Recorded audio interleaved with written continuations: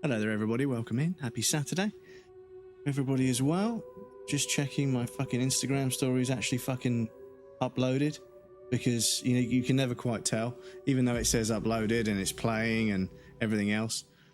Your save data was created from a previous version of the application. Newly created save data will be in a different format, which cannot be loaded by previous versions. Okay, so yeah, there was an update apparently. It popped up earlier. After battling the unidentified man in the strange realm, Sam returns to reality with Tomorrow in tow. Tomorrow seems to be gradually acclimating to her new environment. Sam connects the F2 South Distribution Center to the chiral network. Okay. So, there was an update, and yes, there we go, excuse me. Let me just close all these apps that are tracking my data in the background, excuse me. And all fuck off. I'm playing video games for the day. Not you guys, obviously, my phone, I mean. But yes, welcome in, everybody. How's it going? Did you get 10 ads, Mo? I'm sorry to hear about that, dude. But Mo, congratulations on first. Jacqueline, hello, welcome in. Congratulations on second. And Bowd, congratulations on third. I hope everybody's doing well. But yes, un jour je serai de retour près de toi. One day I will return to your side. God damn, dude. God damn. So, who have we got deliveries for? Who have we got stuff for?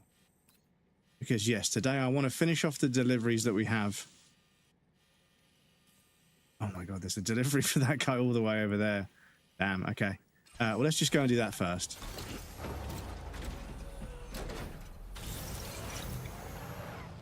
Nice pronunciation, good job. I try. Mon français c'est terrible. Je ne non practice. Mon ami le français. Very busy. My French friends are always very busy. They're all adults now. They've all got kids. You know, they don't play video games. They work, look after their kids and stuff. So, sadly, I haven't spoken to my French friends in a long time. Because I'd usually be able to say, if I wanted to say, you know, the rain is making me very sad, could I say le pluvier something more health demental or something? And they'd be like, no, it's like this. I'm like, okay, cool. So I could try and figure stuff out, but unfortunately, like I say, they are busy with more important tasks, bigger fish to fry. Not that you should try and fry a baby, of course. But welcome in. Sorry, I'm not usually this weird. I'm usually weirder. But welcome in. Thank you for stopping by and choosing my stream. starting to realise why nobody else does. But yes, I did take French at school, and then I had some French friends I used to play video games with. But yeah, I'm not usually this weird because I've just started stream. I need to get some coffee in my system, to be honest. Actually, if I don't boost.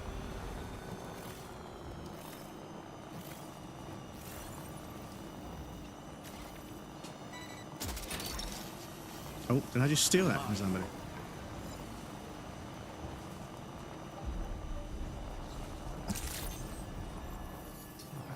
Bad. Sometimes our language can be confusing. Wait. L'anglais. Très confusing. Très confusing.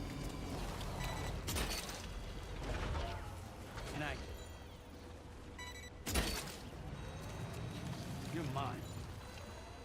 It's like bomb, womb, tomb, through, thorough, thought, and then you've got one being a 3-letter word, three being a 5-letter word, 5 being a 4-letter word. It's like, did anybody actually think this shit through?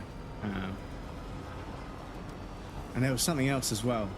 I was sat over there and I was watching somebody's TikTok. I suddenly thought of something funny about the English language and the way it's structured, but it's gone, unfortunately. Maybe after I've got most of that coffee in my system, my memory will start working. I'm still booting up, unfortunately.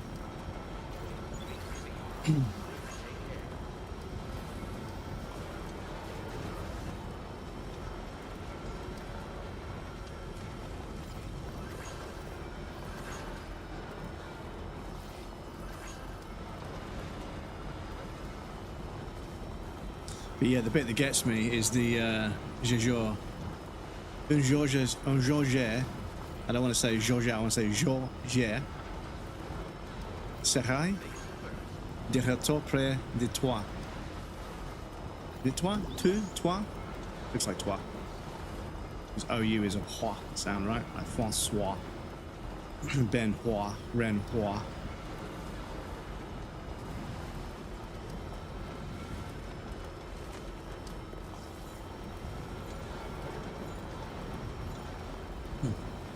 Appreciate the confirmation. See, so my French friends are busy and I can't check French with them, but I have a lovely French person in my chat to confirm for me. Merci beaucoup, monsieur. Ou madame. Pardonnez-moi. Monsieur ou madame.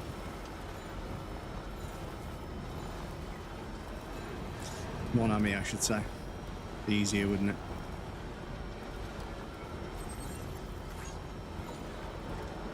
Oh, we got a delivery for that guy. So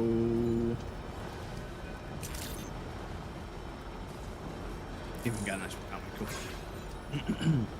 But yes, I wonder how long it will be, because I'm pretty sure. I mean, I don't really agree with like Claude and all that nonsense, but if we can get like vocal synthesization to the point where the closed captions that Twitch already does, or OBS already does, if they can be read out by a voice, but it can be translated so anybody can watch any stream, you just have to listen to the translated dialogue, that would be kind of cool. But I don't know how much that would cost in terms of money to implement, but also in terms of like resources to run and everything. The thing is, Twitch already struggles to run as it is.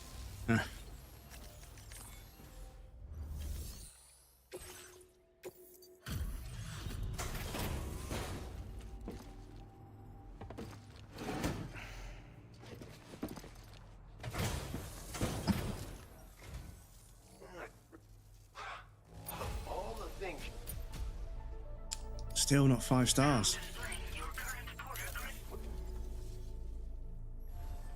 Order completed. Well done. Well done. What do you got?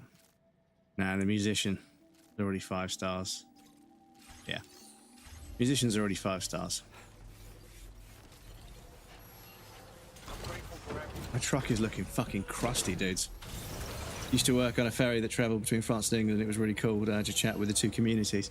Yes, yes. Because in Europe, skateboarding and graffiti and stuff like that, it's quite popular, but it's a slightly different kind of scene. So whenever I would go to like a competition or a jam or something, like the Germans were always fucking insane. Like they would get hella drunk, but also still fucking perform really well at the sport. Whereas English people would just get hella drunk and then fall over. But yeah, like French people were like mostly stoned. Sorry, 1 sec. I think my door's just gone. 1 sec. I'll be right back.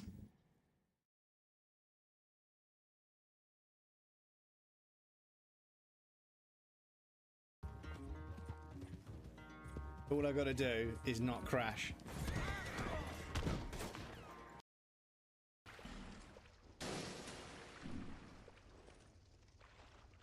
Dark Souls 2 healing, everybody. Wait for it. Wait for it. Sorry, gang. I thought someone was knocking on my door. My doorbell doesn't work, and because I'm such a miserable hermit, I haven't fixed it. I haven't fixed it because yeah, I don't know. But I am waiting for a delivery, so I do need to answer the door. But it can't be. They said it was going to be a week, so it can't be today. But just in case. Yes, apologies. But yes, I would hop on the ferry, probably similar to the one you work on.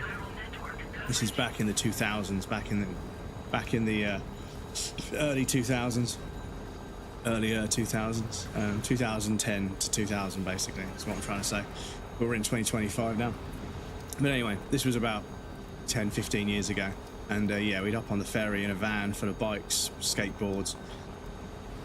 Get to France, drive to wherever it was, could take all damn day. Sleep in the van sometimes, which wasn't fun. it fucking smells so bad in there. But yeah, like seeing how the different youth cultures behave and everything was super interesting. Because yeah, like you'd meet a bunch of kids that were like party animals, but they wouldn't touch drugs in certain regions, and they were like kids that wouldn't touch alcohol, but they get so fucking stoned, like just unbelievably stoned. And I was like, what's going on here? Like, how does this work? Like there's different cultures, and like obviously depending on, you know, the cultural heritage and history of the area, like maybe drinking just isn't, you know, a thing. They don't have a pub or whatever. They only drink wine at home. They don't drink in the street or drink in a pub or something. Maybe because of the mayor of that area, or the whatever it's called in Europe, doesn't like drinking, so they don't allow the service of alcohol over, you know, over the counter or whatever. So yeah, the kids grow up and they're still rebellious. They still skateboard and everything, but they don't drink because there's nowhere to drink. So they just fucking get baked as fuck. And yeah, it's funny watching like a group of like one group of kids that are like super stoned, and then another group of kids that are super wasted, and being like, kids just want to fucking party. Like, however they party, it doesn't matter. Like, how they get down and like what gets them off is totally up to them. But the energy and the drive to just party is what makes it so magical. And like, yeah, I was obviously a bit of an idiot. I would sort of like drink a few beers, but also smoke a few zips. And yeah, I would get fucking just absolutely trashed. Like, just beyond trashed. Classic British tourist. But I was at a skate park, you know, a jam thing, so everyone was kind of wasted. But I never caused any trouble. That was the problem. Although it sounds like it's not a problem, the fact that I never caused any trouble, nobody ever told me to slow down. So that's how I got so bad with drinking, was just everybody loved me when I was drunk, so I was just always drunk. And yeah, it's not a way to live. Heard of or been to Fees? Yes, heard of Fees, yeah, definitely. Big extreme sports festival they have every year. Yeah, so Fees, I've got a few friends that are very good at skiing and a couple that are good at snowboarding, and they would sometimes go to Fees, as well as a bunch of other things. There were a few unofficial things that used to go on around Chamonix and a few other places, and a few of the lesser known mountains. And yeah, they would obviously they were given like equipment from like these companies, these really expensive jackets and shit. And one of them, they got given the best one. They got given a jacket to try out, and it had like a fucking USB rechargeable battery pack in it. And if you get snowed under, like if an avalanche comes and buries you, you're supposed to reach into this pocket and like undo this like button tab thing and hold down a switch, and it beeps, and then it pumps, like it heats up. It's got cords running up and down the arms and legs and everything, and it fucking warms you up, and it will keep you below, you know, just above the point where you start to suffer and do like serious damage. It will keep you in that state so you don't do damage for like a really long time. But yeah, I think they figured out to manufacture them was going to be absurdly expensive, so they didn't go into production. But I got to try it once. I put it on. You know, it's like we were just sitting inside the chalet, and he was like, put it on, and I was like, damn, it fits really nice. It's really comfortable. It's got lots of movement and everything. He's like, yeah, for doing tricks and stuff, we told them to put like the stitching on the elbows and stuff, on the shoulders. He was like, but watch this, and he turned it on, and suddenly I was like, it's really warm. And it's like, yeah, it's really warm. It's rechargeable. It's got a battery pack in it that fucking keeps you alive if you lose consciousness and stuff. And I was like, what? That's fucking insane.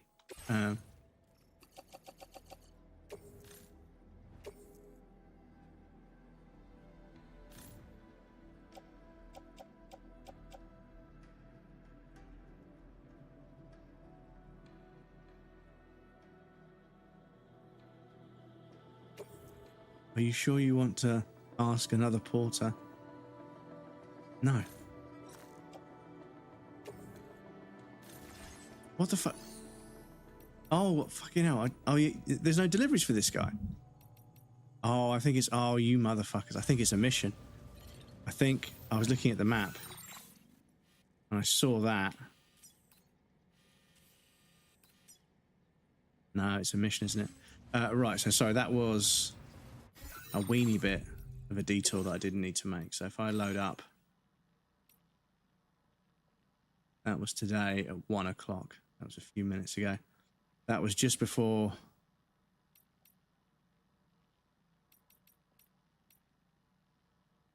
That was earlier today, wasn't it? So, sorry. I've got deliveries, but for some reason they're not for him.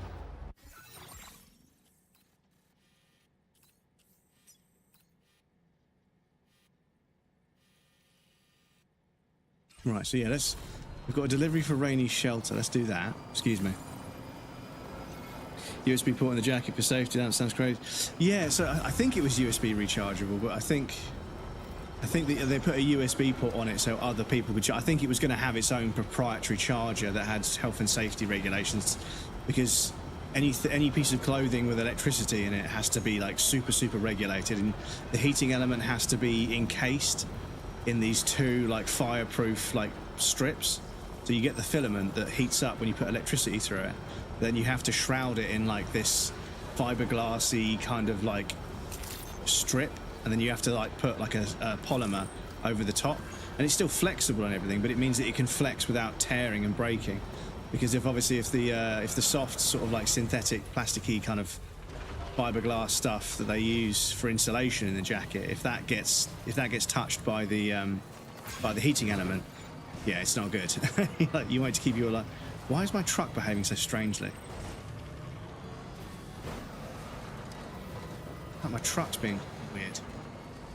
But yeah, like I said, they tested it, and I don't know if they ever took it to market. They said it was going to be stupidly expensive, so they wanted it tested by some athletes. And yeah, it was fucking cool. Really cool jacket, but, you know, obviously things that can save your life on a mountain, they can charge whatever they want, you know. Like, if you've got like a climbing gear or skis or a snowboard or whatever that, you know, is designed to survive anything, it could save your life, it could give you a way off the mountain, then they can charge whatever the fuck they want, because, you know, how can you put a price on your own life, you know? Can't. Plus skiing and snowboarding, it's a bit, you know, bit wealthy.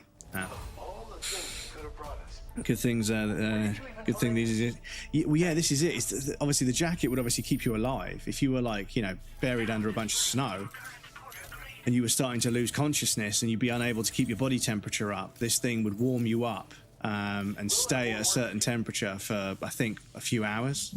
But obviously, charging it up took a hell of a long time. Apparently, they said you have to leave it plugged in for fucking ages because it's a slow release battery, because it's supposed to last hours and hours and hours, so it takes ages to charge up.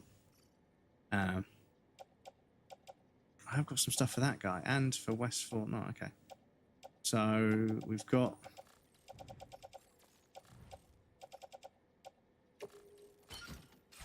that on my back. But yes, I think.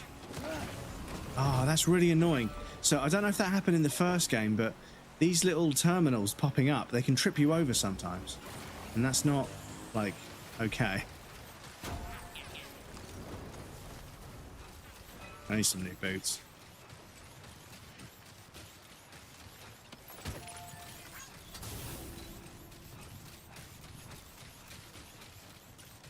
But yes.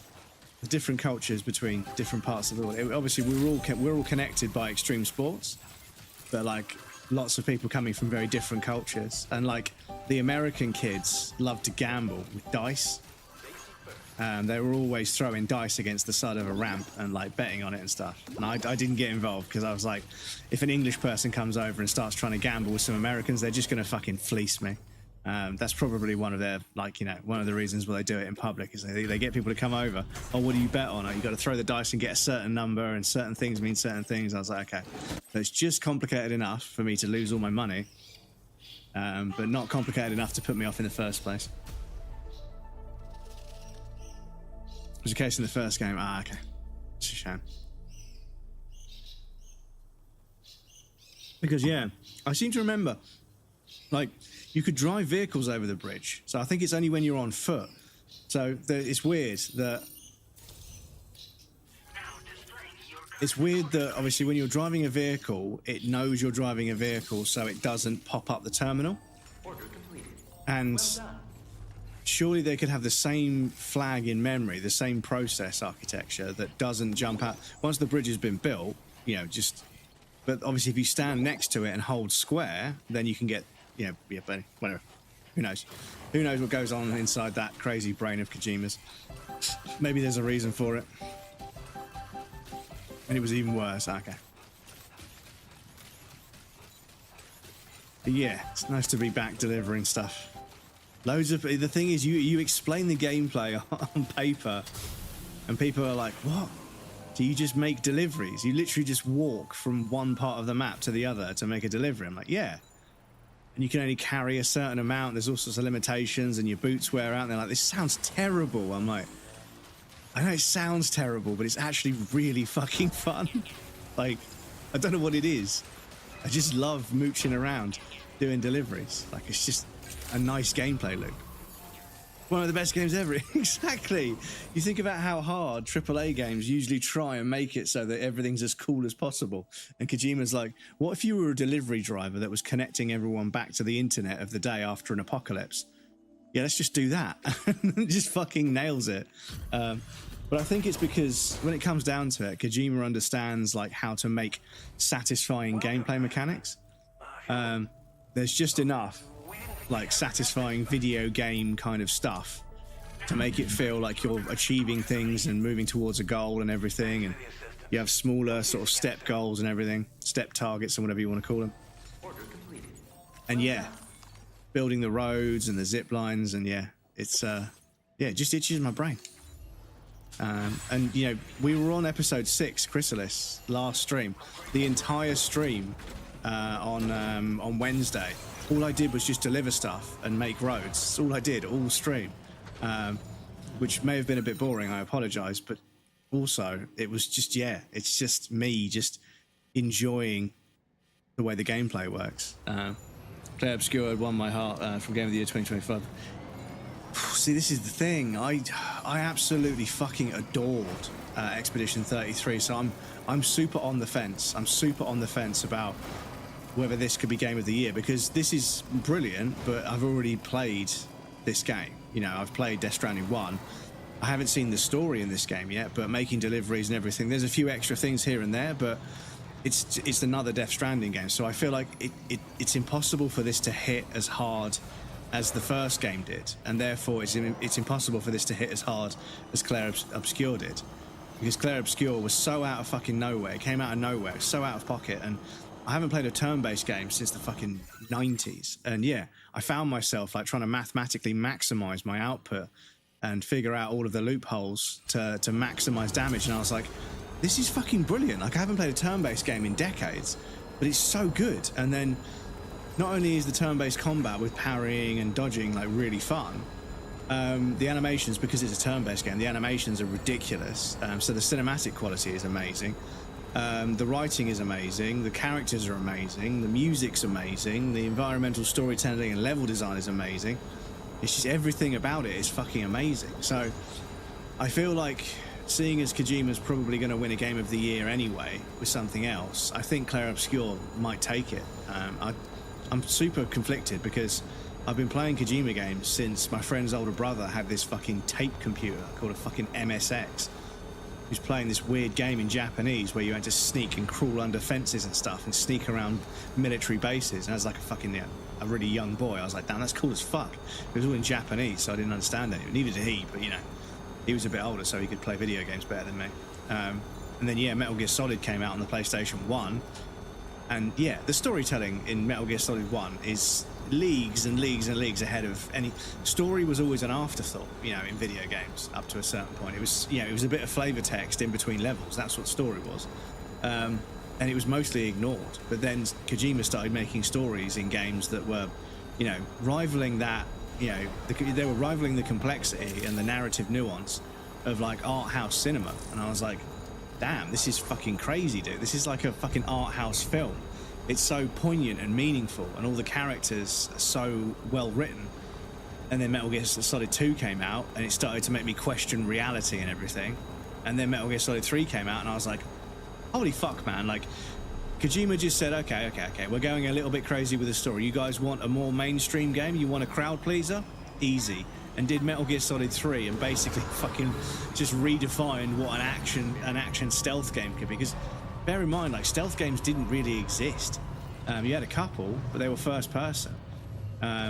But yeah, a top-down stealth game that was like military focused. It wasn't like Thief or something. It was, yeah, way ahead of its time. And since then, just fallen in love with almost every game he's ever done. There's a few I need to go back and revisit as an adult. There are a few that I probably didn't, you know. I watched somebody play a bit of Snatchers, and I've watched a bunch of footage from Police Noughts, but I want to do a whole playthrough myself at some point. Because they included Police Noughts. They included Police Noughts in the PlayStation 3 HD collection. I think I've got an HD collection for Metal Gear Solid 1, 2, and 3. Yeah, 1, 2, and 3. And I think it included Police Noughts.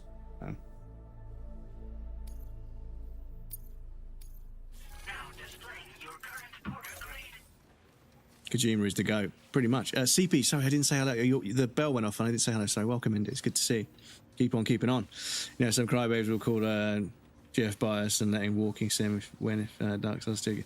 Yeah, if Dark Souls 2, if Death Stranding 2 wins Game of the Year, people are going to be out in uproar. And the thing is, Kojima himself admitted in an interview that during the testing phase of some of the stuff that he was doing, the feedback was too good. So he thought that too many people, it was too mainstream, it wasn't like abstract enough. So he then went off and pushed those things a bit further, which is fucking based as fuck. The fact that you got good feedback, but that means that it's not what you want, so you're going to fucking make it less appealing because... And yeah, I think he said in one way or another that he's not chasing like worldwide acclaim. He wants to make a game that is the game he wants to make. He doesn't want to fucking, you know, win awards and everything. So if it doesn't win, I don't think it's going to bother him. But if Claire Obscure wins, that would be such a story. That would be a historic moment in gaming for a studio of ex-AAA devs who got fed up with Ubisoft, who fucking left and just made one of the best games I've ever played to win Game of the Year. That would be so serendipitous that I feel like I want to make it happen. So I think I might vote for Expedition 33, which is a sin because I've been playing Kojima games for so long and I fucking love Hideo Kojima games. They're so fucking interesting to play. Yeah, Claire Obscure just came out of fucking nowhere and just blew the entire gaming world away. So yeah.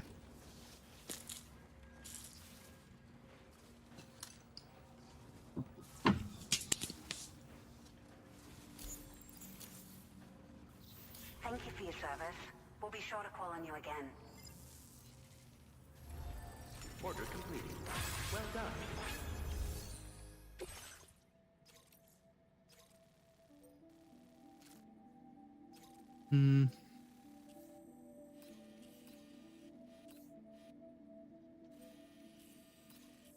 Yeah, we could do that.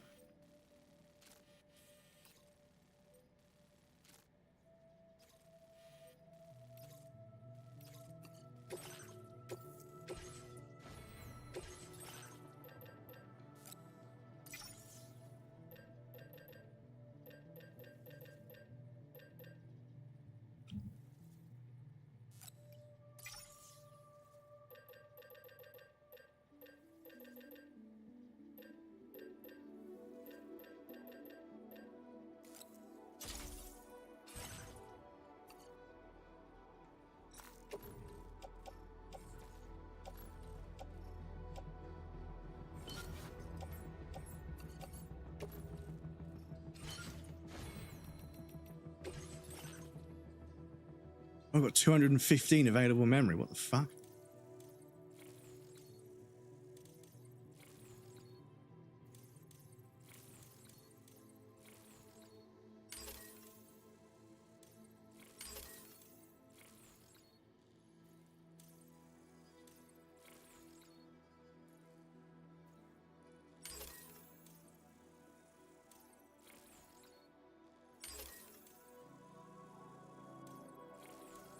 Okay, cool. Right.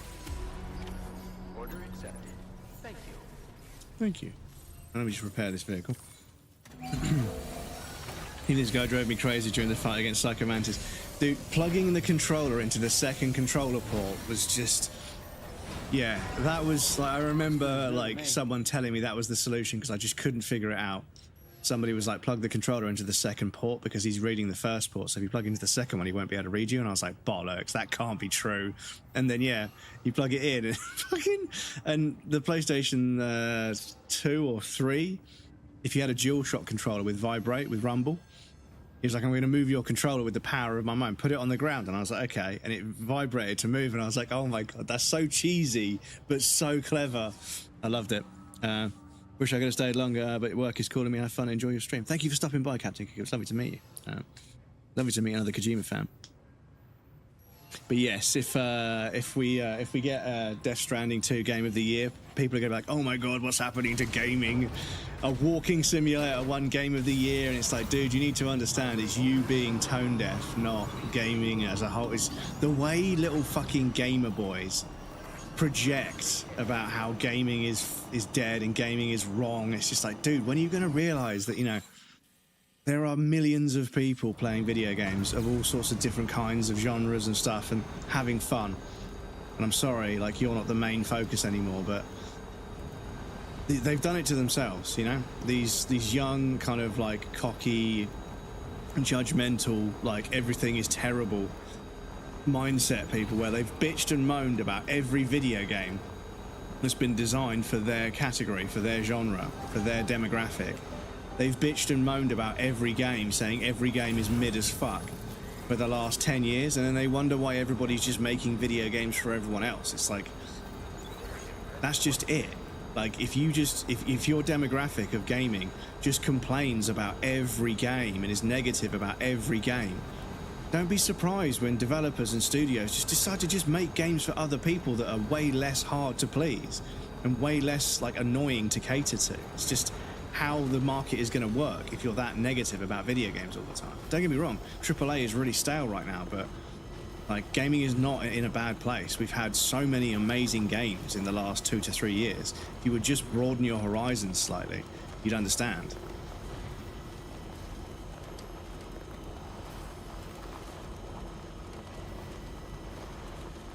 But yeah, studios aren't going to fucking keep spending hundreds of millions of dollars to get absolutely dragged in the reviews by a bunch of fucking petulant, entitled little fucking children.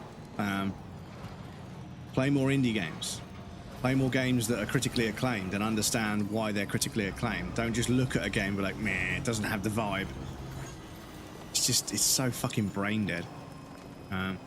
There's so many good video games out there. There's so many experiences that people just completely overlook because they're not packaged in the same AAA slot format that, you know, I'm not going to name any names, but we all know these sort of massive franchises that just churn out a game every year or every 2 years or whatever. And they're soulless, and they've, you know, without a graphical improvement, without an improvement to graphical fidelity, a lot of these big AAA games have nothing to offer. Like, you know, the big AAA games were traditionally where you saw the bleeding edge of graphical technology, but now Unreal Engine has made it so that basically anybody can achieve that, you know, which is, again, why you see a lot of, you know, small indie games that look like AAA games, but then you play them and they're mechanically very, very rough around the edges. They don't have that polish that you get from playtesting and refinement and everything, which is part of the AAA sort of dev process. And I know that people are going to laugh and say they don't test games anymore. Games are more buggy than ever. True. However, games are more complicated than ever in a number of ways. So I agree that, yeah, testing doesn't seem to be done as often. It's, you know, basically you sell everybody the game and then you watch what they do and then you patch what breaks. So you use the consumer as the tester, which is a software dev trick that's been around for a while. Just push it, just fucking push it to prod, and then when something breaks, just patch it, just hotfix everything. And then you wonder why software is such a joke these days. No shade to, like, dedicated software devs. I know you guys exist, but out there, it's just that fucking lizard man Zuckerberg said move fast and break things, and then everybody was like cool and just started breaking everything. It's like, no, that's not the way. Just because some billionaire who has a social media network said it doesn't mean that it applies to your little fucking application that, you know, controls my light switches or something. You're not at that level. And yeah, not giving a fuck about breaking things is such a fucking blasé and stupid approach to something as complicated and nuanced as software design. New truck is it's a game. It's literally one of the best inventions that's ever existed in a video game ever. I'm sorry, it's so fun not having to get out of my truck to pick things up, because that's basically they just remove that bit of friction. They notice people drive a truck around and then get out of the truck and pick up an item and then get back in the truck. It's possible, but it's just friction, and because you have to do it over and over and over and over and over and over again. People just got fed up with it and decided that, let's just fucking design it so that you can pick things up. So there should be some more.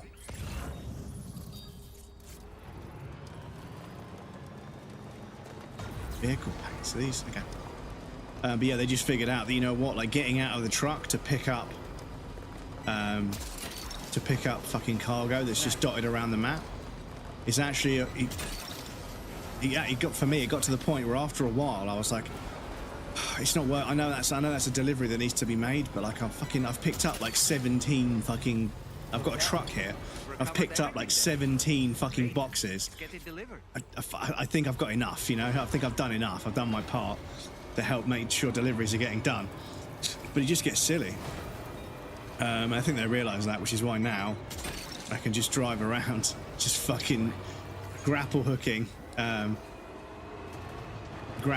all of these parcels. So I wonder if I can get up here.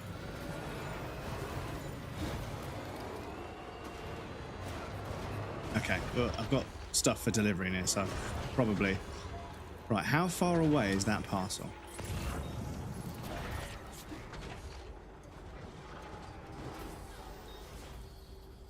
Oh, it's up there, isn't it? Okay, let's get up there. Ooh.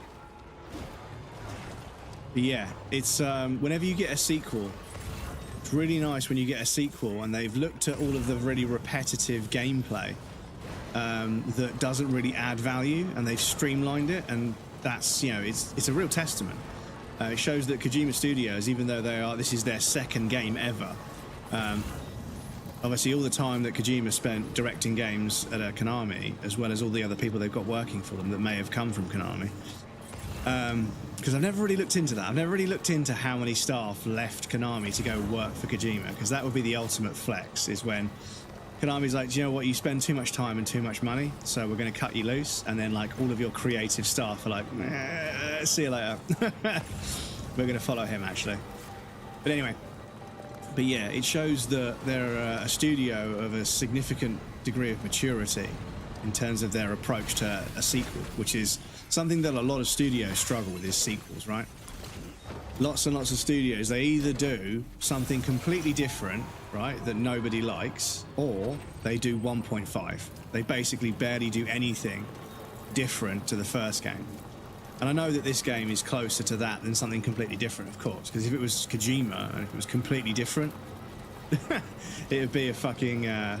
we'd be in space and we'd be fixing, outposts or something, or we'd be underwater, like, teaching fish how to cook food, or how to fucking use a computer, or some fucking crazy Kojima idea.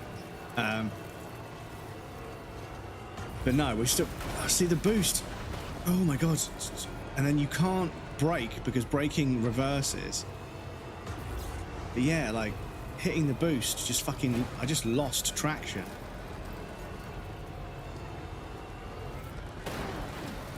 It's because it takes it away, isn't it? Oh, for goodness sake. Now, I know I've just mentioned how they streamlined everything, and now I'm not able to drive a truck up a hill, but they needed to nerf the truck. The truck was... Because I look at clips of me playing, not because I played the first one before I streamed, but I look at clips on my PlayStation 4, and I was like fucking yeeting it over terrain, like rocky terrain, and I was like just bouncing off rocks. And it wasn't damaging anything. I was making like 5-star deliveries and everything. I was like, okay. No, why do people have to leave vehicles in the middle of fucking nowhere? Fucking...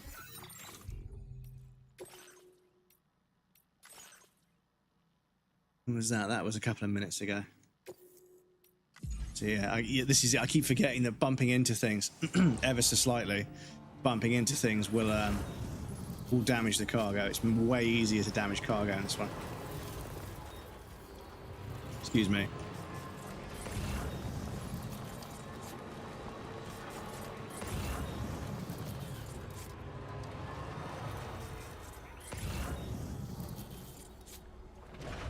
Okay, so that's not there anymore. So yeah, so I think I've got all the items we actually need to pick up.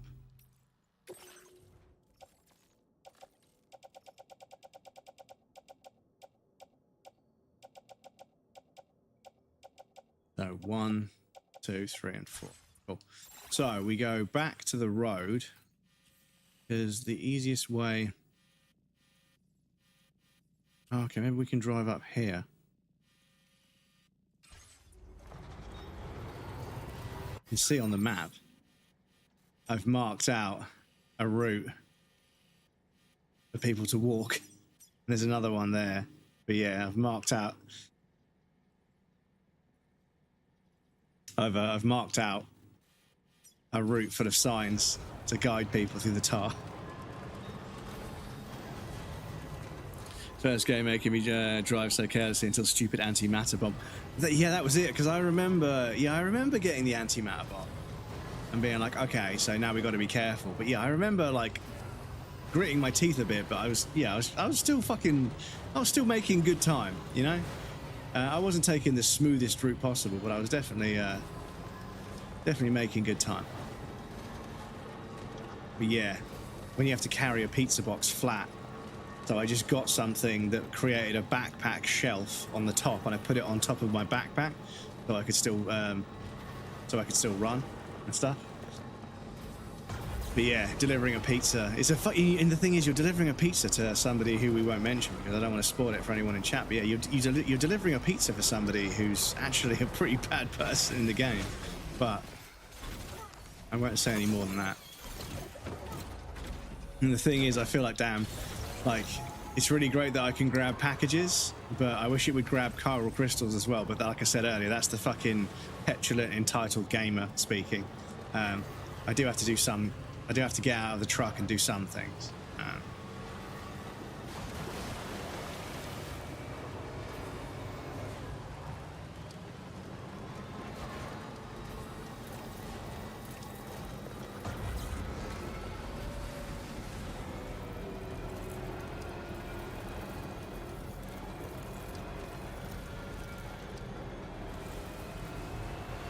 I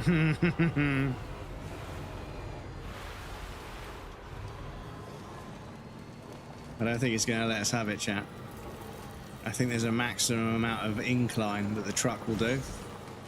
And it's silly because the trucks appear to be electric, and electric trucks have absurd torque. Like, when you take out the engine that requires a certain sort of, you know, criteria to be, like, you know, good with torque, electric motors just have all of the torque, like, through the entire range of their sort of power. I don't know if you could really call it a power band, but yeah, like, nobody would buy an electric truck because the kind of people that buy trucks don't like electric vehicles. But yeah, like, the electric trucks that have been tested, they have absurd torque because they're electric motors, which are just, you know, torque.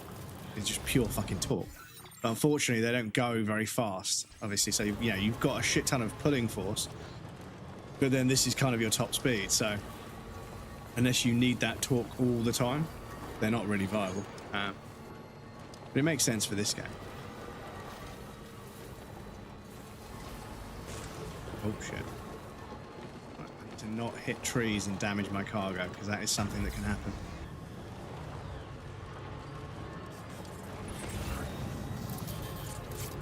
All rocks. No, this is going back down again. I don't want this. I don't want this.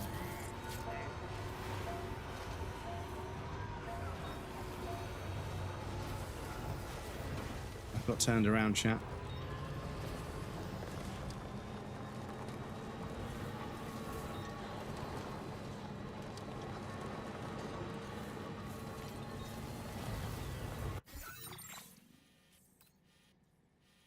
Oh, damn, it's actually quite far away. Got another delivery for Rainy Shelter. Okay. Anyway. But yes. I can't remember. I think I chose the lightest material that comes in a big box. And then I put the big box on my back. Oh, shit. I put the big box on my back, and then I could then put the pizza on top of the big box, and that kept it mostly flat. So it didn't get ruined. Right. People just dumping vehicles in the middle of nowhere, mate.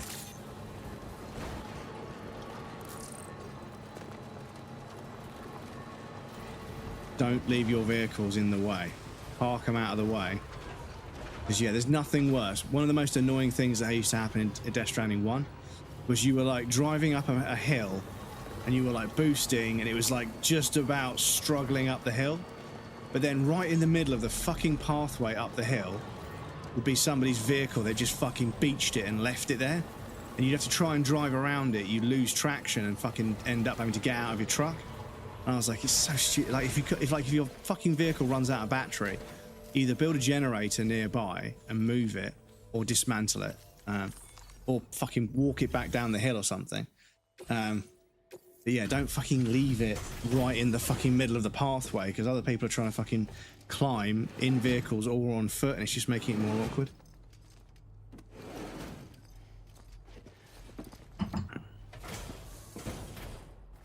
I don't think the milk worked for my coffee today, unfortunately. This is so much. Now displaying your current porter grade. Thanks. Right, do you have any deliveries for people that I want to deliver to here?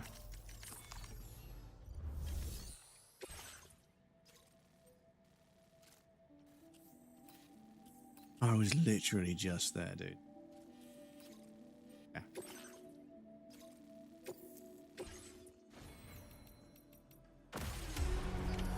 Order accepted. Thank you.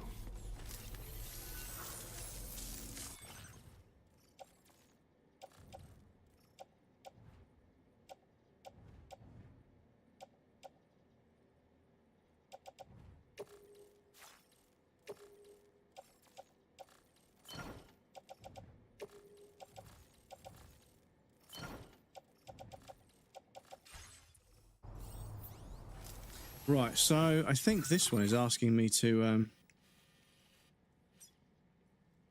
recover lost cargo, kilobyte collection. Yeah, so I mean, that's only 500 meters and it's only one item, I think. Pieces of cargo delivery, 0. Average cargo damage, 0. Large times 4. Oh, okay, so okay. Yeah, there's 4 large boxes, so we are taking the truck. I thought I'd do one on foot just for fun, but no, we're going to take the we'll take the truck. But I also need to be in first person because these animals. I've got to be careful not to bump into them.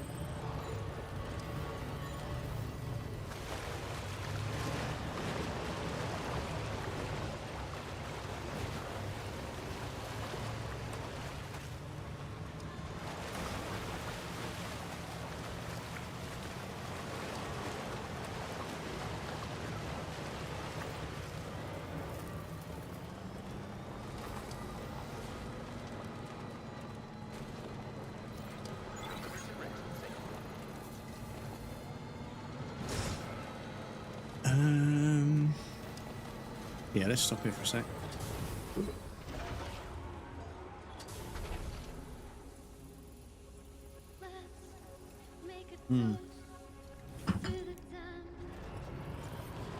Goated music choice for the structure.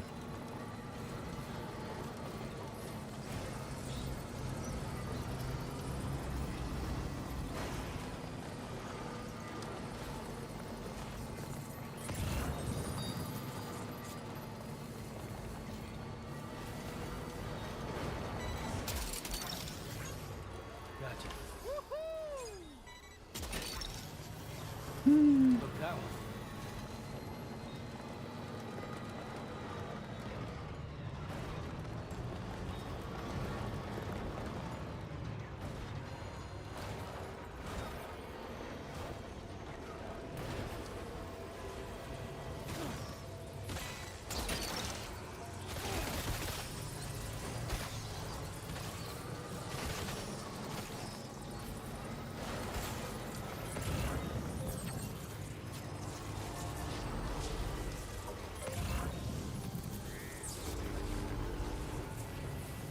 So where are the other 2?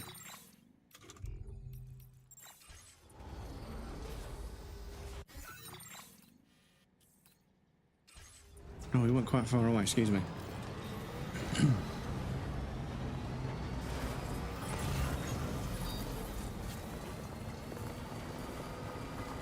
We're over there.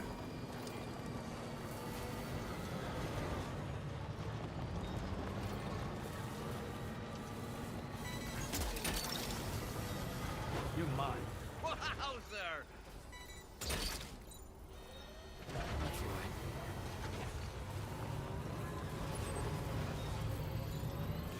Cool. Right, apologies, chat. We have got an ad break coming up, so I'll pop you guys on the BRB screen. There'll be a raffle and some clips for you guys that want to hang out. In actual fact, what I might do, I think I can probably snooze them. I think we can get 15 minutes out of it, and then it'll be roughly on the hour anyway. So we'll just ignore that for now. Ignore what I was saying. Yeah, I'll try and snooze it a few times, and then we can line it up with the hour. Try and make it a bit neater. Krazash, welcome in, dude. How's it going? Good to see you. How have you been, Krazash? Hope you're well. Ooh, ooh, ooh, ooh, ooh.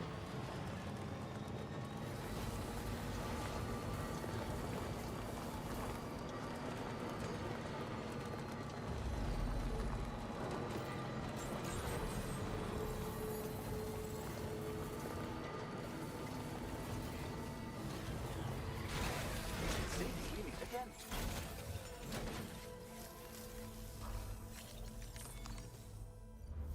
Doing good. Started my 3-week vacation, so I've been playing Dune lately. How are you finding it? I've seen a few people playing it, but I haven't had a chance to look at it myself. But I hope you're enjoying it, dude.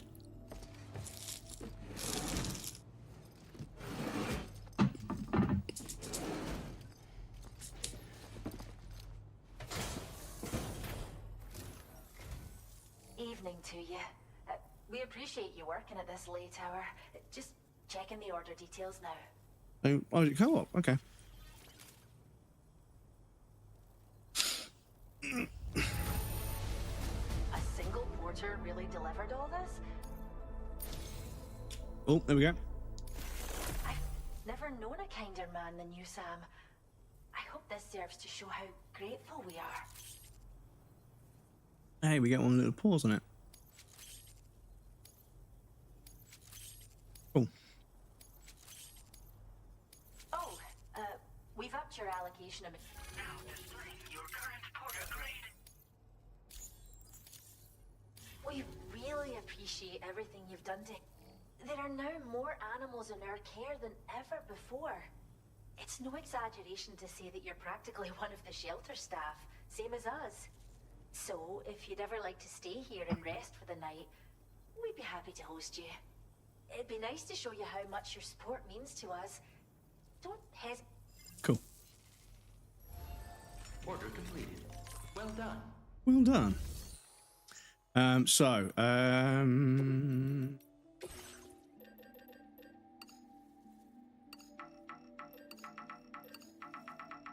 Because I think I have a sneaking suspicion this bit of paver over here, oh, so far away. This bit of paver over here, I think it just needed ceramics. I needed 1,670 ceramics, 1,700 chiral crystals.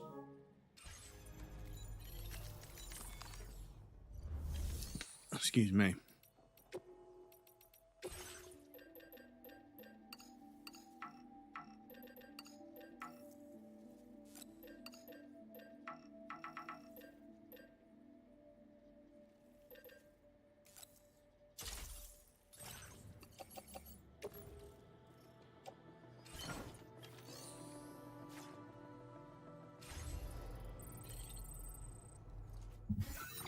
So, that means we have got 640, 680, 720. Come on, brain. No, there's chemicals, sorry. So 80, 400, yeah, 720. We've got 720 ceramics there. Who else on our little map? We only need like another 1,000. Not a small amount, of course. So they've got 186. They've got 278. They've got 80. We need to stop by. We need to stop by the mines and stuff. Let me just snooze that one as well. We need to stop by the mines because the mine, there might be some sitting there for us, and there might also be some at the mine here as well. So the mine, we can use the monorail, but we're not that far away, and we need to go past Rainy Shelter anyway, I believe. I think we might have a delivery. Might have a delivery for them. Yeah. Gotta go to that guy.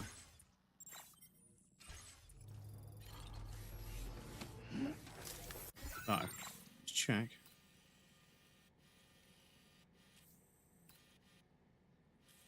There. I swear we've got...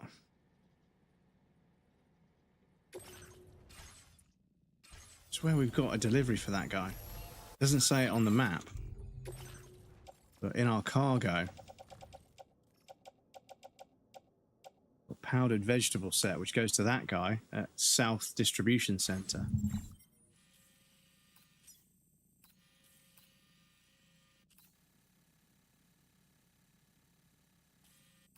Which is definitely there. So what we need to do is go and deliver to Birds, and then we could probably go down this road, because I think somewhere we could check. So materials mined 5,760. Chiral crystals 2,000. Ready for upgrade. Resins 808. So if we could take some resins, if we could take 800, if we could take 900 resins to this place, we could upgrade this mine. So let me check how much resins these guys have got.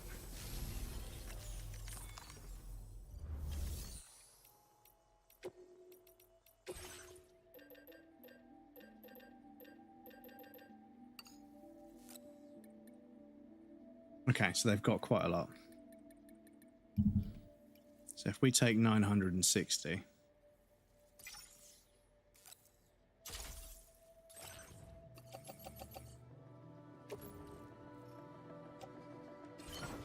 we can upgrade the mine when we go there. So we go to deliver to Birds, and then we go a bit further south and we deliver to the, well, not deliver, but go to the mine, upgrade the mine. The mine will then basically give us a place where we can just get special alloys. And I think special alloys are one of the things that help us upgrade other structures. So yeah. No, it's an MMO. Okay, so it's a co-op MMO. Okay. But yeah, I know you enjoy those kind of games. Well, I hope you enjoy it. I hope you're enjoying it, dude. I hope you continue to enjoy it. Is there any chance you're going to play Expedition 33? I've asked everybody this, and I know that game is overhyped. It feels overhyped, but it is really good. But yeah, I'm not sure if there's any overlap between the MMO sort of turn-based kind of stuff that may have been something you've played in the past, and yeah, Expedition 33, because it was so good. But yeah, Dune being a big franchise, I imagine the production values are pretty good. That game is really rough. Yeah, I mean, I think any game that poses a challenge is going to be rough towards the end. It's kind of it's an interesting situation, because one thing I think that lots and lots of games get wrong is tutorialization. Is whenever sometimes I play a game and everything I need to learn, I learn along the way, and it makes sense. Other games, I'm questioning myself the whole way through the playthrough, and I look and I realize there's a distinct lack of, there's a distinct lack of tutorialization, where there's stuff that you're supposed to just accidentally find out, and that's not good tutorialization. I think that creating scenarios where the player is most likely to come across a mechanic in a way that's very significant, and therefore cementing that mechanic in their sort of memory, is an important design element that I think a lot of studios struggle with. They get there, But then sometimes you play a game and you learn so much about how that game works just effortlessly. Things just make sense, and you get little tidbits of information, and then you come across an enemy or a particular kind of scripted sequence that sort of, you know, nudges you towards discovering, you know. And Dead Space was a really good example of that, along with a couple of others. Dead Space was really good at only providing you with the amount of information you really need, and not over encumbering the player's understanding. It's diegetic, hard, and everything else like that. It was really, really good. Anyway, excuse me, just snooze this ad for the last time, and then that will be. Can I snooze it? Am I allowed to snooze it again? No, I'm not. Okay, so we'll have to let this one play, I'm afraid. It's 10-2, so we might be able to snooze the rest of them to get onto the ad. But yes, I'll pop you guys on the BRB screen. There'll be a raffle and some clips for you guys that want to hang out, but please feel free to get up and move around. Grab a drink or a snack, you won't miss anything. Someone take a break as well. And we also have anonymous follows on the BRB screen, so if you want to follow without any alerts going off and stay secretly hidden in lurking, that's also perfectly valid. We don't call them out on the BRB screen. We still appreciate them. We don't call them out. Yes, I'll be back shortly.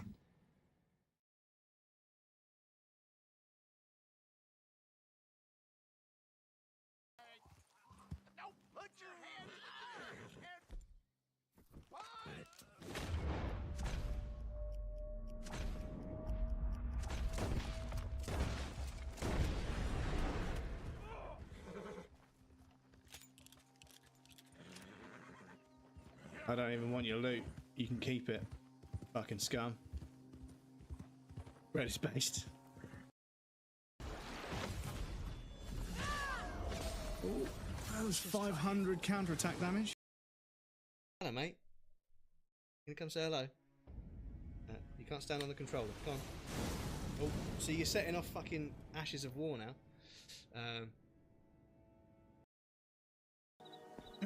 I know somebody called Bend Over, and his mum is called Eileen. Oh, God. You called your son Ben, and your surname is Dover. Come on, Eileen. You should put the cat cam so it's like you're wearing him as a hat.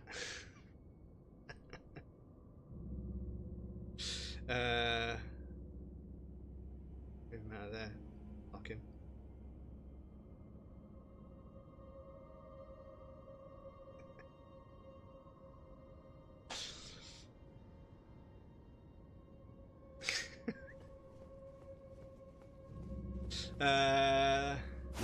But now we need to change the redeem to be hat cam.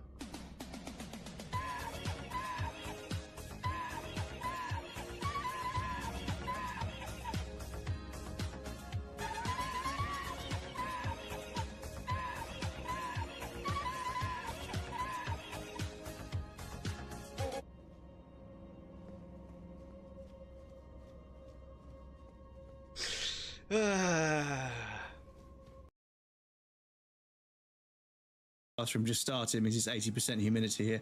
It was 92% humidity. It was 92% humidity the other day. And as a 39-year-old man, when it gets above 85% humidity, I'm going through baby powder like it's like there's no fucking tomorrow. I swear to God, it looks like I was baking a fucking cake in the bathroom. I'm just fucking covering myself. There's a bear trap that's already been set off. Hopefully that's an omen that we're done with the bear traps, because the bear traps are getting a little bit silly.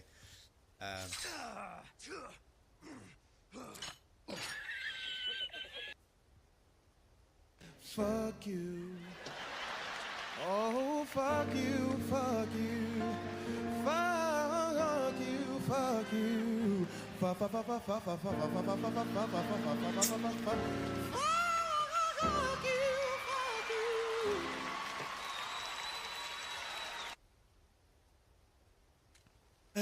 Fuck's sake. And yeah, it's one of those pronunciation things with Japanese. You don't say nanny, you say nani. This guy's still there.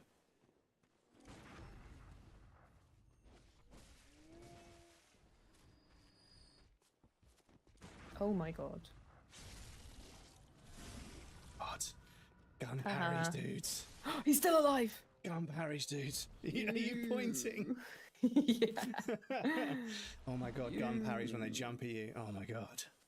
satisfying. Oh, this game is too good. It's too good. It's illegal.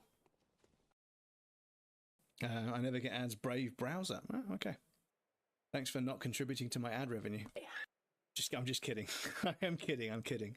Avoid ads as much as you can. Do you know the other way you could avoid it? I'm just kidding. I was about to go into a spiel, but no, I won't. I won't. You mean Twitch's ad revenue? Yeah, I suppose. Yeah, that's kind of true. That is kind of true. Oi! Welcome back, everybody. Thank you for your patience. I appreciate that. So we got a delivery to the birds.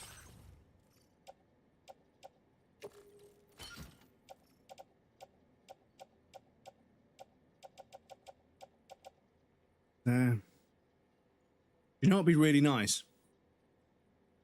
Organize cargo by recipient. So then you could see how much you've got for each person and also grab all of it in one go. Because, yeah, I presume that Kojima knows people are going to be driving to places and then taking stuff off of the truck to go and deliver it.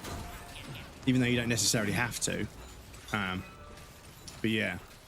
Be really nice if I could just sort of say you've got deliveries for these five or six people, these 2 or 3 people, however many there are, and then show me cargo for this recipient, and then select all, and then put on backpack. Because obviously that's a function you have to do. You have to go into your cargo menu in the truck, grab all the stuff that's for one person, and then go and make the delivery.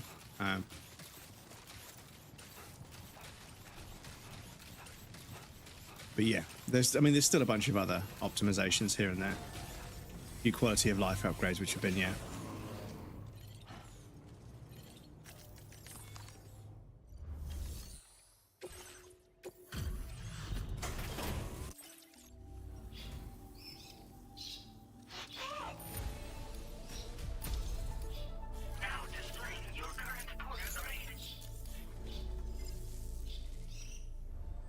Order completed. Well done. And then whilst we're here,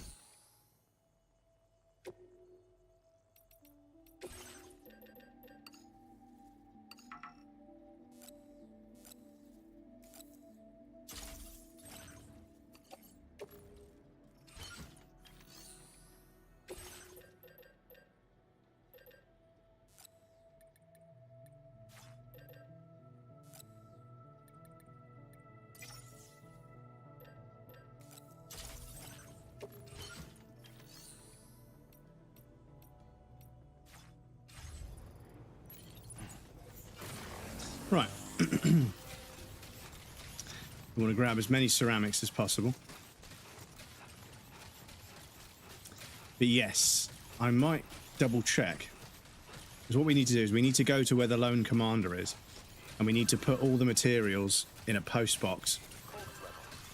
And then we need to go back to Mexico, do all the 5-star, 5-star all the shelters there.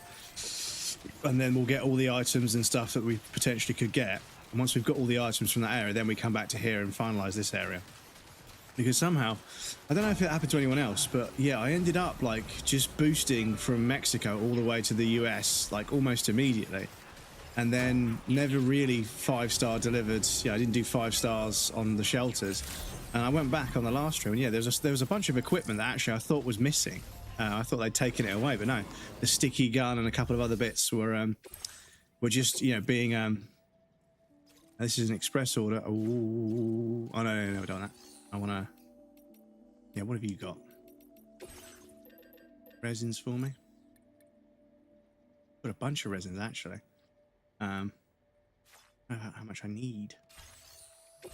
Tell me.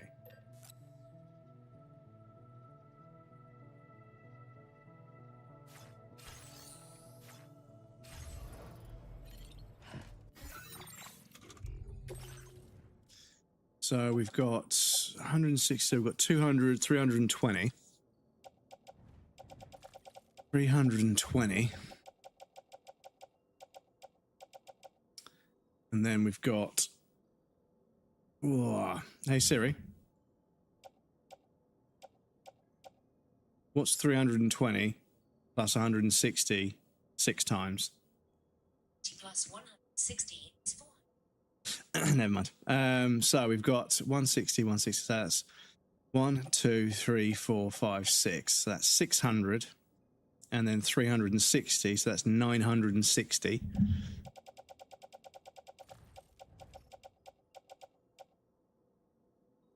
And then that's 1,120. I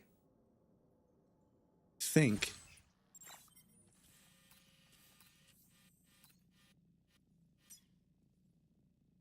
Yeah, cool. We got enough. Right.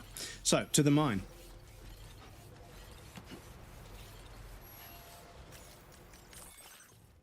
To the mine.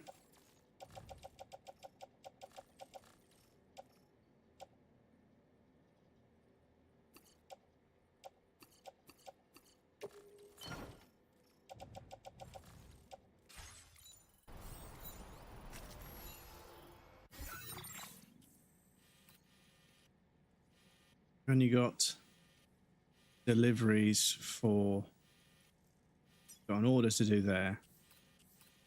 And then this guy, we've got cargo for these people, but it's not showing them as, delivery points on the map. I don't know if that's changed, but we've definitely got something for the government dude. West Fort Knott. The northern place, which is all the way near the Magellan, and then we've got that's for them as well. That's for that south. That's the south observation place. Yeah, we're going that end at some point. Right now we're here, so we should probably do those first. Then I could take the monorail to get to West Fort Knott, but we would go past the mine, wouldn't we? So maybe it's best to use the road. Or maybe it's best to use the monorail to take our truck all the way to West Fort Knott and then drive to the mine, because we can see here the pathways I've taken. Put all those signs down so that people know. That's really interesting. Oh, is that my sign as well? Yeah, those are my... Yeah, okay. I was going to say, people just fucking schlepped it through the fucking muck. But I put ladders down for everybody. Anyway. So yes, so what we're going to do, plan is we're going to go up the road. We're going to go and deliver to these two guys, because even though it says we haven't, we have got cargo for them. And then we're going to go to the monorail in that southernmost base, and then use the monorail to get to West Fort Knott. And then from West Fort Knott, we'll check all the mining locations. We can upgrade the mine. So the monorail is going to take us to the mine anyway, because it's one of the monorail stops. So we can upgrade that monorail, upgrade the mining facility, because I think that one gives us special alloys, and special alloys are going to become more important later on. But yes, I have a feeling we're going to find other mining places to get online that will allow us to farm materials. And once we can farm those materials, we're laughing. Cool. What I can do is use the auto drive.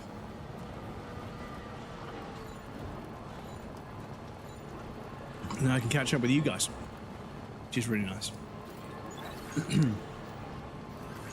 But yes, Dune has suddenly been, like, you know, I don't want to say in vogue, because the thing is, it's only being sort of shown off because people have made, somebody has acquired the rights and is now funding films and everything else to try and make the IP worth something. And then I imagine they'll sell it off afterwards. But yeah, because there was it 2 new Dune films, or was it, you know, just one? I think there was 2 of them. I think there was 2 of them. How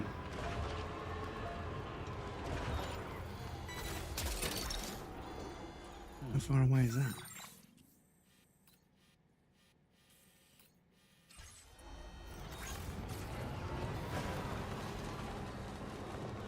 Yes, there's a Dune game. A Dune film, maybe 2. Oh, this might be a big mistake.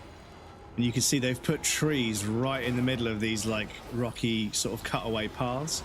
to stop people using vehicles. It's very clever. It's very clever. So yeah, this doesn't look too bad. I think I can drive around this.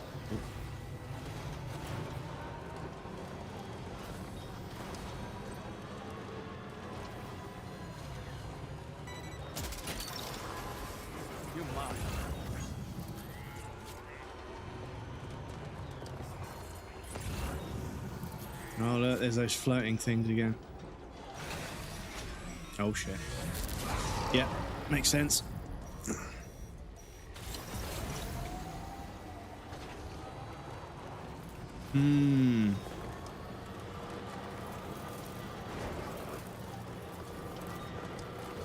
Okay.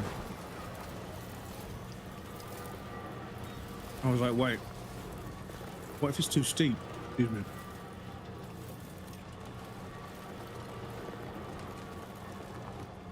I've got to remember. Got to remember that. Well, mate. We're going to the animal shelter anyway. It's two of them.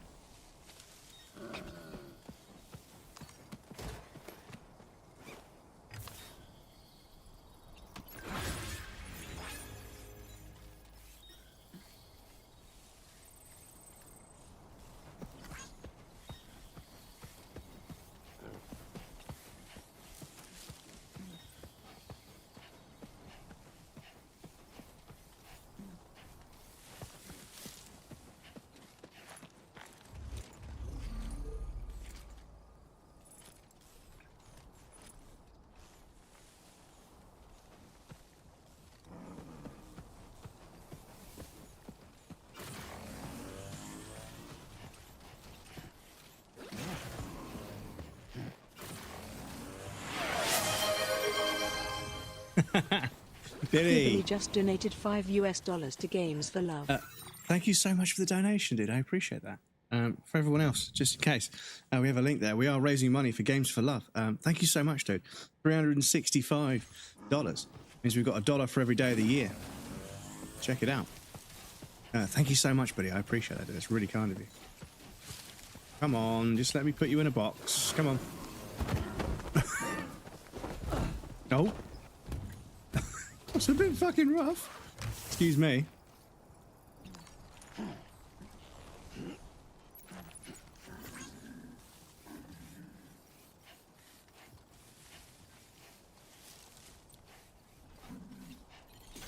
Right, to the animal shelter.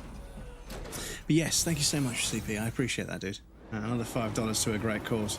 For those of you that haven't heard of them before, Games for Love is a wonderful charity that gets kids access, just kidnapping the kangaroos. Yeah. I'm going to take them to the animal shelter.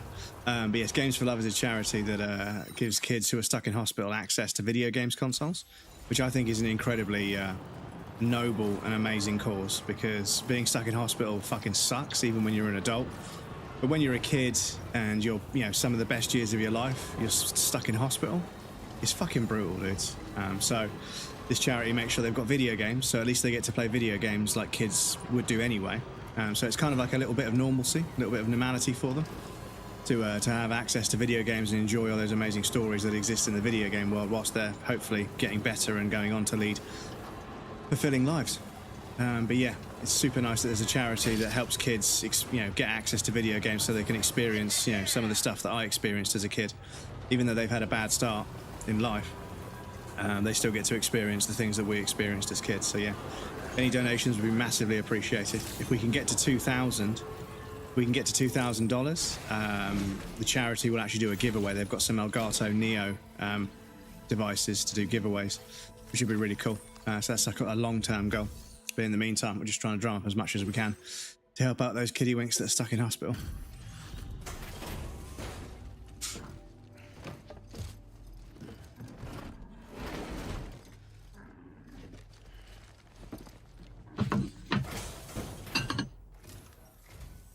Welcome back, Sam. Hope everything's all right with you. I'll take a look at the orders now.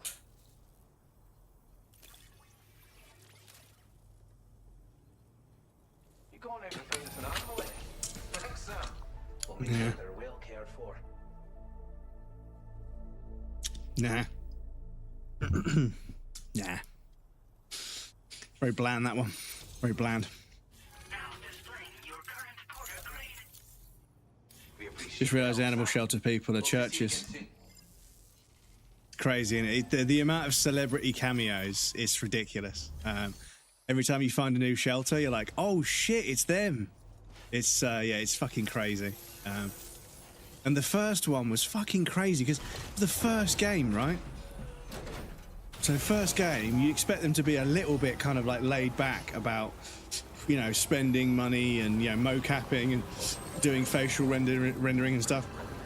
But now, like they got Norman Reedus involved, and then they got a few other people involved. Guillermo del Toro was on board. But then you play the game, and every porter is like a celebrity. You're like, holy fuck, dudes! Kojima is actually super popular. And loads of people think very, very highly of it. And I almost feel as if like people in Hollywood, like, you know, celebrities in like the acting and film and entertainment sort of part of the world, they see Hideo Kojima making these games and they're like, yeah, he's keeping the art form alive. I think they're behind him.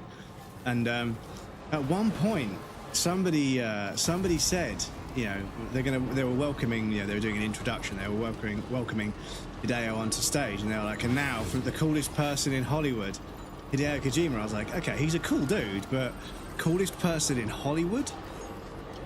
I don't know. It's quite a, I don't want to say a stretch, because no, he's not. It's not like he's not cool. He's a very cool dude.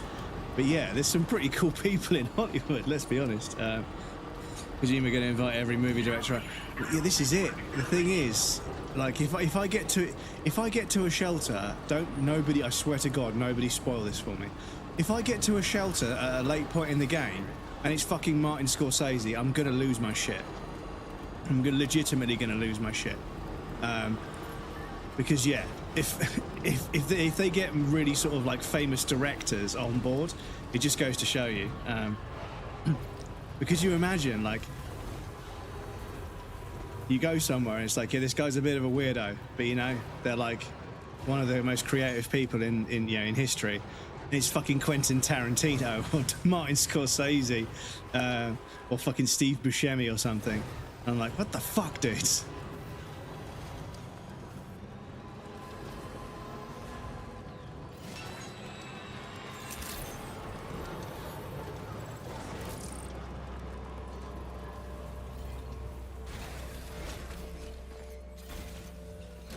Ooh.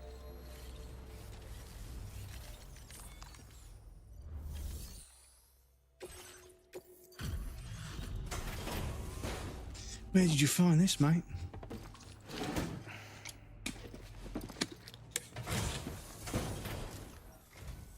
Welcome. And sorry for leaning on you so much. Let me review the order information. Yeah, it just doesn't have any flavour. It's like drinking water, but worse. All the things, Oh shit, is that it? Sam. Hey, let's We have go. nothing but gratitude for everything you've done. I hope this gift serves as proof of how. Your on-site allocation. Now displaying your current order grade. It's crazy to think of all the orders you processed. But you, and that's evident. You know.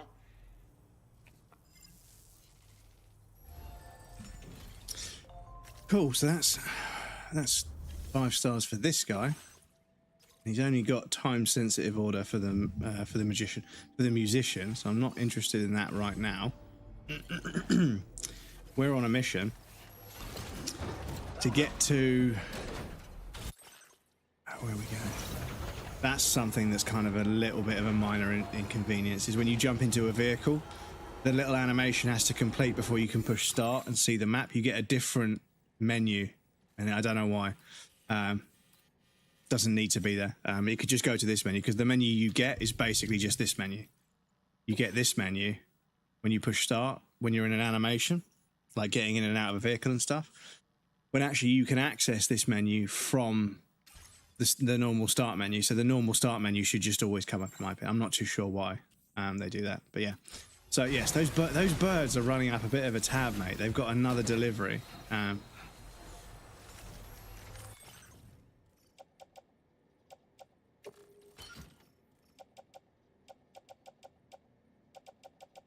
Oh, because it's lost cargo. Maybe that's why it doesn't show up. Okay.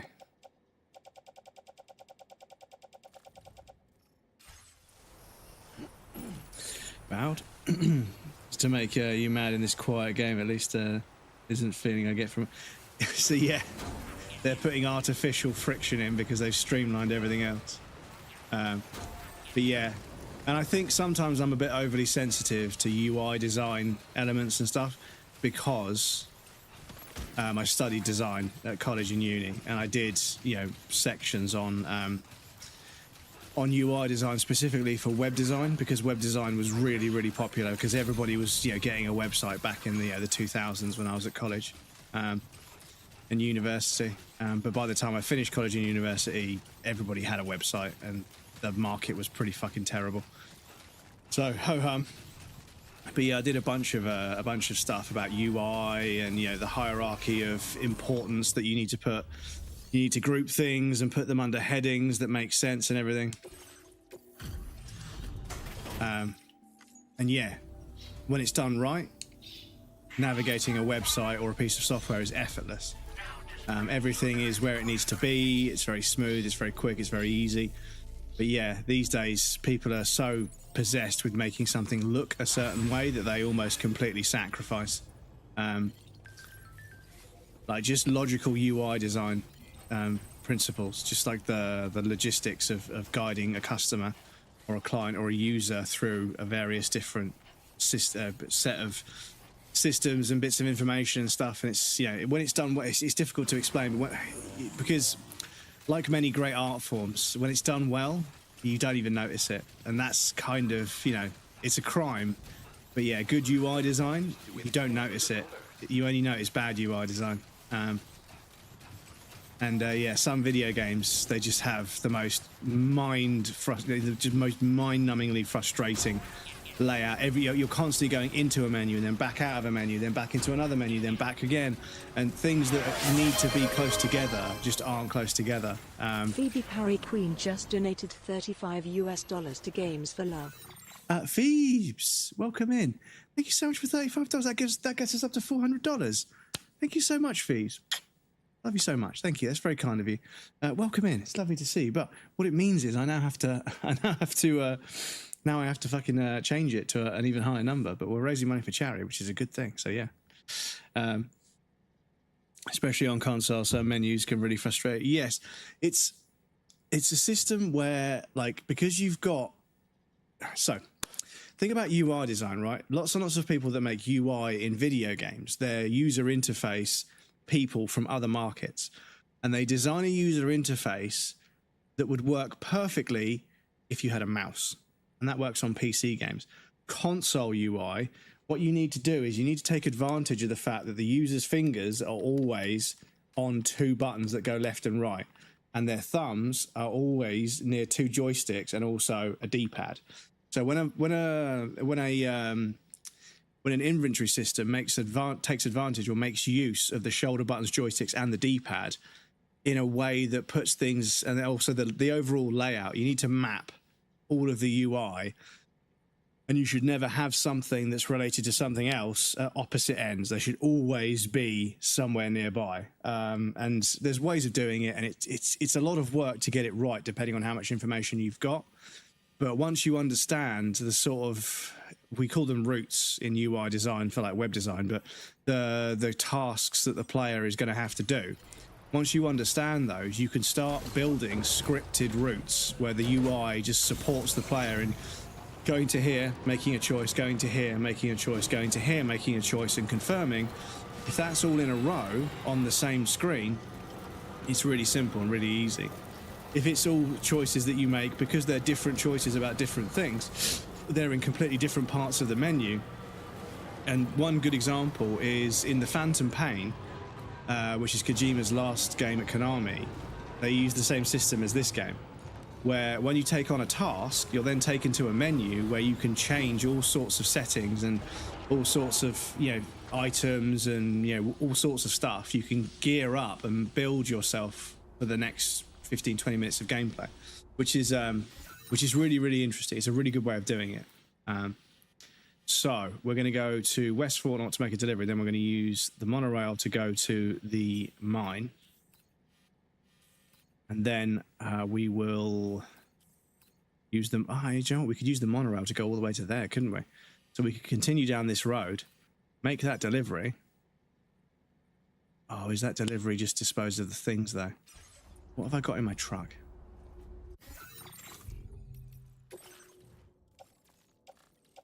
I need to get rid of these materials, dudes. Yes, it's lovely to have you, Phoebes. I hope you're well.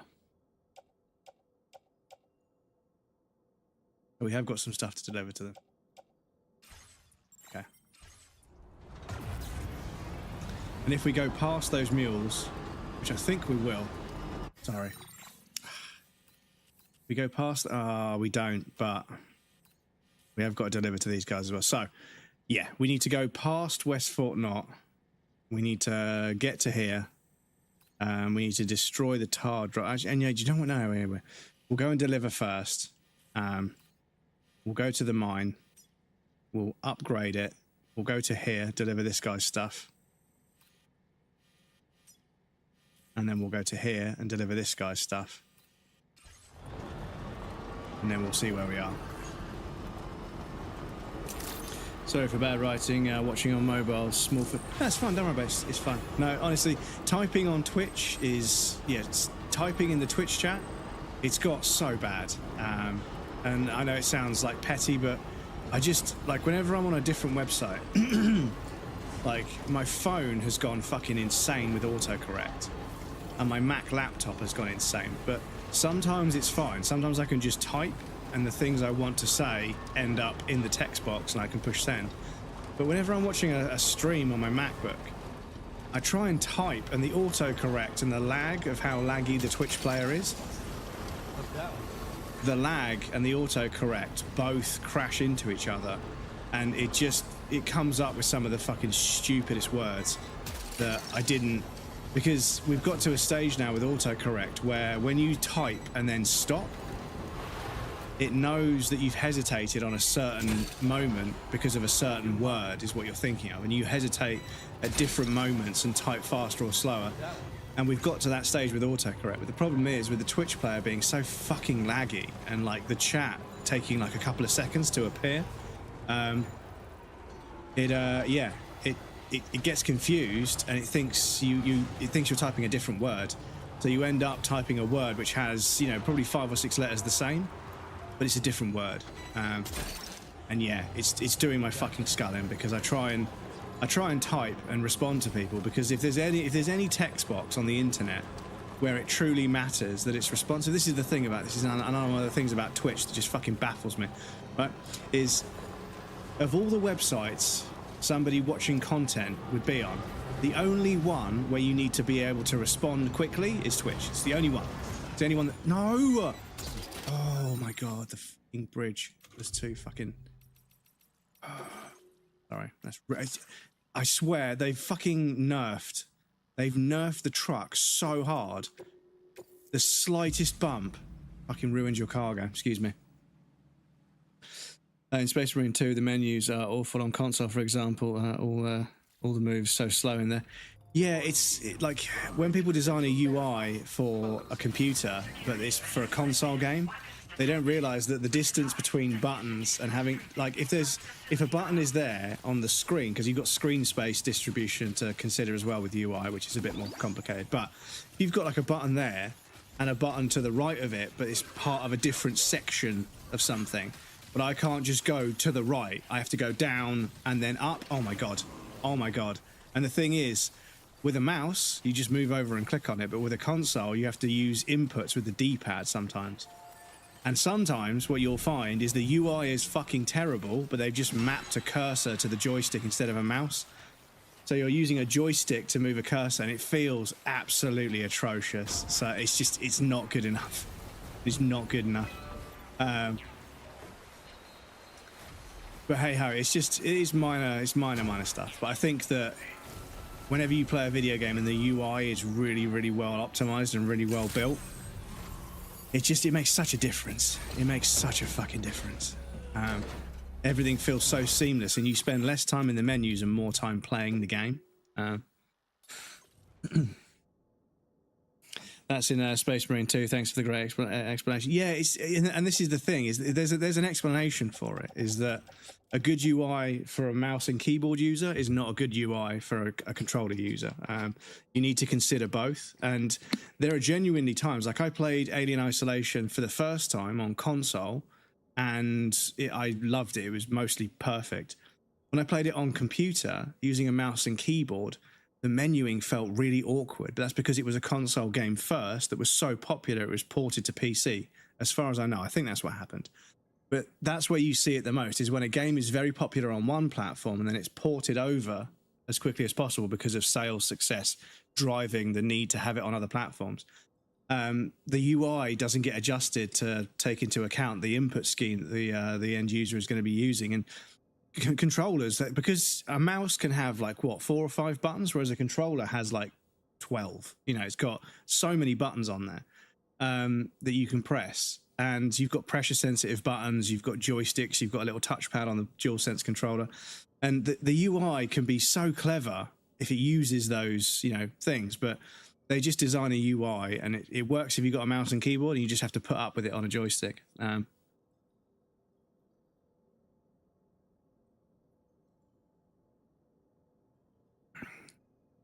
So yeah, and like because this can act like a touchpad, it's actually not bad. And if it gave me a mouse cursor that I could do this with my thumb, and it was really, really well engineered, and it didn't feel like slow or fast, and I could adjust the sensitivity to it, I could probably move around and click things, you know, like left and right click. It could be done with the touchpad. It could be done with the touchpad, but again, the R&D, the testing, all sorts of stuff, the adjustment scale you'd have to set, because obviously you need to put a slider in the game to adjust sensitivity for people. But I think it could be done, but it isn't really necessary. When you think about how many games that have many, many, many nuanced mechanical sort of aspects, but they don't feel cumbersome. They don't feel cumbersome or overwhelming. You can just kind of get used to pushing buttons and doing things, and you begin to sort of interface with the game quite literally, where you're not thinking about, I need to push this button and then this button. You just, you know, and you start doing things. And the other minor thing when it comes down to UI design is sluggish UI. So when repetitive menu functions have like a sluggish animation that takes a bit too long, so you can't just go flick, flick, flick, flick, you can't just go tap, tap, flick, flick, tap, tap, flick, flick. You can't do it quickly. That's really annoying. So an example would be if I wanted to go to my cargo menu and select a bunch of stuff. I can't do it in this particular instance. Dennis, welcome in. How's it going? If you want to, there's a tick box. So the menus in this game, the lists in this game, they have a tick box, so you can select multiple items, which is obviously an absolute must because you've got so many items to click on in this game. I didn't realise that if you push down, click down, click down, click down, or down X, down X, down X, down, it doesn't select. It's very sluggish. If you just hold down square, which is the select option for the menu, and just hold it down and push down, it will select.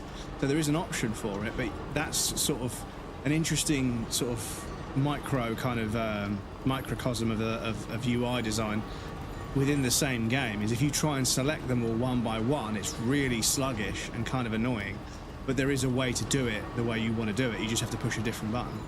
But if you wanted to select one thing, then you would select one thing. But there's an interesting little sort of dichotomy between the two.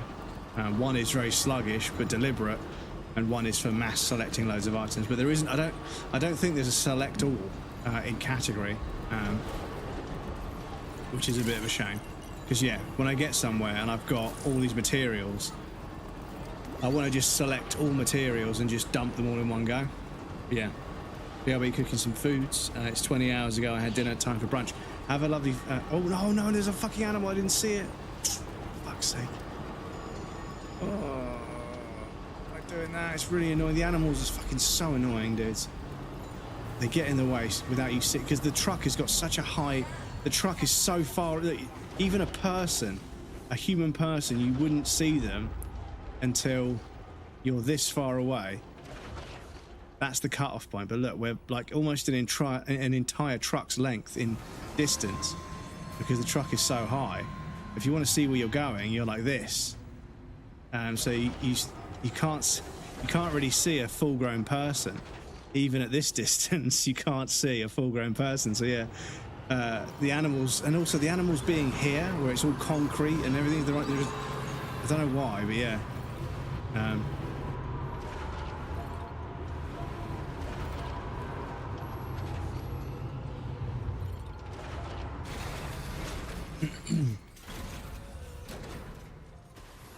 Mouse move's really saving if you push the pad as far as you can in one direction.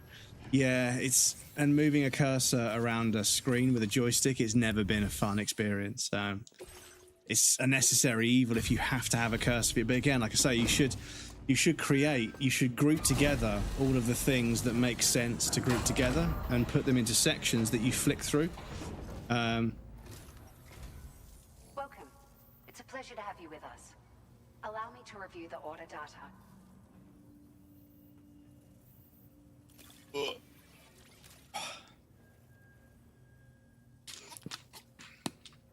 It's like a dream come true, this showing up on our doorstep.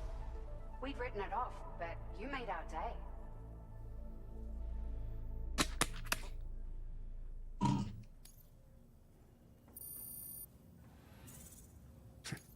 Now displaying your current porter grade. Thank you for your help. Right, so Well done. let me repair the vehicle whilst we're here. Good to go. We'll use the old monorail.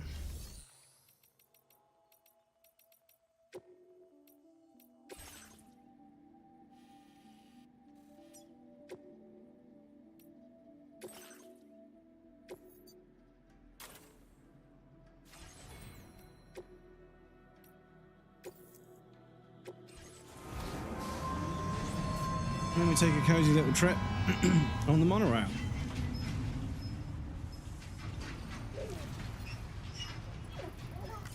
Feels good. Go for some chickpeas, chickens, bake it, and cook alone.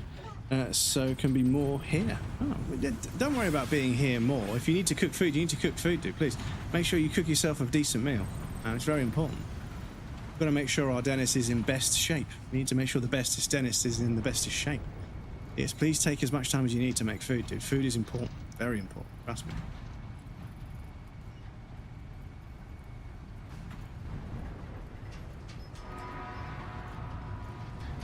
You know that Moin is German. I've heard of a few different people say Moin, and yeah, I know it's kind of like a greeting.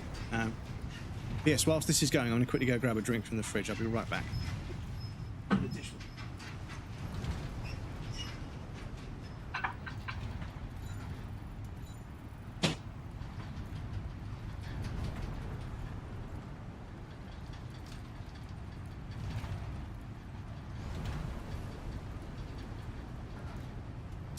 This is another nice touch with Hideo Kojima games, especially Death Stranding 1 and 2.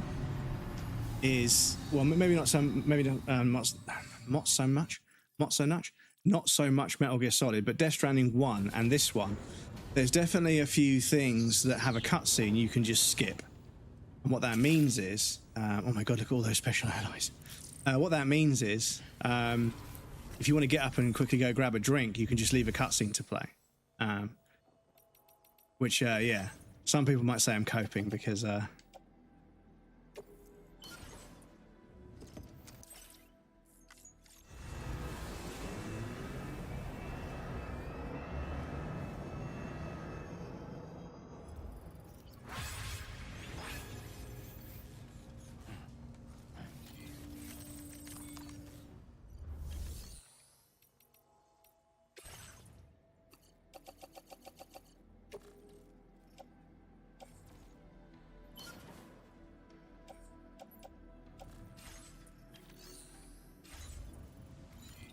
Cool. But yeah, this thing is just mining special alloys. So I can't remember what items require special alloys. I think some items require special alloys to make, but also structures as well. I mean, I think the monorail needed them, but yeah. So we could now carry on with the monorail to there because we've got a delivery for that person. So terminal. I'm going to check how many ceramics you've got. Oh, nothing there. So monorail.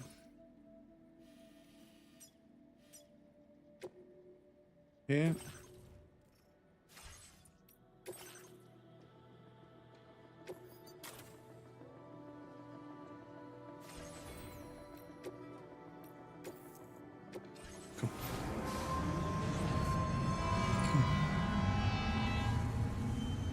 Shortening for good morning in the northern part of Germany, like Hamburg. In German, I'm German. Moin means good. Hello, mein Freund. Alles gut. Oh, so we've got 2 Germans in chat now. See, they're taking over chat.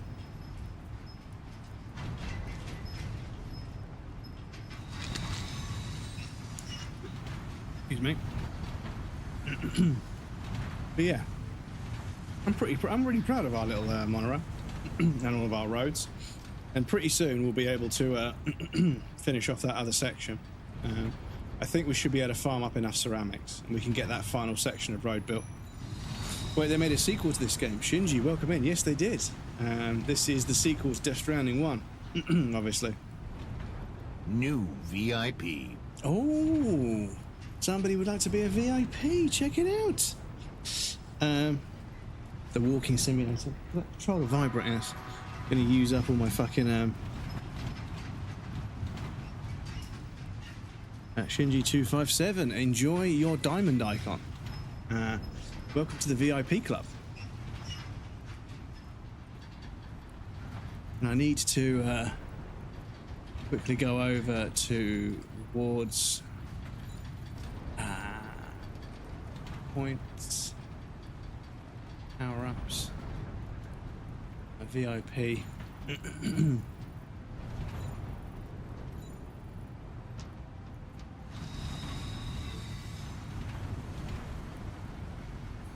Needs to go up in price a little bit. There we go. We can do that whilst we're on the monorail, which is all good. This chat, fucking perfect stream game. You just jump on a monorail to make a delivery, and then yeah, and then just take care of all your streaming bits, and then jump back into the game.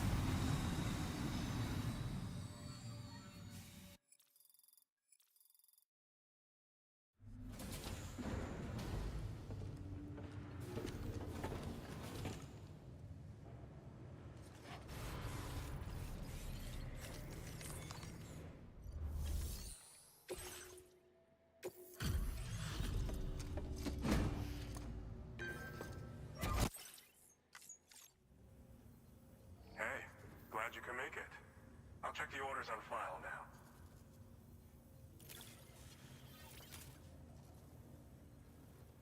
Didn't expect you to waltz in with this.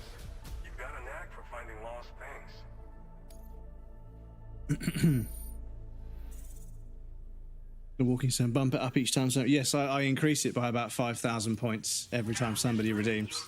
That way, obviously, as we run out of VIP slots,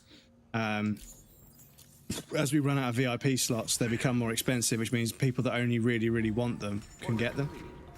But obviously people that redeem them, people that have been here first and longer, can get it for cheaper, if that makes sense. So it kind of creates a system where longevity in the community means something, and also it means that it will slow down and only the people that really want VIP will redeem it in the future, basically. That kind of makes it taper off in the perfect fashion.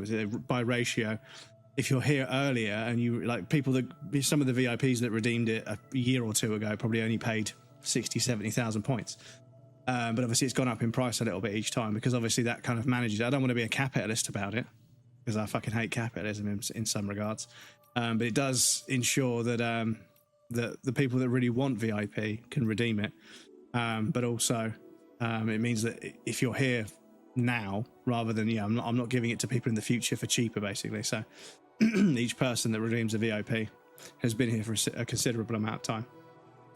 And I've seen your name in my section quite a lot, so I know you're one of the lurkers. So I appreciate you redeeming VIP and saying hello. It's very nice to say hello to you. If you want to go back to lurking, that's also perfectly fine. But yeah, we adjust it a little bit each time, so that the VIP slots don't all disappear. Because the trouble is, if you give a bunch of people VIP and then they stop being part of the community, it's like, oh, do I take it away so I can give it to somebody else? Because if they come back, they're going to be upset that I took VIP. I don't want to be in that scenario. But yes, obviously, if you've earned 95,000 points, you must have been lurking for quite some time. And I have seen your name in chat. You've been lurking for a long, long time, and I really appreciate the lurks, dudes. Honestly, the lurks are so important. But yeah, thank you so much for your support over the years. I appreciate that, dude. Yeah, that's the point. I mean, my bot's going to ignore that, but I actually want to see this. I'm going to go to my normal chat. 2 years, 8 months, and 13 days. Damn, dude. So you've been here since the 2023. You've been here since 2023, early 2023. For 3 years, so 8 months would make it just 2024, and then 2 years. But yeah, somewhere around then. But yeah, damn. Some long-term support. Thank you so much, Shinji. I appreciate it, dude. Like I say, the people that have been here for years and years, it's bonkers to me. It's crazy you guys have been supporting me for such a long time. I can't thank you guys enough. And even just lurking, you know? Lurking's a massive, massive help. What does Dennis say? I think the thing is, unfortunately, I've got the bot filtered out. So, can I see?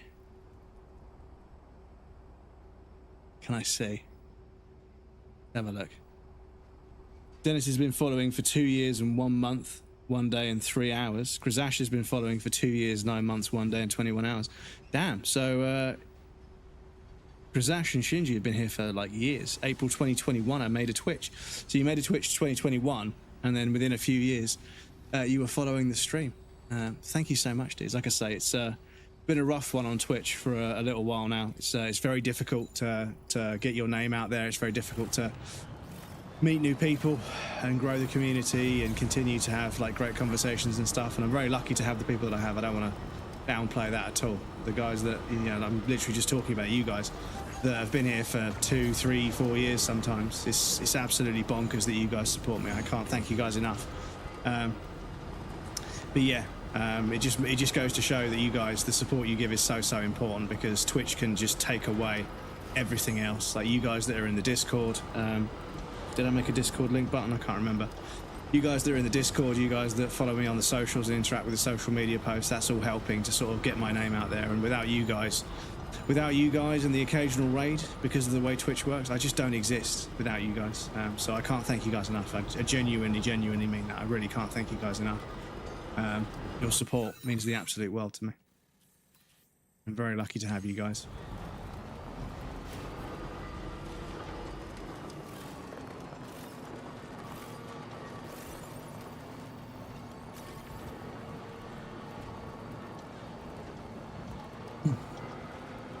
1 year, only one I follow. A friend, and over 10 years, and felt I'm here. Oh, I see. So you created a Twitch for your friend, but now you're. I see you all over the place now.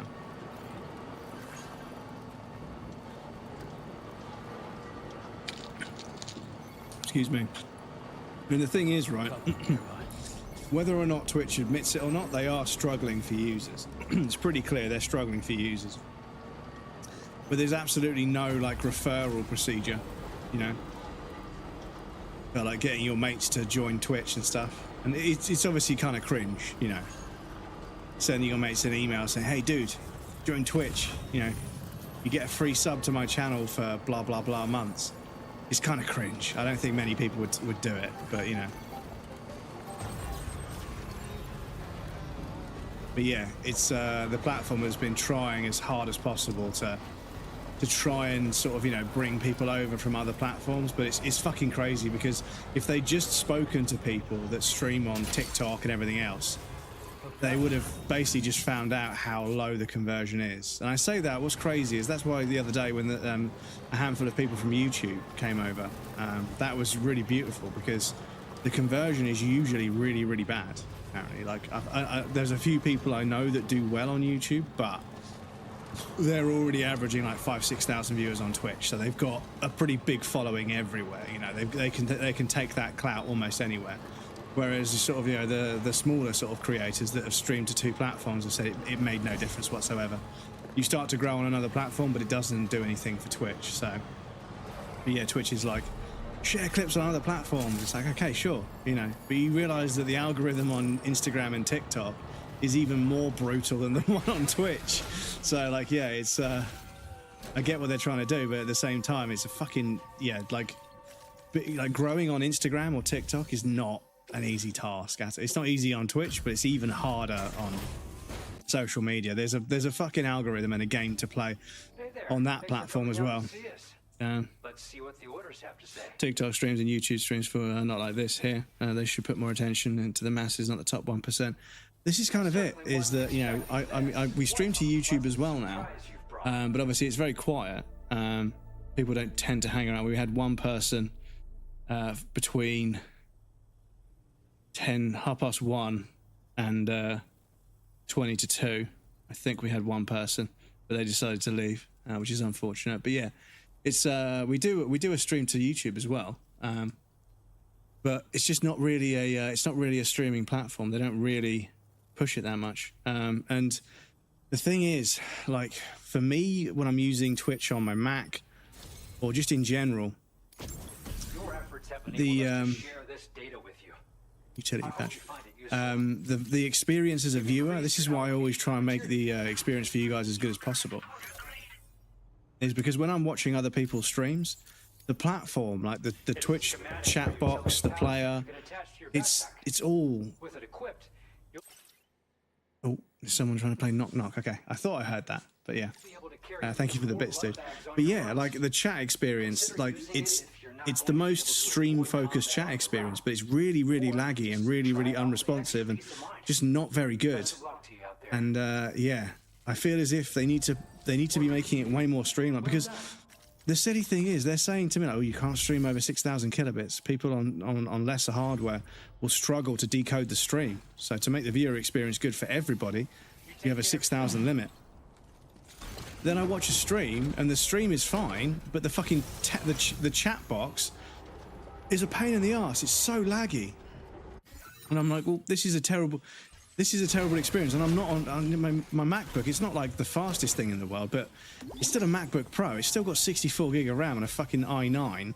You know, it's not a slouch. You know, I can use Adobe Premiere and Photoshop on that thing. So it's no slouch.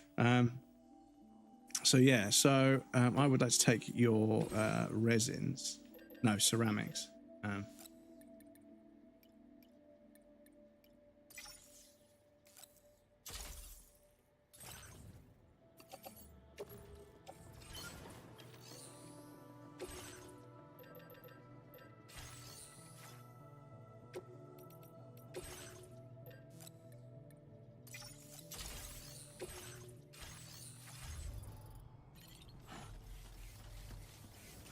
Right, so now we've got a bunch of ceramics. I think... Oh, you see this menu here. I'm going to wait. So now I think we should see... Let me check how much I've got.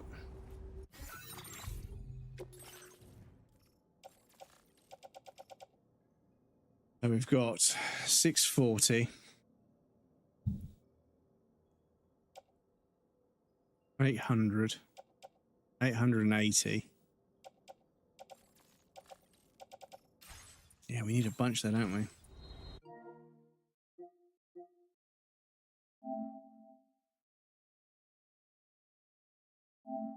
Get up, detective. One more time. The great city at the end of... Oh, they're going to release Disco Elysium on phones. Okay. Okay, I mean, I don't have an Android phone, but hopefully it's on iPhone as well. But yeah, I'd play Disco Elysium on a phone, because it's all just point and click, isn't it? So We could do that. Right, so this place now has no ceramics because I've just fucking emptied the joint.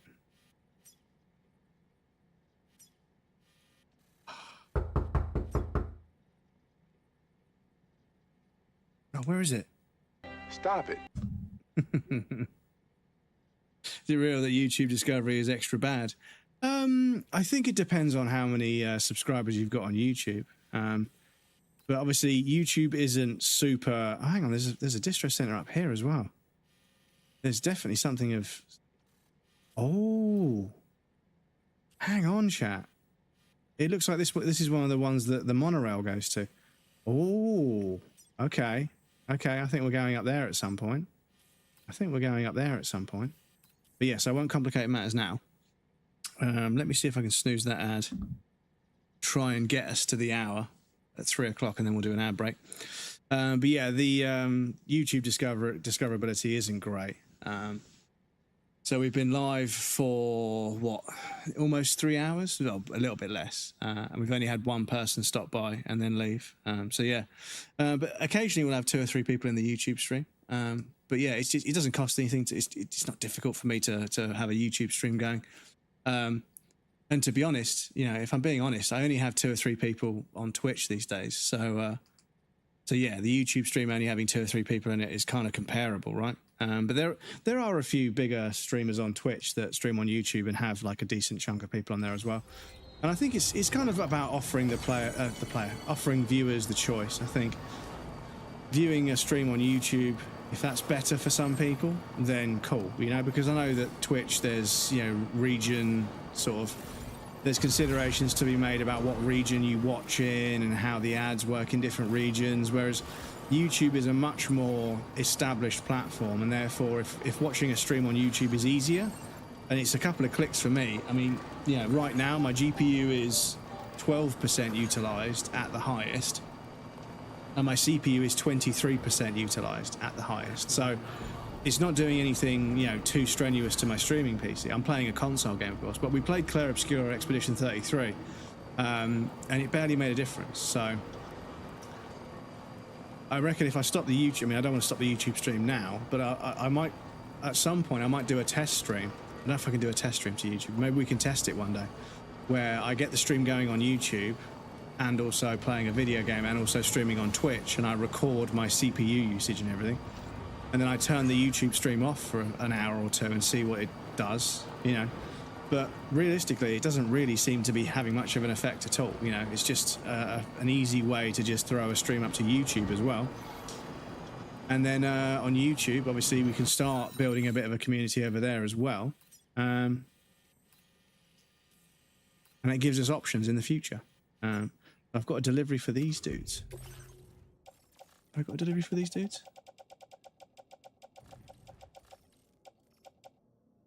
Yes, okay, so once I've done this delivery and this guy, that's it. We've got no more outstanding deliveries, which means we can focus on moving materials around. And we will do some story today. I promise we will do some story today. But yeah, I want to just, because I've got myself into a bit of a situation where I've got too many deliveries to too many places and I can't really pick up any more. The auto drive is fucking insane sometimes, dudes. The auto drive is kind of insane sometimes. So this goes up here and will eventually take us past the animal shelter. Okay, cool. Cool. I can chill out. YouTube, for example, is already installed on every TV you buy. Twitch is not. You need to download it first. That's very true. That's very true. Can I... If I go to YouTube as the application... I'm sorry you guys can't see this, but bear with me. If I was to log in to my personal YouTube, can you watch live streams? There's a live section. Okay, so yeah, so you can. And I can search.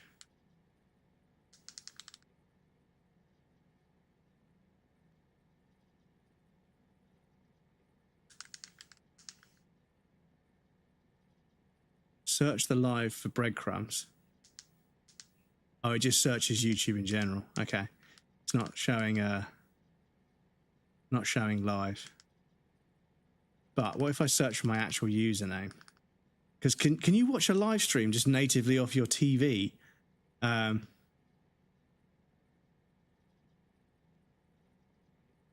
yeah, it finds all of my shorts.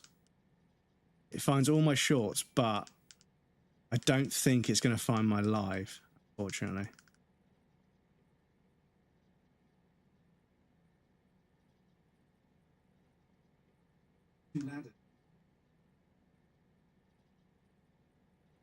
Oh. Holy shit, dude. This is wild. I can view my profile. I can click on the live. You can.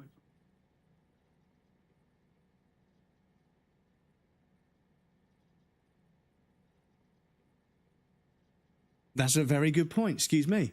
That's a very good point. I have to navigate, because it's YouTube, it's not Twitch. I have to navigate to my YouTube profile. One more snooze, please. Oh, I can't. Okay. I have to navigate. I have to find my Breadcrumbs 85 profile, and then I go to the actual channel page, and it shows the live there, and I can click on it. And I was watching a live stream on TV without installing the Twitch. That's a very good point. YouTube is installed on every TV these days by default.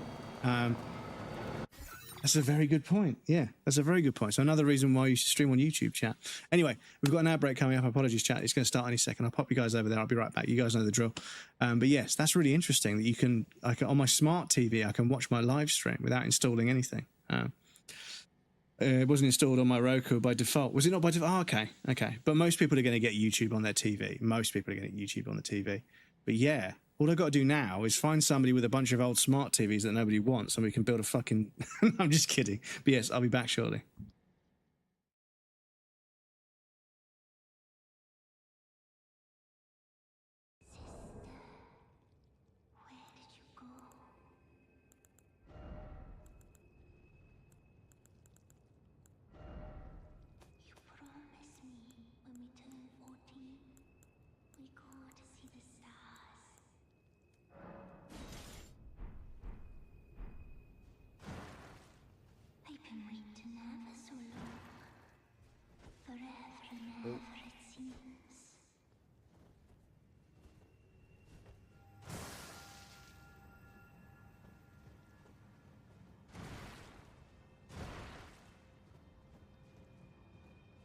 Doesn't seem too bothered by that. Yeah.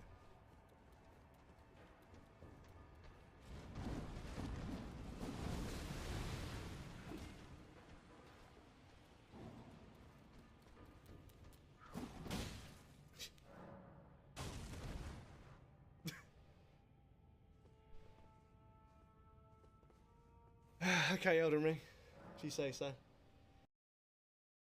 Yes, and also Sophie's hit the requirements to apply for partner as well, like Melania, PhD submission and partner application in 1 month, all in 1 month. Like, amazing work, Sophie. So proud of you. Like, well done. Oh no, you got it!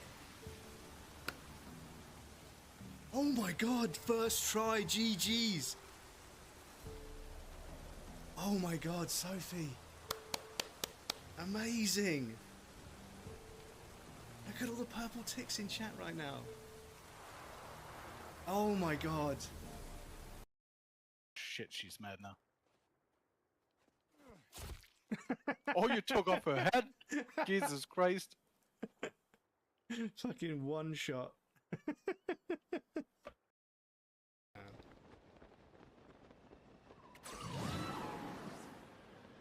Yeah, it just...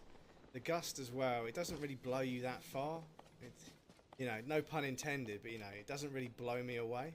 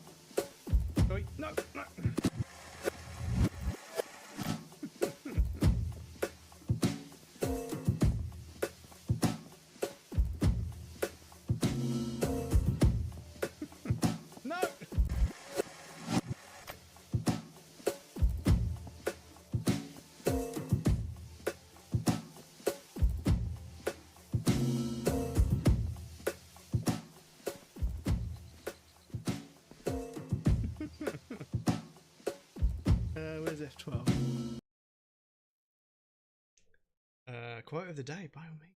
All the redeems. Let's have a look. So today's quote of the day is, "We value your privacy." Hang on a sec. I need to unlock it. I need to interact. I need to agree to cookies, of course. Yeah, I think you're supposed to jump and then land on the side of the lift, but oh my god, chat, we are fucking goated. Welcome back, everybody. Thank you for your patience. I appreciate that. Right, that was wild that I could just find my profile. Oh, look, it says 2 views. It says I got 2 views on the YouTube stream now because I just fucking view botted myself. Don't worry, Twitch. It was YouTube, not you. Don't worry. I'm not going to view bot on Twitch. Fucking hell. Anyway.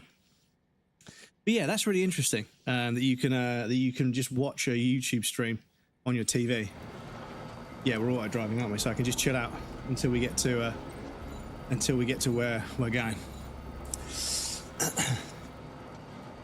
There are also multi-stream providers out there that you can stream to. Instead, they will handle sending over to Twitch and YouTube, so you do need to do one outbound. Yes, you can use Restream. Restream will, as you say, you log in and you stream to them, and then they forward it to Twitch, but they also forward it to YouTube. It's dependent on their servers doing all the work, and I don't know how often that's going to be free, and whether or not their servers can handle everyone suddenly multi-streaming, because now Twitch allows it.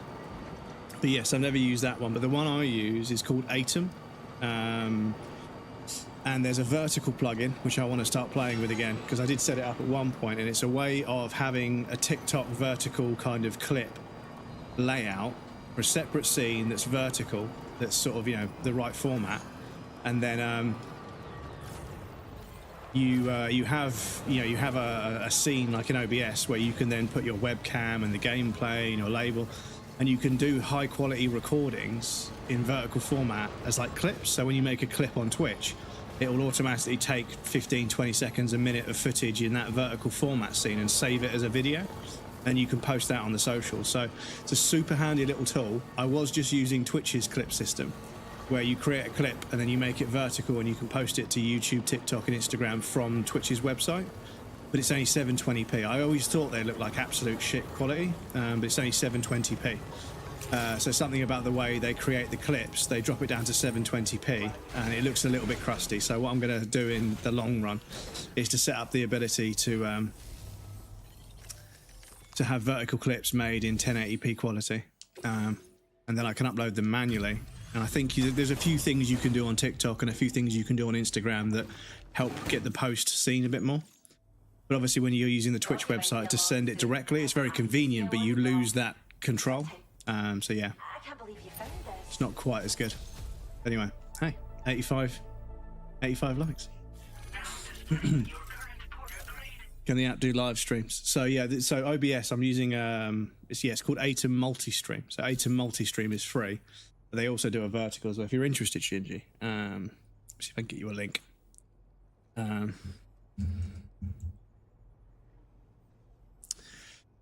So Atom, and you can do like you can be part of like this pay monthly thing. I don't, but if you go to here and go to products, you've got vertical and you've got vertical and you've got multi-stream. So vertical is just a plugin for Twitch, so that allows you to make clips in the vertical format,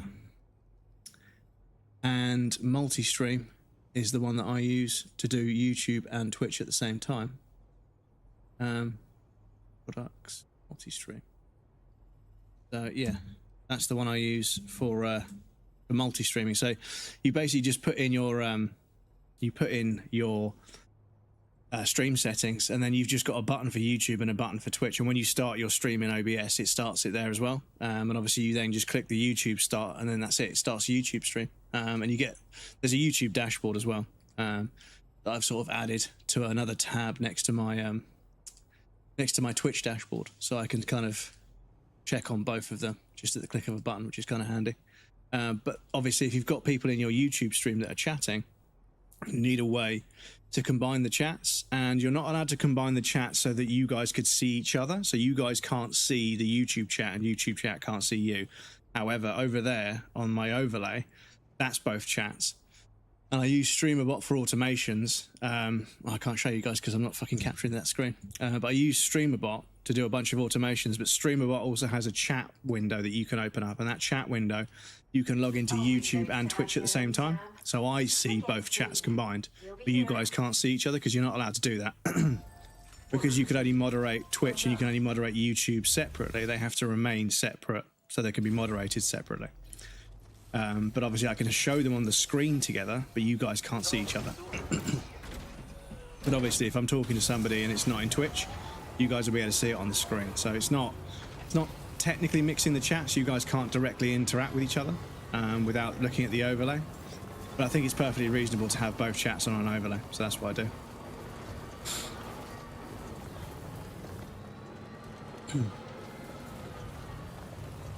The ability to do live streams isn't likely guaranteed. They're going to focus on supporting the non-live content. Yeah, well, yeah, with YouTube. Sorry, I took a break, and I think a few messages landed as I was, as I was going on break, or whilst I was on the break. So I apologise if I'm missing the point. But yeah, YouTube is obviously, YouTube's a big platform, and they're good at handling video on the internet and everything. So they've definitely got enough expertise and enough infrastructure and enough experience to host live streams. So they do host them, but I don't think they want to get into it too heavy, because I think they see the way Amazon is struggling to host all of these video streams, and they're sort of like, maybe we don't necessarily need to be fucking like, delivering 1080p 60 FPS footage to like millions of people on the fly with no server architecture, distribution to be sort of optimized. Because obviously YouTube, has a bunch of content, and it will keep all the English speaking content on servers that are good for USA and the UK, because those are English speaking countries. Whereas, if you go to YouTube in a different country and you go to load up an English piece of content, it might take a bit longer because that server isn't used to serving that content in that language. It's used to serving content that's in the local language because that's more likely to be called upon. But I imagine there's a whole optimization algorithm that Google has designed that makes YouTube really ruthlessly optimized, because that's what Google does basically. But yeah. But no, I'm really chuffed that, if my friends are on holiday and say, I can't watch the stream because I'm on holiday, I'm like, has the hotel room got... I mean, I wouldn't say this, but if the hotel room has YouTube on the TV and you search for Breadcrumbs85 and find my profile, the live is just there on my profile on the TV. And you can just watch it. Can't chat, obviously, but yeah.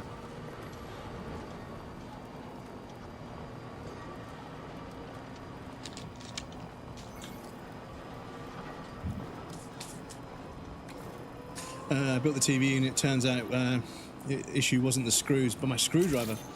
But now I ordered a set of drawers, and it came in 2 boxes, and one of the boxes is fucking heavy and a pain to get up the stairs. I imagine that's all the flat sort of slat stuff that's like solid wood. Ferret, welcome in. Thank you for the lurk. I appreciate that. But yeah, that's a very, very important point. That YouTube is primarily almost always installed on most TVs by default, as of the last 4 or 5 years, which means that you guys could watch the YouTube stream on a TV if you wanted. So yeah, I might make that part of my advertisement schedule, is to mention to everybody, if you guys want to enjoy the stream from the comfort of your sofa and you have YouTube installed on your TV, if you navigate to my profile on your TV, my YouTube profile, my YouTube channel, the live should be there, and then you can just watch it. Obviously you won't be able to chat. What you could do is watch the YouTube stream on the TV, but then go to the chat through your phone's app. So you could watch it on the TV, but you could chat using the... that's actually a bit of a setup, That's actually... I mean, it's a bit wasteful watching the stream twice, and I know that would technically mean I get 2 views. That's very... that's actually very sneaky. That's very sneaky. But... yeah, that would give me 2 views from one person, but it's a bit of a setup. Only chat function in Twitch. Yeah, so in the Twitch app on the smartphone, I don't really use it that much. Can you just see the chat? Is there an option to just have the chat? Because if there's an option to just have the chat on your phone, and you can just sit on the sofa and just you can be... yes, you can. Oh, there you go. That's the one. That's the one. That's the one. I don't really use the Twitch app very much.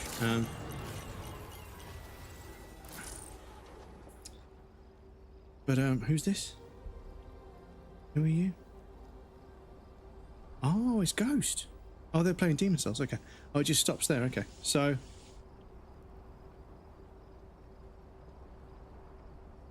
Okay.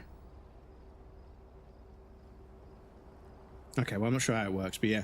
But yeah, if you've got just the chat, Twitch on phone is a pain. Yeah, it's not the best, is it? Thinking of booting up Ella's projector so I can watch the stream on its YouTube without the shitty delay and use the phone just for chat. I mean, it's totally up to you guys. Obviously, I don't want to artificially get you guys to have two streams open at the same two. I don't want a view bot. I don't. I'm not implying that at all. I'll be clear right now. I don't want you guys to view bot because Twitch would get angry with that, and I don't need extra viewership. You know, I don't have a lot, but I don't need extra viewership for nothing. If I can't engage and chat with you any more than I already am, then the extra viewership doesn't mean anything. Like for me, the people that lurk, I appreciate you guys so much. Don't think because I'm talking about conversation I don't appreciate, because I do. I do appreciate the lurkers a hell of a lot. They are like they're the foundation of your stream, the backbone and the foundation of your stream is the people that just tab you up and just lurk, you know, and it's a beautiful thing. Beautiful, beautiful thing. But yeah, as you guys know, I'm big about conversation.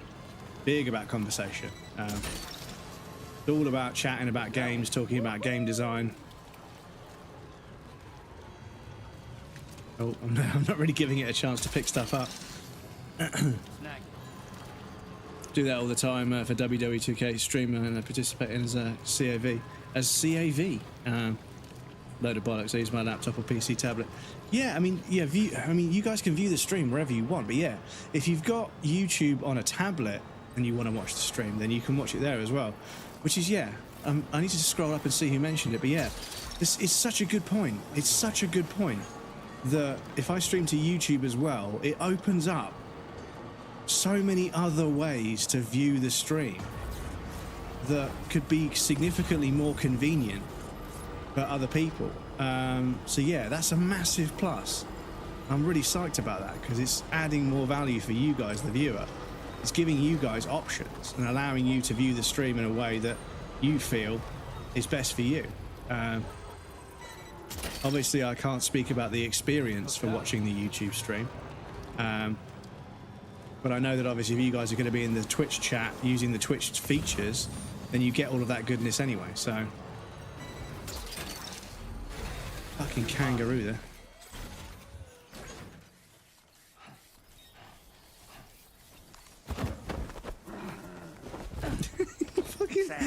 We're not in a position to deliver an animal directly to the shelter. We should leave it at the nearest facility. Okay, yeah, we can do that.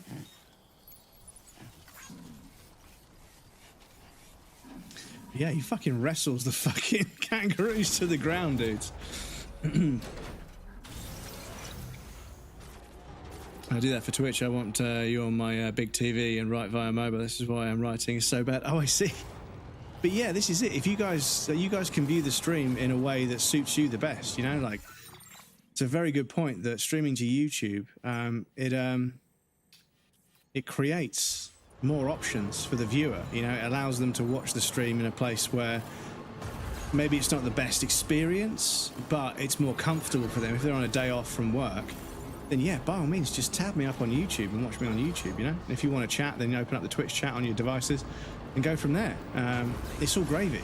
But yeah, it's a really nice sentiment. It's a really nice thing to think about, that because I have the ability with this little plugin to stream to both platforms, not only am I growing my YouTube a little bit, which is handy, but also I'm providing even more options for viewers, which is, yeah, that's kind of my whole deal. Is I know that there's a bunch of stuff about Twitch that is a pain in the arse for both the viewer and also the streamer.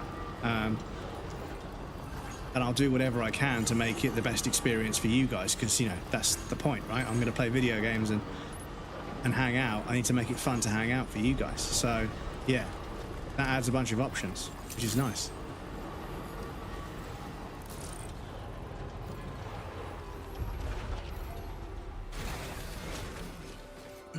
Twitch don't want to have that happen because it's view bossing, and they should make phone app have less delay. So is there like a really hench delay on the phones?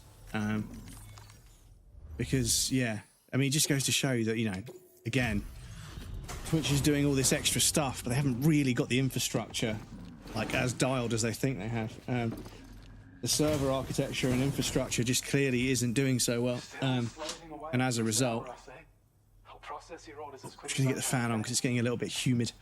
Yeah, I think it needs to be rebuilt. I think in the background, rather than adding new features, they need to get a bunch of people trying to make the most optimized version of the Twitch player and the Twitch chat experience, because if they can make it really smooth, really clean, really quick, really responsive, without any of the disconnection issues, without any of the laggy chat box issues, without, you know, the audio going all distorted and everything, if they can just get the sort of bread and butter stuff to be bulletproof, then you can muck around adding all these extra features on the top. But the fact is, they're adding all these extra features on the top, and it's so rare that I see people really using them to their fullest extent. I see people streaming together, but all they're really doing is sharing the chat. They're not actually streaming on each other's, they're not actually sending their webcam and microphone to somebody else's stream.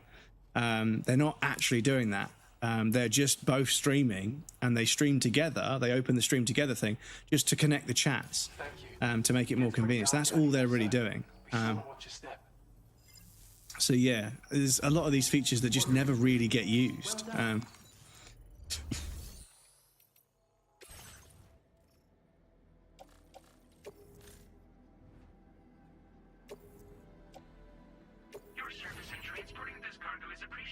Cool. So that'll do. That'll do. You've got very few ceramics. That's fine.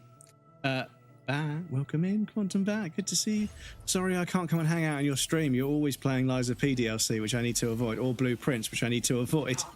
But congratulations on raising so much money for charity. That's fucking massive, dude. Such a huge amount of money to raise between the 5 of you. GG's. Amazing effort. Finish the DLC.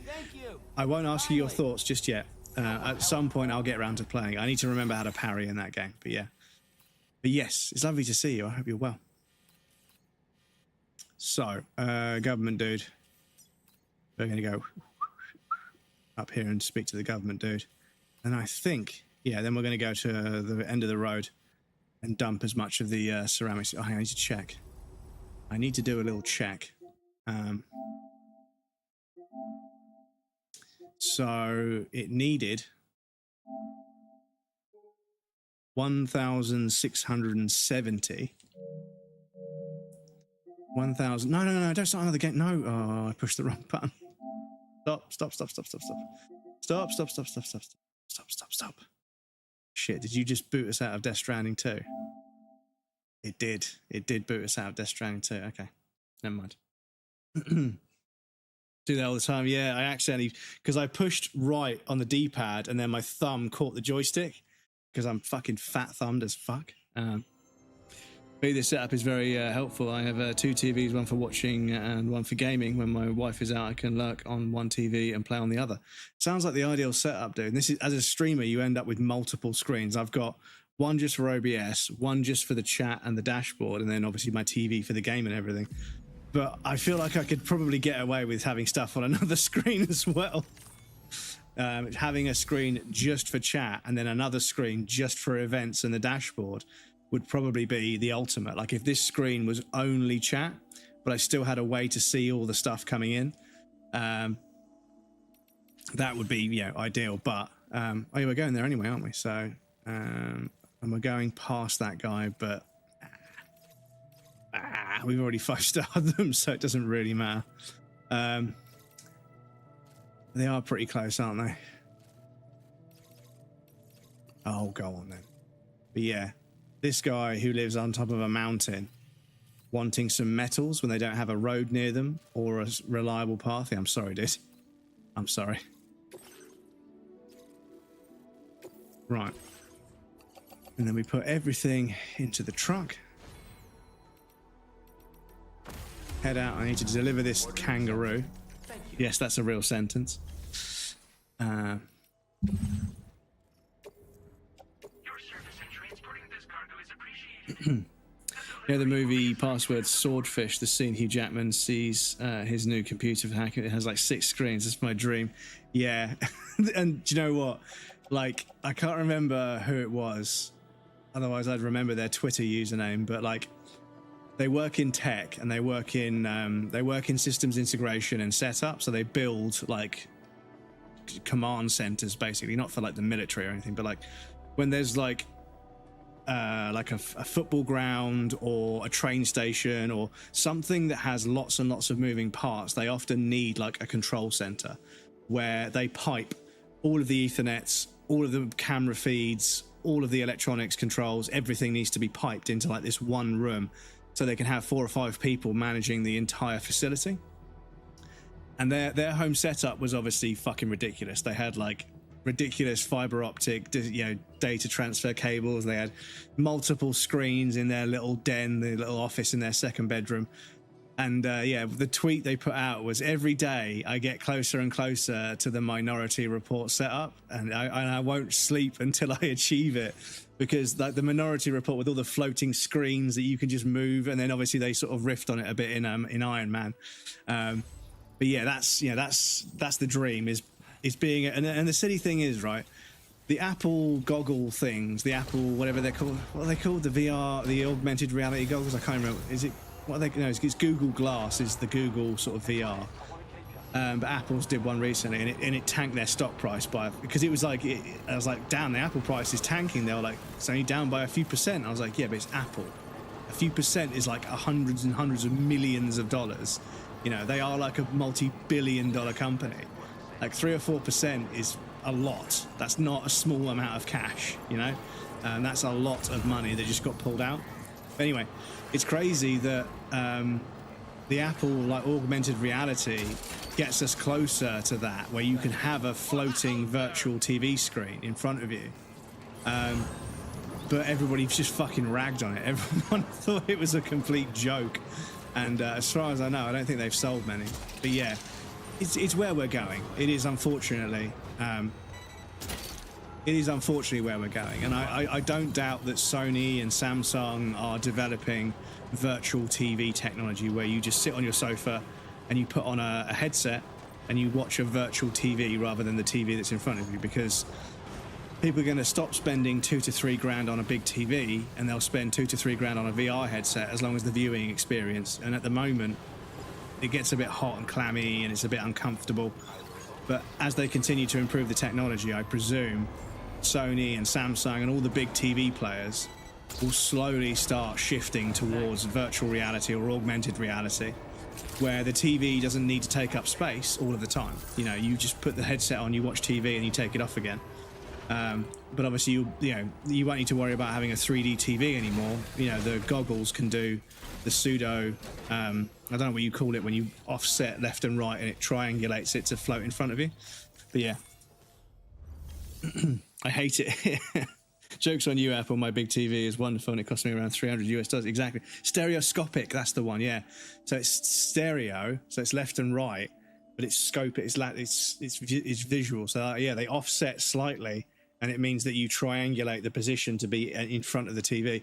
And I didn't realize that the PlayStation VR did that. I put the PlayStation VR on, and I was like, this feels really 3D because of VR. That no, that it's using the same technology as it alternates the refresh rate. And it offsets the display ever so slightly, which is why you have to do the eye distance thing. But yeah, we'll be moving into that next 50 to 100 years, and then display technology will just go away. And I do see a world where people walk around with a pair of goggles on and like they look down at their wrist and that's their phone, their watch, and everything is there, but it's not actually in front of them. It's all done by the same computer. I do see that being the future. It's just we're not there yet, and Apple once again is trying to do things too quickly. Use my VR glasses and virtual desktop, but isn't that good for the eyes? This is kind of the thing as well, is that until we figure out a way to display blue light without inhibiting melatonin production, people using screens and then not being able to sleep at night is going to continue to be a problem. But unfortunately, that's not a problem that they want to solve, because it's not, you know, the solution to that problem is to just not look at the screen so often. But they don't want that. They want your attention every fucking second of the day. That's how they work. So once we've done this road here, we are going to be scootling on back that way, so we may as well take these on. We're going past the Lone Commander anyway, so yeah, we'll do that. Cool.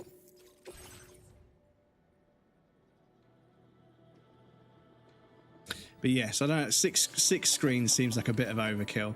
And the thing is, do you want 6 small screens or do you want 2 or 3 big screens? This is the thing, is if you've got 2 4K monitors, that's effectively 8 1080p screens, because if you've got like, I mean, the monitor I use for work is like a 36-inch 4K TV, but it's actually a computer monitor, but it's basically the same size as a small TV. It's a 4K 60 hertz, like, it's called a Samsung Space Monitor because it's got like a clamp to the desk rather than a foot that sits on, because the feet take up loads of space and it's a pain in the ass.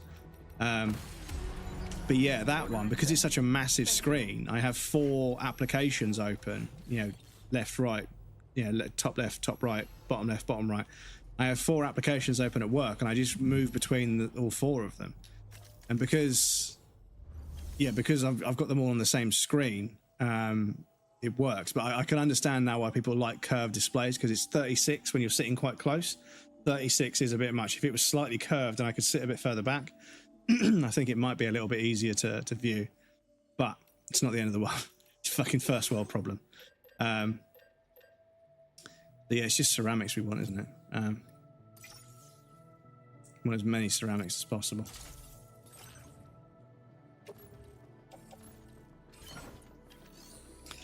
When people go blind, they have no one to watch. Well, yeah, and the thing is, human beings have always, like, we've always found a way to take something very humane and normal and make it, like, we do it so much that it fucking kills us. And it's kind of just a trend with human history, is that, like, hey, look, you know what, like, yeah, this is really fun. We should make this easier for people to do, and then we make it easy. And then we just do it way too much. And then we realize that doing it too much actually creates a whole raft of problems that we didn't have before. And social media is the most recent example of that. It's like, you know, human beings are social creatures. We're pack animals, you know, underneath it all, we're pack animals. So yeah, being able to socialize 24/7, you know, 365 days a year, never having to take a break from your social life, it's actually incredibly overwhelming. It's not actually as good for your mental health as you'd think. Because you're still socializing, but you're also doing it in a way that it's made socializing into kind of a spectator sport where, well, not spectator sport. It's made socializing susceptible to advertising. So, like, imagine if you went to have a coffee with your friend, and whilst you're having a conversation with your friend, suddenly you have to stop because the table is playing an ad to you. And I know that sounds dystopian, but that's basically what people socializing on social media versus real life actually experience. Is you're sort of on there socializing with your friends, but then boom, an ad comes up. Don't leave the fucking trucks in the middle of the road. An ad comes up and you can't look at your friend's video or photo or, you know, read your friend's tweet anymore. You've got to wait for the fucking ad, or you've got to ignore the ad. Whereas actual genuine socializing is such a it's such a wonderfully heartwarming experience to have all the time in the world to just sit there and talk to your friends. Like, just sitting there. And the Europeans are so much better at it than us in the UK. In Europe, like, mealtime is getting your phone out at the dinner table. In certain cultures in Europe, everyone just, like, looks at you like you're the fucking devil. It's like, you're not there to play with the internet. You're there to break bread and to fucking have a conversation with the people that you love and care about. And yeah, they take it seriously. It's culturally ingrained to sit down and have a meal together. And yeah, it benefits them massively because they do a whole chunk of socializing every mealtime. And they'll sit down to eat bread and, you know, to break bread and to drink wine and all the lovely food they've got in Europe at work with their work colleagues. They do it with their friends. Like, it's crazy. Like, in the UK, kids don't go out for a meal. They don't. Whereas in Europe, even like 15, 16-year-old kids, they go into a cafe to get lunch together. And it's because it's easy and it's cheap. But also, it means they sit down and they chat to their friends over a meal. And we don't do that in the UK. And it's a shame because not to sound cringe and fucking trendy, but it's a vibe. It is genuinely a vibe to sit down without any devices, without any advertisements interrupting you, and just chat with a friend. It's so, so nice.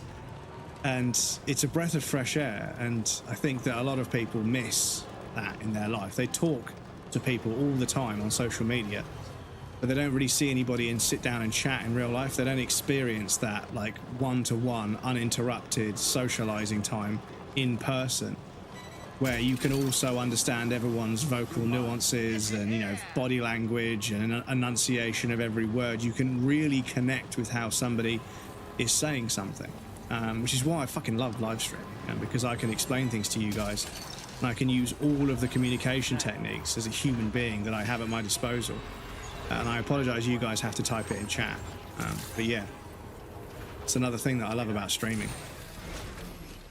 Watching a football game with your friends and everyone has VR instead of watching on TV. So, interestingly, the World Cup, BBC did the World Cup in VR one year. So I could wear a headset. I was wearing my PlayStation headset. And I was watching the game from like a 360 camera right next to the, right in one of the prime seats. And I was like, this is fucking wild, dude. And I could jump from seat to seat. I could move. And obviously the definition wasn't great, but yeah, it's the first and only time I've watched football virtually. And I was like, damn, like if you couldn't make it to the ground to watch a game, or you can't travel to every away game, you could just put a headset on and be, you know, and everyone at the football ground that's a supporter could be like, hey, to the camera, and you'd feel like you're part of it to a certain degree. And I feel like for people that are big football fans that have disabilities that make access to football grounds difficult, and also a bit nerve-wracking, because like if you're in a wheelchair and it's kick-out time where everyone's leaving the football stadium, it's fucking pandemonium, and you being in a wheelchair must be so terrifying. So for people that have medical conditions, they are what's the term? Immunocompromised. People that are immunocompromised, that struggle with public spaces with lots and lots of other people because of their immune system being not so great. People with physical disabilities, or people that get overwhelmed quite easily. Being able to watch a football match in VR would be like really cool. And obviously you could watch it on TV, but actually sitting in the stands in VR and watching the game left to right, it was kind of an experience. It was the World Cup as well, but it was kind of an experience. And yeah, like you put the headset on and you've got like a sofa and a big window to watch the game out of. And I was like, it's kind of a bit of a cotch. I kind of like it. Obviously, you know, football fans are usually pretty adverse to technology because of the tracking that goes on. And obviously they want to keep their movements secret for obvious reasons because the government hates them.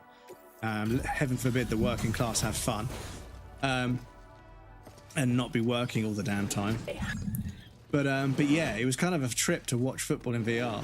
And I feel like there's a few other sports that, you know, I can't make it to the event, but I hope that VR becomes a way to watch things like that in the future.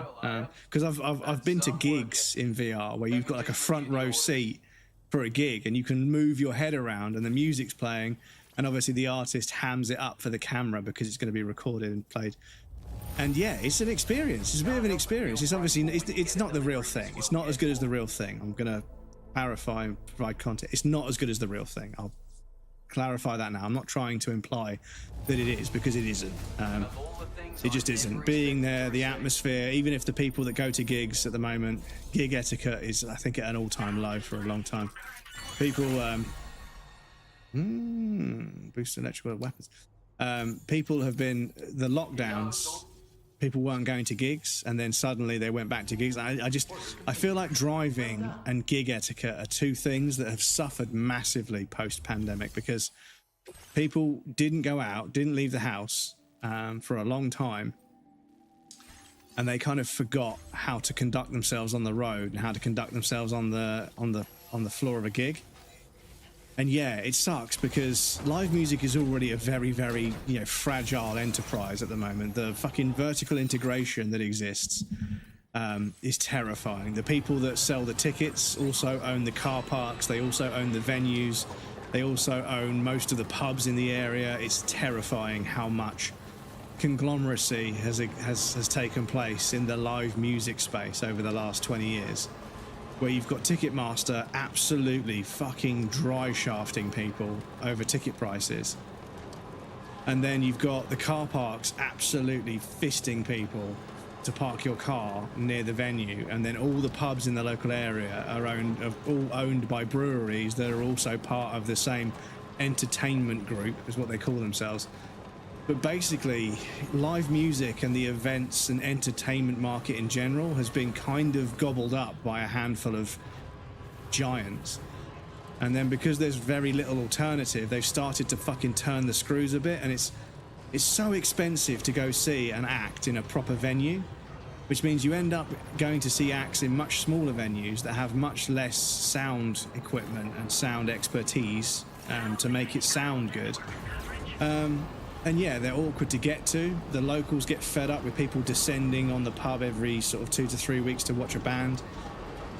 The noise complaint starts, then the pub loses its live music license, which means not just the big bands that fill the place up, but also the small acts that play during the week that help the weekday, patronage, come in and spend money. They also start to suffer, because if they lose their music license, that's all music. It's not just the big noisy gigs. Plus, pubs aren't really designed, they might build a stage and there might be a space where you could stand, but they're not really designed to have gigs in them a lot of the time, especially in the UK where the buildings are probably fucking 500-600 years old. They're not designed for, public displays. They're designed to be public houses. So, yeah, and it's a shame. But obviously, I think that people attending events virtually will eventually become much more commonplace, because, for me, I know that when I get to the event and the band starts playing, I'm going to feel something inside of me that I don't feel with almost anything else, because I love watching live music. But there's also the part of me that's going to have a fucking aneurysm on the fucking tube trying to get to the fucking venue. And then when you get to the venue, people that haven't showered that day, people that are fucking shit-faced drunk, just in general, people that are just not very aware of their surroundings and the fact that other people need to be, considered. And yeah, you get people screaming at gigs, you get people spilling drinks all over you, you get people standing on your feet, you get people fucking falling over on you and stuff. And I'm not trying to be a Scrooge here, but, it does make the whole experience slightly less fun, And I end up standing at the back these days because, the front is just a bit of a fucking zoo. And on top of that, if I'm going with a female friend, heaven forbid, they're fucking getting groped by somebody. And bless them, a couple of friends of mine, we were at a gig, and the girl suddenly was like, get off that, and slapped someone's hand away, and the boyfriend grabbed the hand and just bent one of the fingers back. And you just saw this guy, 2 people back, screaming. I was like, yeah, fuck off, mate, keep your fucking hands to yourself. But yeah, and the thing is, if women and girls don't feel safe at a gig, they're not going to go. If that's half the fucking crowd, for a start. And we all know what happens when the gig is mostly dudes. It becomes far more troublesome. There's way more problems. If the gig is literally just blokes, it's going to be way more problematic. So yeah, how about we don't do that? How about we make women and girls feel safe and comfortable at venues so that they can enjoy music as well, because they fucking deserve to, just like everyone else. Keep your hands to your fucking selves, you little vermin. So yeah, so there's another section of road, but I think it's time to go to Mexico and finish off doing a few bits there. Oh shit, I can't get back onto the road. I should have just tried it with that lump of rocks back there, but anyway. Burnt out from socialising, I could turn my phone off. Exactly, this is it.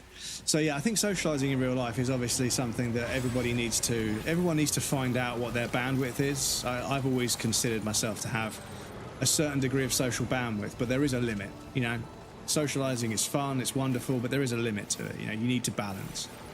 And different people have different amounts of bandwidth, and different people recharge socially in different ways. Some people recharge by being social, and some people recharge by being, not social, by being isolated. Some people need that break.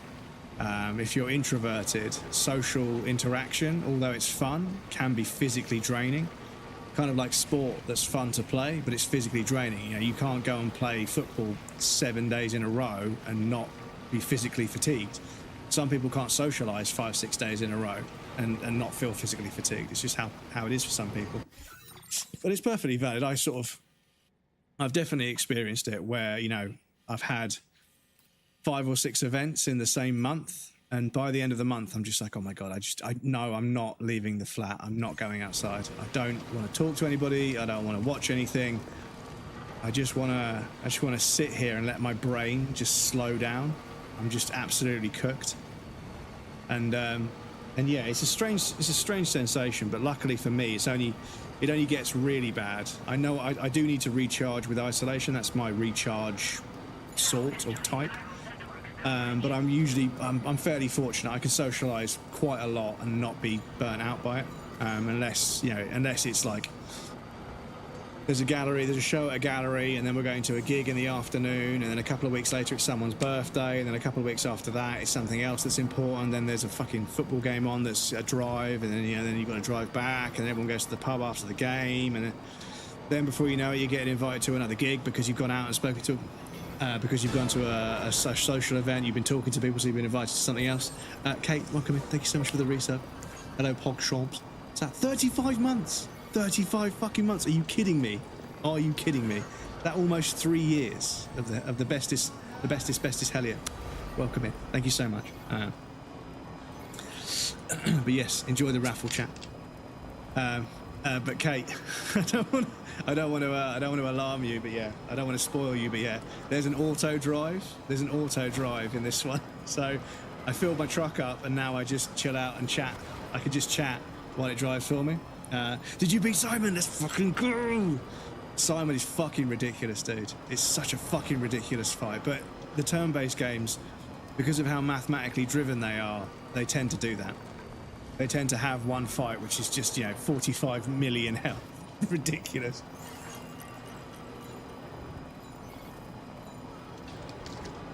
Excuse me. But yeah, look at this. Game of the year, almost. I think Expedition 33 will take Game of the Year. This is brilliant. It is brilliant. But unfortunately, the impact of this is obviously it's not quite as, it doesn't hit as hard because it's a sequel. Like a lot of this stuff we already know about. We already know how things work, so it's amazing. But it is a sequel, so it's difficult for a sequel to hit quite as hard as a brand new IP, because the stuff that's repeated in this can't hit because you've already seen it. So yeah, whilst we're here, we'll grab these ceramics.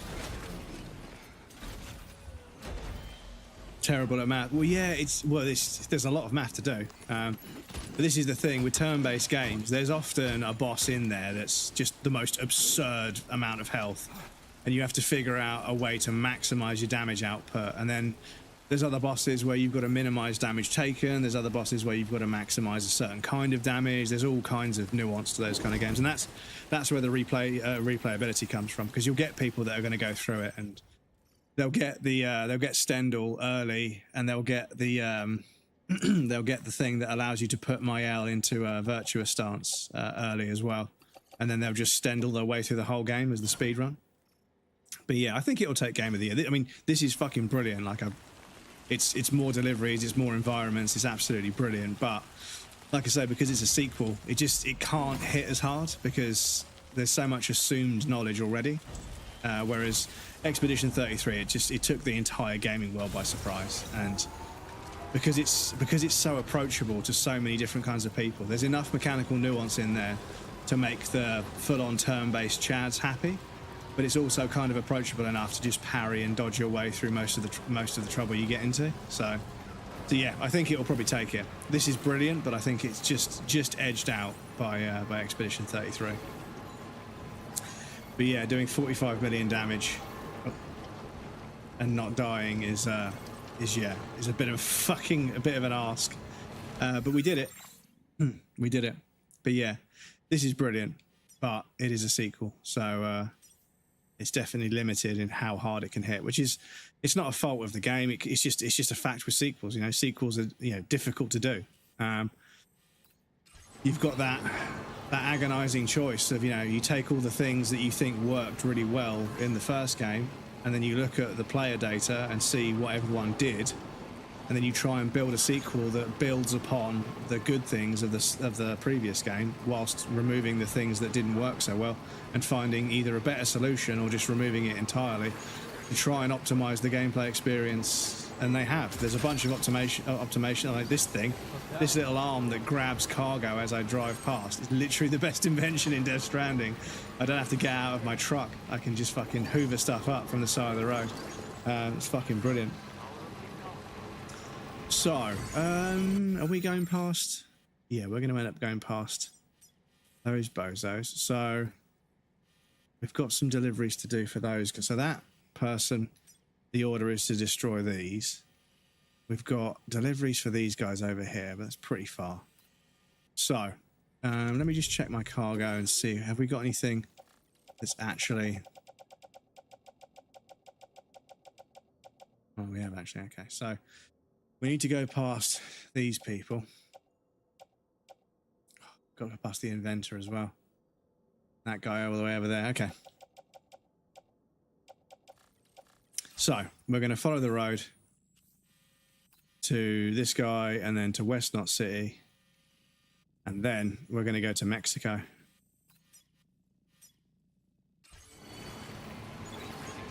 And make sure we 5-star all those deliveries.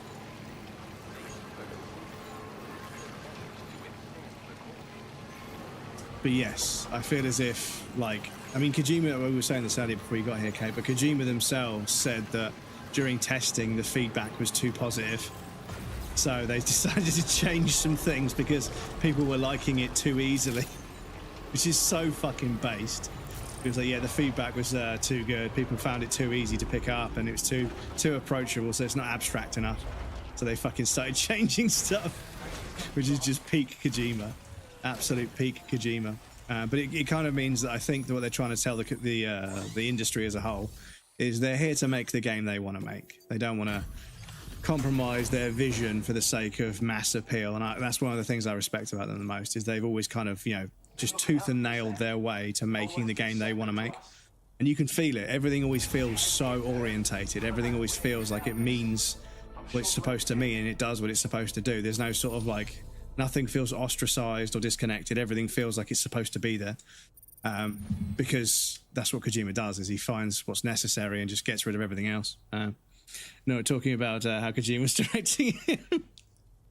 It's like, pick up the baby and then cry because of the strand. And it's like, I have no idea what any of that means, but okay. Hey, look, a whale. This is probably so true. Because of the stranding. But yeah, Norman Reedus is way too real for it. But yeah, pick up the baby and then cry. It's like, what? Well, why? Because of the stranding. I'm sorry, I have no idea what that means. Look, a whale. Look, a flying whale. Oh man, the behind the scenes where they were like doing all the mocap and stuff was hilarious. The motorcycle rig they had, which was just like plumbing PVC pipe. Reedus was like, ooh, and then he pulled the handlebars off and everyone fucking lost it. But yeah, bless him. But to be honest, man, think about this, right? You design video games for a living, right? And then like suddenly you're telling Norman Reedus how to act. You're directing Norman Reedus. It's like, you know, it's quite the jump. But yeah, it's the fact that Hollywood is buying into Hideo Kojima's games, because when you think about Uncharted, Last of Us, Uncharted, sorry, not Uncharted, yeah, hang on, brain, memory, Uncharted? Yeah, because they're on an Uncharted adventure. So Uncharted, Last of Us, and all sorts of other sort of big AAA projects. Celebrity buy-in and like cameos and homages and stuff, they're traditionally quite few and far between. And then Kojima leaves Konami, starts a brand new studio with no credibility in the industry, just the fact that they're you know, obviously a fucking savant game creator. And with the first game the studio makes, they just got like a rogues gallery of almost every celebrity that's currently popular in the world to just sign on. And that in itself is such an achievement is such an achievement to have that many celebrity cameos in one game. It's probably got more celebrity cameos in Death Stranding 1 than in all of the other games I've played put together. I can't think of... There's so few, because every now and again you get a voice actor that's a proper celebrity actor from films and Hollywood. And then there's a bunch of voice actors that are just voice actors for games and animation that are fucking brilliant because they've got amazing voices and stuff. But yeah, like to get like Conan O'Brien and the guy that, I mean, the guy that does Acronym, the clothing company Acronym that makes a lot of the clothing designs is inspired by Acronym, the clothing company. The fact that the Acronym guy, Errolson Hugh, is in the game is fucking crazy. Wearing the otter hat, exactly, it's fucking crazy. So yeah, Cyberpunk had, how many celebrities were in Cyberpunk? You had Keanu Reeves was in Cyberpunk, but how many other celebrities? Because bear in mind, like, I mean, I don't know. Mouse, can I have the mouse, please?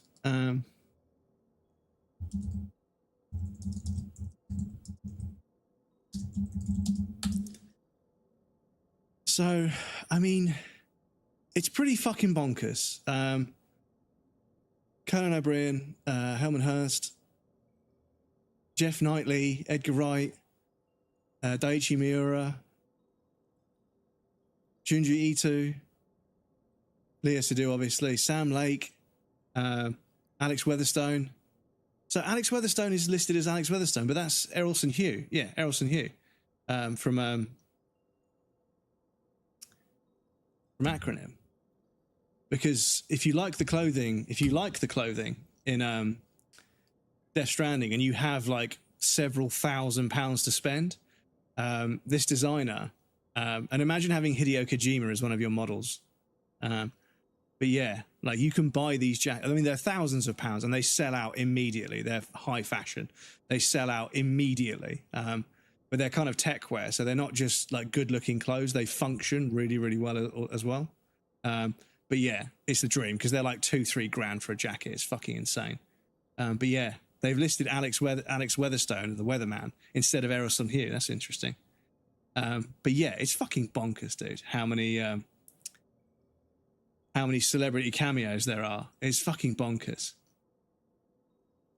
Conan O'Brien, Daiichi Miura, Hirokazu Hammer. I'm not sure. Is he a chef? I can't remember. Jordan Voight Roberts. I've seen. Yeah, he's in this one as well. Tommy Wakola. I didn't recognize that one in the first game. Sam Lake, obviously, you recognize. Edgar Wright, Jeff Keighley, Errolson Hugh. Oh yeah, Junji Ito, the engineer. But yeah, it's bonkers. It's fucking bonkers for a new studio to come out of nowhere and have that many celebrities in their game. Bonkers.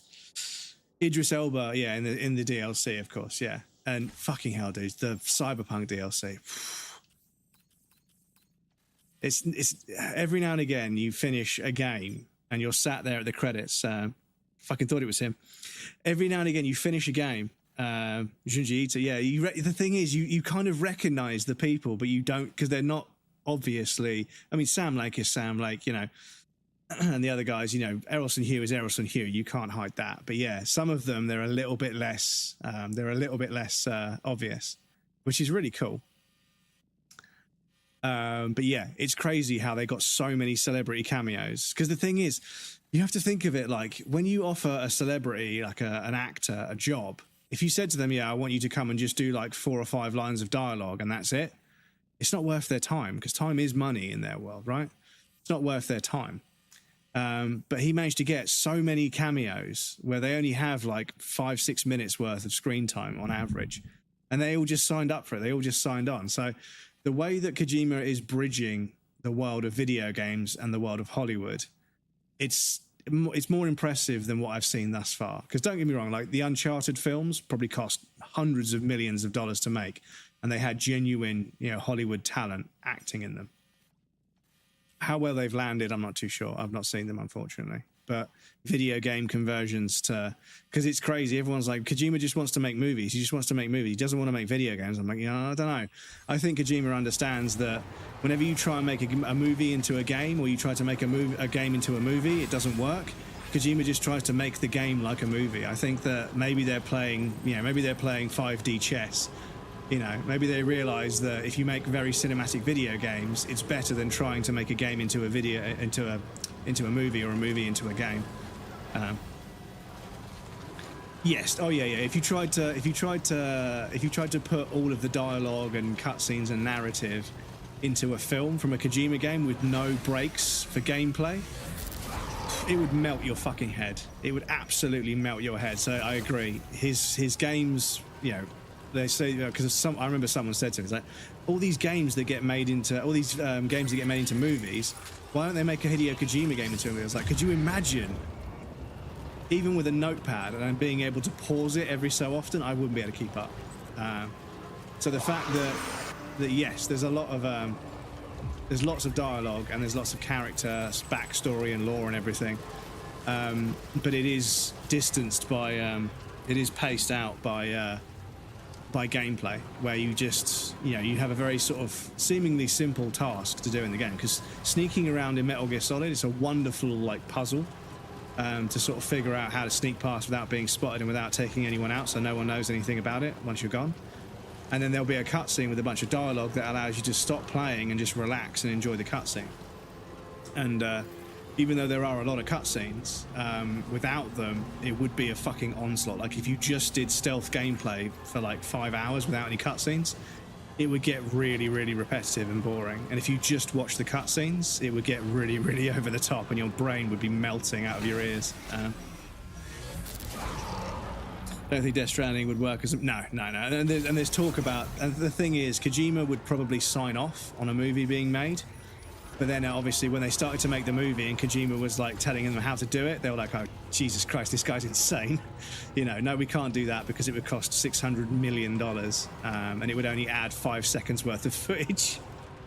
But yeah, it's an interesting mixture, because Kojima is so heavily inspired by films. You get a very specific kind of video game, and if you like film, and you can get along with how he tells a story and how much story there is to get through, they're so compelling as video games. Just walking around in the rainy night in Cyberpunk was amazing. These graphics are really awesome. Oh god, yeah. In terms of like how visually impressive games are, and it's kind of scary to me that CDPR have moved over to Unreal Engine like everyone else. Because with the Red Engine, they were doing some good works. I mean, Night City in Cyberpunk is one of the most compelling city environments in a video game history ever. It rivals Grand Theft Auto. Like, it's so visually interesting to move around in Cyberpunk. I barely fast traveled at all. As a gameplay experience, it's rewarding, but as a movie experience, I think it would just get really weird and frustrating. Yes, you would kind of feel a bit sort of like, I don't know. Yeah, I think if I was to watch all of the cutscenes from a Hideo Kojima game and not play anything, I'd feel like my hands were supposed to be doing so because I played the game so much. But yeah, I think that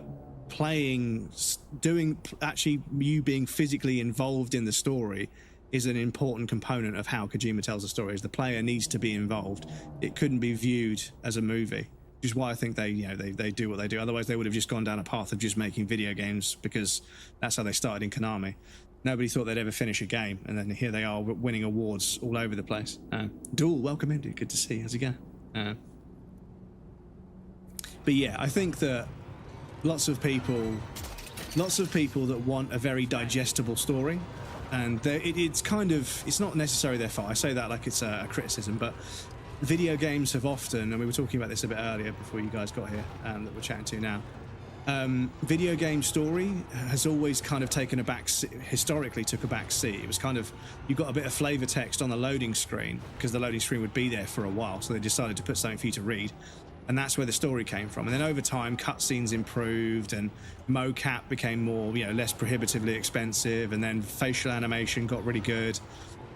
And now we can have incredibly, well-scripted cinematics. And Clair Obscur is a fucking perfect example of that. Like, if you watch the cutscenes in that game, the micro-expressions on the players' faces, it's just, it takes it to another level of realism. Like, when the characters are delivering dialogue, and the characters don't even need to respond. You can just see the look on their face and see how they're receiving that line of dialogue.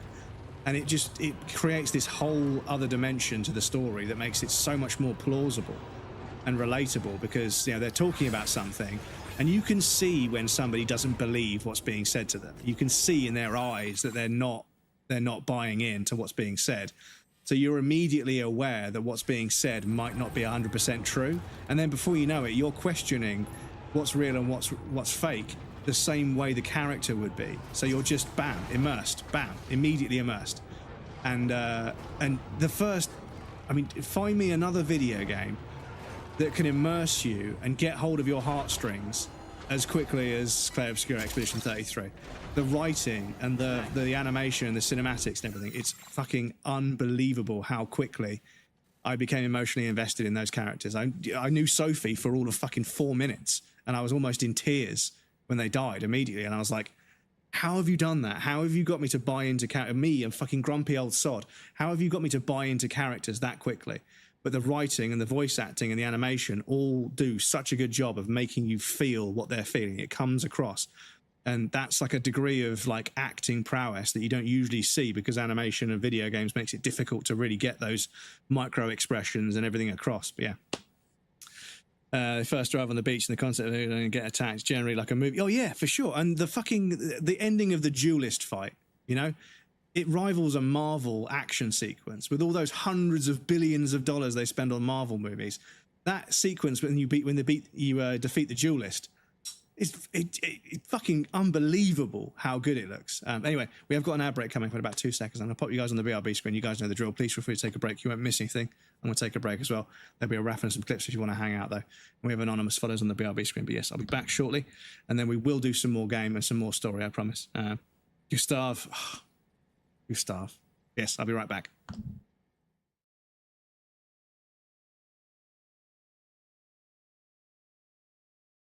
Bristling with not exactly a place I'd stroll into. I see. Here to challenge Godric and lay your hands upon a great rune. You can see it then. Well, enjoy it. I'm tarnished, but unlike...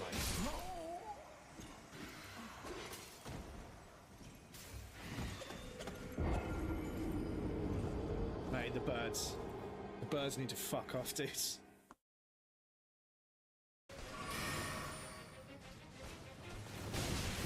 No.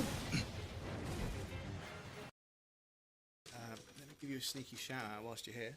Hope the rest of the stream was good, dude. I think you were getting towards the end of Martha is Dead at South. I wonder what clip it will give us. Oi, fuck off, dickhead! Oi, get out of the... Oh, there's so many cunts in the fucking... If you ever needed a taste of South...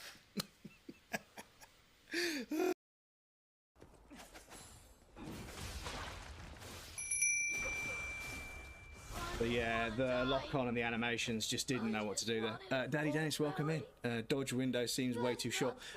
It's Beetroot_Chutney says it's feasible that this measle-riddled weasel runs on copious amounts of diesel. Pop goes the weasel. Thank you very much, I appreciate it. Do you want to know the most embarrassing thing? We're only getting 90 FPS.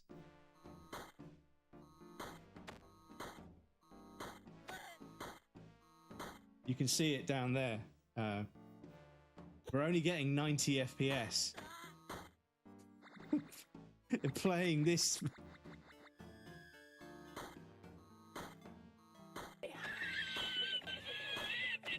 Fuck's sake, dude.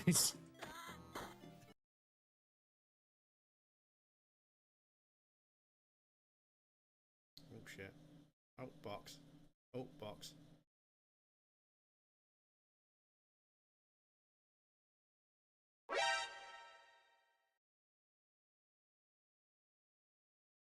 You motherfuckers. You motherfuckers.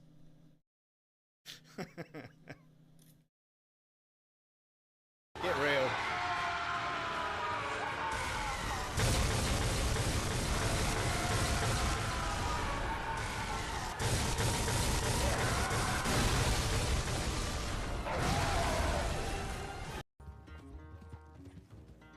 All I gotta do is not crash.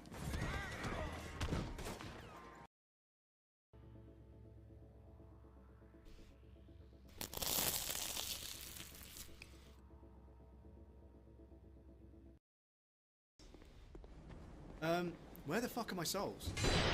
Oh, really, game? Really? Really?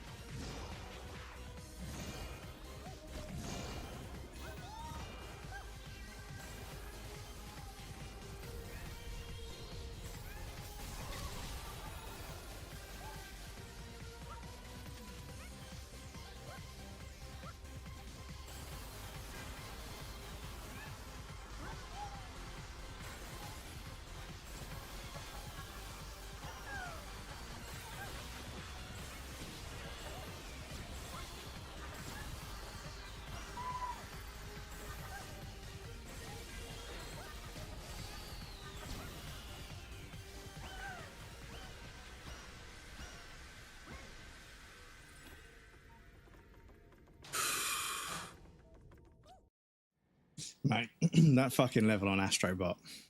Apparently there's more. Apparently there's like DLC. Sorry, welcome back everybody. Apparently there's like 3 DLC levels. So I might have to jump back into that one. But yeah, like as someone that grew up playing like platforming games on like the NES and the Super Nintendo and the Mega Drive and everything, moving over to like the platforming games on the PlayStation, Crash Bandicoot and everything, I got reasonably okay at platforming, but yeah, that's arguably some of the hardest platforming I've come across in my entire life. The challenge levels in that game were fucking ridiculous. But it's bonkers, man. Like the Mario Maker, like the wave of Mario Maker levels, some of them are like, I don't even understand like how masochistic you would need to be to make the levels, but also to fucking try and complete them. And there's one dude, big old beard and like retro, like holds the controller like retro, like tech. Like it's hard to explain. They hold the controller like this because they need to be able to push all the buttons in a certain way. And yeah, they do these challenge levels on Mario Maker. Some of them I can't even understand. Like it's just the entire screen is things that will kill you, and huge sections of map just have no floor. You've got to like grab a shell and then do like a trick to like bounce off of the shell midair to get more momentum. It's fucking bonkers. Right. So I think I need to leave behind a few bits and pieces because I've got some delivery stuff for. Got all these materials. Oh, I've done it again, chat. Hang on. Fuck's sake. I actually need to get rid of my materials before. Should I just store them? Should I just store them and then pick them back up?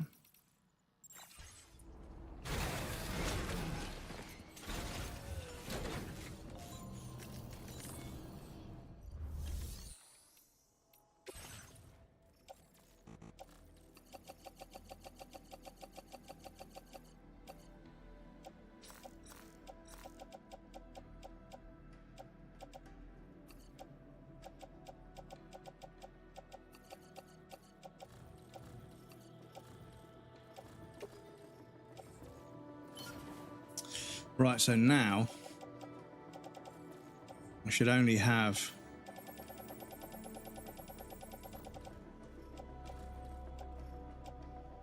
the truck is mostly empty.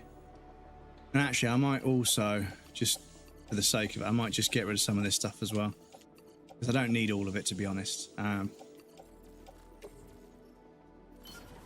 put all of that in the private locker. It means the truck is basically empty. I've got a few things that I might need. But yeah. What that means is the truck is now basically empty. So there's a few big orders in Mexico. They're like 200 and something kilograms or something. So I think that's the game's way of saying you need to get a vehicle and come back, which is why the vehicles can go through the plate gate, but yeah.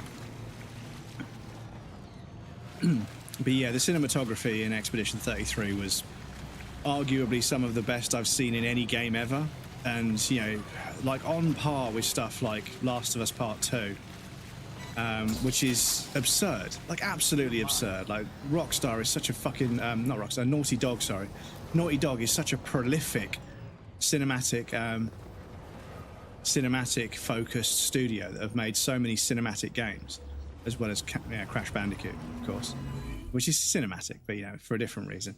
But yeah, for a studio like Naughty Dog to make one of the most cinematic games ever in The Last of Us, that it transferred to TV so easily because of how cinematic it was anyway. For a small studio of people to come up with something that's like arguably just as, if not more, cinematic with a team of 33 people. I mean, they outsourced some of the animation work, but still. The color, and the fact that each area has a distinct color, not a whole color palette, but the color palette leans in a particular direction per area. It's such a nice touch, because I think that color grading in general is such an overlooked talent in the games industry. Whereas in films, color grading is super, super important. And obviously that cascades down to making YouTube content as well. Really, really sort of aggressive, hardcore YouTubers will be doing like color grading on everything to try and make their videos look as good as possible. Got some, yeah, we left these behind, didn't we? That's fine. But these can go in the truck. But that being said, oh my god. Because Ghost of Yotai is going to be targeting PlayStation 5, right? So it'll have more to play with. And if this is what Decima can look like, I mean, I know you're only still playing the first one, but this game is one of the most visually impressive things I've seen on a console. The intro sequence, I can't wait to see your response to the intro sequence if you play it. But yeah, almost everybody has had the same expression where it's like, wait, this is gameplay. It's a cutscene, and then it just says, off you go. It's like, what? Are you fucking kidding me? And yeah, they've made Decima look like, because we saw the Unreal Engine 5 demonstration years ago, and they showed off Nanite, which is like this rocky kind of desert texture system. And it infinitely scales the polygons so that you get this granular level of detail. So things get more detailed as you get closer, to the point where they can have absurd amounts of polygons up close, but can be really, really efficient at mid-range and long-range. And then I haven't really seen anybody take advantage of that technology. I haven't really seen any really compelling desert rock environments in a game yet. But this one, fucking hell, the intro's insane. Absurdly detailed. And yeah, it's that intro sequence is going to stick in my head. Because the music as well. Woodkid did all the music, and fucking hell, I fucking love Woodkid. Their music is so good.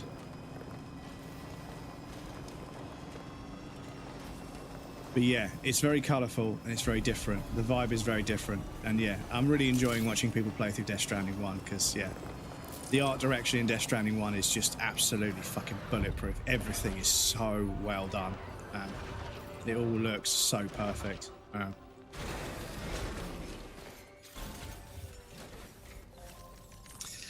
But yes, so Expedition 33 managed to... so you've still got this massive... So it would go in the truck. So do you know what? Let's try and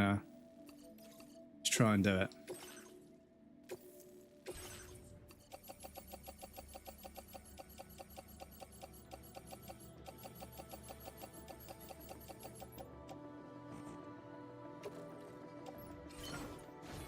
Right, cool. Counting the days, yeah, and because the thing is, we didn't get any more footage, did we? We got like a little teaser, and it said more soon, and I was like, but I want to see more Yotai now. I want to see some more Ghost of Yotai now, but yeah, if we can. Well, the thing is, if we play it on console, I don't know if you can force. Because I don't know if you remember, Kate, but when I played Ghosts of Tsushima, I forced 20:9 aspect ratio on a 16:9 display. So it letterboxed it and made it like full-on proper widescreen, like a film. And it definitely lends a cinematic quality that I really appreciate. And I love doing that with certain games. And I don't think I can do it with this one. I might be able to force it in the PlayStation settings. But it's a bit extra. And I've already done a bunch of streams at 1080p now, so at 16:9. So it'll be a mismatch with my other episodes. So yeah, but yeah, forcing the aspect ratio to 20:9, it made Ghost of Tsushima even more cinematic. Because yeah, 16:9 is a nice format, for video games, because that extra headroom is space for the HUD and a bit of extra view. You know, you can see into the distance a bit more. But yeah, with a game like Ghost of Tsushima or this, you know, cinematics, yeah, it makes it feel even more cinematic than it already. Because when a game is aiming for like a cinematic feel, but like it doesn't allow you to do proper like letterboxing, it's a shame. Because yeah, I think it can definitely. Oh, it's a time limit. Okay, we've got 9 minutes. 9 minutes to get to. What is this? Is it this person?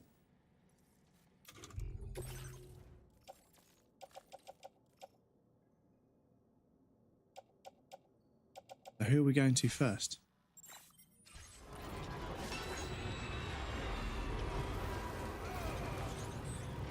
Oh, it's gone. I can't see it. I was avoiding the porters. So instead of cargo, yeah, orders. Okay. So express. Oh, okay, we've got to go. Oh, okay, it's quite far. Everything else is just normal, right? Yeah, so it's just this one. So that's where we're going. Villa Libra. I'll whack a marker down there. So the quickest way, probably going to be down the hill and then around, I think. Right, but we're going to have to boost it. And I'm going to have to go full yeet. So hopefully we don't damage anything. Yeah, I don't know, 9 minutes. It's quite a lot of ground to cover for 9 minutes. I think it wants us to do it on foot, I think. But we wouldn't be able to do it. Maybe it's 9 minutes if you break it up into smaller. Maybe each parcel could only take 9 minutes, but yeah, no slowing down. Just fucking send it. But yeah, I think that when you're trying to make a game feel as cinematic as possible, I'm so used to playing video games in 16:9 that games struggle. However, one thing I will say is that when a game is 16:9 but the cutscenes are 20:9, that means the cutscenes immediately feel more cinematic in comparison. So there is a trade-off. Ghost of Yotai's got some really cinematic cutscenes, and it's got some absolutely beautiful Kurosawa like vibe cinematography in it. But obviously, if you've played the whole game in Letterbox, you don't get that effect, unfortunately, which is a bit of a shame. But yeah, doing the fights in Letterbox when it's not black and white, but it's the color palettes are very carefully chosen, so there isn't too much color, but there's just enough to not make it feel bland. And doing the fights in when you get into a flow state and you start like, you know, deflecting and attacking at the right time and defending at the right time and using the right stance and everything, yeah, it lent a cinematic quality that I think added to the overall experience. And I hope there's an option to force it when it comes out, but I don't think it will. I think most PlayStation games usually just default to 16:9, but you can obviously use a PlayStation on different monitors, but unfortunately ultra-wide support isn't usually default, because you don't really get ultra-wide TVs. You get ultra-wide monitors, but not ultra-wide TVs. So yeah, when it's ported to PC, it does, but I don't know if I want to wait until they port it to PC. Because how much time was there between Ghost of Tsushima releasing on PlayStation until it made it to PC? Because was it a PlayStation 4 game?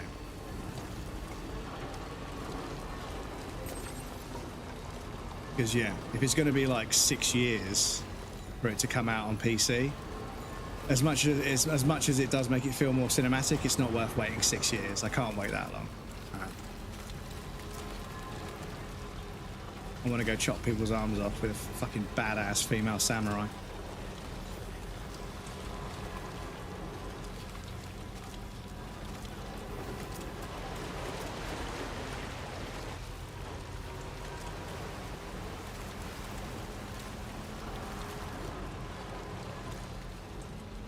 No! Okay, careful.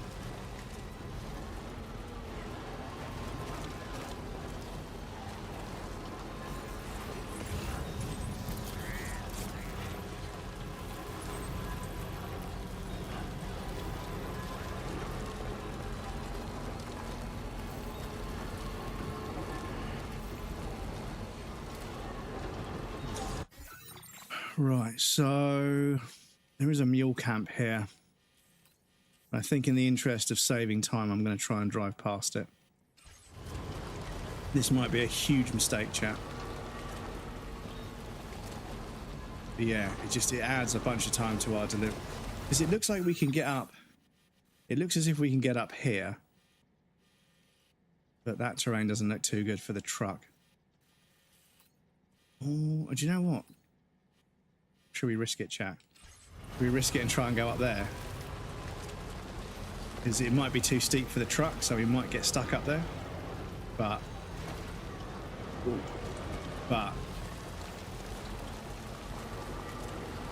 no guts, no glory.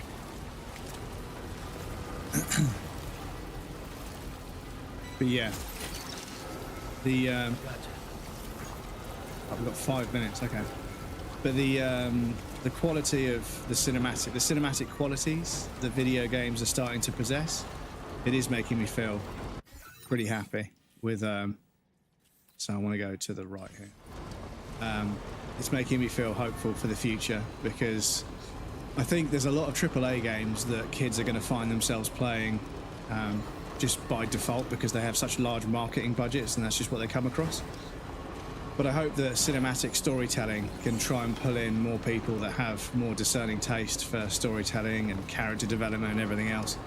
Because yeah, I think that the technology and the stuff we can do in video games has continued to improve, but storytelling is few and far between, unfortunately, which is a real shame because yeah, there's some amazing stories in video games that I think a lot of people that would be considered non-video games people are starting to notice. And like I said, Last of Us Part 2 kind of transitioning to TV series so quickly and so easily. It shows that there's definitely a thirst for good stories in Hollywood. Just hope that Hollywood doesn't come along and ruin video games in the process of trying to poach all the IPs and stories, because that would be a shame. But yeah, if it means studios get more money from, if it means game studios get more money from film studios rather than investors.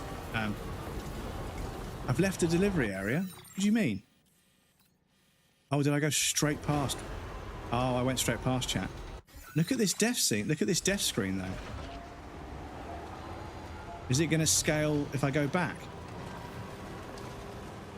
That's kind of cool. So yeah, I went straight past. So I need a bit of terrain that I can climb. I also need the river to be nice and shallow. One of my close friends doesn't play any games ever, and she knows about Red Dead Redemption 2 after movie, not just because of me. But yeah, like it's crazy how many feminine presenting people that had no interest in video games before, but they played Red Dead Redemption 2 on their partner's PlayStation, and they're like, holy shit, this is one of the most heartbreaking stories about, all of the good qualities of masculinity. It's one of the most heartbreaking stories about that. It's one of the greatest works of fiction I think humanity has ever produced. It's such a heartbreakingly beautiful story, full of many different emotions. And yeah, the fact that it's so applicable to people that, because Rockstar make video games, they always have done, right? But yeah, they obviously got a crew of writers to really, really push the boat out with that one. And yeah, so many people that have no interest in video games. I think we just about made it. We wasted a bit of time, but hopefully, because we didn't run out of time, it still counts as S. Sam's getting quite sunburned though. Best stories told in any medium of... Yeah, it's one of the greatest works of fiction I think humanity has seen for a while. And I think it's like Hideo Kojima. It's put a stamp on entertainment history as video games are kind of more of a future of entertainment than films. I think that once there's enough video games for people that don't necessarily play video games, that are just stories that you play through, I think games like The Last of Us, Red Dead Redemption 2 will develop a very significant portion of what people that don't play video games play. And hopefully that results in them branching out to play other things as well. Video games become an even bigger part of the entertainment industry as a whole, which means more money for developers, more money for artists and designers and game designers and everything else, and writing and everything else can improve. Yeah, exactly. The gaming industry is worth more than the film industry because the films cost a hell of a lot to make, but they don't make a lot of money like beyond box office sales, which hopefully, as long as they clear what they spent and turn a profit, but video games continue to be profitable years and years and years after their release, whereas films tend to die off because once you've seen a film, you've seen a film. But playing a game is, you know, it's more entertainment for your money and everything. So yeah.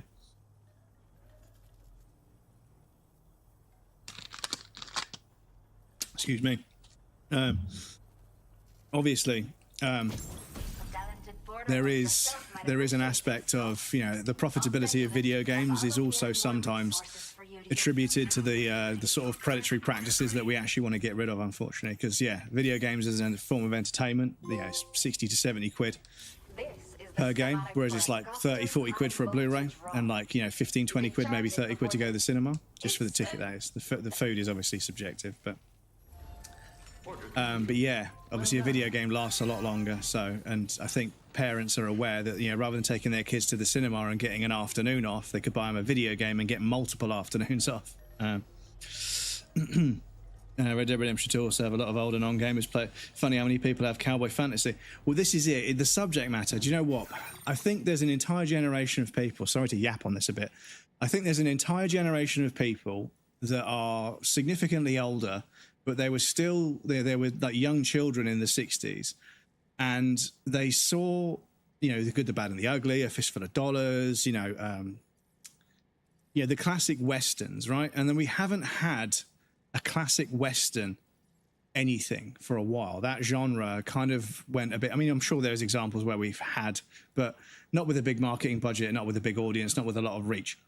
So the whole category and genre of cowboy film kind of sort of faded a little bit, and it kind of got forgotten. And it's a shame because, I mean, the good, the bad, and the ugly, the ending sequence of the good, the bad, and the ugly with the guitar and the French horn, it haunts me how good that is. Whatever his name was, Sergio Leone. Was it Sergio Leone? It's fucking hauntingly good, that ending sequence. I implore you. I mean, the whole for a few dollars, Fistful of Dollars for a few dollars more, and Good, the Bad, and the Ugly. If you can get hold of them and watch them in a row, they're really interesting films, and they definitely show their age and everything. But they were, you know, they're filmed on celluloid. You know, they're films, you know, so they sort of have that sort of aesthetic quality to them. But yeah, the ending sequence, it just gives me fucking goosebumps every time I see it. It's so fucking good. And yeah, the romantic idea of roaming, you know, the outback and everything. But yeah, there's obviously a thirst for that kind of story. There's obviously a desire for that kind of story because, yeah, Red Dead Redemption 2, it reaches out beyond, you know, what video games would usually, you know, even a Rockstar game has a certain amount of reach, makes a certain amount of money, but it's demonstrated how well a story can be told over 60 hours when it's a video game versus what you can get away with 2 to 3 hours in a film. Because how much it costs to make, you know, because when you think about it, how much does it cost to make a 2.5 hour film, which is quite a long film by standards, today's standards, 2.5 hour film, and kids that have got TikTok brain are fucking gone in the first 15 minutes. So even if you work really hard, conveying a good story to generations that have shorter and shorter attention spans, it's going to become difficult. Whereas a video game can last 60 hours, so you've got lots of space to play with. All of your characters can have an hour's worth of backstory, you know, punctuated in and out of the actual main story to really flesh them out as characters. And the involvement of the player controlling certain sections of the game that become, you know, because sometimes a game will reference a gunfight you had. Like, you know, that fight when we went to steal that station wagon, it all went wrong. And, oh yeah, I remember doing that. I was there. I was. It did go wrong. You know, we got jumped by some people, and because you experienced that yourself, you know, you can do that. And rather than just a film which would reference it, films would reference things outside of the narrative to try and bolster the section of the thread of narrative that they're talking about at that particular given moment. So they say, oh, yeah, what about that time we did this? That didn't work, did it? Yeah, exactly. So the character is demonstrating doubt in someone's abilities. They're referring to something, and it makes it's world building in the film and everything. But in a video game, you can make the player go and do that, and that cements it in their memory a lot more. So yeah, storytelling in video games is incredibly more compelling in places. But yeah, I also fully appreciate sometimes when I put a film on, the telephone, everything else gets turned off. I'm watching a film. I might have a notepad sometimes, but yeah, I'm watching a film, and what I see has been perfectly crafted by the director, and it's their vision. And that's why Kojima is so amazing, because they're a visionary. They have a vision of a game, and they make that game. They don't compromise. They don't fucking change things to create more sales. They just tell a story that's amazing. They put a bunch of really interesting mechanics that feel really interesting to use. They create really interesting challenges for the player, and then they punctuate it with this batshit insane story that you kind of need to play the game, or at least watch a video essay on the game afterwards to really grasp the whole story. But the Metal Gear Solid story over 5 or 6 games is fucking insane. But yeah, it's a story that I've grown up with. So yeah, it means the world to me. A lot of older non-gamers became unfashionable like swords and sandal epics. Yeah, and I saw the trailer for Nolan's Odyssey. Very interesting. So Nolan's doing another film called The Odyssey. Okay. But yeah, I mean, I think when it comes to video games making a bunch of money, the truly scary thing is...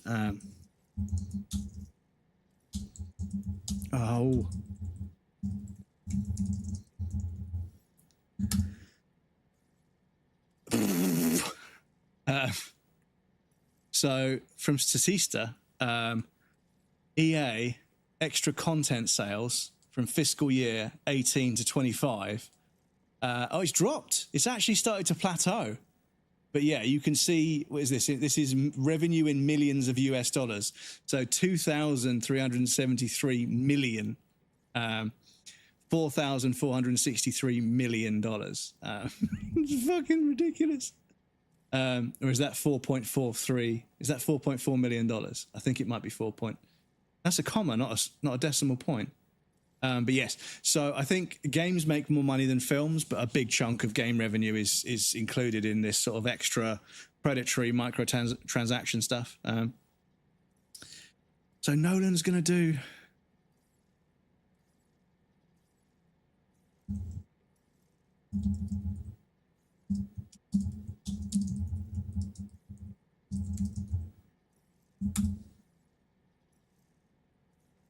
Okay.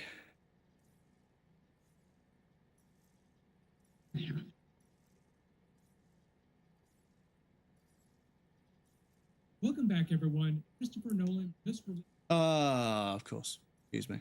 Not actually the trailer, is it? It's somebody talking about the trailer.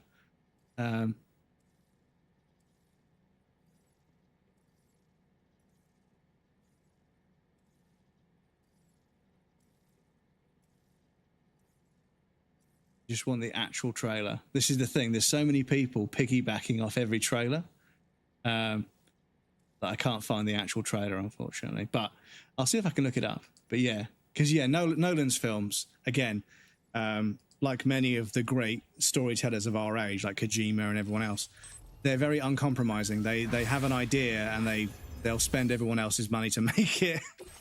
But yeah, we love them for it. Destroy the explosives. So those ones we can do as and when. So we're going to go back to that guy anyway, I think. We're going to go back to that guy anyway. Grab all that. Coughed it. I need to see Tenet. I haven't seen Tenet yet, but I need to go. I need to get a copy of it somehow. But yeah, I need to know if it's on if it's on Blu-ray. Then cool. I can just buy a copy of the Blu-ray.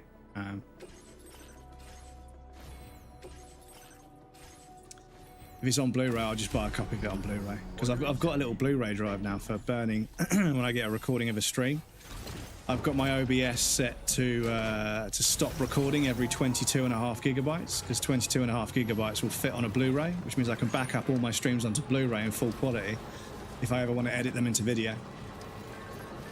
And a Blu-ray is like, you know, you can get like 50 of them for like 20 quid or something, so they're not very expensive. EA losing FIFA, got to hurt them bad. Did EA lose FIFA? I don't really pay attention to that kind of game. So, who's this? Oh, excuse me. Yeah, we can go do that. But I didn't realize EA lost FIFA. I imagine they fought tooth and nail for that, because yeah, the FIFA sticker packs where you unlock players, the money they make from that is fucking crazy. Because lots of people are like, oh, look at all these casuals that just play FIFA. I'm like, dude, you understand the FIFA market? The money is insane. I don't know, because there are kids, and a friend of mine who works in a second-hand game shop was like, you'd be surprised how many PlayStations we get that are just dead, and they want them formatted and sold. And you open them up, and this kid has thousands of hours on FIFA and nothing else. They play nothing else. Or they've got thousands of hours in COD and FIFA, but nothing else. And it's so depressing. It's so depressing knowing that there's like entire demographics age-wise of kids that just don't ever step outside the mainstream. They only play 2 or 3 AAA games. And it's like, dudes, there's so much more on the table. There's so much more out there for you. I mean, as long as they're happy, you know. But at the same time, it's just like, fuck, man. Like, imagine, like, I think of all the fucking games that I've played, like Half-Life, Metal Gear Solid 1, and I think about all these games and how fucking ridiculous they were and how formative they were in my experiences as someone that enjoys storytelling, and how they all push the medium forward a little bit. And then, you know, you find out that there's people that have just never played them and just have no idea about how video games work a certain way, because back in 1992 we figured out that actually this is the best way of doing this and this is the best way of doing that. And it's just a standard these days. But like, yeah, it's crazy. And I don't want to sound like a salty old boomer, even though I am. But yeah, it's like I've said before, it's been so heartwarming to watch people step out of their comfort zone and play Death Stranding 1. And then a couple of the cutscenes hit and low roar just fades in whilst they're climbing a big mountain, and they're like, this is such a vibe, this is such a fucking atmospheric kind of like experience. I'm like, yeah, it's just, yeah, there's nothing like it, there's nothing else like it. There's nothing quite like it. And I think that's what Kojima was trying to do, is in 2020, whatever it was, they made a video game that has basically no contemporaries. Like nobody has made something like Death Stranding 1.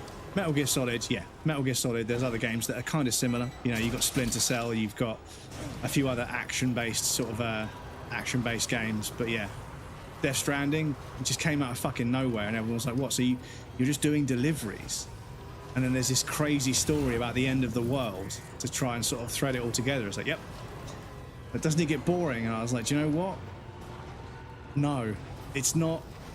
It's not like Red Dead Redemption 2, where like you're riding down the road and you're really sort of starting to feel like, damn, this is really sort of poetic. It's kind of nice to just cruise along, you know, a highway in the desert on my horse and just take in the atmosphere.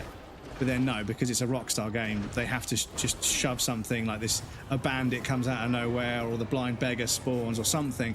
Something has to happen to punctuate that moment. And it kind of breaks the immersion for someone like me. And as much as Red Dead Redemption 2 is literally one of the best stories, you know, in delivery methods I've ever come across, I do worry that they just lack the confidence to just let the game's atmosphere do the talking.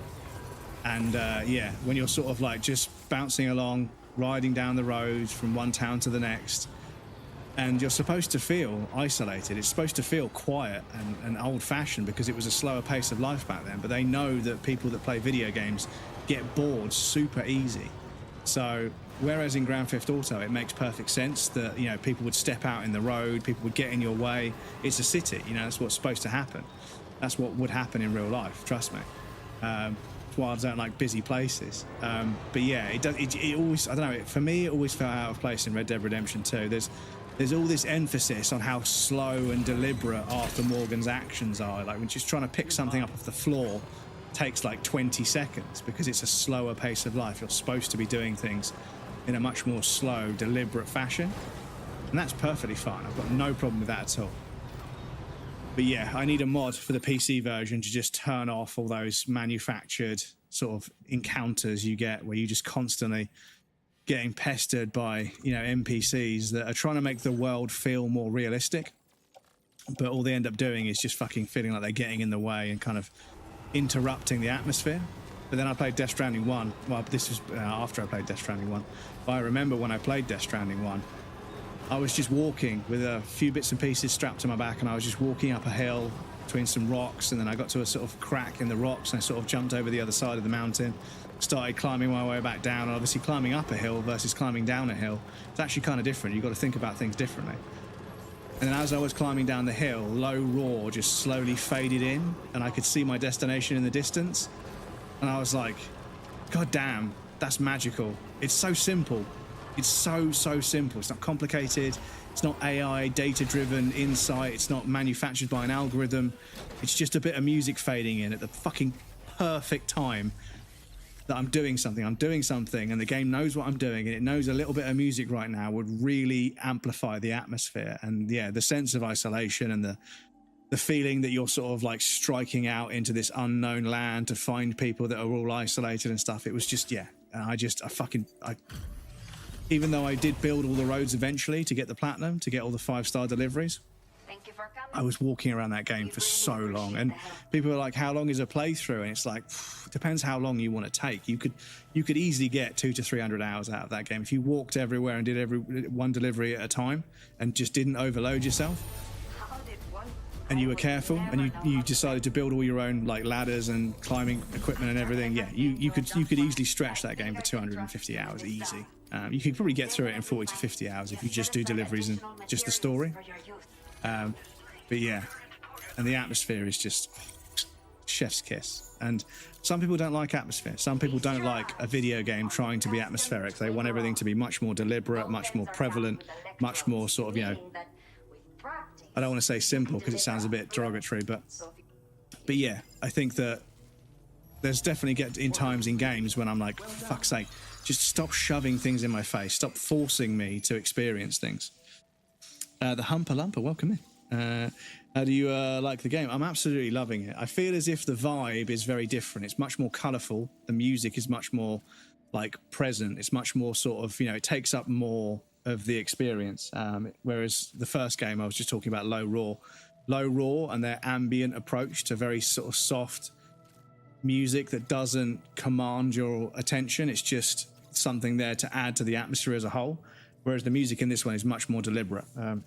It's not so much designed for the game, or the game isn't designed for the music. It's just a bunch of music that's in the game. So I don't feel like it doesn't cohesively create an atmosphere like it did in Death Stranding 1. It's really good music, and the intro sequence with Woodkid and the other Woodkid songs are all fucking perfect. And I imagine there's going to be some cinematic moments where the music's playing and Sam's doing something, and it's going to really elevate the atmosphere of the game. But yeah, the vibe's very different. I felt like the vibe was going to be much more sort of, you know, isolated and muted in this game, because the first one was quite isolated and quite closed off. But I suppose because this is a sequel, and obviously in the first game we we connected everybody. Therefore, what the hell was that? Because everyone was connected in the UCA, maybe the game is trying to be a little bit less isolated. But I feel that's a shame, because I think the isolating feel created a lot of space, if that makes sense. It felt like quite spacious, and that space not being interrupted made it feel very calm and almost meditative to be walking from one place to the other. And the atmosphere was just so spot on. So yeah, it's different, and I'm not sure if I like this one better than the first one. I think the first one still takes the cake for me at the moment, but sequels are difficult, so good to hear this. I'll only buy the game when it's discounted. Yeah, I mean, it depends how much you enjoy the kind of gameplay Kojima's designed. I think that if you enjoyed the first game and you liked the distance, I mean, obviously I loved it, so I pre-ordered the fuck out of this. Not like months in advance, but, you know, on the payday before it released, I bought it so I could download it. Because I fucking loved it. I think it's fucking brilliant. But yeah, I think if this game went on sale, it would be an easy 50 to 60 hours of absolute gold for a low price. So I don't think there'd be anything wrong with waiting to get it on sale. But yeah, I think it's definitely more of the same in all of the ways that you would want it to be. And it's got a few quality of life upgrades. It's got a bunch of interesting characters and story. It's difficult to make a sequel hit as hard as the first game. So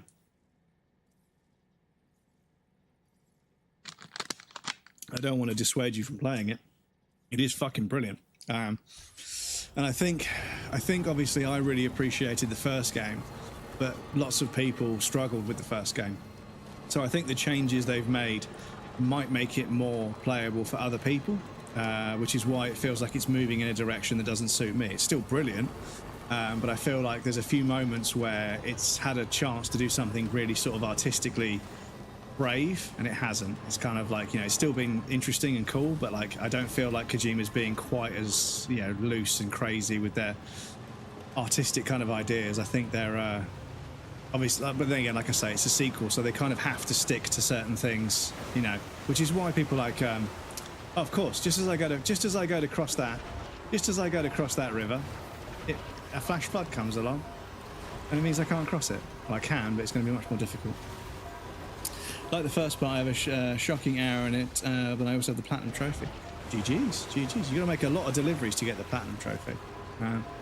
It's not a difficult platinum trophy, but it is time consuming. But like I say, if you like the atmosphere and you like the vibe, then yeah, it's not like a challenging platinum.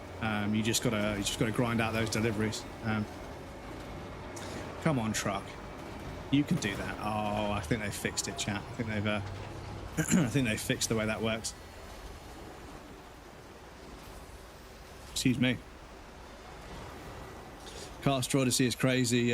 It's not his best. Okay, so the cast is not so great. That's strange, because you'd think by now Nolan has created a handful of films that I think people will be analysing for years. And for the mainstream to do that, I mean, obviously there's art house cinema that people have been analysing for decades, and it's super interesting to watch an art house film and then watch like 10 different video essays that completely, you know, they all go off in different directions with their interpretation.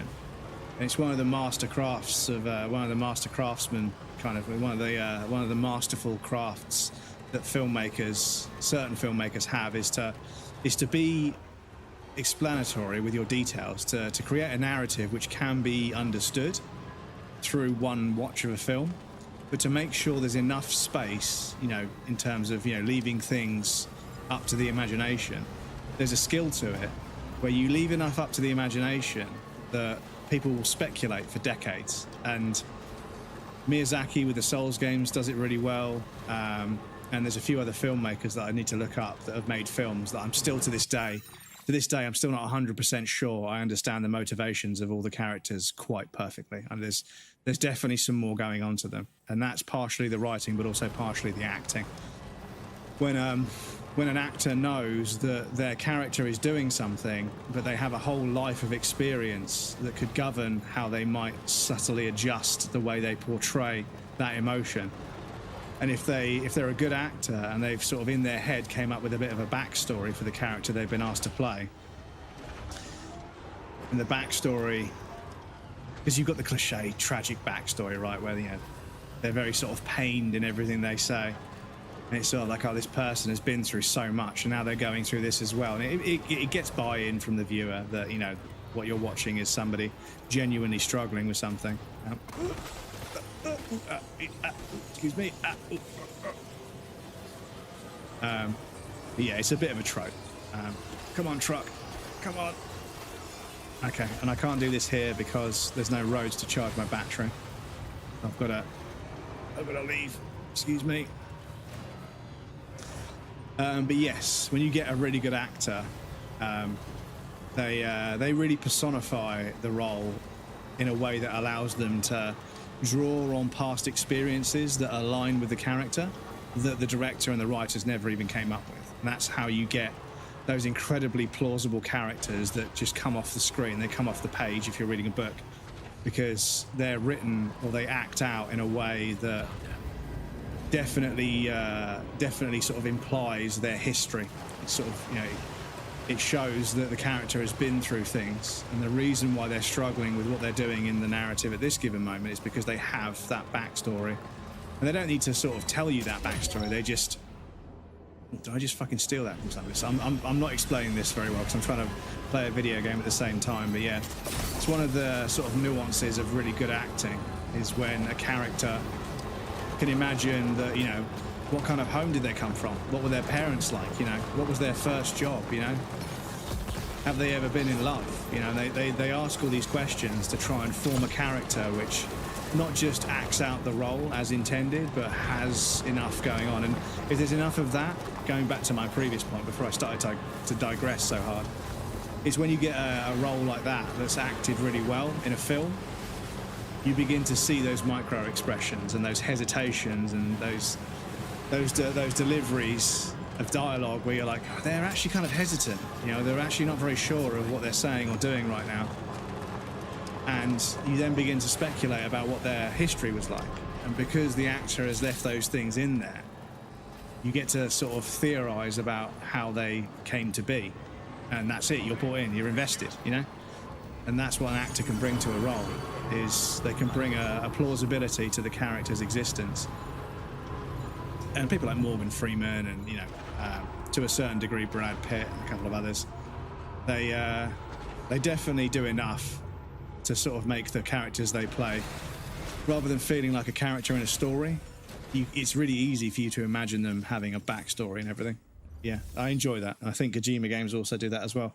Kojima's a bit more obvious with it. They talk about the things that happen to a character and why they're called Fortune or why they're called, you know, Solidus or whatever. Why they're called Solid or Liquid Snake, or why they're scared of water or something, you know.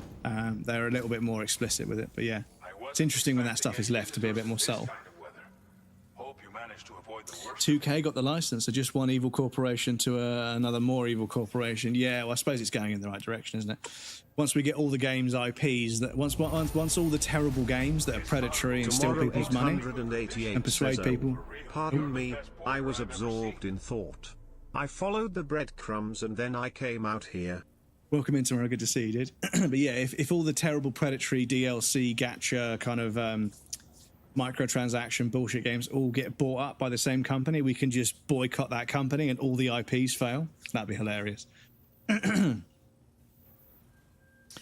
Like the fast part of the shocking hour, and it's a treasure. No, I mean Tenet isn't his best. The last for the Odyssey looks amazing. Also, Tenet isn't his best. Okay, not hard, but if you want to play calmly, I can spend several hours in the game for sure. Yeah, exactly. Where are you in the story? So we're up to episode 6, Chrysalis. We've just found tomorrow.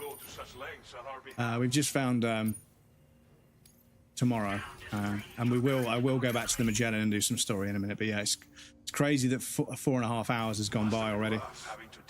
But yeah, this is the thing, you know. Like I feel like I enjoyed Death Stranding 1 more than this, but I'm 4.5 hours in, and I'm not tired of it at all. I still want to play. I still want to do story. I still want to do deliveries.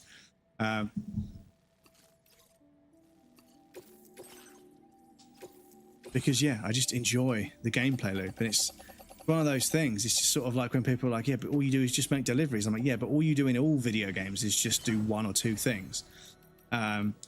It's the way the game challenges you in achieving those goals, but also the tools it provides to improve your performance against the challenge of the game.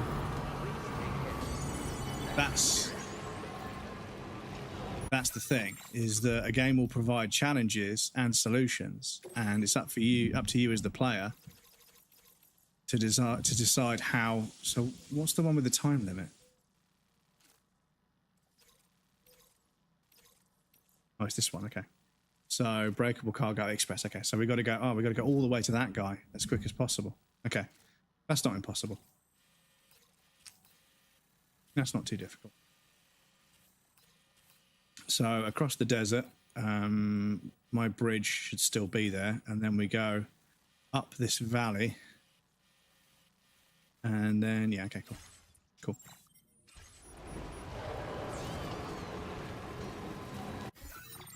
Bearings. The wrong way.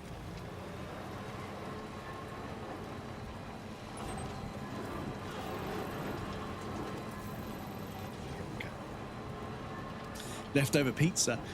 Were we talking about leftover pizza in your? Were we talking about leftover pizza in your chat? Somebody was saying how terrible leftover pizza was, and I was like, I don't know. I've actually bought pizza and left it in the fridge overnight, so I can have it as leftover pizza on my day off. You know, I've actually done that. I suppose it depends on the pizza and how fresh it is, but yeah, I definitely feel as if leftover pizza is not terrible. I can't remember who was saying it's terrible. But yeah, I know that if you've got a microwave, you can microwave it with a glass of water, and the glass of water will actually help keep it moist. And the air fryer. Yeah, the thing is, I bought an air fryer a little while ago, and I've wanted to try it. People have told me that reheating pizza in the air fryer is really good. Chicken wings are a really good one, because the thing about chicken wings is you need to blast them to cook them, but then you need to let them cool down. But if I've got, like, I've got 2 drawers on my air fryer, but I've got a big drawer and a small drawer. But if I put a bunch of chicken wings in the big drawer, cook them up, take them out and put them on the plate, I can then use the big drawer to make some chips to go with them. And by the time the chips are finished cooking, the hot wings are the right temperature. So it's actually a bit of a strat. Makes it normal hot pizza again instead of weird microwave pizza. Okay, so the air fryer is the trick. Okay, so I could have leftover pizza, but if I want, so I could buy a pizza and then let it go cold, so I've got leftover pizza. But I could still reheat it. The technology, chat. The technology. Speaking of technology, I treated myself. I got a bonus at work, but unfortunately the bonus won't cover air travel to America, so I can't do TwitchCon, unfortunately. It's a real fucking shame. But the trouble is, I mean, I say this is a trouble, but you know, it's nice to get a bonus at all. But obviously, when you get a pay rise and a bonus, and it all goes into the pay packet for that month, you pay tax on the whole lump sum. So a bunch of my bonus actually got eaten up. So unfortunately, with how much aeroplane tickets are going to cost, how much a hotel is going to cost in San Diego, I can't do TwitchCon, unfortunately. Zemima's Prodigy, welcome. Thank you for the backwards fart. But yes, I treated myself to a slightly more advanced vacuum cleaner, like a robot vacuum cleaner. This one bumps around, and I have a Eufy 30C, which I think is the one that Ghost had, that decided to try and fly, which is just. The thing is, he told that story, and I was like, "Oh my god, dude! I know exactly what happened." I've heard of them just not, the edge sensor just not fucking working, and they just yeet themselves off stairs and stuff. Luckily, my flat only has 1 level. But yes, I've had one for probably 5-6 years, and after me and my dad redecorated the flat, because we weren't allowed to go out to work in the lockdown, so we just redecorated my flat. We put a hardwood, like a pretend hardwood floor down. Oh shit, I need to charge my vehicle. We put a sort of a hardwood floor laminate style thing down, so it's not like actual wood, it's like slats, but they're like a polymer that's super like hardcore. It doesn't fucking tear or break or anything. And if there's sort of temperature changes, they don't split like wood does. So yeah, but anyway, since I've had a hardwood floor, my little vacuum cleaner has been doing an absolutely fucking amazing job of hoovering up all the dust, and also all of the fucking cat hair from little man over there. And yeah, so I invested in a slightly better one, and this one has got little mop wheels on the back, so as it's moving around picking up dust, it's also like mopping the floor, which is bonkers. But yeah, it was on offer. It was like 300 quid cheaper than it should have been. So I was like, you know what, yeah, I've been using one for like 5 or 6 years. It's actually really good for my back. Not having to hoover is really good for my back, which is not so good after years of BMX. But it got delivered and it was broken, and I was like, oh, I hate when that happens. I think somebody broke it and just put it back in the box and just sold it to me. But I spoke to the support people, had a bit of a chat with them, built rapport with them, because that's what I do. I like to chat to people. And they said, you know what, like you're actually quite a nice dude. So what I'm going to do is I'm going to send you a replacement now. And I was like, damn. He's like, I'm going to email you a label. Please post that one back to us. And I was like, yeah, sure. Yes, I've got to wait for the replacement. But Welcome, yeah. Sam. Thanks for swinging by. Shaming the hairy cat daily. Well, the thing is, because he's an Oriental short hair, so he's got short hair, but it's very, very fine. It's very soft, very, very fine fur. Even for a cat, he's like really soft. And even now, just moving around, I can see cat hairs, and because it's so soft and so fine, any warmth whatsoever, and it's enough to lift the hair up into the air, and it reaches the ceiling and cools down, and it descends, and it gets everywhere. And I brush him like every couple of months. I brush him like mad, and I end up with like the brush. I get like this like sort of I don't know what you call it. It's like fabric that you just keep folding, you keep rubbing together strands, and it creates this like faux fur. I don't know what you call it.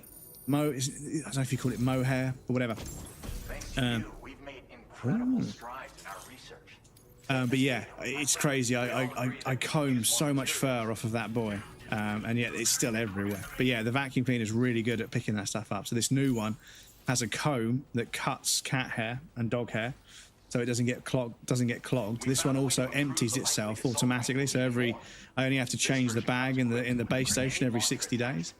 So I'd have to grab the Hoover, take the butt of it off, the arse of it off, open the arse up, and Hoover out all the junk.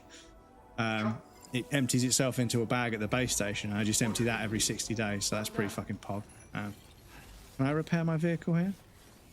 Yes, I can. Cool. You can shape the cap out of the brush. Yes, you can make little bits of clothing for them. You can make like little horns and little cowboy hats and stuff. It is hilarious. Patched up and good to go.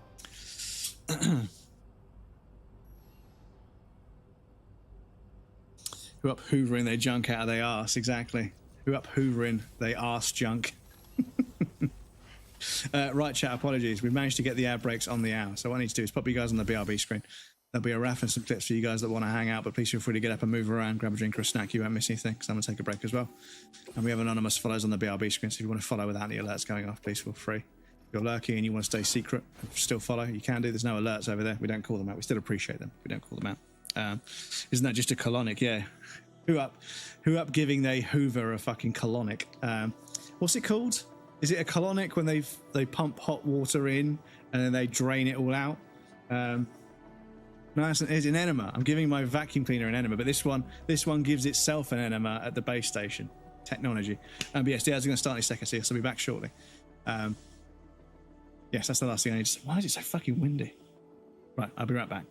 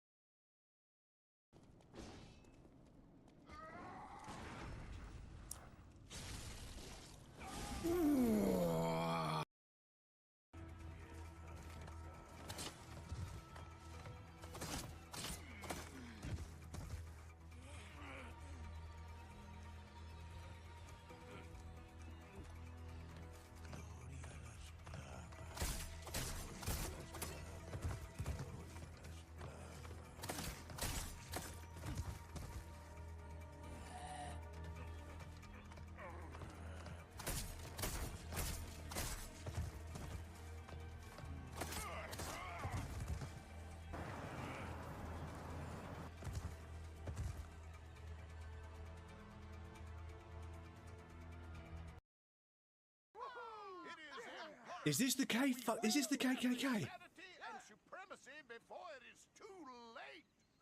Supremacy. Our numbers are waning, thanks to the fools in Congress and their ludicrous ideas.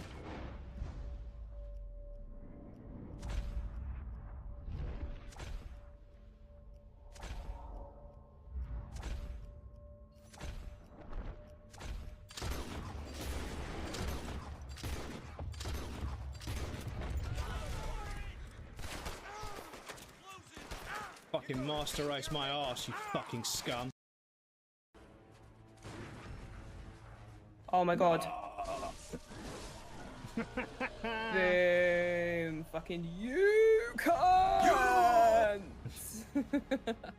You can't. First time, baby. That's what you get. Easy. Yeah. Easy clap. Easy clap. Jerking the meat. Thank you so. Stop it. Welcome in. Thank you for the follow.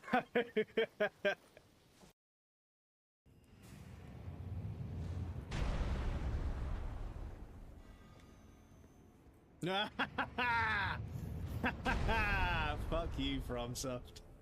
Fuck you.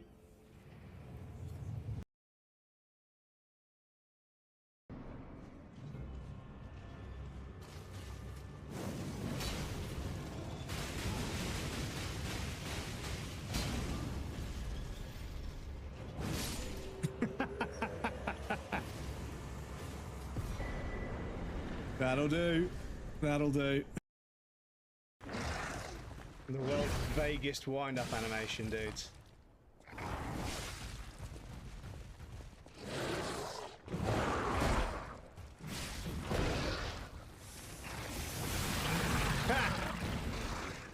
Get Gascoigned, bozo.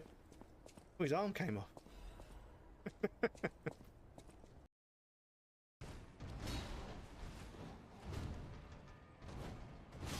Fuck off.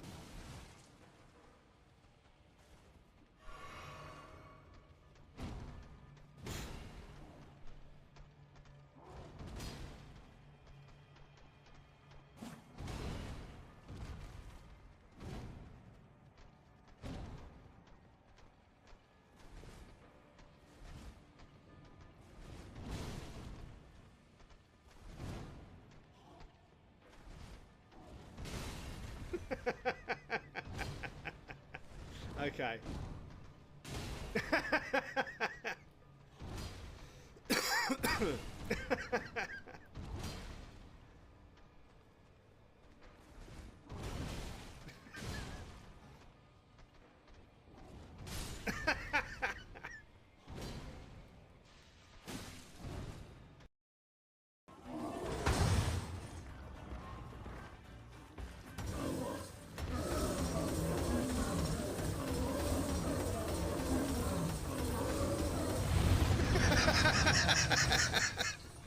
Get fucking stun-locked, bozo. Welcome back, everybody. Thank you for your patience. I appreciate that. Thank you for lurking, Kate. Enjoy the pizza. Echo, welcome in, dude. Hopefully the cricket's going well. We've got Formula 1 qualifying a little bit later. It's Silverstone, so that's the UK circuit for those of you that are unfamiliar.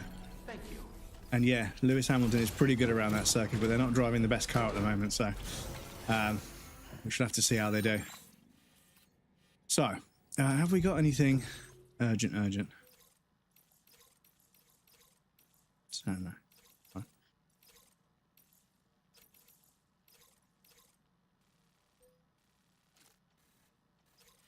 Okay. Right, so we're going down the hill.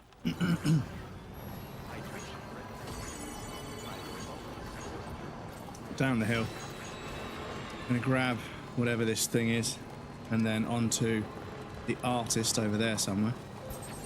Oh, actually, I need to charge my vehicle up.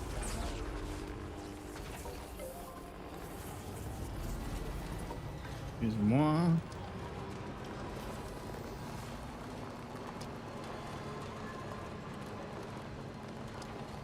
So some people have a purple. That's strange. So on the overlay, you've got a purple Twitch icon. In the chat, you've got like a purple sparkle instead, and I wonder what that was.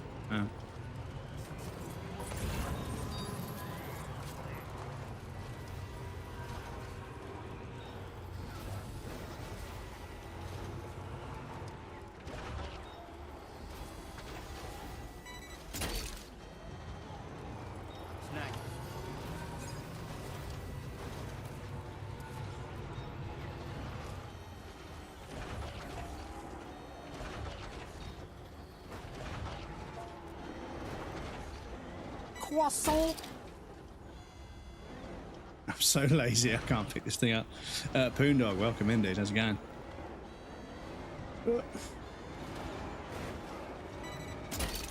Thank you. Oh my goodness, this fucking grabby arm is literally the best thing in the world. Just drive around in the truck, just never getting out of the truck.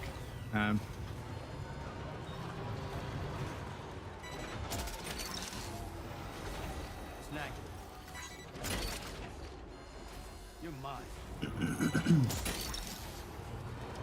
Gotcha. Recovered everything then. Great. Let's get it delivered. Sure thing. Right, so let me grab this as well.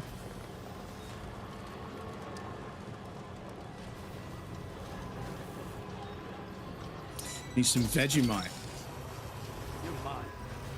Because yes, somebody was actually they were an Australian streamer. An Australian streamer was like, what contributions to the world has Australia made? And I was like, isn't Vegemite like an Australian invention? Gotcha. Right. So that, we're pretty close, so we may as well just head back and deliver things we just picked up.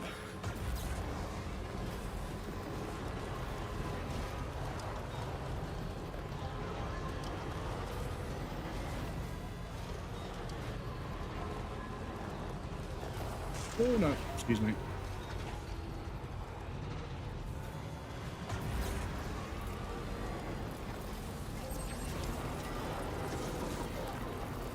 But yeah, it's crazy because there's no roads in this particular area. I'm driving around, I'm not realizing that I have to worry about the battery on my truck. But yeah, I can't remember who the level 2 battery came from, because I'm hoping there's a level 3 battery, which is like the last one and therefore makes the truck basically just last almost forever.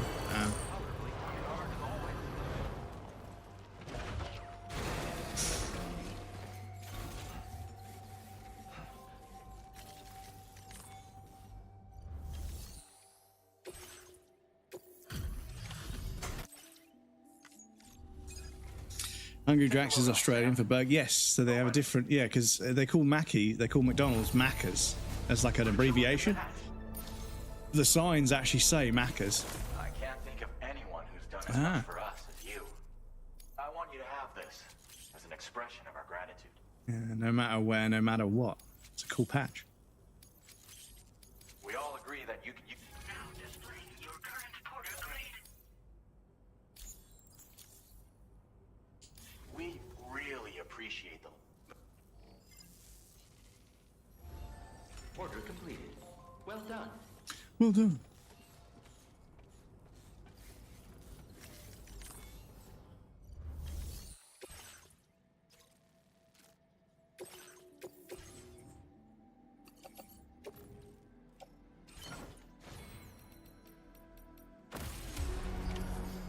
Right, so let's head down the hill all the way to that guy.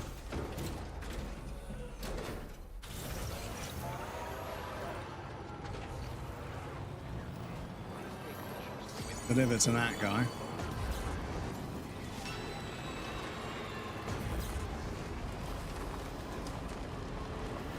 Because we've got a few orders from somewhere else as well for that guy, so yeah. I wonder if there's a Death Stranding 1 speed run.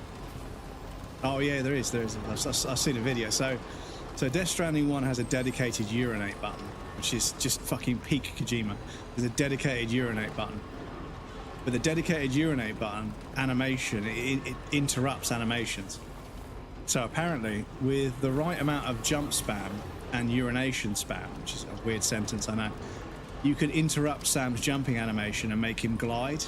And once you get used to the timing, apparently you can gain and lose altitude slowly, which means you can skip huge chunks of the game. Thieves. Not safe for work. Sorry if you're at work, Thieves. Thank you for the donation, Alia Phoebe. I really appreciate it. It's very kind of you. Norman Pedus. Yeah, exactly. Norman Pedus and the Haunted Fetus. You have me at urination spam. Yeah, it's hilarious. Maxi did a video, how urination speed run Death Stranding. Maxi did a video on it. And yeah, it's fucking hilarious.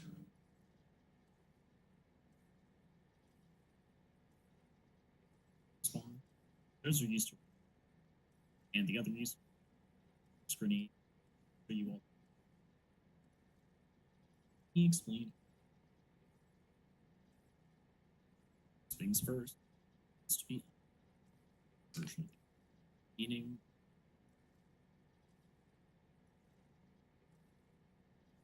And the piece.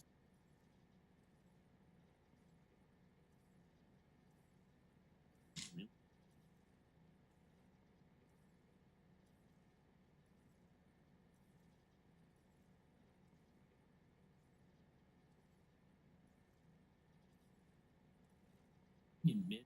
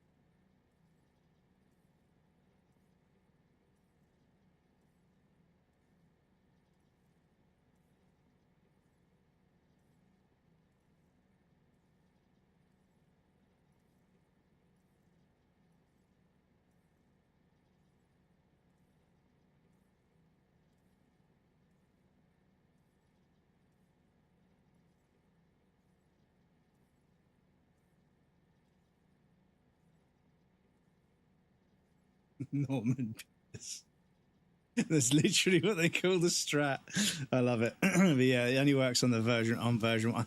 And I don't know if I bought the disc copy of Death Stranding. I think I might have been a fucking lazy fuck and downloaded it digitally. But yeah, I've got a PlayStation 4. It's not. I could offline it, and I do want to wait until a new jailbreak appears. Because yeah, there's some jailbreaking stuff I want to do with my PS4. I don't want to steal games, obviously, but I want to be able to use Homebrew, and I want to use it as a media server.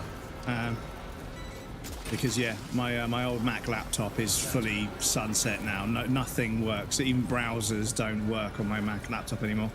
I can still use it to play. I can use it to play PlayStation 1 games and PlayStation 2 games, but it's not really fit for purpose anymore. But it's my old laptop. I've had that for like probably 20 years, so you know it's done well. It was a little media center that used to play on my projector and play PlayStation games and stuff.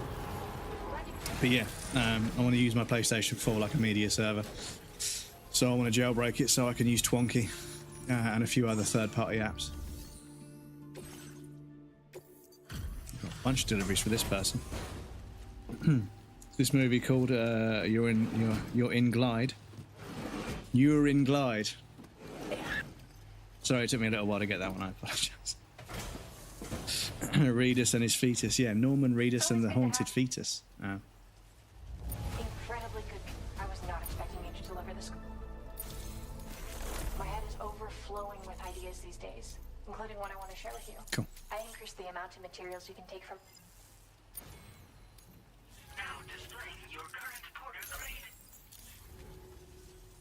Oh, I shared some color data I think will suit you.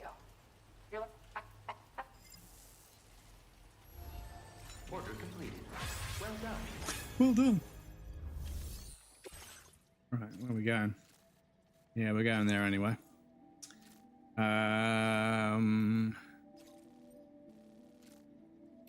We're going to go there again at some point anyway, so we've already 5-starred them, so it's fine.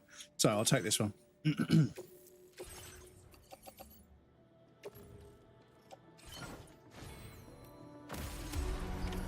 Order accepted.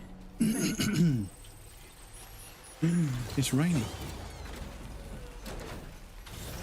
I don't understand. I did everything I was supposed to. Why is it still raining? I mean, I know I live on the south coast where it's windy anyway, but it's windy as fuck today. Oh my god, the brakes, the brakes, the brakes! I'm hard on the brake right now, dudes. Hard on the brake.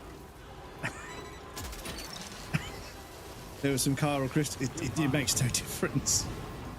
Once you're moving downhill, it makes no difference. I think they've made the vehicles a little bit less easy to control because, yeah, I think people were abusing. Well, I say people. I was abusing them, but it wasn't because of me that Kojima noticed and did anything. I think a lot of us were abusing the truck. The truck in Death Stranding 1, you can get away with so much. I remember fucking full boost just going over a bunch of rough terrain and the truck was making such a horrible noise. But nothing got damaged and I made the delivery in record time, so, you know, I got my my Legend of Legends S rank.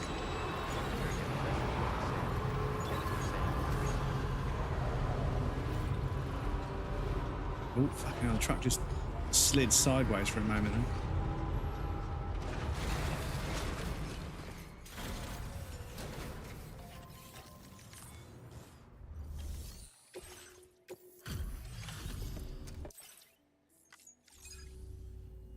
Come to visit us again? Welcome.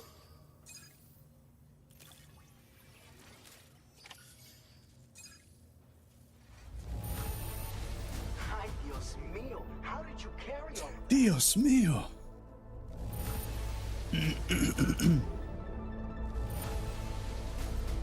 All this stuff. Never. Still not 5 stars.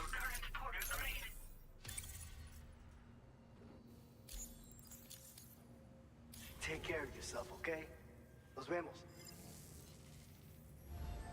Order completed. Well done. Buenos dias, muchachos.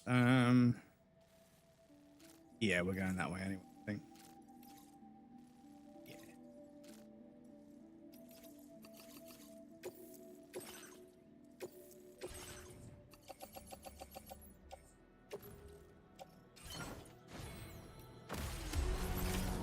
Order accepted.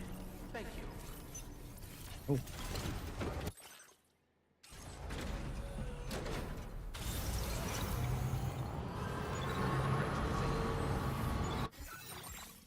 Oh, whose is the express? Oh, we got to get all the way to there. Okay. So, we're heading for Villa Libre again. Very impressive one to say.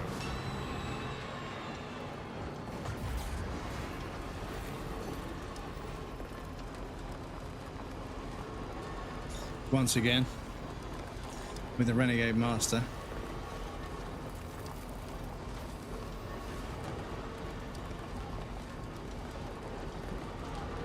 I haven't had that song in fucking ages.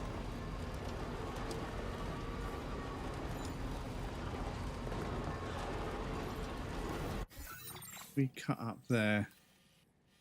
Yeah, nice. I feel like if we could get across this mountain range, it would obviously make our lives a lot easier. But yeah, as long as this time we don't continue all the way down there, we need to remember that. Ooh, it might be. I might have to build a bridge there. I'll just. Have I got any PCCs on board? I do. Okay. I think I can make a bridge over there that might make everyone happy.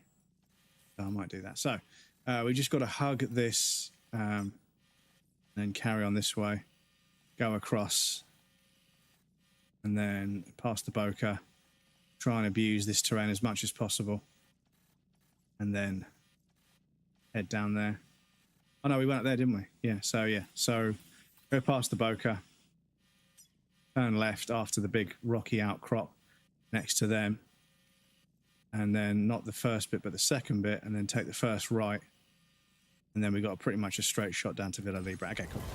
So I won't build the bridge this time. I'll build it after we've made the delivery because it's a time delivery. So.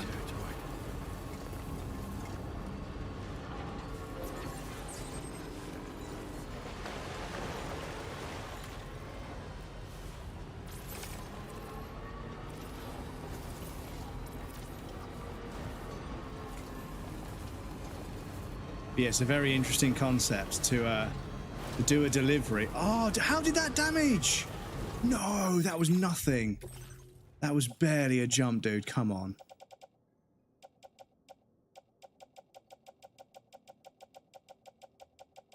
Okay, I think we got away with it. I think it was just container damage. Okay. I think it was just container damage, so it's okay. We can make the container damage go away with repair spray. So we're now... Oh, actually, no. Do you know what? We are actually cutting across quite nicely. We're actually cutting across quite nicely. And then there's a gap in the... Oh, actually, this is actually fine. This is fine, yeah. So this is actually a pretty quick way of getting from one side to the other.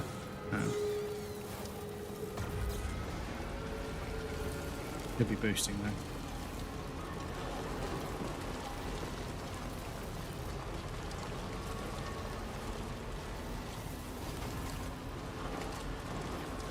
Right, we're going downhill and we're boosting, so be careful, breadcrumbs. Don't destroy the cargo. And yeah, we're headed over there.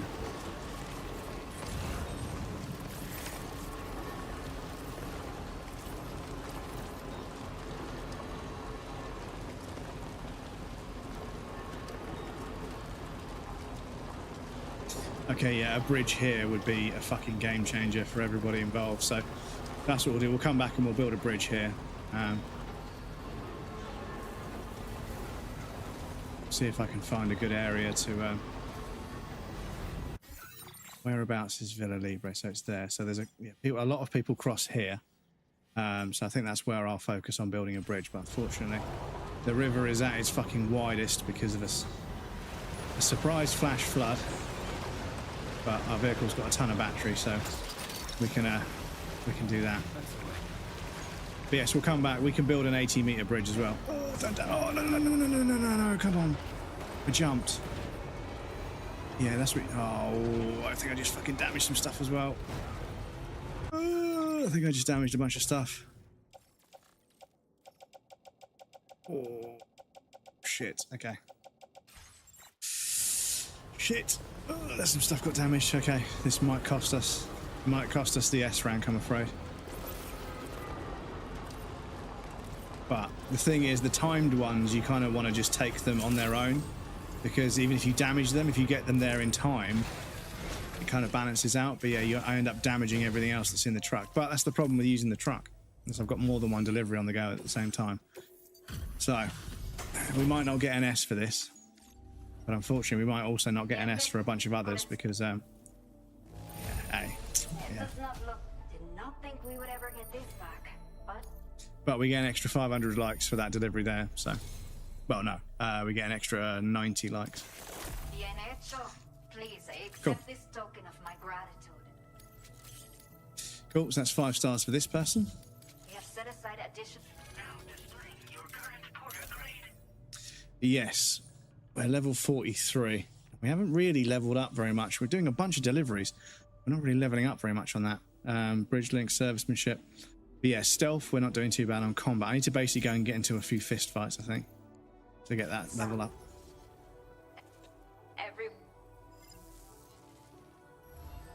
Order completed. Well done. So, what have you got?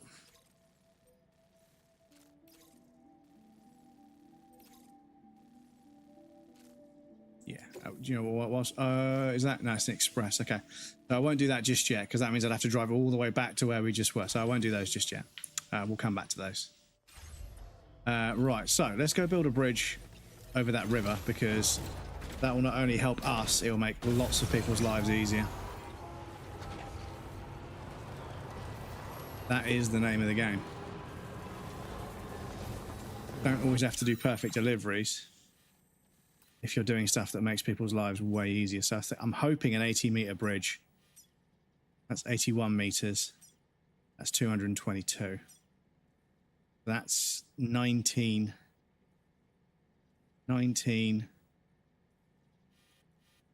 to 200. 19 plus 22.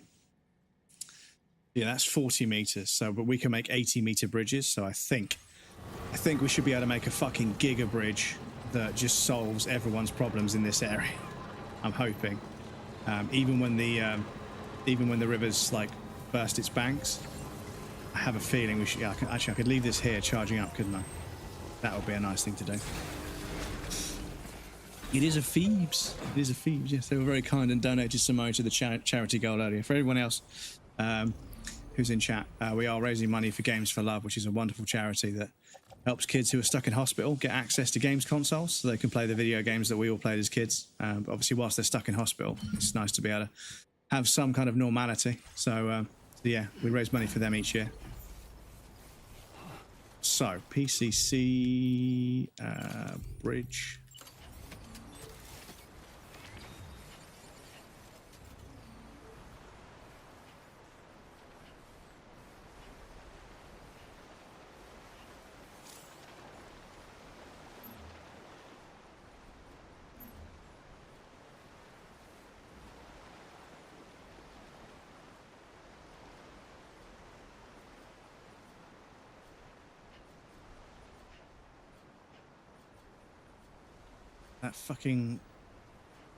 That thing there is just in the way a little bit. What if I do this?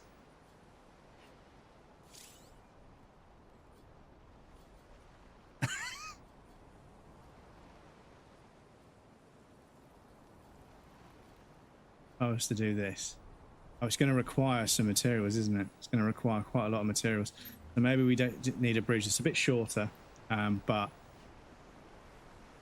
something like that, I think, is probably the best bet.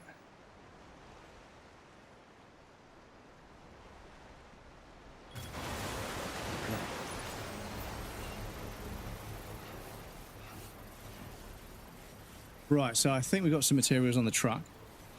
It might be been a progress of Goblin on right name and Pies of Lee. Pies of Lee. I need to get to the DLC for Lies of P. That might be what we play next. I'm not sure, but I've also got a bit of a hankering for a fucking AAA, for an indie game after so many AAA games in a row. Right, how much do you want?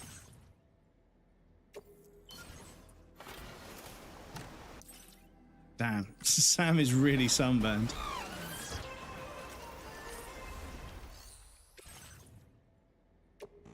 So we need some metal. So we need 700 metals, which is not too much. We could probably get that from... We could probably get that from our friend over here, right? 700 metals? Yeah, they got 1,000. They got thousands and thousands of stuff. So let's go and do that.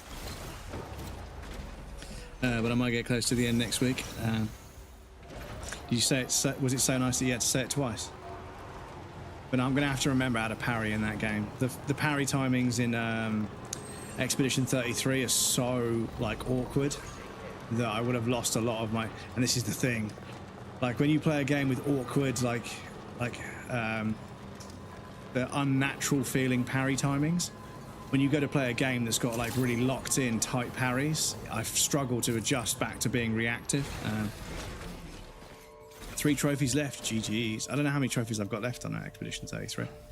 I played it on Game Pass, so I need to double check. And I need to the thing is, you need to platinum the game. You need to platinum the game before they take it off of Game Pass. That's the worst. When you're almost done with a platinum, and then you log in one day and they've taken it off, and you're like, no, how can you fuckers do this to me? So that would be 400, 600, 700. That should do it.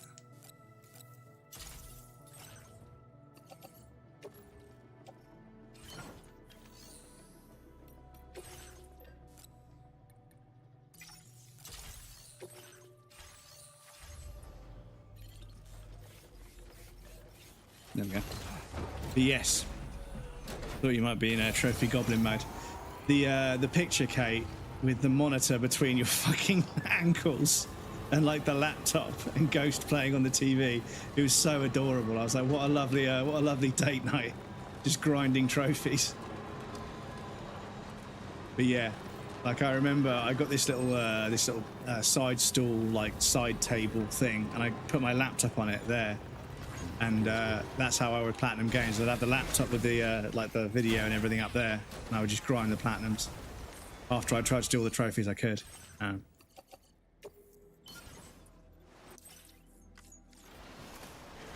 Tonight too, The Last of Us. Ah, I see. 2 trophy grinds at the same time. Can I look at this? So the thing is, the whole thing is modelled. Like I could walk off here. The whole thing is modelled. You know, that's not too bad actually. I thought the placement over here would be kind of shit, but yeah, this should help. This should help people.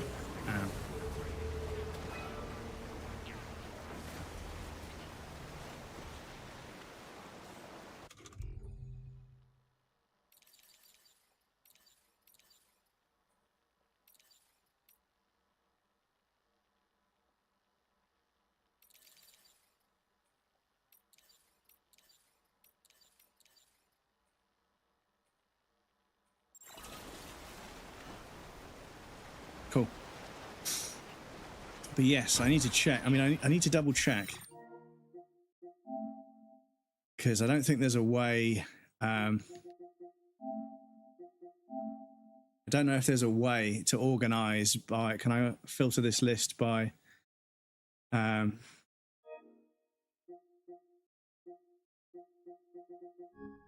okay. But yeah, what am I close to... Leaving Cyberpunk on 69%. So Astrobot, oh yeah, they've added more, haven't they? There's 3 more things to do, isn't there? Dark Souls 2, we're almost there.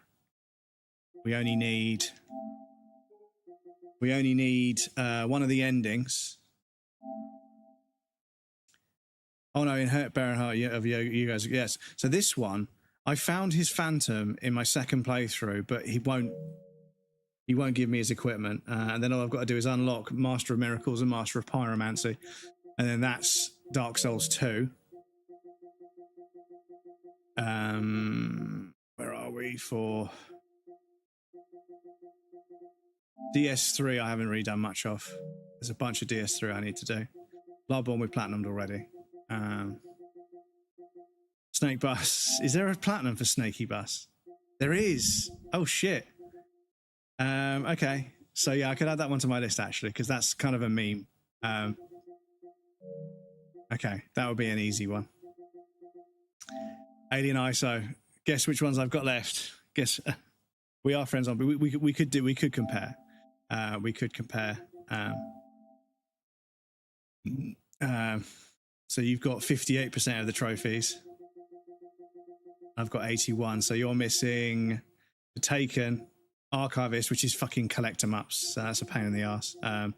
Self-defense. Kill 10 humans. Oh yeah, that's an easy one. Cause the alien to retreat using a Molotov. Yeah, so scare the alien away by Molotoving it in the face. That's an easy one. Mercy or Prudence. Complete the game without killing any humans. And navigate reactor maintenance without dying. And then one of them is like a deathless playthrough. Get killed by the alien 100 times. So I've been killed by the alien 100 times, but you haven't. So you're ahead of me there. Not on the trophy, obviously. Complete the 5th mission without being killed by the alien. One shot. Yeah, this is the one, dude. This is the one. Scared of this player. Yeah, this is the one. Complete the game without dying. So I think doing it on easy and then looking at the speed run might be the strat. Looking up the easy any percent speed run, because the any percent speed run will find out. Because the speedrunners, they're so clever. They'll do a running section, but when they run, they'll be wrenching against the wall, because the wrench hitting the wall is a noise, and the alien will come to it. And obviously, if you keep wrenching as you run, it's always investigating the one behind you. So I think in some parts of the game, you can literally just lock it into following you, but never catching you. Oh yeah, just so fucking maintenance jacking a fucking android in the face is so satisfying. But yeah, so we're almost there with that one. We've obviously platinumed that twice. We platinumed it, and then we platinumed the director's cut. We got the extra trophies for that. The Witness. Oh, dude, this one's so annoying. There's one challenge left. Complete a certain challenge. It's fucking crazy, dude. Nutsake, welcome in. How's it going, dude? Low on the priorities. Yeah. The one shot. I mean, the thing is, I think streaming the one shot as a challenge run would be kind of fun. So maybe I'll end up doing that. But yeah, this one, the final challenge in the Witness, is fucking rough, dude. So that's, once I've got the time to grind that's a fucking plat. These were all pretty easy. Last of Us Part 2 was not too difficult.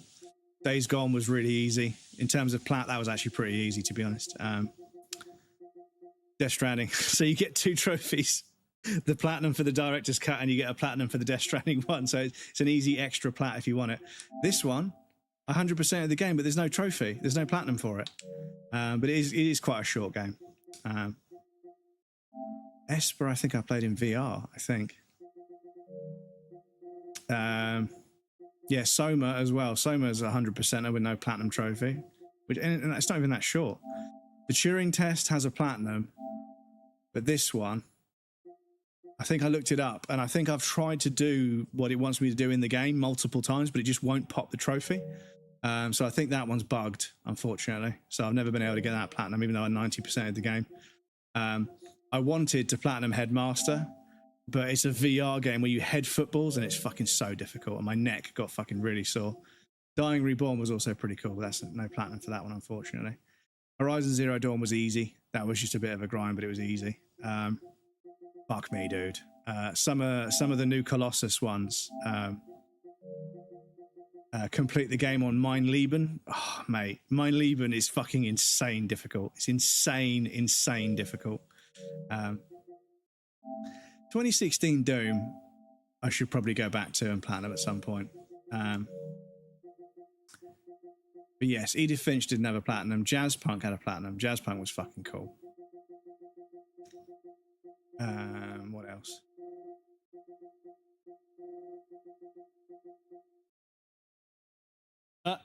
Don't be scratching that carpet, little man. What else? And the thing is, at a certain point, we get down to PlayStation 3, which means I'd have to boot up a PlayStation 3. Some of these I'll never be able to finish, unfortunately. Hello, Baba. Hello. Like I had fucking 50% or 68%. But I never finished the platinum for that back on the old PS3. Didn't do a lot of trophies on the PS3. I was too busy getting shit-faced and becoming a coke addict back in those days. I got 70% of Far Cry 3 done, though. It was so weird. Playing Jet Set Radio, like a Dreamcast game, but on a PlayStation, that was a fucking trip. I swear I platinumed that, but I must have done it on a different account. I swear I platinumed Red Dead 1. Because I was doing so much. I was hunting everything, getting perfect pelts for everything. And yeah, Skate 2 I also did a bunch of. But and what's the platinum like for the fucking? Oh, it's not too bad. It's not too bad. Not too bad. But each game has one challenge. Oh, that's not bad. Not bad. Anyway, sorry. We're supposed to be playing Death Stranding. I apologise. But yes, there's a few that are on the list. But yeah, it's just I'm so busy sort of figuring out what game to play on stream that I kind of got to a stage where the main thing that happened was back in the PlayStation 3 days, there were only like a handful of people making trophy guides. And they were obviously very dedicated to making trophy guides because they did a really good job. But then once trophy guides started to get clicks, everybody started making trophy guides and they were all like not very good quality. And there's two main kinds. There's the kind that cut out huge chunks of travel and traversal and say, this is where that's that secret item. So obviously I know that's the secret item. That's where it's like, how do I get to that part of the game? You know, you can't just say like, you know, go here and then look there and then the YouTube video just cuts and they're inside a building picking it up. No, you need to go there. But the opposite of that is someone that does a 100% playthrough where they just play through the game completely blind and just upload the recordings. And they're wandering around for hours going backtracking and missing things and then finding them, and it's so difficult. You watch the guy play for like 25 minutes. You're like, dude, where is the item? Like, do you know where the item is? Because if I wanted to fucking watch the character walking around aimlessly trying to find it, I would just walk around aimlessly trying to find it. Like, it's fucking stupid. Like, that's not a guide. You can't just show like 25 minutes of you fumbling around in an area of a video game and then stumbling across the item that is a trophy and then upload that to YouTube as a guide. It's just not. No, start the level, go to that area, pick up the item. That's a guide. But yeah, but the alternative is people cut out chunks of traversal so you just don't see how they got to where they are. And that's the point. Like a hidden item, you need to show people how to get there. And there were a few people making really good guides and I would use them to platinum the games that I was playing. But then I got so fed up with trying to find a good guide that I just slowly lost the momentum, the drive, what's the word I'm looking for? I slowly lost the passion for platinuming. I mean, I used to try and go for the platinums where I could. Because back on the PlayStation 3, when I first got it, there were no trophies. And I thought, what's the point in a trophy? Like, you know, it's not actually a gameplay thing. It's just, you know, they're giving you a trophy just because you did something in a game, but you know, you did it in the game. That's the reward, is you did it in the game. And I was like, yeah, I'm not really bothered about not having trophies on PlayStation 3. And then I got a couple of PlayStation 3 games that had trophies, instantly hooked. And then, yeah, a bunch of them I tried to platinum. I didn't get around to it, unfortunately. I ended up picking up some other particularly detrimental hobbies, unfortunately. But yeah. It's nice to pick one day a week where I just grind towards a trophy or a platinum. But yeah, The Witness, there's like this multi-puzzle running gauntlet, and like if you get like one thing wrong, it's like 12 minutes of gameplay just thrown away. So yeah, it's the sort of thing you'd need to fucking basically just grind like a speed run to get it. And yeah, there's too many good games out at the moment to be grinding one trophy in one game. Me personally, I've got way too many indie games that I want to get around to playing. Oh my god, there's so much stuff for this guy, but we kicked the fuck out of it in the truck, so it's probably all going to be like B rank delivery.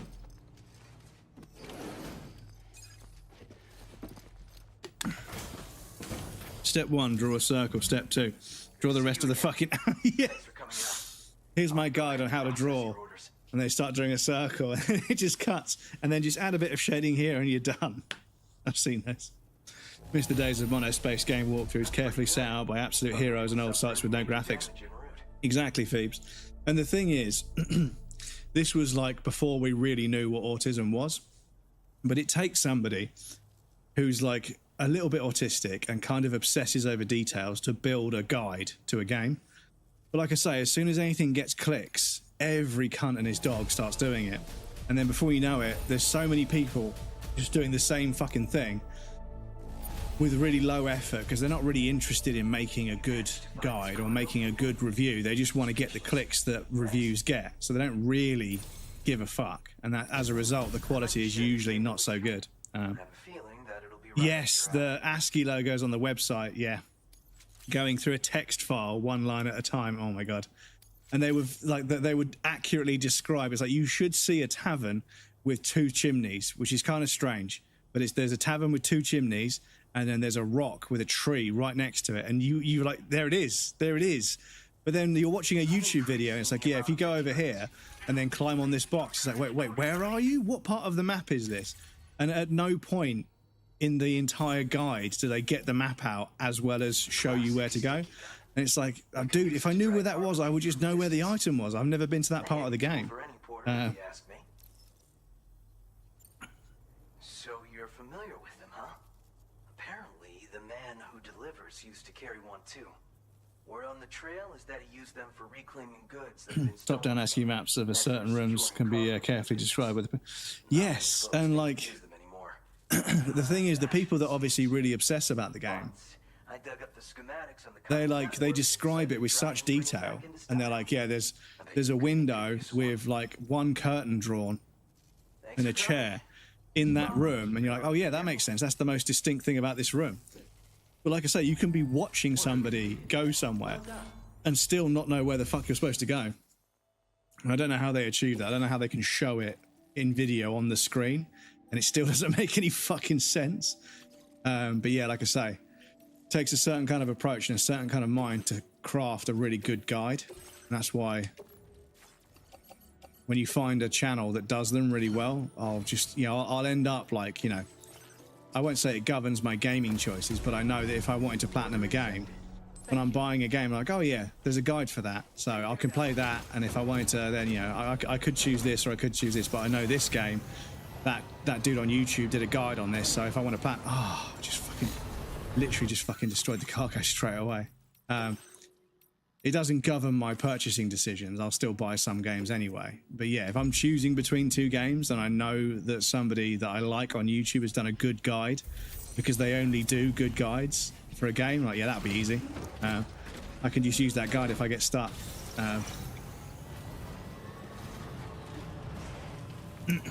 Keep going to my local library to use a computer to take notes from the guide on game FAQs because I couldn't figure out where the fuck to go on Majora's Mask. I'm pretty sure I still have the notes scrawled away somewhere. Same nut. Yeah, well, the thing is, like, Zelda games were always like incredibly complicated for the time, and I genuinely don't remember how I figured out some of the thank you for the croissant, Dennis. I genuinely don't understand how we as kids worked out some of the stuff in Link to the Past. Like, it was so obtuse. But we figured it out eventually somehow.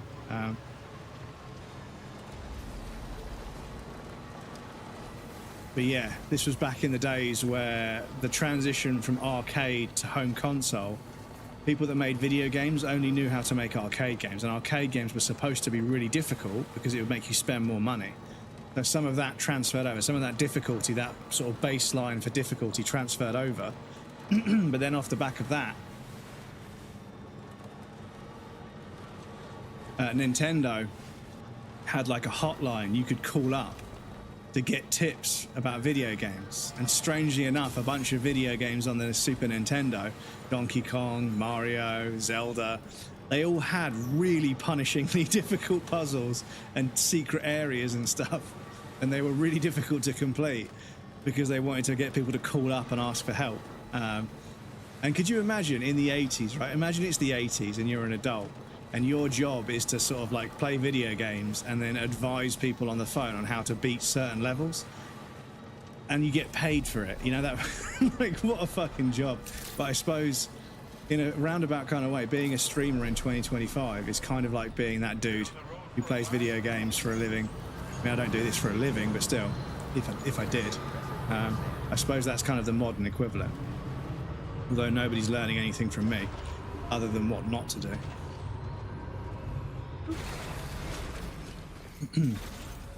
Jim's eluded me till I went to the library and paid 5p for a black and white printout of the FAQ page. Yeah, you could use the printer for 5 pence. But yeah, some of the fucking hidden gems where like you had to like jump into a bit of the scenery that just didn't look like you could stand on it, then jump on a tree, and then you'd end up in this weird secret level. And then in the secret level, there was another hidden area where the gem was. And yeah, and I remember like I could never do the hidden level where you get the lift up to like the bridge, and there's turtles on this bridge, and then the bridge disappears, and you've got to work out where the platforms are because they're invisible. I never got around to that. I never beat that one as a kid. I gave up in the end.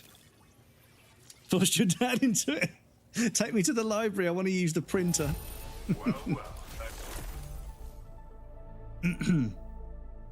Paying for 5p print. Yeah, 5 pence for a printout. We wrote this stuff off as lost. But yeah, I had to print out. I needed to print out a label for to return this vacuum cleaner that was broken. And do you know what? I nearly lost my shit in the fucking shop. So I dragged the box of this fucking vacuum cleaner to the local post office, which is near me, which is in the back of it's on the till of a co-op up in the string of shops, not the town centre, but the smaller, sort of older town centre that used to exist. That's much smaller. So I got there, and I've got the label on my phone, and they've got a label printer. And if they can scan the right QR code, they can print the label. And I've got the label on my phone, but I didn't have the right QR code, so they couldn't print the label. So I had to fucking go to my parents' house to use their printer because they print things I don't. I think wasting paper is a way. I think everything should be done on email because then you can access everything all the time. But anyway. So I had to fucking go and get a fucking label printed by my mum's printer and then drive back to the fucking shop to stick it to the fucking box so I could send a fucking parcel back. And I was like, for fuck's sake, how is sending a parcel, right?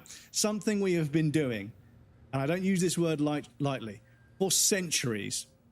Posting things, we have been doing it for centuries, right? It has been one of the main means of transportation of goods is posting them, right? We've been doing this for over 100 years, maybe over 200. I don't know how far back you need to go.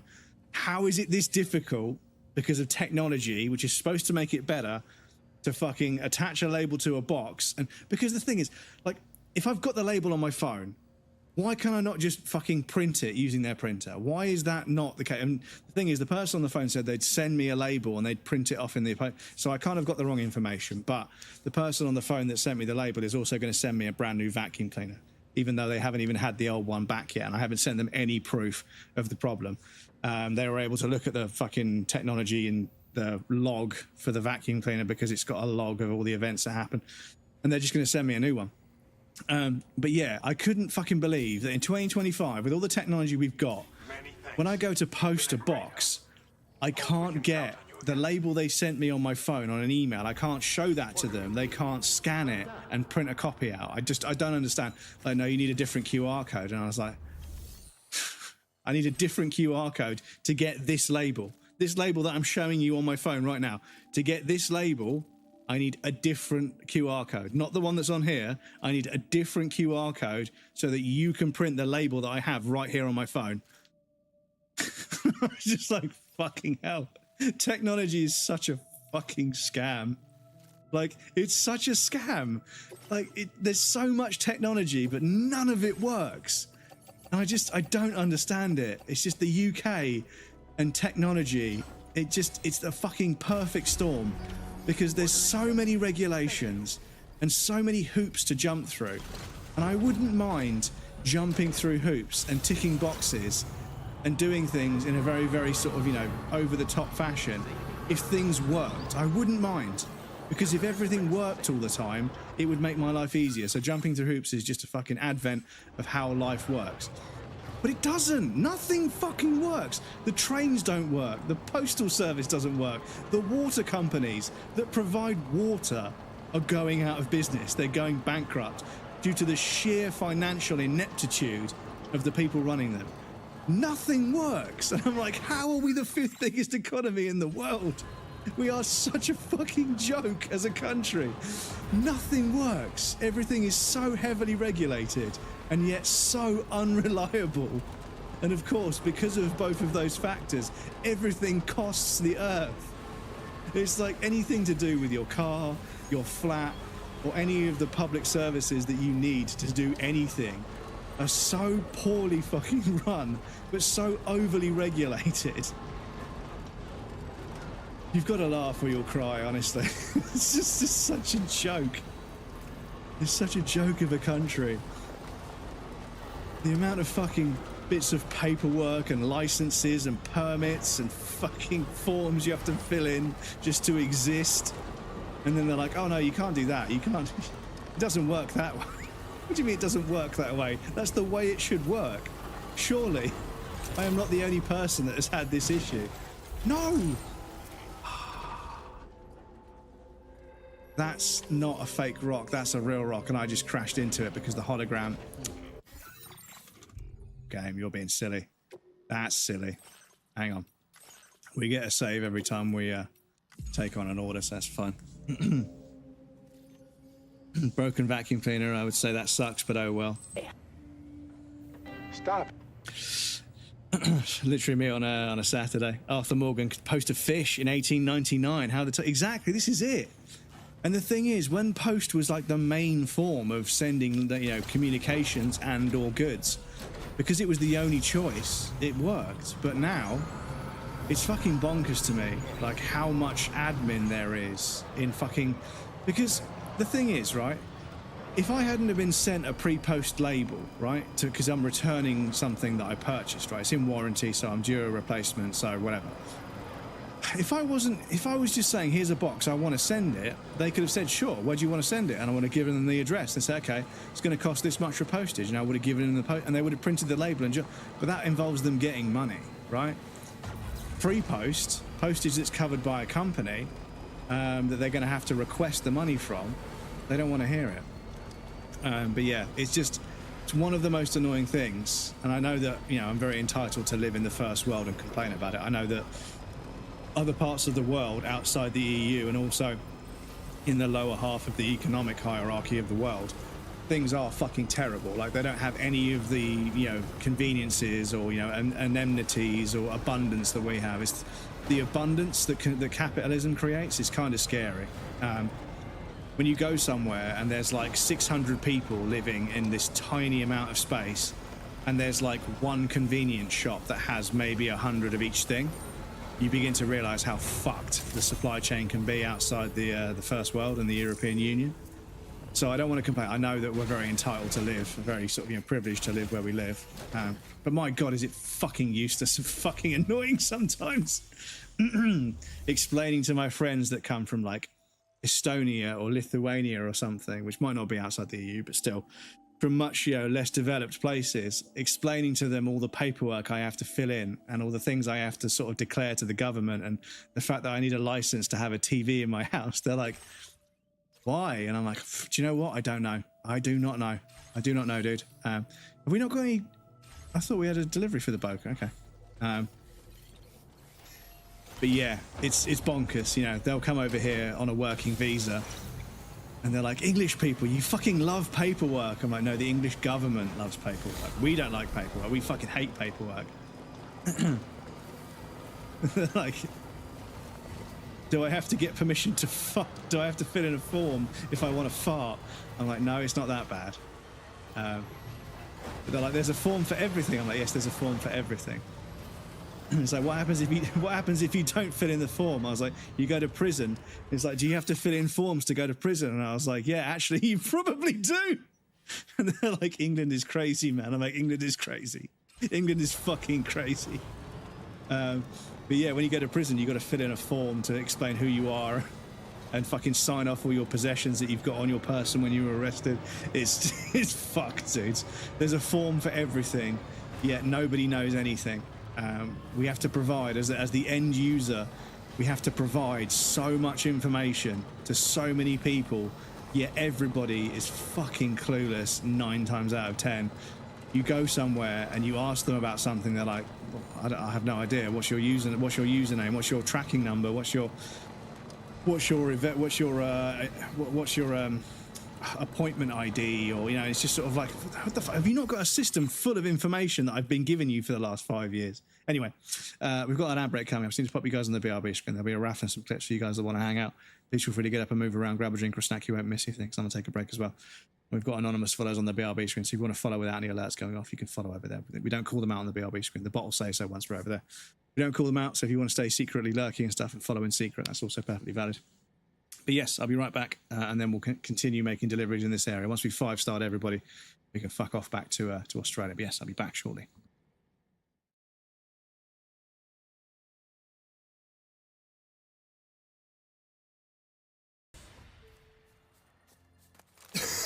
Yes, I do hope that... Are you done? Oh. Are you done? Are you done? Oh.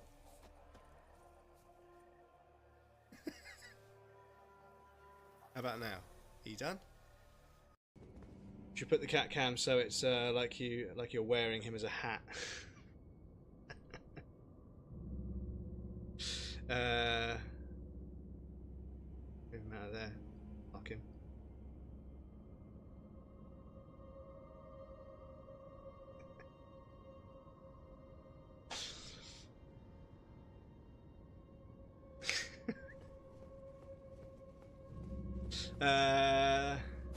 But now we need to change the redeem to be hat cam.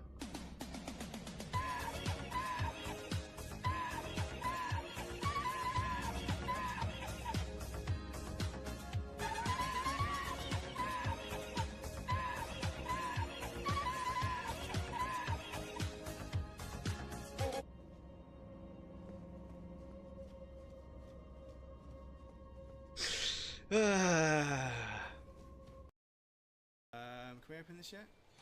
No. So I've kind of just backtracked a shit ton. Probably didn't need to. Because we got to... Oh, no. Excuse me. Oh, look, it's going to spawn me back in. Ow! I'm going to die anyway.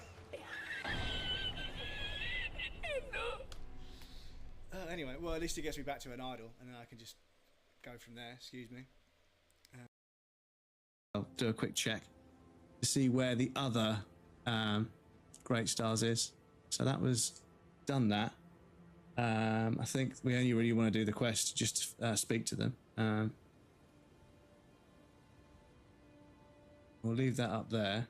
We don't need that. So, where to find it? On the guarded carriage, towed by 2 trolls in Altus Plateau. Which is, as you say, not miles away. Really isn't miles away, is it? So yeah, let's do that.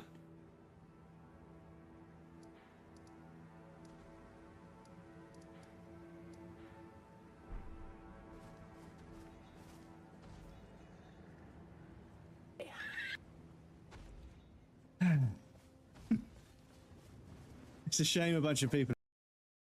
This is totally, like, blocked off to me. I can go up these ones. But then... Are you kidding me?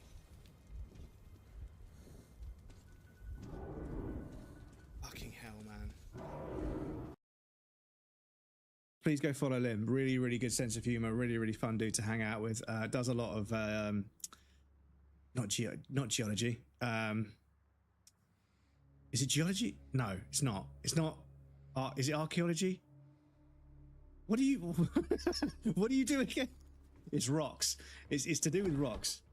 Not paleontology. Is it archaeology? It's to do with rocks. I can't remember. But they do a lot of that content on TikTok. It is archaeology, okay? Archaeology. Oh, do we have to attach these balls together? Do we have to make a pair of fucking testicles, chat? Do we have to make a pair of fucking testicles?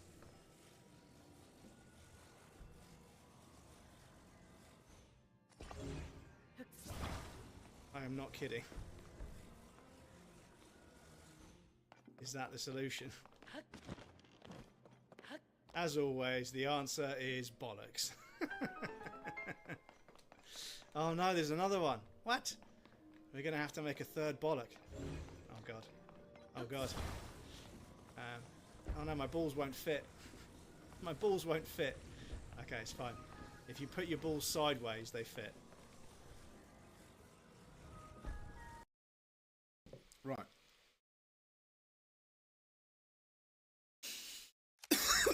Excuse me. Fucking hell. Oh shit. Fucking hell. Fucking hell. Jesus. That smoothie got me. Fucking hell. Excuse me.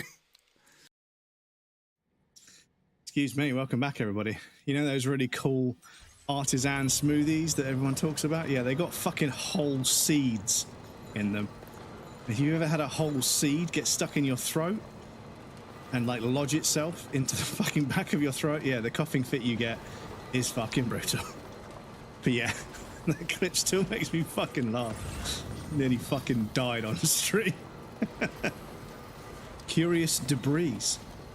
That's a fucking band name if I ever heard it. Curious Debris. Excuse me. To add that to the list of band names. Curious Debris.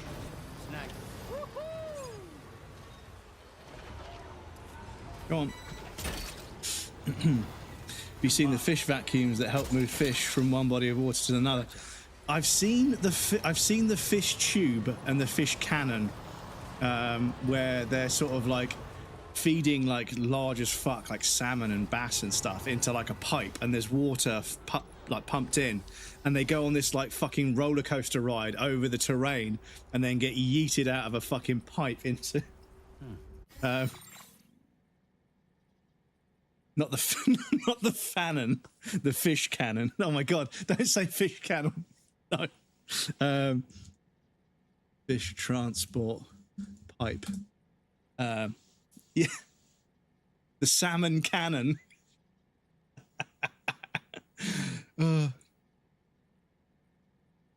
Yeah. How about you serve me an ad and then just decide to not serve me an ad and then get an even worse. You go back to slide 3. Yeah, revenue. But yeah, they've got this like pipe that they feed them into. The whoosh. Look at this. It's like a fucking roller coaster for fish.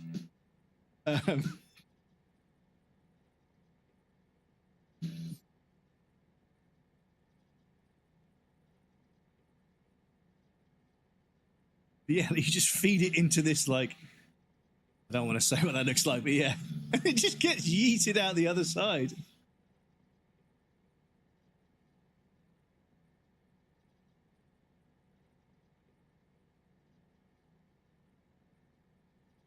But yeah, they're obviously trying to get. Look at the fucking pipe is fucking all over the place. The poor fish, man. The fish would never believe him. Yeah, imagine having 3 brain cells. Imagine being a very primitive water creature that's never seen anything stronger than like a river to swim up, and then just getting shot out of a pipe at 456 miles an hour. Yeah, poor fucking fish, dudes. But the thing is, like, your fish mates would never believe you, right? It's like when somebody parked up after like a 6-hour drive in America, and they were like, this frog is native to where I live, and this frog was stuck on the back of their car, and they're like, this frog is native to where I live, it's not native to where we are now. There's no way the frog could have got on my car while I was moving down the highway. So this frog got on my car back home, and yeah, is now fucking, I don't know, hundreds and hundreds of miles from where it's supposed to be. And it's like, imagine you're a fly and you accidentally fly into a plane before it takes off, and then you end up like thousands of miles in a completely different climate. Someone says they got abducted by aliens. All the fish mates like, yeah, sure thing, mate, sure thing, Bob the bass, fucking coming up with tall tales again. They shot you out of a cannon, did they? Yeah, sure thing, mate, sure thing. But yeah, it's such a fucking primitive solution to the problem. Just pump them through pipes. But yeah, it's the fact that the pipe is like fucking rattling around like mad. It's not even like rigid. So the poor fish is like imparting inertia on this pipe as it goes hurtling through it. The fish, well, yeah, they just fucking drop the fish because they get those big planes that they use to put out fires, and they fill them full of water, but they fill them full of fish as well, and they just fucking drop the fish into a lake. Could you imagine like a fish just inside the water tank with Fortunate Son playing? Fuck's sake. It ain't me. It ain't me. But yes, there was a forensics investigation launched, and there was somebody in full-on scuba gear with like horrible back injuries and stuff, broken bones, contusions, the lot, stuck in a tree in a forest after a fire. And everyone was like, how did somebody in full scuba gear, flippers, you know, get up this hill, get up a tree, and then break their back somehow? They were scooped up. They were scuba diving for like golf balls and fucking, you know, wedding rings and stuff in this lake, and got scooped up by one of those giant, great big buckets the helicopters use. Poor fucker got scooped up inside one of them and then dropped on a fucking forest fire a couple of 100 miles away. Fuck's sake. Oh, you couldn't fucking write it. Couldn't fucking write it. But yeah, imagine you're trying to do a fucking debrief of this forest fire, and you're explaining how you fucking got it under control. And then you say, but we did recover a corpse in the forest. Right? And was there anything unusual about this corpse? It was in scuba gear that was unburnt, and it had a broken back, and it was stuck halfway up a tree. It's like, fuck. Human version of Finding Nemo, getting scooped out of the sea like a clownfish. Yeah, it just fucking, you couldn't write it. It's too crazy to be believed. Until you see like the police reports that actually got, you know, the investigation concluded that actually this person was, they told their friends they were going diving in a lake. That lake was obviously, and they figured it out in the end. But there's a series of books called the Darwin Awards, and they're supposed to be like just a list of all the funny ways people have died. And some of the stories in those books have had me like doubled over, struggling to breathe. Some of the fucking stories about people who have like killed themselves in the most stupid ways. Like apparently there was a Metallica concert somewhere, and they built a fence, but on top of like a ledge that was like 40, 50 feet.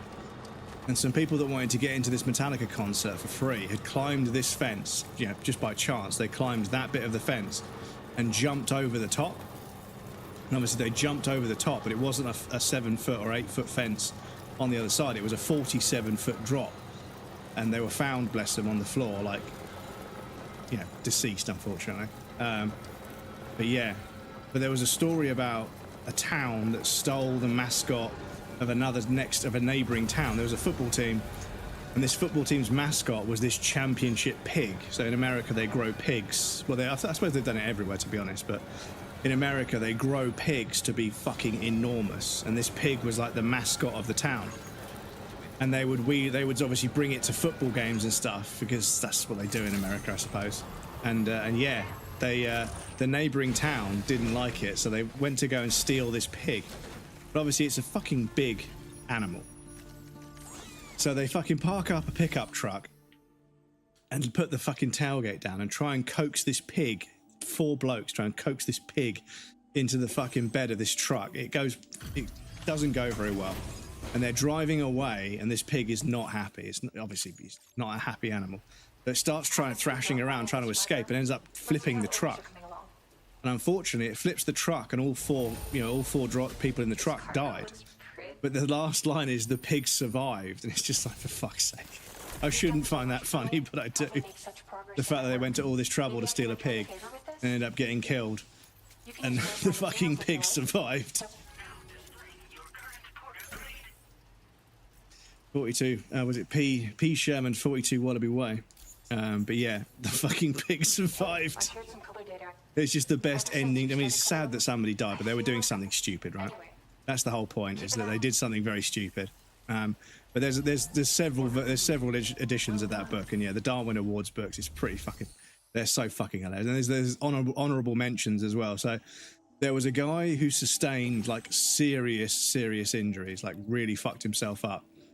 So they were working on a building site, and they had to get a shitload of bricks down. I can't remember this.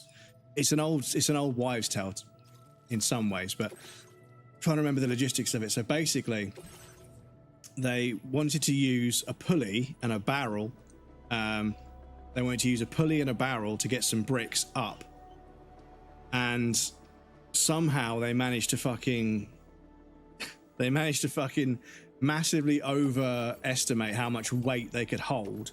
So they got pulled up the side. I'll have to try and find. If I could find the story, I'll post it in the Discord because I don't want to spoil it. But yeah, but it was a fucking hilarious story, and it's logistically, it's totally possible. It's totally possible to have this kind of accident, but the fact that it just keeps getting worse is, yeah, it's hilarious. Obviously, if it happened in real life, I'd be fucking mortified for somebody. But yeah. But yeah, if I could find the story, I'll try and find a link to the story and post it in the Discord, because yeah, it's fucking hilarious. Like it's such a silly physics experiment that went totally wrong, and obviously with a pulley full of bricks and a human being on the other end of the rope. Yeah.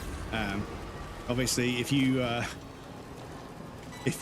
weigh less than the amount of stuff you're trying to pull on the pulley, you're the thing that gets pulled on the pulley, not the other way around.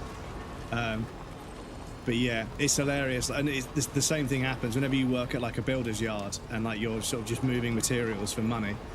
You'll get people that show up in like a fucking family hatchback and like, yeah, I want to get this many bags of shingle. And you're like, okay. And then I just put them in the boot of my car, and it's like, you want all 62 bags of shingle for this many square meters of patio.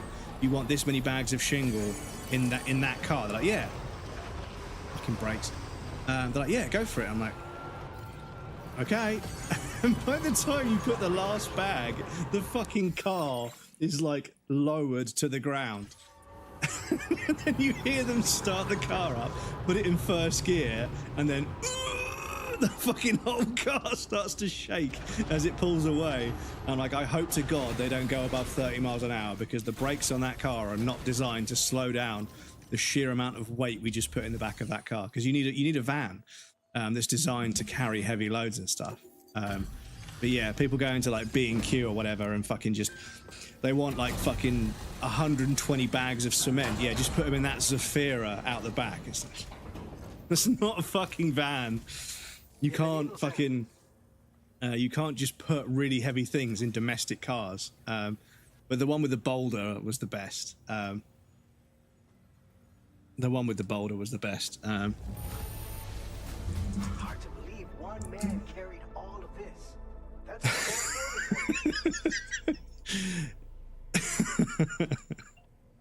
Hang on. Shut up, Ocado.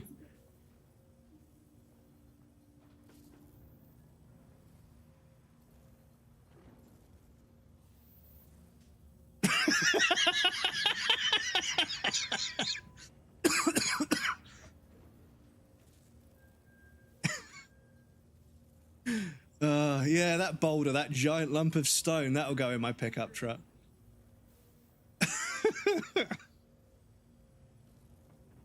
It's just the fucking way it immediately just dies. The suspension just dies.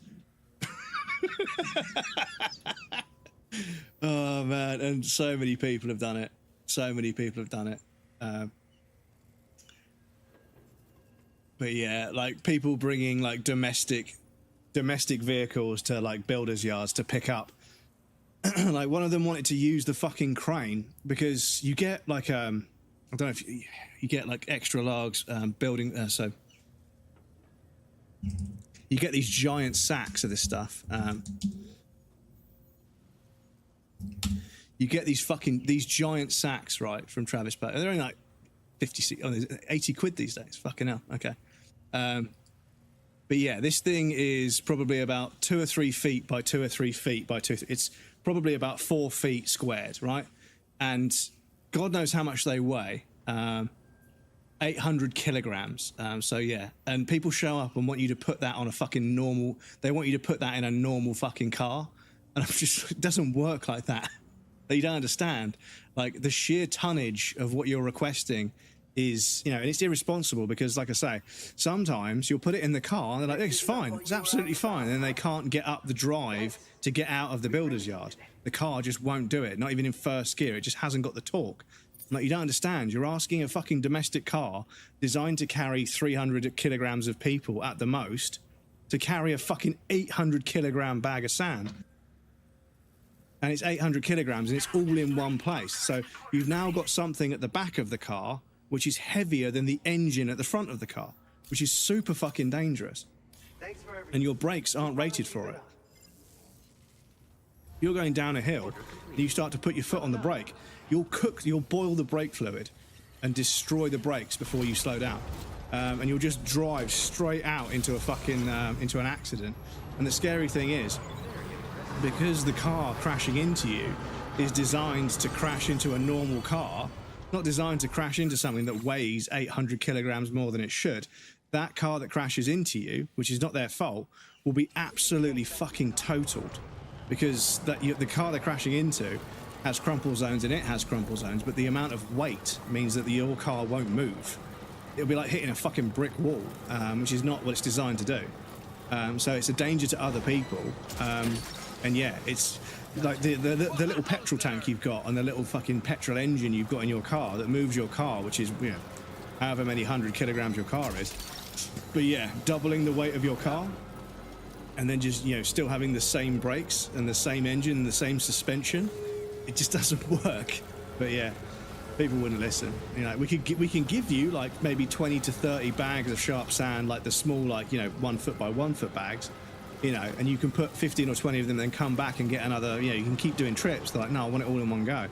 But they won't pay for delivery. It's like, we've got a fucking flatbed with a crane on it that's like a diesel engine with, like, you know, it's got fucking struts, pneumatic struts we can pull out on either side, and we can crane that entire bag of sand to exactly where you need it. Just charge you 40 quid for delivery because it's obviously a lot of work. No, I'll just take it out of my car. Oh, for fuck's sake, all right then. They don't realise that they're going to spend 25 quid's worth of petrol moving that much weight in a car because it's way more than the car's designed for. But anyway. But yeah, people putting things in normal cars, it makes me fucking chuckle. Go on, pick up that fucking thing. Pick it up. What's the problem? My brother, it's right there.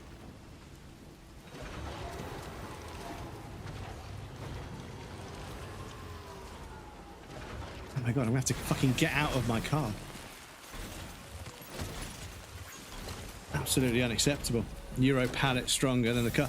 Well, this is the other thing, is people are sort of like, just put this really heavy item in the back of my car. It's like, well, the parcel shelf in your car, not the parcel shelf, but when your car has a spare wheel in a compartment underneath the boot, that little shelf that goes on top of the spare wheel, that's not designed to carry that much weight. I've seen people put a washing machine in the back of a car and just completely destroy that fucking panel that sits above the spare wheel. If you're unlucky, it will fucking snap, and it's plastic, and then the plastic will stab the spare wheel, and if you're really unlucky, it will puncture the fucking wheel. So then your spare wheel's flat, and you don't know about it, you just replace the panel. Then when you go to fucking put your spare wheel on, that's just as flat as the one you're taking off. and you're right up shit creek. And then you've got 2 flat tires, and you're in the middle of nowhere usually. Yeah. People are understanding how much things weigh. Now that stuff goes missing all the time. Cool. So we 5-starred this guy as well. Orders at night has order completed. Right. So let me just check on the old map. The artist is still not quite 5 stars.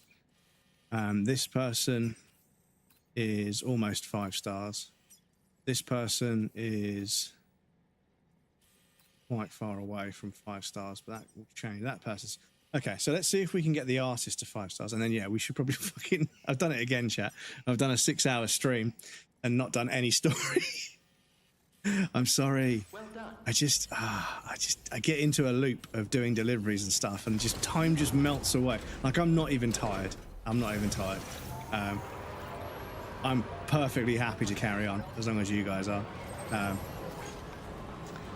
But yeah, just making deliveries, figuring out the best routes and stuff, building bridges for people. I don't know. It seems on paper, I completely understand why when it's described to people, they're like, that sounds boring as fuck. Because on paper, it sounds like it would be boring as fuck, but I don't know why. I really enjoy it as a gameplay loop. And, you know, I don't want to fanboy over Kojima. I really don't. I don't like fanboying over anything. But yeah, the guy knows how to make a gameplay loop. And it's crazy because it's not like they're using the same gameplay loop they used in Metal Gear Solid. This is completely different. Like, you're going from place to place and delivering things, and you're worried about, you know, how to get across the terrain rather than using the terrain to hide from the enemy. You're worried about where's the best place to put a bridge and how much chiral bandwidth have I got for structures. You know, is it worth putting a ladder here, or should I just find a better route? You know, if I could rappel down from this cliff edge, it's actually a super quick way to get to that portal or to that shelter. And yeah, it just becomes a big puzzle to me. Right, so where do we turn off to get to the artist? I think just about there. But yes, I know there's an absolutely amazing story to be had. So I think after this, we'll make our way back to Australia and go to the Magellan and finally click on a bit of story and see what happens. But apologies, chat. I know that I'm not doing all the cool stuff. I'm just doing the deliveries and everything. But yeah, I don't know. It's like Animal Crossing and a few other games that, yeah, on paper you're like, damn, that's it. You literally just do the same things over and over and over again. It's like, yeah, but it's not that simple. There's actually a bit of a gameplay loop to it that you get sort of, you know, really sort of caught in. And I say caught, I don't mean it like a bad thing, but yeah, you tune in to the gameplay loop and you're just happily just achieving small tasks that add up to big tasks, and yeah.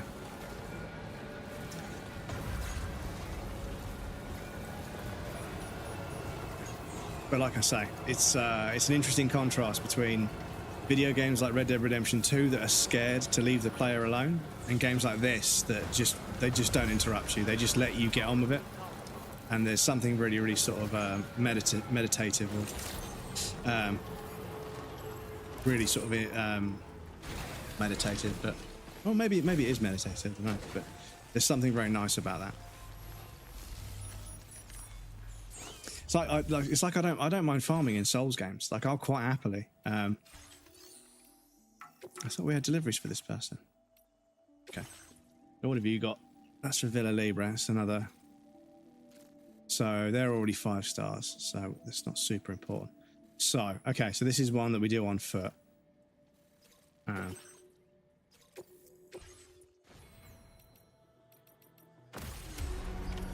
Order accepted. We'll do a delivery on foot. So we're heading down this way. Here.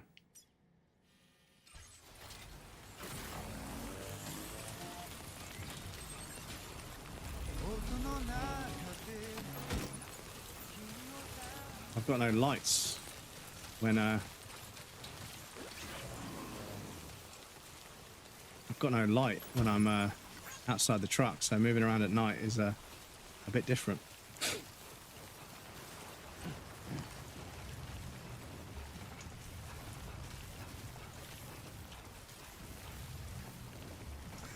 Fluffy pajamas.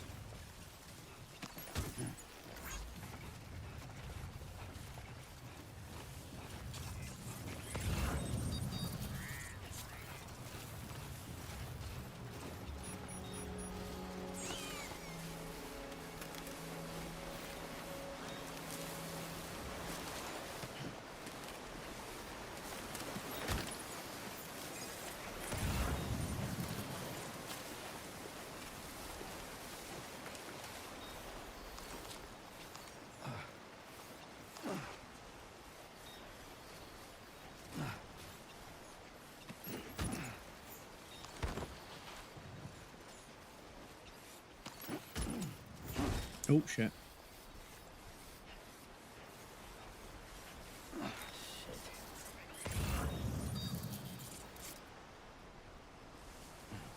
Fragrant candle. Oh, of course there's one all the way up there. Of course, Hideo. Of course. Okay. So, how bad is this river?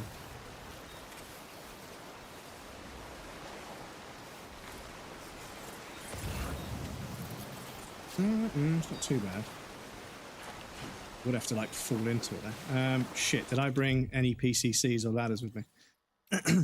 So we've got climbing anchor, but we've also got a PCC. Okay, so we could use that to make a bridge to get over there, but I think we're going to have to cross over at some point anyway, so I may be better off just finding a safe place to cross. But this will probably be a bad idea. So, oh, careful, Sam. So what we're going to do, go over here, hit the old quick save that you guys can't see because I'm covering it up, so you guys can't see that I'm wussing out. But yes, how bad is this? Ooh, it's really bad in the middle, isn't it? It's really bad in the middle.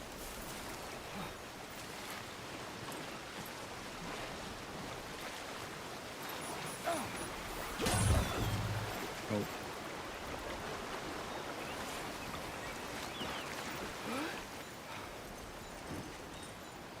Okay, how badly did I fuck everything up?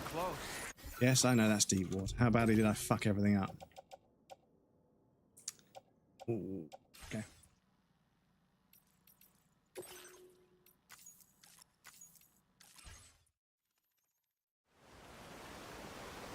So,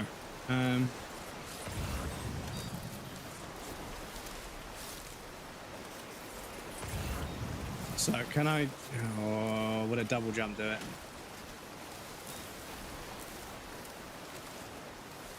I have a feeling I'm just going to fucking head flat into the water.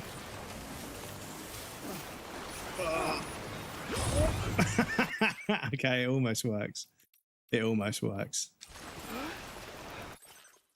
Okay, see, during animations.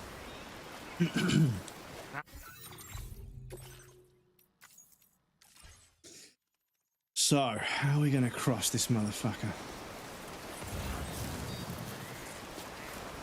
Okay, it's not too bad there.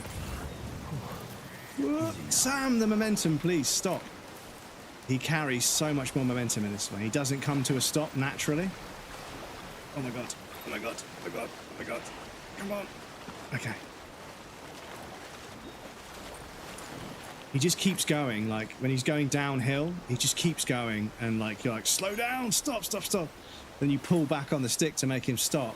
And he changes direction. And that makes him lose his balance. It's like, no, that's not what I wanted. I just wanted you to slow down. Just put the brakes on, please, Sam. Well, you always bring an anchor. Yes, this is true. This is true. I have got a climbing anchor, but I remember I kept seeing climbing anchors. I kept seeing climbing anchors next to rivers, and I was like, "Why is there a climbing anchor like here?" And they're like, "You use them to stop yourself from falling over in the water." I was like, "Oh, that's fucking genius." Shouldn't be too tough.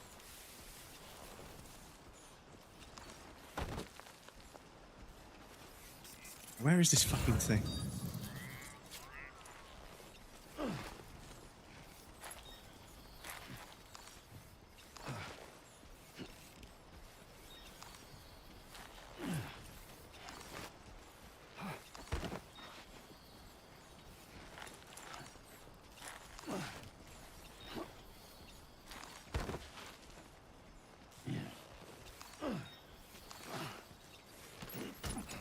Well done, Sam. Right. That's the last of the cargo. Let's head to our destination and make the delivery. You say that like it's not going to be fucking really difficult. So the river actually spawns up here, so maybe it's worth just trying to climb upstream to where it has to be calmer because the river just starts up there. So maybe we keep going this way.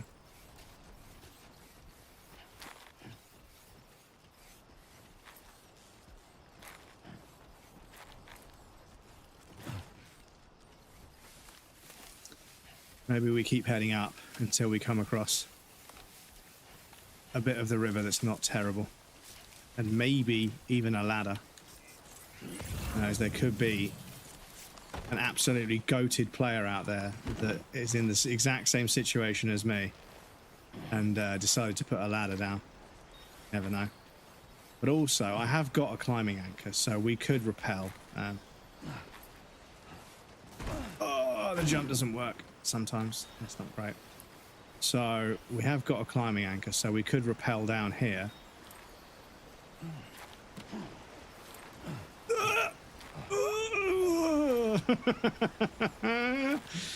We could rappel, or I could almost die multiple times.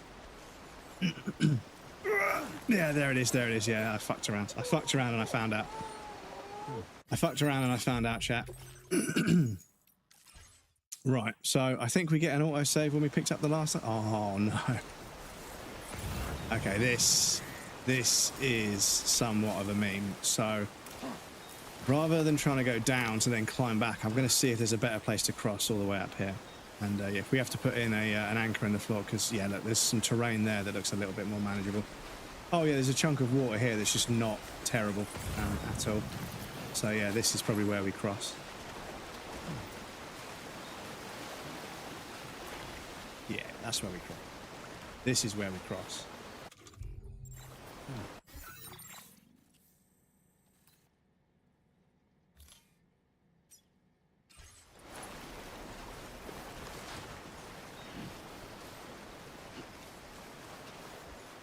This is where we cross. Right, so what we're going to do is get up there. I swear, we've got the sticky cannon blueprint, so we should have made one just for the sake of it, because we would have been able to use it to grab this item from further away, but whatever. But yes, the anchor. And the thing is, I've run out of ladders because I'm building bridges for people to use now that I've found a few good routes. And I can see from the path on the floor that more people are using those routes, so I've been using bridges to make the routes more manageable for people. So, excuse me. Very impressive work. Well done, Sam. That's the last of the cargo. Let's head to our destination and make the delivery. Right here, I will sacrifice this just because I know a bunch of people will be here, and then...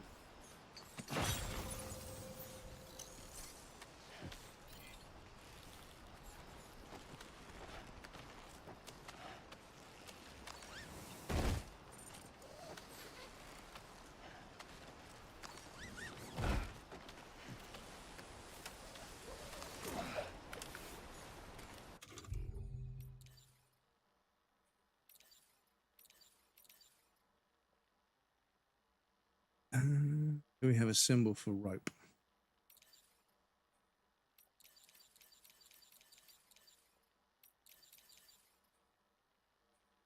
Oh,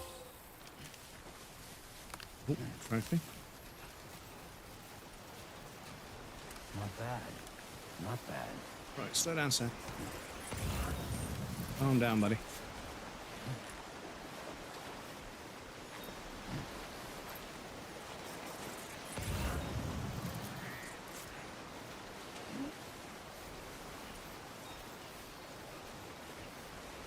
The fact that it shows your footprints from where you've been, such a nice touch. No. What are you doing, Sam? Come on. Fine. This is not that bad. No need for you to be having a fucking paddy. Do that.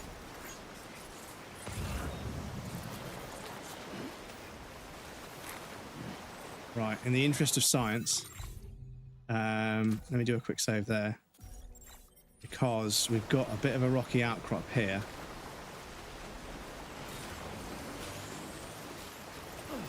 The jump button just doesn't. The jump button just doesn't work.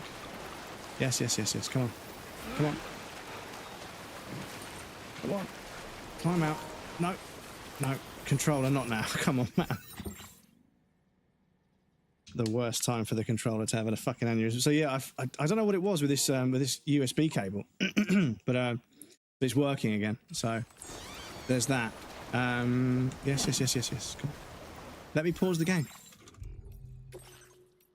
So yeah, running and jumping doesn't work very well down here, which makes sense. That makes sense. That's perfectly reasonable. I thought we could run along here, and yeah, it just doesn't. Yeah, the jump button just gets cancelled. So they know what we're going to try and do. They know what we're going to try and do. So yeah, the start menu change, the pause menu changing when you're in an animation. Yeah, it's kind of annoying, but I suppose they want you to not be able to quit out that easy. But yeah, it is kind of annoying because yeah, sometimes you do just want to quit out of what you were trying. Instruction request.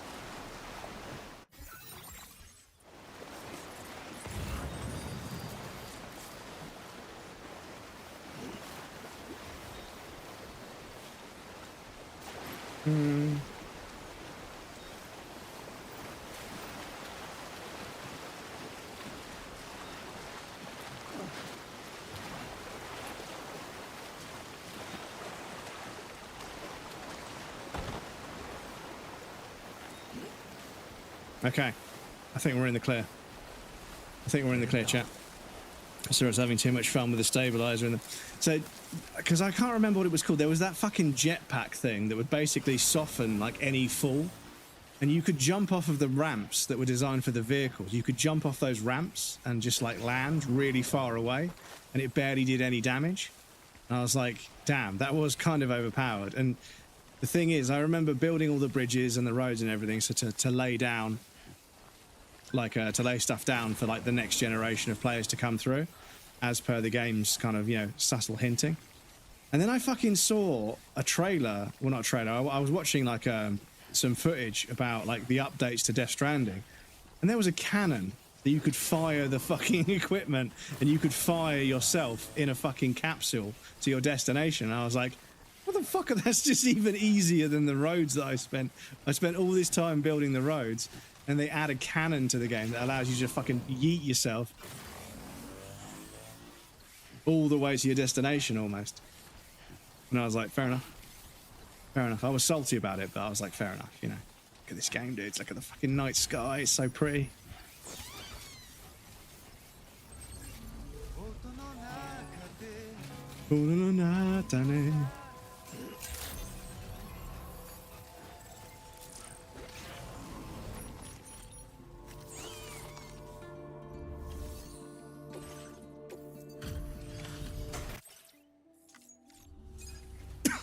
It's nice to see you again, Sam.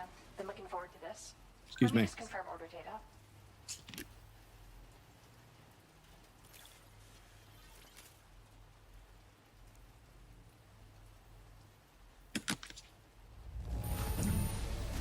Wow. How exactly did you bring this here again? Just hopping and flying everywhere with the stable. Yeah, because you could jump and then like and slowly make your way down to the ground again. It was pretty cool. You may be one of the most important people in my life right now. Let me show my appreciation with this gift. Thank you. Beach things. Cool. Right, so. You can use more of my material. Yeah, our portal grade is not going up very much. So. Had a chance to check out my art, Sam? The last few illustrations I shared are actually part of a series. I was wondering if you noticed the connection. You see, taken as a whole, they're meant to represent a single world. The one I'm working on now will be the final piece. You'll be the very first to know the moment it's complete. Make sure you view it alongside the rest of the collection. Nothing compares to the fulfillment I get from creating art. But picking new colors for you is fun too. Let's continue to collaborate, Sam. Order completed. Well done. Oh, there's more.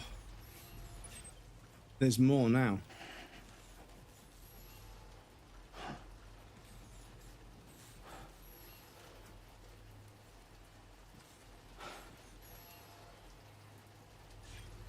Okay. Where's the last one going to go? You filled up the space here. Unless you're going to fill up here as well. Oh, hang on. My left arm, I swear to God, on my left arm, is that a fucking sticky gun? Did I make one? Oh, it's a boulder gun, okay. I was going to say. I had a fucking boulder gun on me, a sticky gun on me the whole time.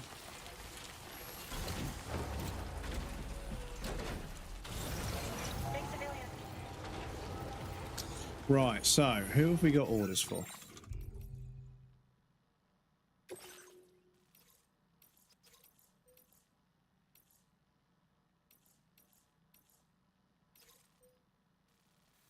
So just that guy. And although that one here is flashing, it's actually it's actually the guy over there where it's going to. Don't get confused. So yeah, that's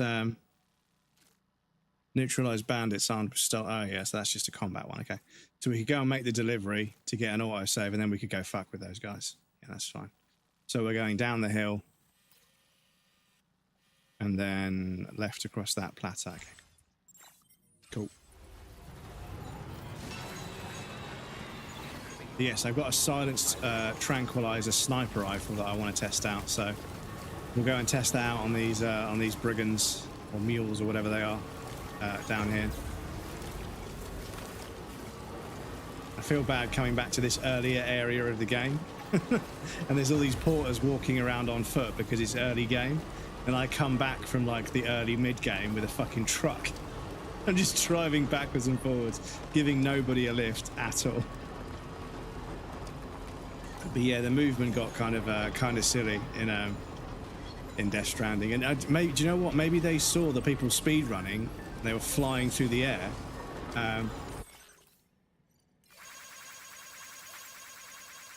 All 24 is a new record.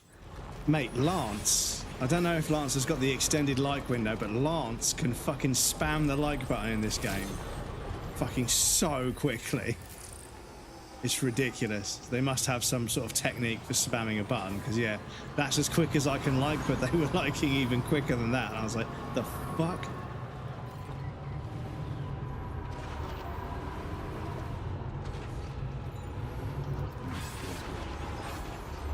What's that? Oh, it's a road, okay.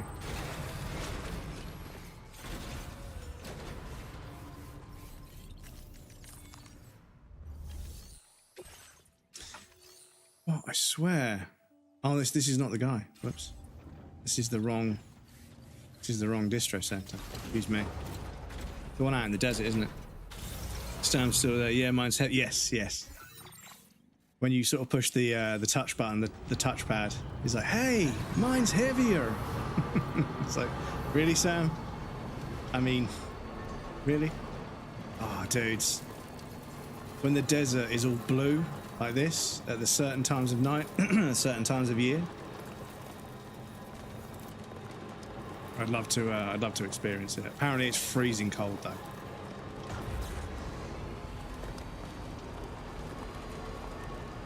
But yes, along with the northern lights and all the other sort of phenomena. Give me those chiral crystals. I wonder if we get a truck later on that's got better brakes, because the brakes are distinctly a bit fucking slow on this car, this truck. I suppose we're carrying a bit of equipment, aren't we? So there is a bit of weight. Ooh, have that porcelain vase. Thank you very much. Gimme, gimme, gimme. But yeah, I remember the first time I hit the fucking jump. Is it? Because I don't think I've got my Death Stranding clips on here because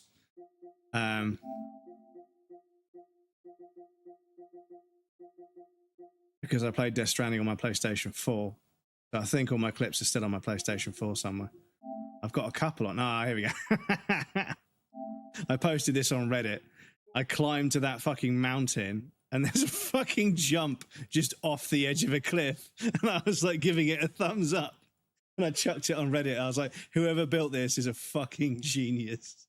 It's such a meme. That's their username, Ferb. He only had 43 likes, unfortunately, but yeah.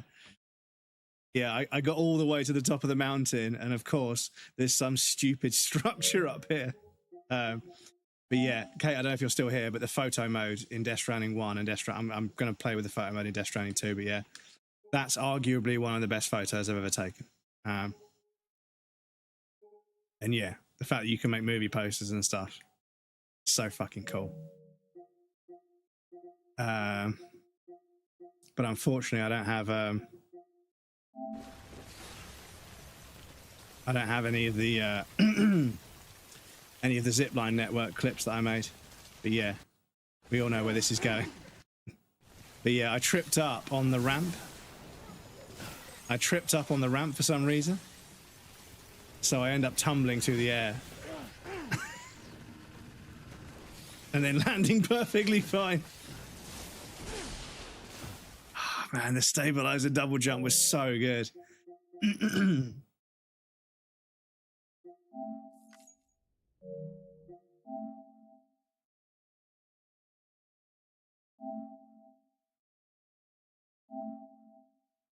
I don't know if I've got a fucking 15-minute clip of nothing, but yeah, it's yeah, there's some views in that game that, yeah. I mean, Death Stranding 2 is definitely not a bad-looking game. All my fucking photographs of all the requirements for the, but yeah. First bit of the game, I was like, damn, I'm taking a fucking screenshot. But anyway, I want to avoid showing any further, because there's some story cutscenes in there, so I'll try and hide those.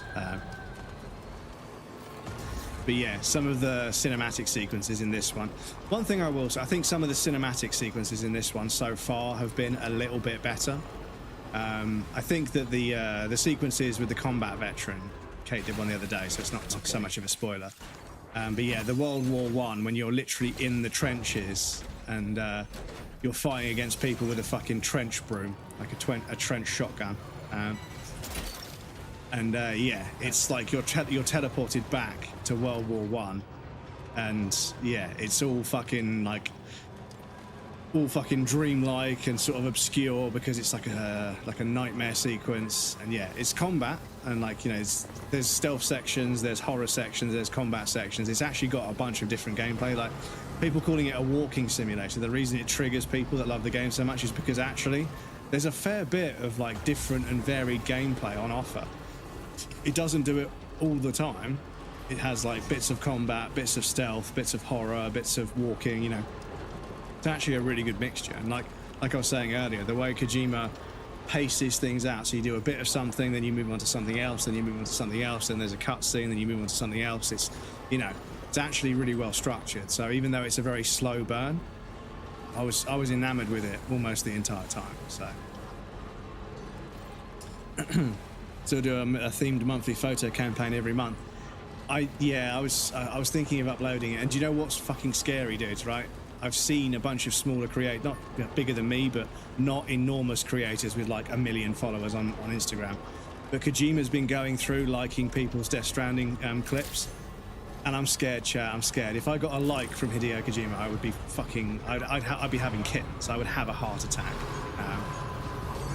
But yeah, I've seen a few people upload a couple of clips that are similar to ones that I've uploaded, and it's like, you know, we have the same ideas, unfortunately, because there's only so many clips you can make, right? But yeah, Hideo's liked them, and I was like, oh shit.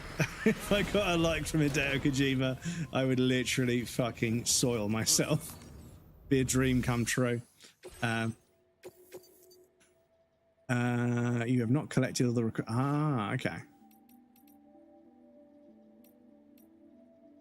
Don't deliver that one then. Oh, we missed some of the debris.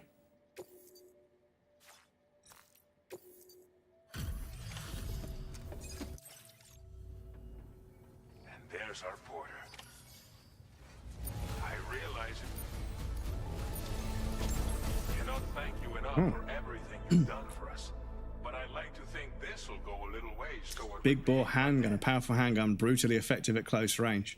Rounds are capable of penetrating helmets and destroying armor. Oof. We've got a big boy pistol. But yeah, it's really cute that there's a photo competition every month. So yeah, I might have to start uploading some of my some of my photographs from the game up to Instagram. Because yeah, I did photography, you know, at college, but I also did photography up and on and off, pointing my camera at things for years. So I've got some experience in photography. And yeah, it's nice to know that photo modes in games are starting to incorporate a lot of the camera controls that you need to take genuinely good photos. And I think that, you know, there's like focal length and depth of field and vignetting and everything, and you can get a grid so you can get your composition bang on.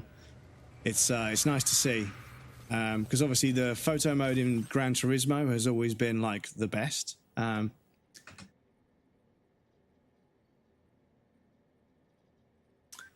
it basically, in Gran Turismo, the photo mode, it's basically all of the controls on a modern DSLR camera. Like all of the DSLR camera functions, almost everything is there. And the Gran Turismo engine at rendering cars is fucking almost unmatched, apart from some of the more sort of expensive games on PC. But yeah, I spent hours and hours and hours. I'd try and drift a track and get like a really good drift, really good angle, and then like save the replay, and then you could go play the replay and pause the replay, get the frame perfect, and then you could just walk around the car like you would do with it, but like the car was like mid drift. You could walk around the car with the camera and just take a bunch of pictures. And the PS4 Gran Turismo Sport, there was like an Instagram on Gran Turismo. There's like a whole photo sharing, liking, commenting. There's a whole Instagram just within Gran Turismo. And some of the pictures on there are fucking insane, dudes. Some of the things people have been able to achieve in Gran Turismo Sports photo mode are fucking absolutely insane.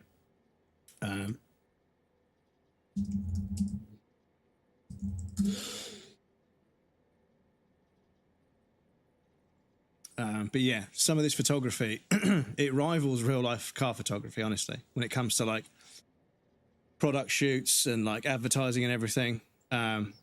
It's fucking bonkers. But yeah, there's like a whole Instagram just inside the game where you upload your photos and everything. So it's like there's a whole like platform for it. Just with inside Gran Turismo, because it's such a car person game. It's not just racing, it's also taking pictures of cars, decorating cars, servicing cars, washing cars, collecting cars. it's such a car game. But yeah, some of the photos you can get out of it, with fairly simple, like, you know, just with a bit of effort, you can get some incredible photos out of it.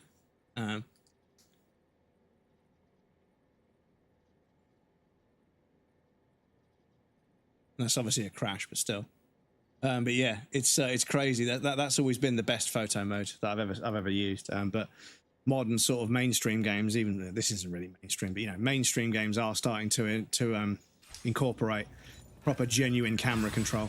And I don't think we're allowed to repair our vehicle here. Oh, here we are. Okay, wouldn't give me the option for some reason. Patched up and good to go. Right, so they're still missing. Oh, for fuck's sake, is there one more back there? Oh, dude, how far back?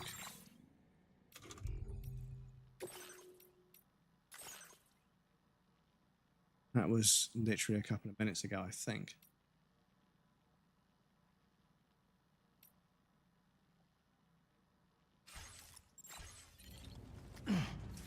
Right, so let me go and grab...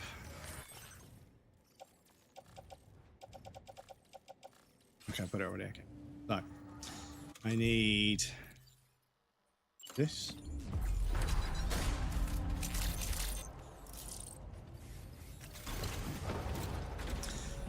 And then we need to go and take out all the brigands, and then we can fill up our truck with materials and stuff. Thank you, God. We can fill up our truck with materials and then come back. So are they over there? And they're to the left again. Over here somewhere. I wonder if we can snipe them all from somewhere. Ooh. Oh, okay. So yeah, up here would be a good spot.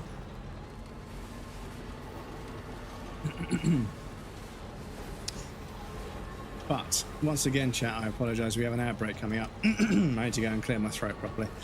So we've got an outbreak. I need to pop you guys on the BRB screen. There'll be a raft and some clips for you guys that want to hang out. But please feel free to get up and move around, grab a drink or a snack. You won't miss anything, because I'm going to take a break as well, so don't worry. And we also have anonymous follows on the BRB screen, so if you want to follow without the alerts going off, please feel free to do so. What happened to my truck there? Oh no. Oh no. Okay. Hold on. Right, so that sounds like an after the break problem. After the break, breadcrumbs can deal with that. But yes, I'll be back shortly. And yes, we have anonymous follows on the BRB screen. Once we're over there, the bot will say so. So if you're lurking and you want to follow without any alerts going off, you don't want to be called out, that's perfectly valid. Please feel free. But yes, I'll be back shortly.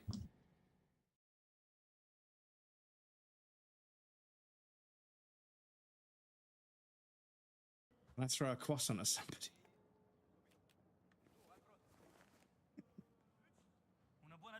Keep your distance, pal.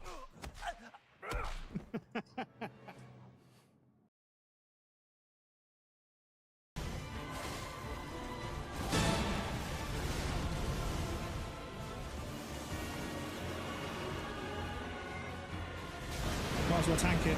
Can't escape it, may as well tank it. This one's for you, Kate. This one's for you. Get fucked. Get fucked. Get fucked. You unbalanced trash. Get fucked. Do you see me, chat? Get fucked.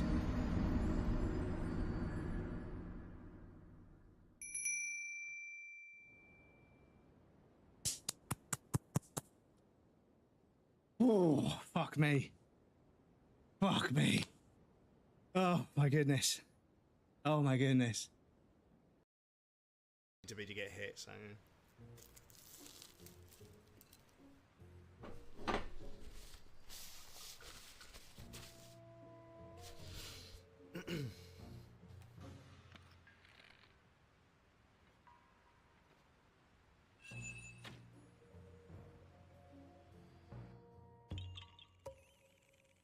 Excuse me. Excuse me.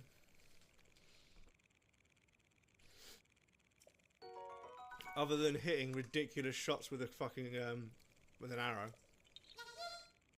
Right.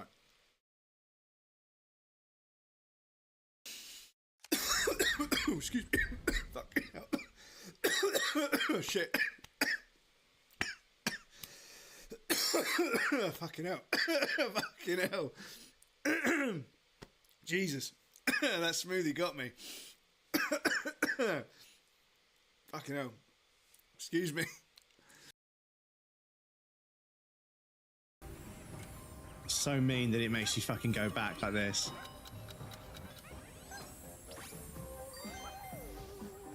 Fuck me. Fucking hell. Because yeah, it looks like we could get to there. Now. Oh.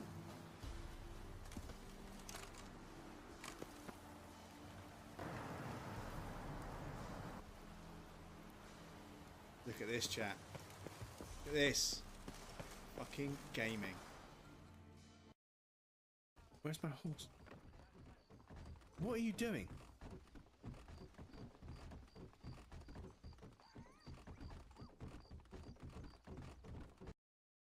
Let me do a save here because I know from experience that yeah, this bit could go massively wrong.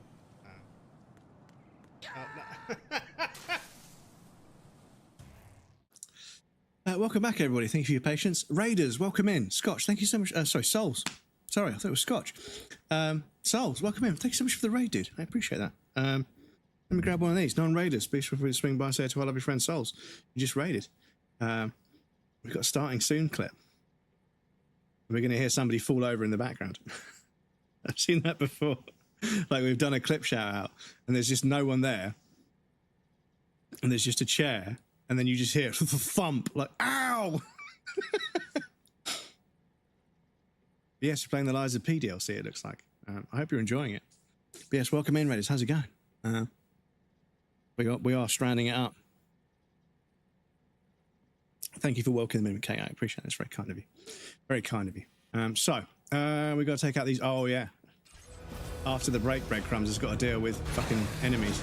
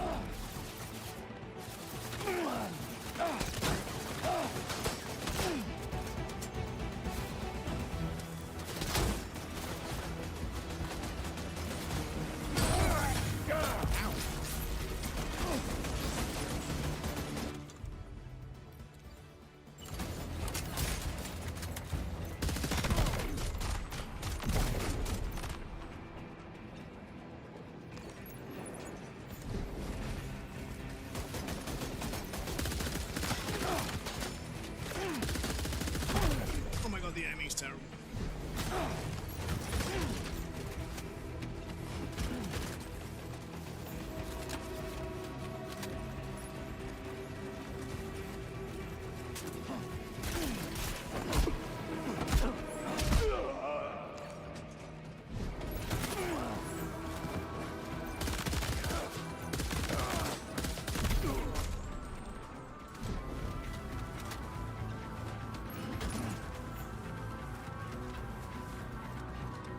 Right, does anyone else want to get fucking perforated? It's always made me chuckle trying to sneak past enemies. This giant leaning tower of Redus on my back.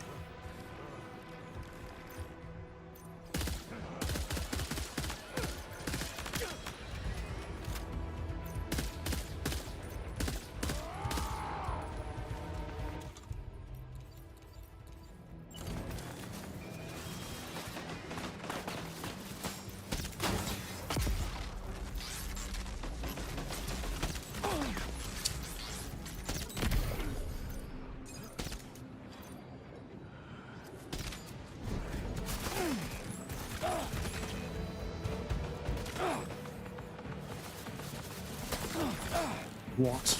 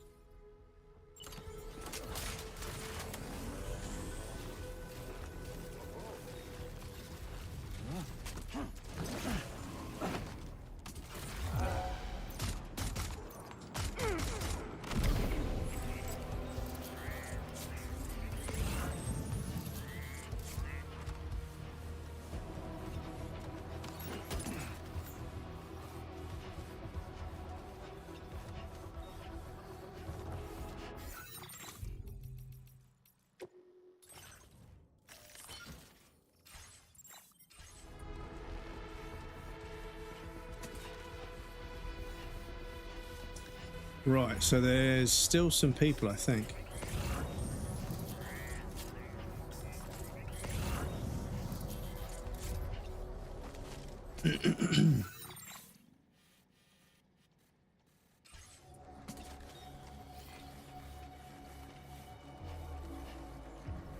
But for the starting area, there's quite a lot of fucking enemies here.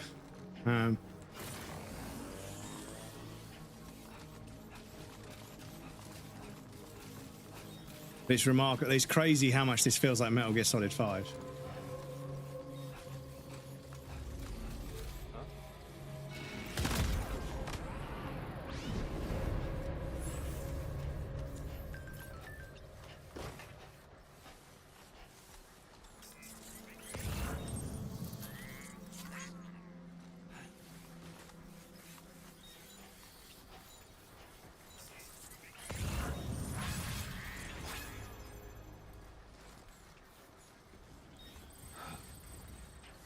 Where can there be more people?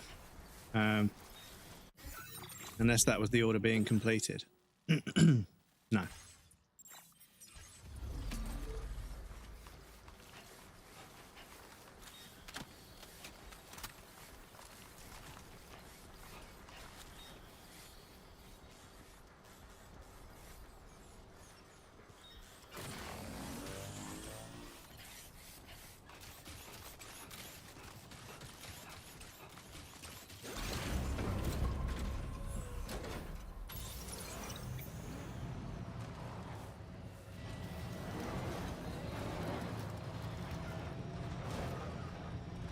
But we're going to steal all this stuff anyway. Just started. Are you playing this one? Glad to hear it, dude. It's been really fun so far. Hope you're enjoying it. How do you progress with the chiral networking? You have to find places to connect people up, but I'm sure the story will explain that to you. I don't want to spoil anything. But yeah, the story will explain how and where you need to go. But yeah, I don't want to spoil anything. But yeah. Very similar to the first game. I don't know if you've played the first one much. I'm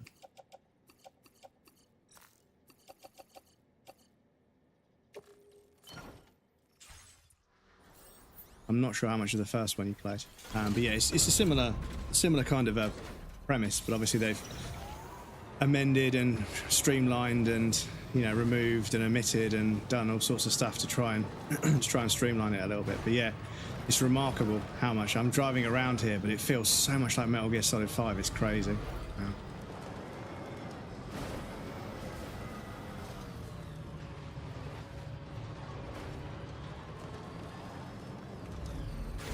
Am I close enough here? Fill up the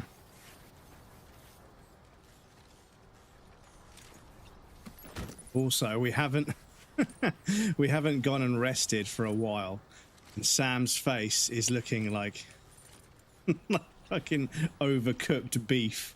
I'm so sorry, Sam. I'm so sorry, Sam. We'll go and rest soon, I promise. We've absolutely cooked him. His face is absolutely cooked. I'm sorry, Sam. Please forgive me. Please forgive me.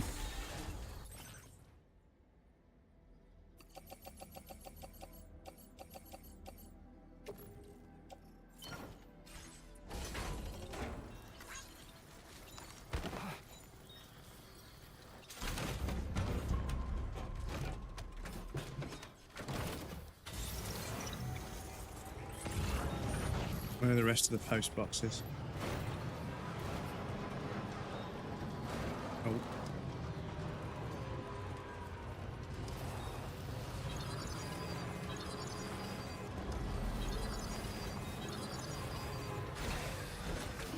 Gotta stretching the legs.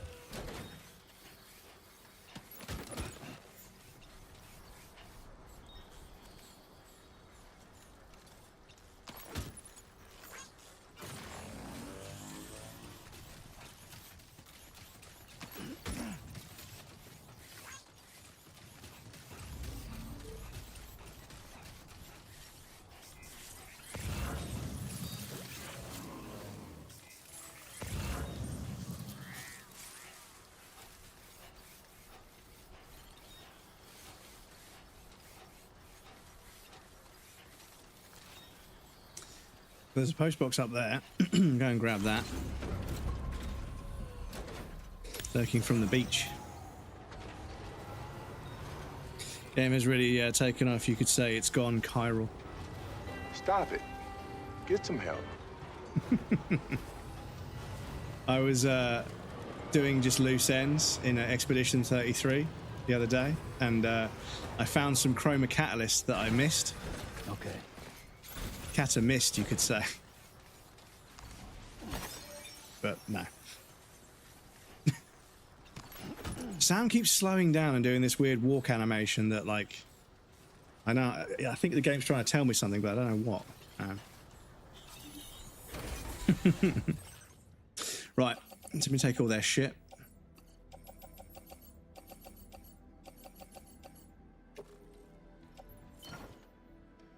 Problem is, we're going to end up with fucking 2 trucks full of stuff, and I can only drive one at a time. But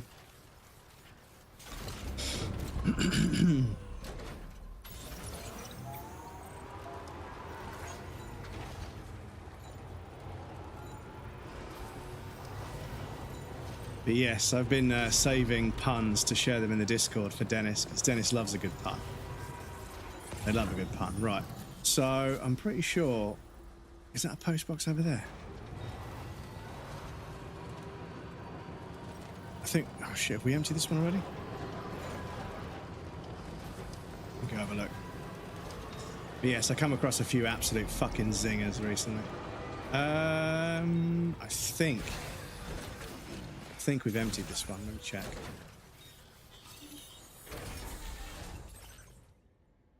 Oh, no.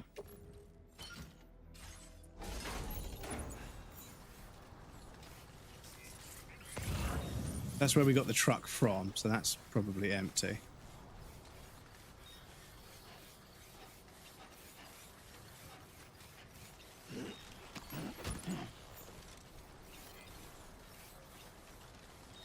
Right, let me double check what the order actually asked me to do. So, neutralize bandits armed with stolen UCA technology. Well, I mean,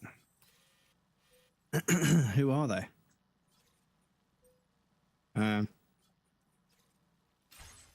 don't know how many of them I'm supposed to kill before we're done. But let's continue to drive around a little bit, see if we can find some more.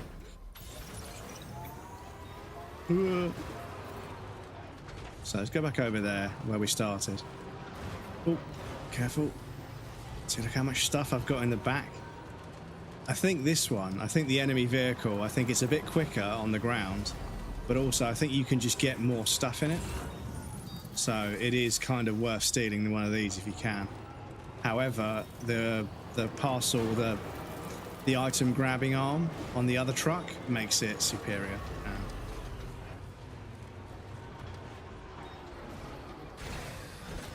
Yeah, I feel bad. We're not supposed to leave dead bodies anywhere because they create void outs.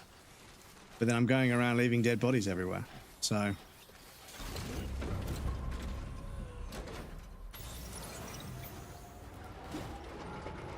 that hasn't fully been explained to me yet, because yeah, in the first game you leave a body.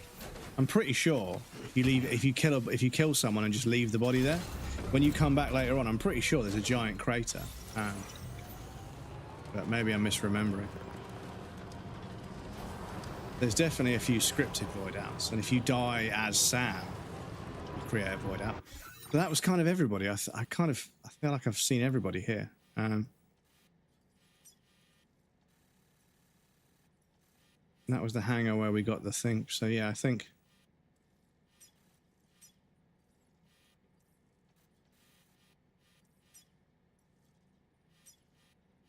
Your post box there.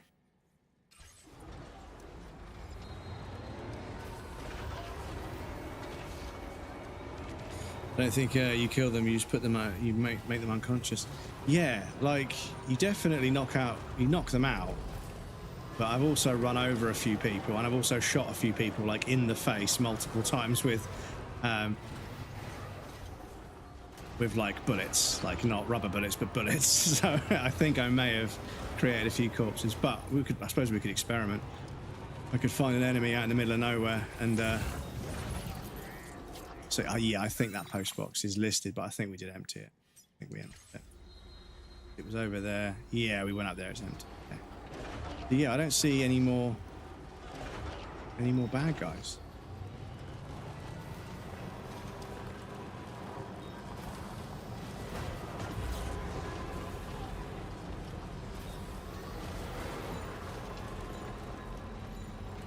So let me take this truck back.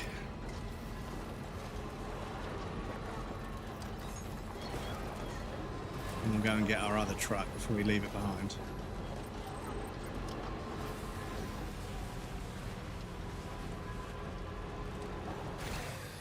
Okay. That's the next big upgrade, is being able to convoy a truck behind you. Like you convoy the carrier behind you. But can I convoy 2 trucks to get the maximum out of it? But I don't know how long it will be before they give us like a fucking 18-wheeler. Because there were a few 18-wheelers parked up in Death Stranding 1, and I was like, damn, I wonder if we get to drive those motherfuckers. But then we got zip lines, and yeah, the game changed. And I've seen some zip lines in the trailers and sort of promotional footage for this, but they seem to be curving around. So I think the zip line, don't spoil it for me, don't tell me, but I think that the zip lines might be predetermined in this one. So you might have to only be able to build zip lines between certain places. And if you can't place them anywhere, that's going to be a huge loss for us. So can I push this truck without damaging the stuff I've got in mind if I'm very, very gentle? Oh, almost.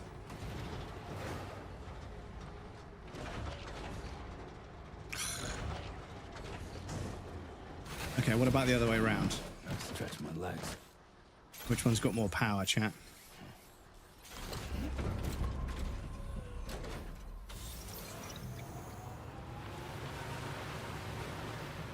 Oh, almost.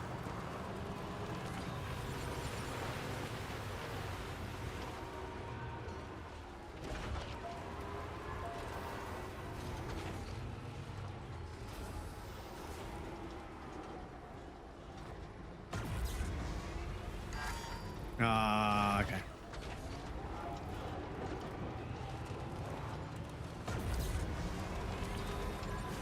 Oh shit, the battery on this one's almost out. Actually, do you know what I could have done? I could have just transferred all the goods to one truck. Probably would have made a bit more sense, but never mind. But yes, I think maybe in this game, even if you shoot somebody, they're only sort of incapacitated. Because I remember I wanted to, because it was a holdover from Metal Gear Solid, I wanted to fabricate non-lethal weapons, or bullets that are not like rubber bullets for the guns instead of, you know, real bullets, because I didn't want to kill anybody. I wanted to be able to shoot people, but I didn't want to kill anyone. So maybe it's an extension of that. Maybe just all the bullets in this one, they either incapacitate somebody or they just, you know, that's it. They just incapacitate. That's it. I think.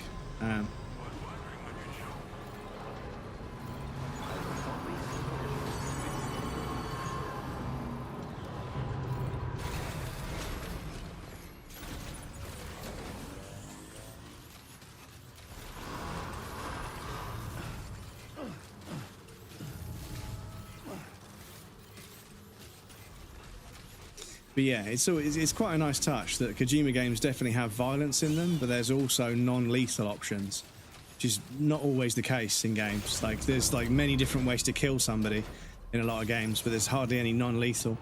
So I think we should take an opportunity to rest in this shelter, because Sam is getting basically cooked in the sun. So I think they're basically turning into fucking beef jerky. And I also want to see if I park 2 vehicles on here.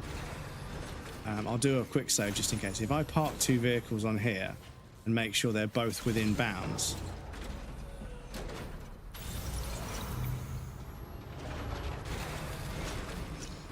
We'll deliver and recycle all the junk that's inside.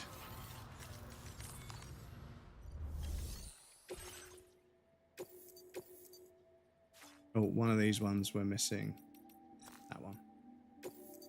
Everything else we can deliver.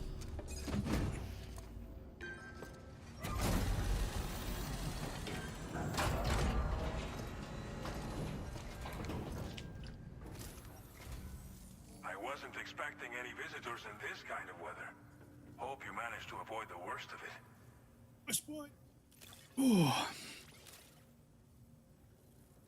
I wish there was an eBay for body parts. I wish I could just buy a replacement spine, replacement shoulders, replacement ankles and knees. I'd live forever, chat. I'd be fucking immortal. Ooh. As you just throw grenade-filled cargo containers at enemies. So we can throw all 3 grenades. Your battery's running low or something? If you like, I can charge them for you here. Okay. Must have been rough having to deal with this weather. I would have struggled to stay on my feet. But don't let it discourage you from visiting us again, huh? Order completed. Well done. Well done. Such a strange, like, vocal bit. So, we've got materials to recycle, for sure.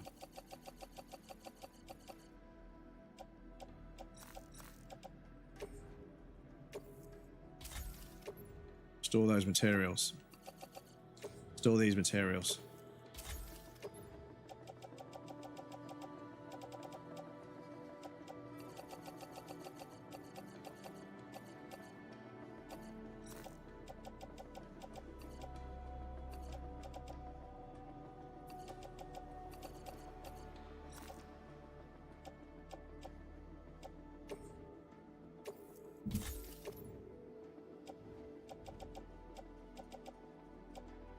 Fucking hell, dude. So yeah, you can access both at the same time. That's fucking clever. So yes, I've got a bunch of stuff on my back I probably need to fucking recycle.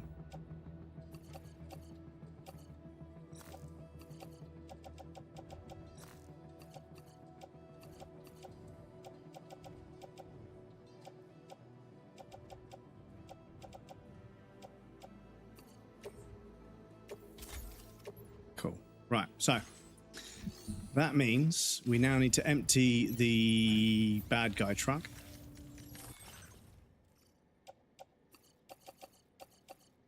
All of that stuff. Put it into our main truck. Which means this truck is now free for anyone to use, so I will put it out of harm's way.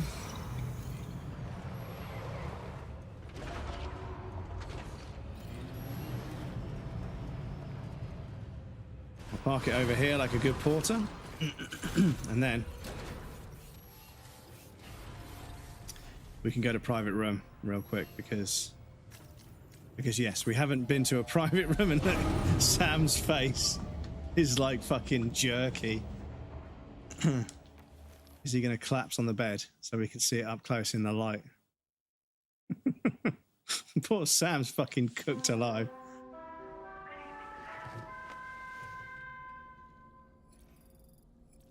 Sleep till morning. Fuck it. Oh, chat, we've all been there. You wake up. No.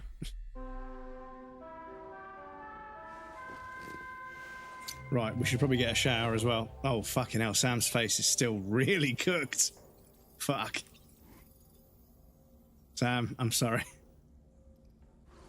Right, can we grab a shower?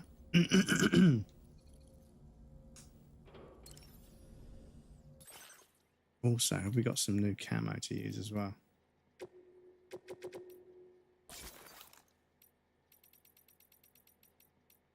Or we can go green screen, chat.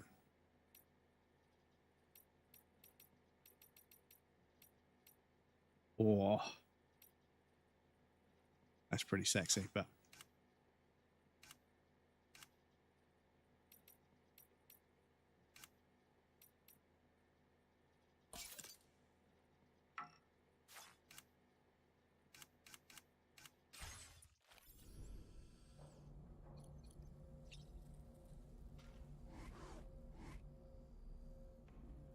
don't know if it's going to do anything in this one. I promise you it does something. It does something in the first game. Unless they patched it out, but...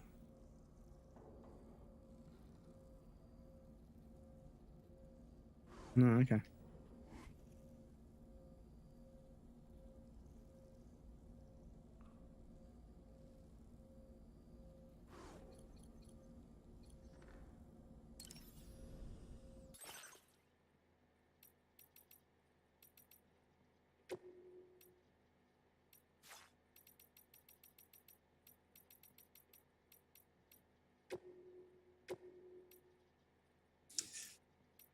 So we got a mini extra battery. What do we got? Utility pouch. So that's just a bit of extra space. So we've got a few of those on there already. That's the large spare ammo container, which is good. That's for protecting our back. Little shatter. Yeah, okay, we don't need any of that. Fine. So let's see if we can grab a shower. Because yes, we fucking just... Poor Sam, I forget that in this one you get sunburned being outside too much. Oh, chat, it's a sit-down shower. You know you've had a hard day when it's a sit-down shower. It's been a while since I've had to have a sit-down shower. I remember doing a bunch of gardening and, oh, the shower fixed our face. Okay, that's kind of nice.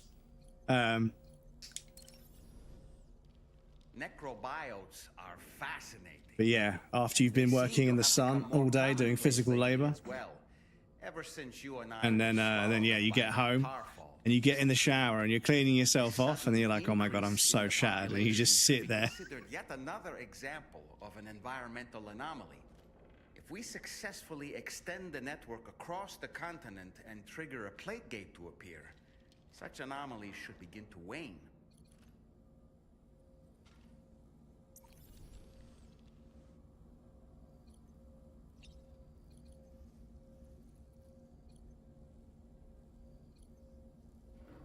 Right, cool.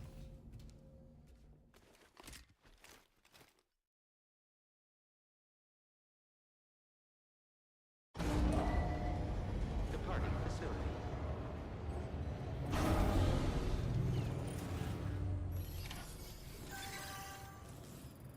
Oh, look, the truck has just decided to... Okay, let me move it outside. Anyway, Sam is done, yeah. Sam is fucking done. Bless him. Sam has had enough. Right, and the sensible sausage in me is gonna reverse bay park the truck into one of the bays. Just a little professionalism thing.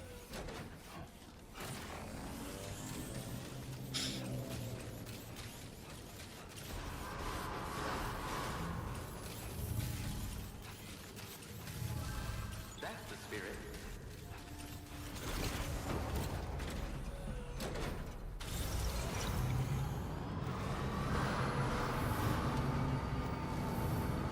Right, so where are we off to?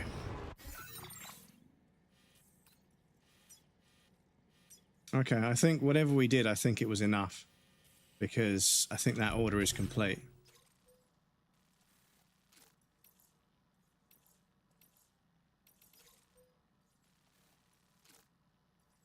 Okay, so we got to go to there.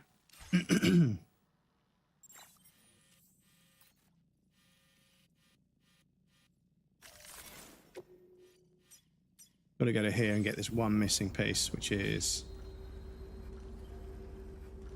over that way. Cool.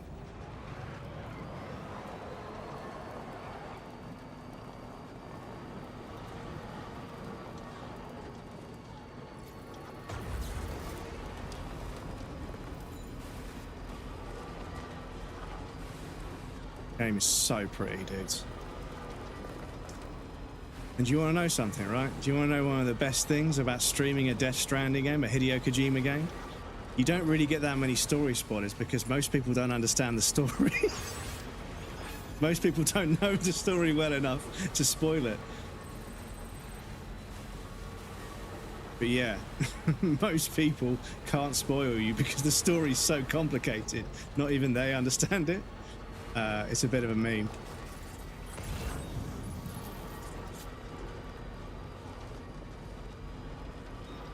Because even if you see a character or something happening, it's probably a minor part of the story as a whole. Yeah, motherfucker. You're mine. Right, onwards and upwards.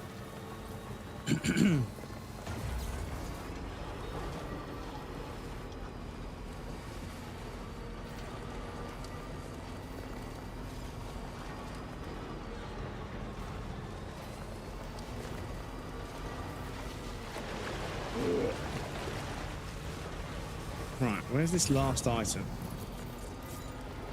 Because, yeah, I'm pinging the fucking scanner and I'm seeing nothing.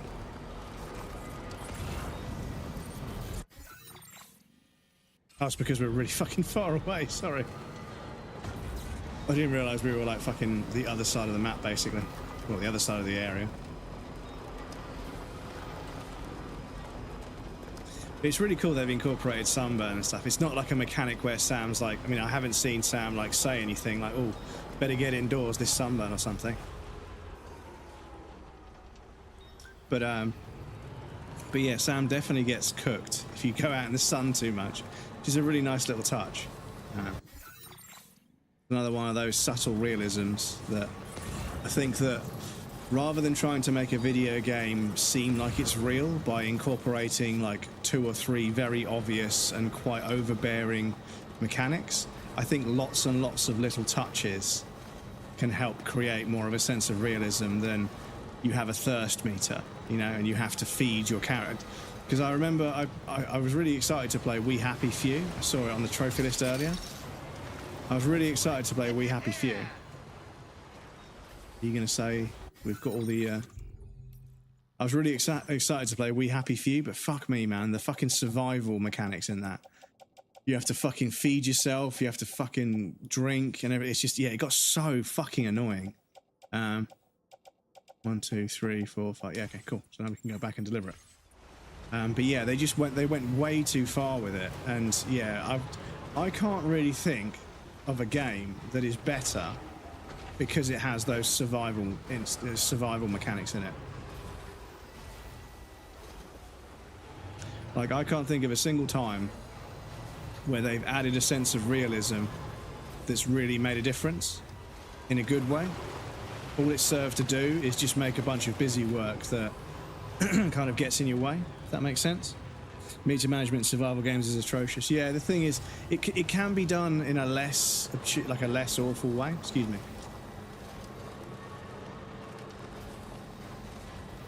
It can be done in a way that isn't terrible. It can be done in a way that, you know, every time you get to a certain stop or a certain moment in the game when you're in the menu, you have to do a few bits and pieces just to stay on top.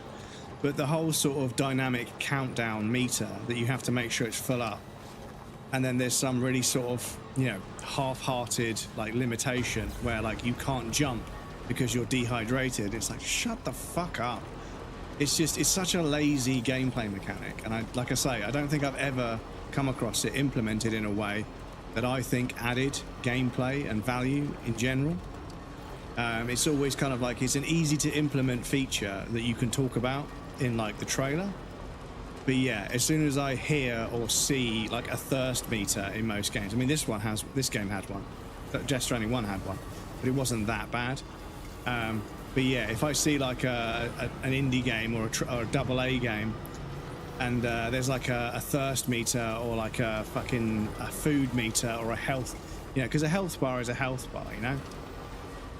And I think that as long as you're, you know, consuming things that help you heal the character, that's all it needs to be. But yeah, evolving it into this like multi-bar like management system, yeah, it's every time I've experienced it in a game, it's always done my head in so much.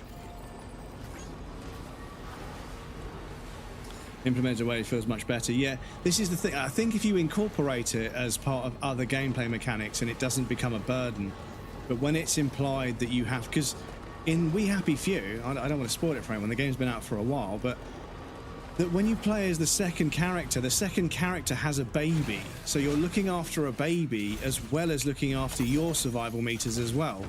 And I was like, this is literally like pulling teeth. I am so fed up with this. And then there's like a big twist in the story, but after all the grinding I'd done looking after the character's health and everything, when that twist happened, I was the opposite of primed. You know when you're primed for a twist? Like a gameplay loop establishes itself. Sorry, I'm losing my voice. A gameplay loop establishes itself. You get into it, you get used to it after a while, and the game starts to sort of, you know, just hum along. And then suddenly a twist comes along. It's like you've been set up for it. It's perfect. But yeah, when a twist comes along and you've just been grinding your arse off, just trying to survive in a game that shouldn't be a survival simulator, the twist happens and I was like, oh my God, I'm fucking done with this game. I'm fucking done with this game. And I uninstalled it there and then after maybe 10 to 15 hours. And years later, I watched a video essay and they broke down all of the things that went wrong in development and how they affected the design of the game. And it all made sense. And I was like, yeah, it's just one of those. It's one of those things where it was a good idea. It was just executed incredibly badly. And it's a shame because Darkwood got loads of hype, but it was like a bunch of kids' first game. And they just didn't manage it well, and yeah, it just didn't turn out. And you know, it's a shame, but it just didn't turn out very well, in my opinion. Do you want us to go and scavenge for you? And you want to make a delivery to Fidelity? Okay, we could do that and that. That's nice and close by. Those two are for someone else. Okay, so we could do those two.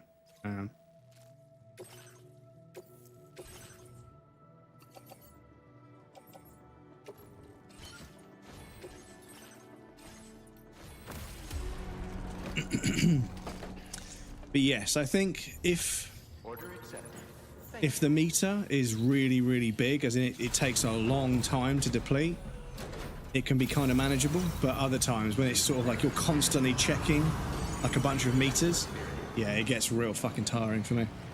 Haven't really been concentrating on the stream. We have a young hedgehog drinking water in the bowl. That's a perfectly good excuse, Phoebes. That is a perfectly valid excuse. Please enjoy the little hedgehog. If we could see any pictures, that would be amazing, but I understand you might be completely overcome with how adorable it is, so if that's not the case, I understand. But yes, please take all the time you need.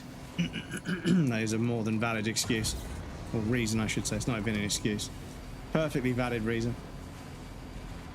Yes, they are adorable, aren't they? Too much of a cow. I still haven't played Darkwood.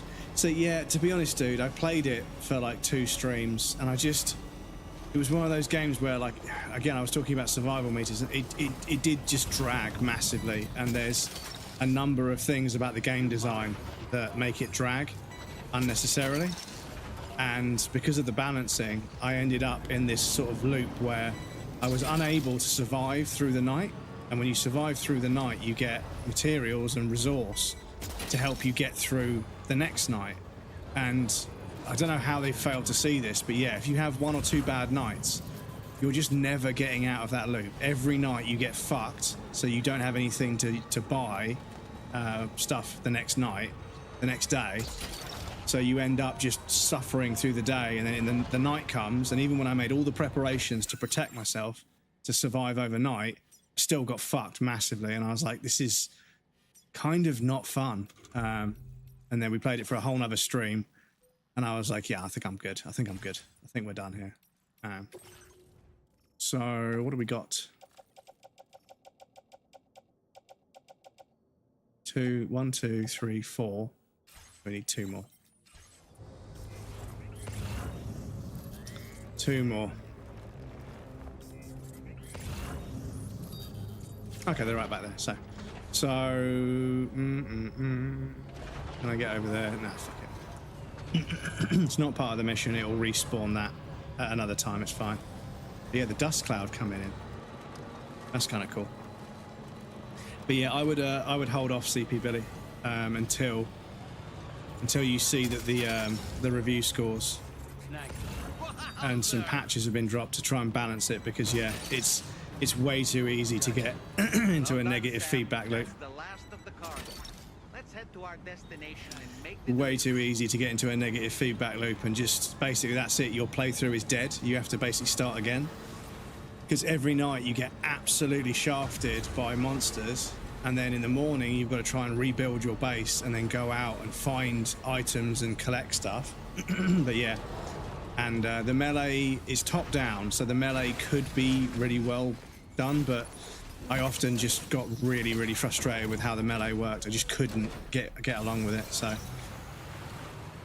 but yeah, I'd wait until it's because I think they were charging for it, but then they decided to make it free, because I think they realised that they'd bitten off more than they could chew. They had way too much testing and balancing to do, so they kind of just let the game go out for free, and as a result, it just doesn't feel very finished. There's a bunch of good stuff in there. There's a bunch of quality content and materials and textures, and the game itself plays. But yeah, the way the game is balanced and the sort of the gameplay loop of surviving a night so you can buy materials, so you can survive a night, so you can, if you get it wrong, you're completely fucked, and you can't turn it around. That's the problem.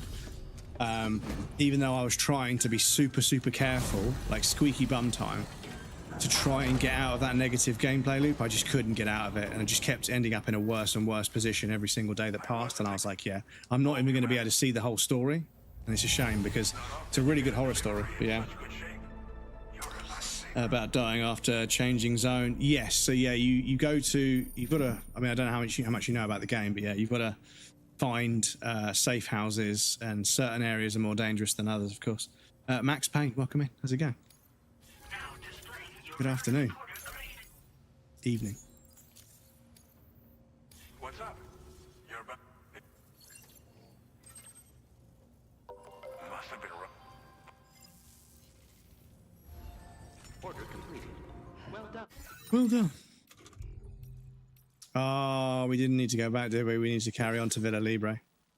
Whoops. I've got a couple of orders. I haven't got the cargo for those, but I've got the orders. Okay, cool. So, Villa Libre. Villa Libre, are you 5 stars? They're 5 stars. So, I mean, I suppose I've got to complete it, but yes, where are we now? So we've got this dude is... This is the thing, dudes. People put a bunch of signs down, and then you can't select the fucking... I think we can check.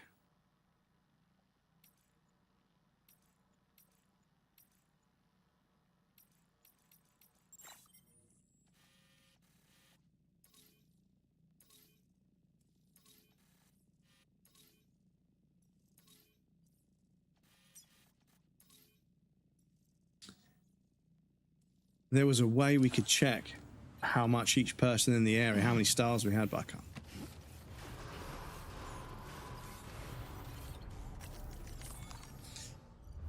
Up here, it will tell me this guy is 5 stars. Oh no, they're almost 5 stars, I think, because we haven't got the hologram of it. Okay, so right, let me go and do this delivery.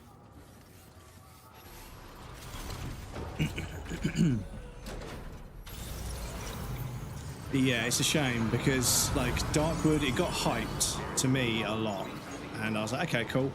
They're like, it's free, you know, give it a try. People say it's really good, but yeah, I played it for probably 2 streams, and yeah, I constantly found myself in this kind of like disappointed, like, you know, oh, I've got even more long-winded hard work to do now. I just got fucking fed up with it.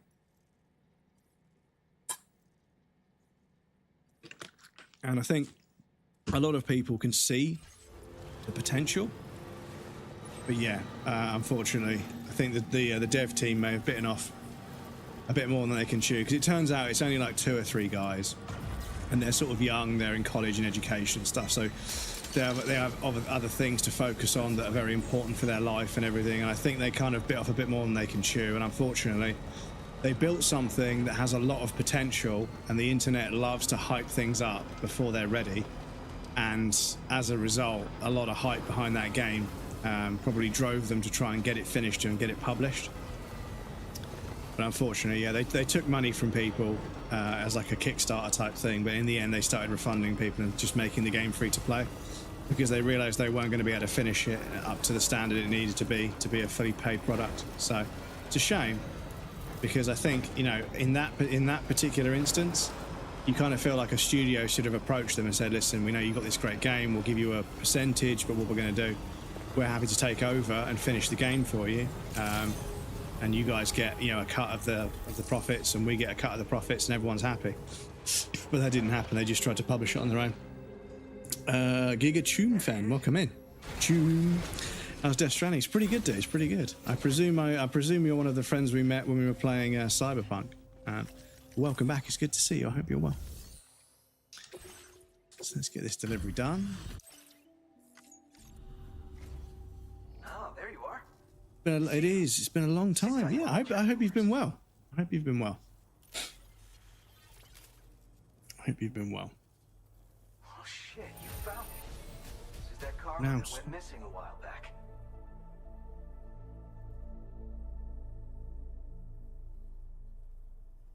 Excuse me. Excuse me. Making sure everything's still connected. Right. But yes, we were talking about Cyberpunk earlier. Cyberpunk might be one of the best city environments I've ever experienced in. Night City might be one of the best city environments I've ever experienced in a video game. I barely fast traveled. I was telling somebody, I was like, I played Cyberpunk probably about 9 to 10 hours a day, 10 days in a row for charity. We were just doing a charity drive at the same time, and I didn't get bored. I was up for playing it the Monday afterwards as well. I played it for 10 hours a day, almost 10 days in a row, and then I had a couple of days off, and then on Monday I was happy to stream it again. I was like, damn, this game is so fucking good.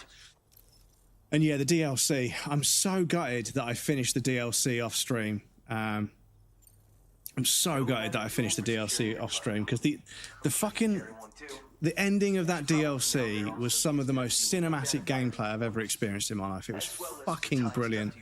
And the music, wires and chains, so fucking good. I will show up when you have just discussed it. Yes, maybe it's my way of summoning you. Played the first Death Stranding for a couple of hours. I feel like I want to jump into the new one, but I'm pretty sure I won't understand what the hell is going on. Complete the first one first. I know it's a slow burn. It's a very slow burn. There's lots of sections where all you do is make deliveries for quite some time, but the story and the way it pans out, and understanding it, deliver. Okay, yeah, we'll do that one. But yeah, the story is so fucking crazy that you want to make sure you complete the first one, and then potentially even watch a video essay or two to fully grip like the story, because Kojima writes very, very nuanced and complicated stories, and playing through the game and understanding it, that you get the conclusion at the end of the game, obviously, where they tie up all the loose ends and everything, and yeah, it's definitely worth. We've got a bunch of memory. I keep forgetting to come in here and unlock this stuff.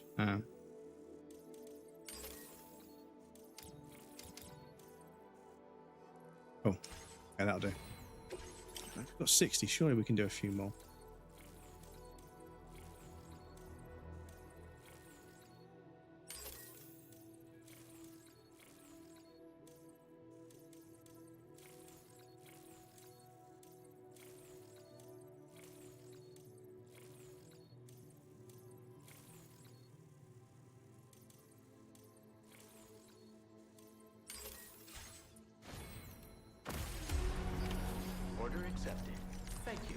Right, let me just check if there were any other orders.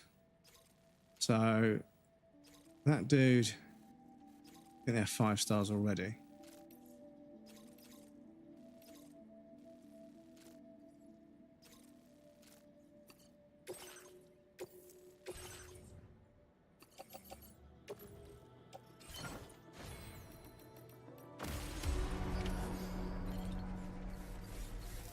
Right.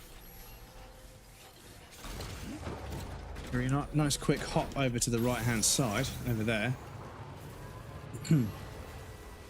Well, by the way, I agree, Cyberpunk, I'm waiting for the new to start the new playthrough. What an amazing open world. Yeah, and the thing is, like, it's not only is Cyberpunk one of the best stories I've played through and one of the most visually compelling games I've played through. I played it on console as well, so I didn't even play it on a PC. I played it on a games console, and even then on games console it was fucking unbelievably beautiful.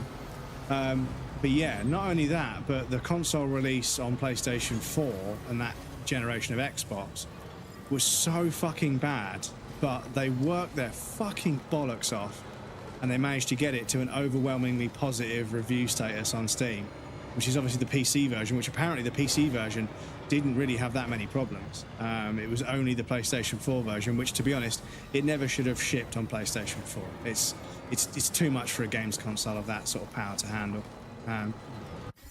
But the suits spoke and they wanted it fucking... what's this? Vintage binoculars. Okay, so we've got to climb up there. Okay, that'll be quite fun. So we'll make this delivery. Actually, no, we won't. We'll go to the left and we'll see how difficult it is to get up there.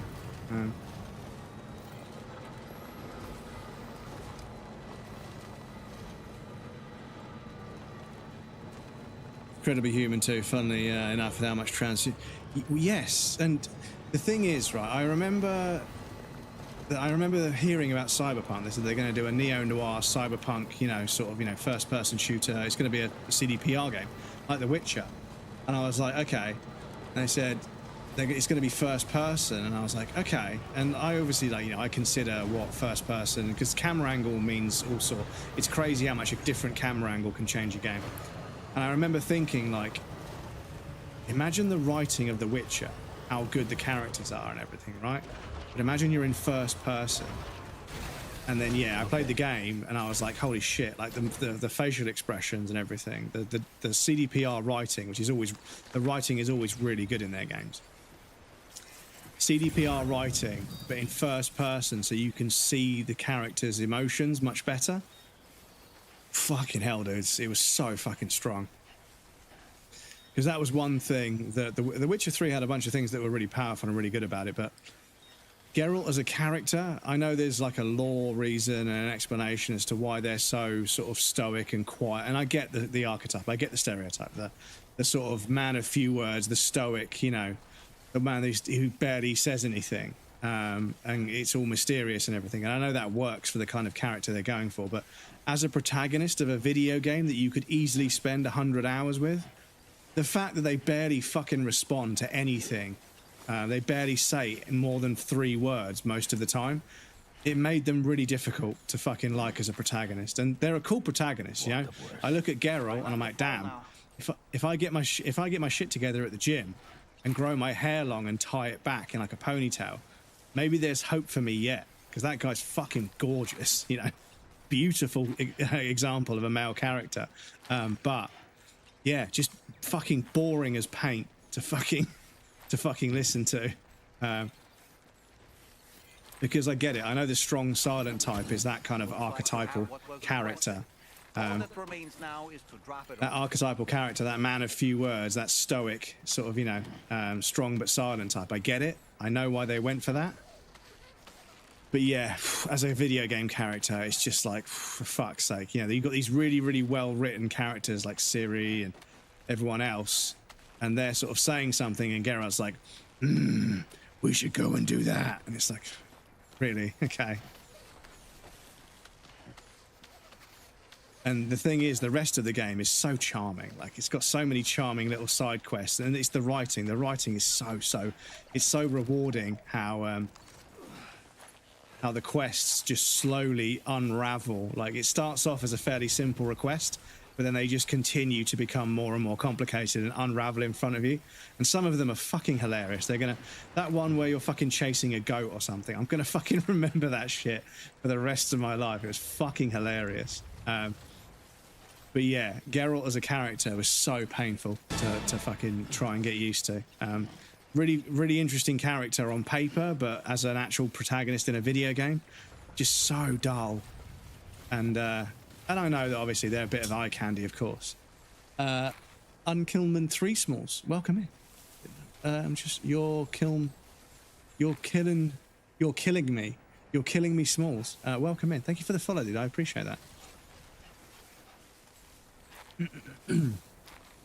Same, I have it on the Series X, but I got amazing TV and the game looks so good even on console. Yeah, I think that the what you got? I think the art direction in Cyberpunk is so good that it does scale. Whereas some PC games, the art direction is only going to work if you can crank the graphics, which is obviously fine. You know, sometimes a game that, you know, pushes PCs will come out on the next generation of games console. Finally, it's playable on console, and they optimize the fuck out of it.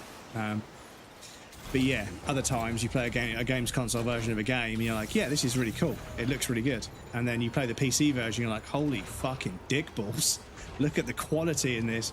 You suddenly see like 120 FPS at fucking 1440p, and you're like, holy fucking shit balls, dudes. PCs are so good these days. So for context for everyone in chat that doesn't understand what I'm talking about, I was a console gamer. Well, I was a PC gamer originally. We had PlayStation and stuff, but we got PCs. Counter-Strike was really big. We played the fuck out of that. 1.6 and all that sort of stuff.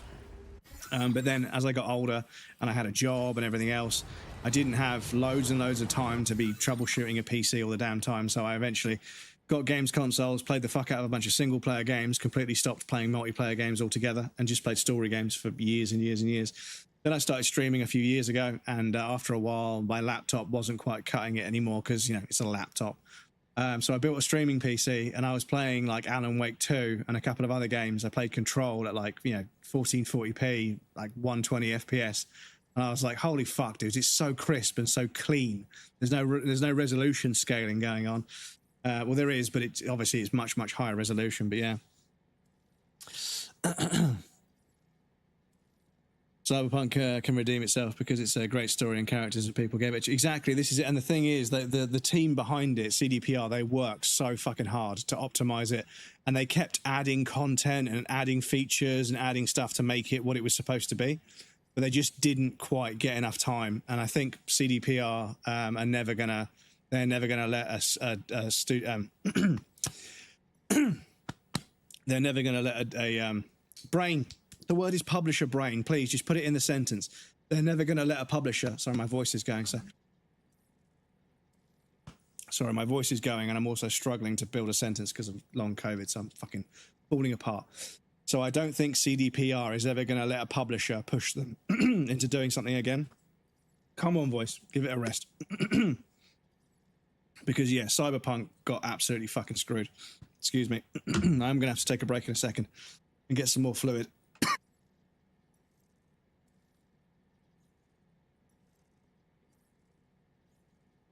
Excuse me. Oh. But yes, I've not been well for a couple of years, dudes.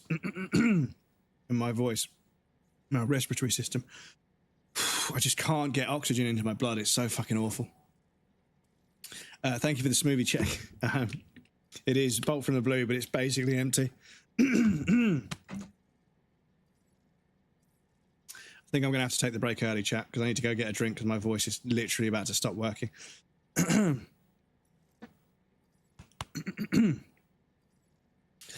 Makes a city feel incredibly huge and oppressive, which I love. Yeah, it feels quite intimidating, which I think is part of the sort of like, you know, it's a bad, bad place. It's a dog-eat-dog world, so the city needed to be imposing. But yes, I'm sorry. I will read these messages in a second. I'll catch up in a second. I'm sorry, my voice is literally about to go. I need to go grab some water. I'm really sorry, chat. I'm going to pop you guys on the BRB screen. I'll do a manual ad break. There's only a couple of minutes before the normal ad break anyway. But yes, I'll be back shortly. Excuse me. I do apologise.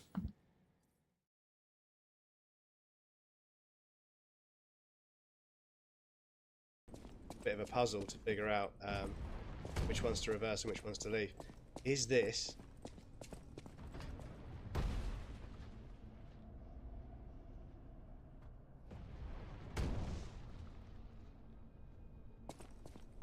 No.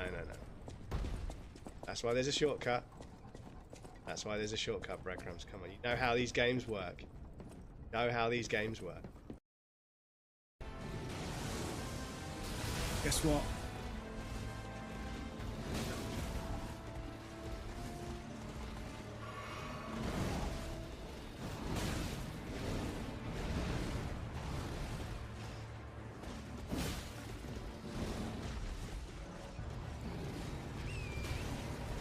Oh my god, the iframes. The iframes, oh my god.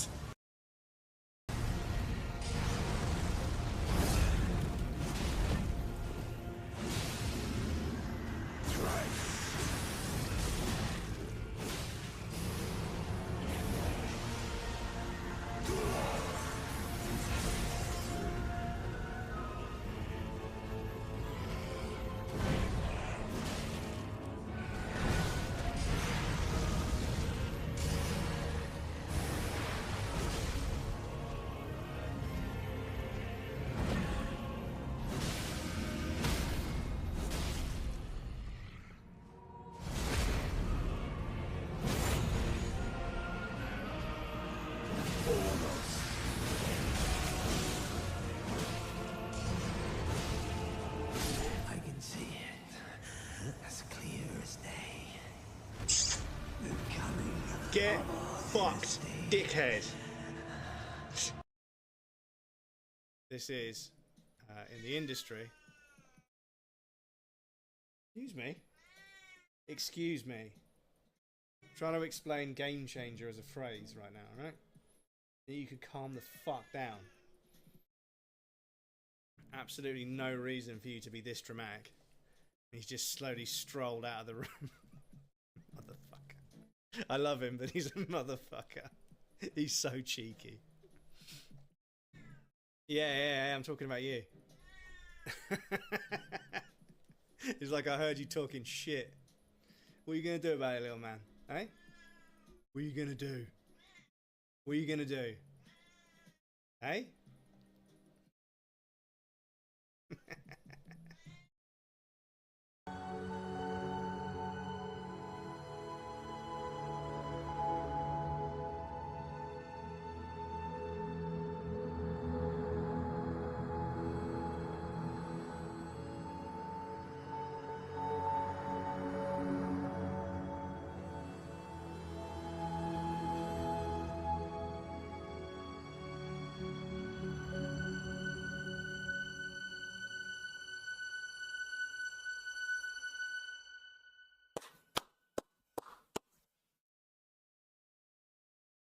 Think. This is a trap.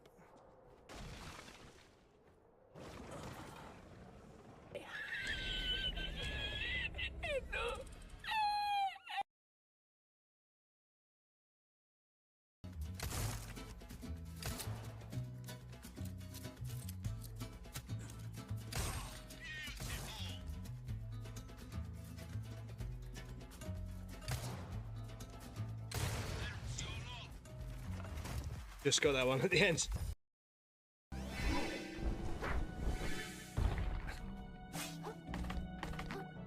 Oh, fucking hell.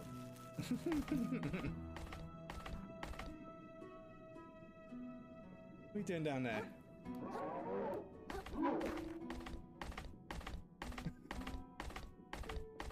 See you later, boys. I have a nice life. Oh, he's trying. Welcome back, everybody. Thank you for your patience. Apologies. My my voice just decides that it's okay. It's okay. I need to have a drink, and then suddenly it just goes. I've had long COVID for a couple of years, and yeah. Hello, Bubba. Whoa. Hello, Bubba. Hope the voice feels better. I appreciate that. Yeah, I've had a quick drink, and I've done a big full body cough. But yes, Drunken Fable, welcome in. Sorry, I didn't get a chance to read your message before I had to go on the break. I apologise. Hello, Bubba. Like a head scratch? Or as my friend calls it, Pan Am dating sim. Yeah, it's all about Pan Am dating sim. You can call me Smalls. Welcome in, Smalls. How's you talking about The Witcher 3 and Cyberpunk? I have runs going in both currently. Best of luck on the runs, dude. I hope you enjoy them. CDPR challenge runs. That must be interesting. But welcome in, Fable. It's good to see you. But yes, we have the assistant director Artorius to come and make sure everything's being run properly. Isn't that right, little man? And this is the thing. I need a fan behind me to just fucking blow air away from me to get rid of his fur. It's ridiculous because it's very, very fine. So if it gets in your eyelashes or in your beard or something, which some of you in chat won't have a problem with, but yeah, if it gets in your beard or something, it just, it tangles itself in there and that's it. You can't get rid of it. Yes, apologies for running the ad a couple of minutes early, chat, but yeah, my voice was literally about to stop working. But welcome in, Fable. It's good to see you, dude. I hope you're well.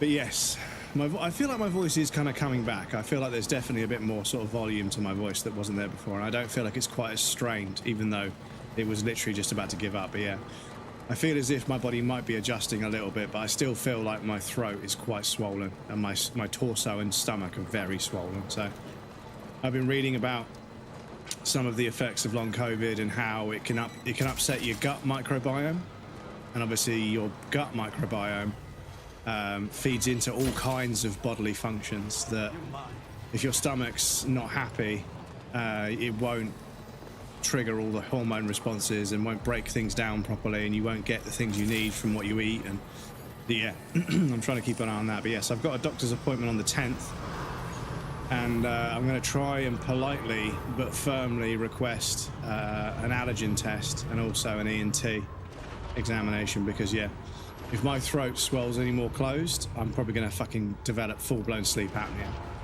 And I live alone, so sleep apnea is really dangerous for me. So yeah, I don't want to get to that point. I'd much rather figure out what's causing my throat to swell up and figure out how I can stop it swelling up, because yeah, the thought of not being able to breathe properly at night when I'm asleep, when I live alone, it's pretty scary. Been like this since you had it? Yeah, so end of 2021, end of 2022, start of 2023. I had COVID, and then about a few days after the week of getting over it, so about a week and a half after I had got COVID, and I just started to feel better. Sorry, I'd literally just started to feel better, and then I got bronchitis, which fucking sucked, because I wasn't fully better from COVID, so that was horrible. I had bronchitis for a couple of weeks, and I was umming and ahhing about going to see the doctor to see if I could get some antibiotics to get rid of it. But then it slowly started to improve. Like, I had a couple of days where I felt a little bit better each day. I was like, okay, maybe it's on the mend, maybe it'll be okay. And then about 4 days after it started to feel better, I got COVID again. And then, yeah, that COVID lasted for like a week and a half. But then I just, rather than feeling better almost the day after the 5 days or 6 days were up, I got up and I was like, okay, I still feel kind of groggy, but I think I'm okay. So I did a test and I was negative, and I was like, cool. But then I just always felt groggy. But then, yeah, and I felt groggy and kind of brain foggy. I've had a bad throat. I can't breathe properly. And yeah, and it's one of those situations where a few sort of health concerns have prevented me from getting enough sleep. And the amount of fur that came off that one, I just coughed. Fucking hell, excuse me. Yeah, but it's been 2 years now of not sleeping properly, not being able to exercise on the treadmill properly, and my body is just not happy. It's very, very unhappy. It doesn't feel very good. And after a while of having bad physical health, my mental health has started to go. So I feel pretty grumpy, pretty irritable, very low on patience, very very easy to wind up, very easily triggered. And yeah, I'm just fed up. I'm fed up. I'm sick and tired of being sick and tired, basically. I'm just, I want to feel better. I want to eat and sleep properly, and I want to be able to exercise properly so I feel like a normal human being again. But it just ain't happening. Every time I start to feel better, I then wake up feeling like absolute dog shit a few days later. It just won't go away. But yes, I've been going to the doctor for the last 8 months, and yeah, I've done all of the inhalers, I've done all the powders, I've done all the vapors. I've tried a nebulizer or a volumizer or whatever you want to call it. I've tried different doses at different times of the day. I've tried relieving medicines. I've tried various other kinds of approaches, and nothing has touched it. So finally, after all those diagnostical type respiratory type things, we can finally write off that it's not asthma, and I can finally start seeing, hopefully I can start requesting to see professionals that can figure out what the fuck is wrong with me. There's the Scotch raid. I thought we had a Scotch raid, but it was Souls. Scotch, welcome in, dude. How's it going? Thank you so much for the raid, dude. How was stream? What, are you still playing Date Everything? Gotcha. Well, welcome in, Raiders. How's it going? Nice to see you. But yeah, it's just been a long 2 years of... The thing is, it's the brain fog that's really, really fucking killing me, because I know that I'm smarter than this, and I know what I want to say and what I want to do, but for some reason the brain fog just won't let me do it. It's so annoying how my lack of my lack of dexterity and my lack of vocabulary when I'm trying to enunciate thoughts and elucidate thoughts into sense. I just can't. I think there's just some swelling. I think there's something has just made a lot of my body inflamed and swollen. It's just making lots of things very unhappy. What's up, man? Happy is all good. Clip is all good. Still wakes the deep deal. So I need to get on that as well. There's so many fucking games to play, dude. But non-raiders, please feel free to swing by and say that to our lovely friend Scott, you just raided. And they were playing Date Everything.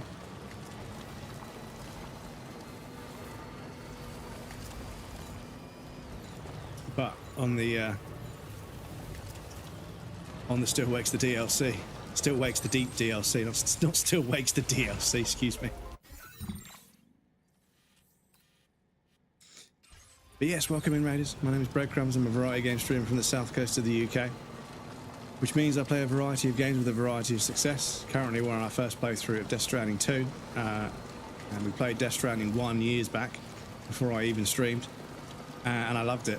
So yeah, really enjoying all of the same stuff in this game, even though I feel like the first game had a bit more, the art direction was a bit more sort of focused. I feel like the art direction in this one is a little bit all over the place, but it's not bad. You know, it's still a really, really brilliant video game. And the story and the characters are all fucking amazing, of course, because it's a Kojima game. But yeah, it's difficult for the sequel. For a really obscure game like Death Stranding, it's really, really difficult for a sequel to hit, because, you know, the first game was so fucking crazy. So how do you top that? It's really difficult.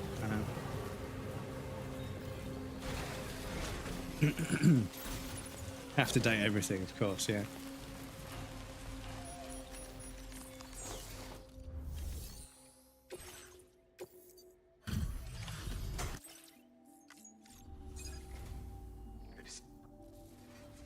I can hardly. You've been there for me more than a few times now. It's not much, but I want you to have this. I've upped your allocation of materials. Now displaying your current porter grade. We haven't really moved in anything for a while. Oh, look at that.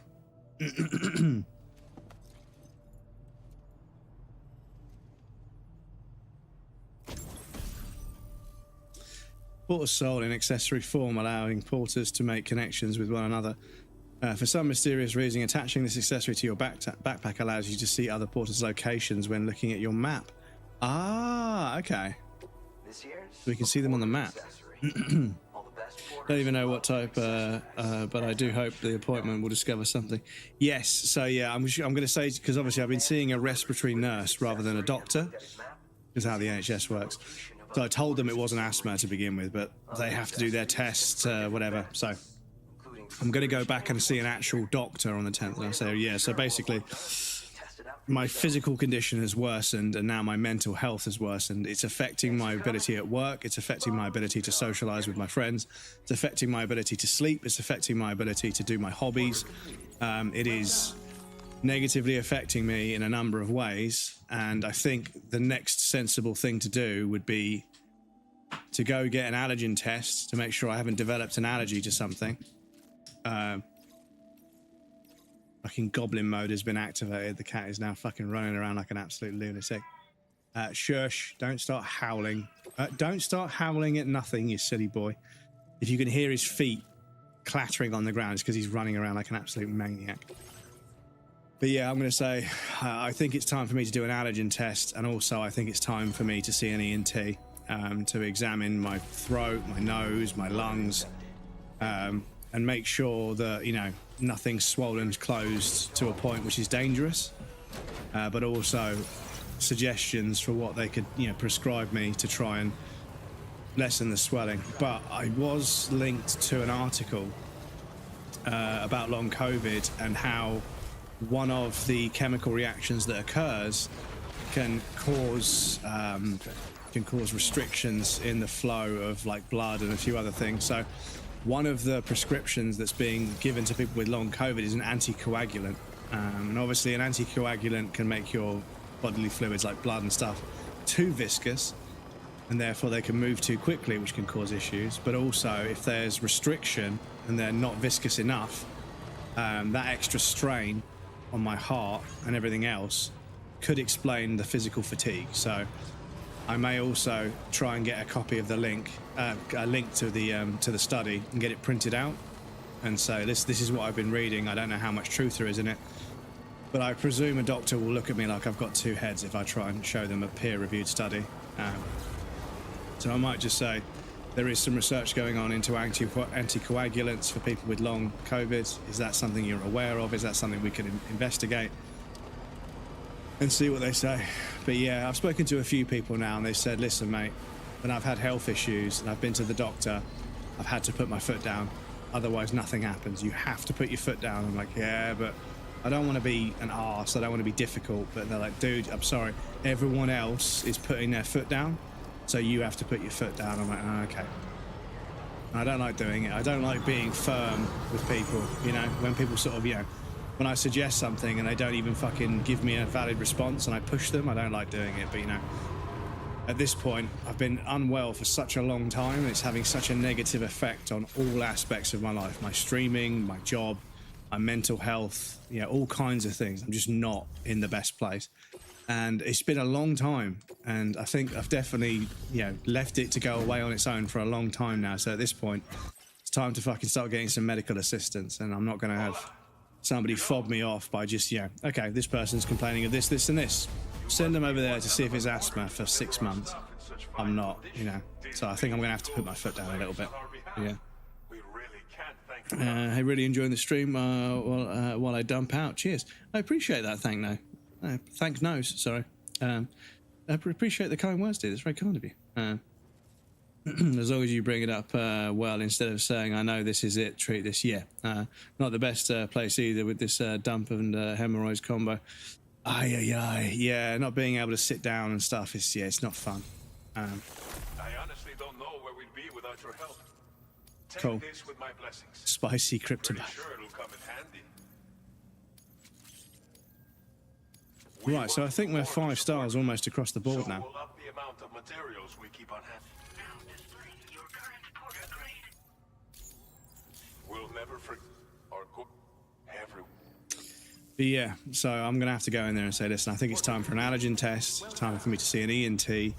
And also need to start looking at what long COVID treatments there are that we can try out. So I think, okay. So yeah, let's do those two. So if we go back, so I think that's everybody. So that person was 5 stars. That person's 5 stars. We need to do 5 stars with this person, but I think I'm happy to just come back and do that another time. So we'll do that, and then we'll go to the one up the top here, and then we can go back to Mexico, to Australia.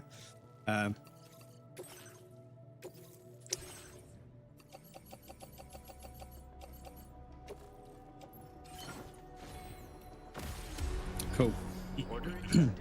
Thank you. But yeah, hemorrhoids is not a fun one.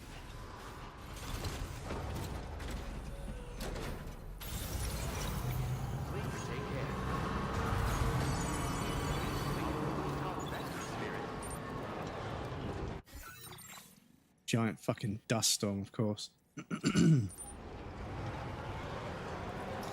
But yeah, it's particularly difficult for me to just come to terms with being unwell for such a long time, seeing as not long ago, 5 or 6 years ago, I gave up drinking, and also a couple of years before that, I gave up drugs, and a few years before that, I gave up smoking. So over the last decade, you know, I've slowly but surely given up a bunch of things that were really bad for me. And I started exercising at the gym twice a week because I know that looking after your health is important. You can't buy it back. You know, this is the thing.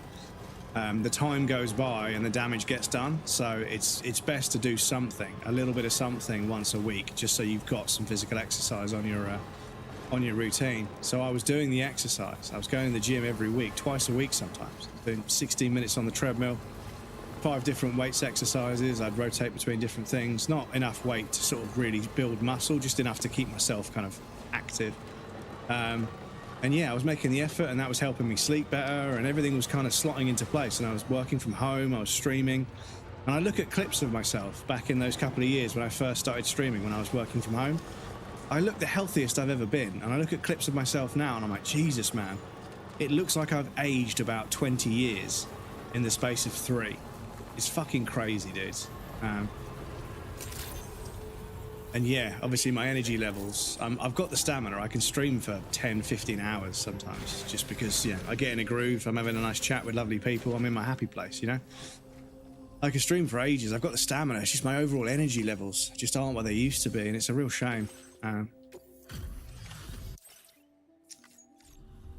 And yeah, people will ask me, hey, do you want to come rock climbing? Do you want to come, you know, do you want to come surfing? Do you want to come kayaking? And I'm like, I don't think I can. You know, even if I wanted to. I went on a hike. I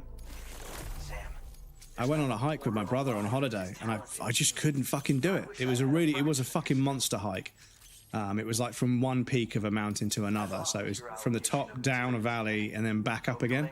It was fucking brutal, and I was fucked afterwards, but I was way more fucked than I should have been. But that's when I got really worried, and I was like, shit, I'm just walking with hardly anything in my backpack. I'm just walking down a hiking trail. But yeah, it was fucked.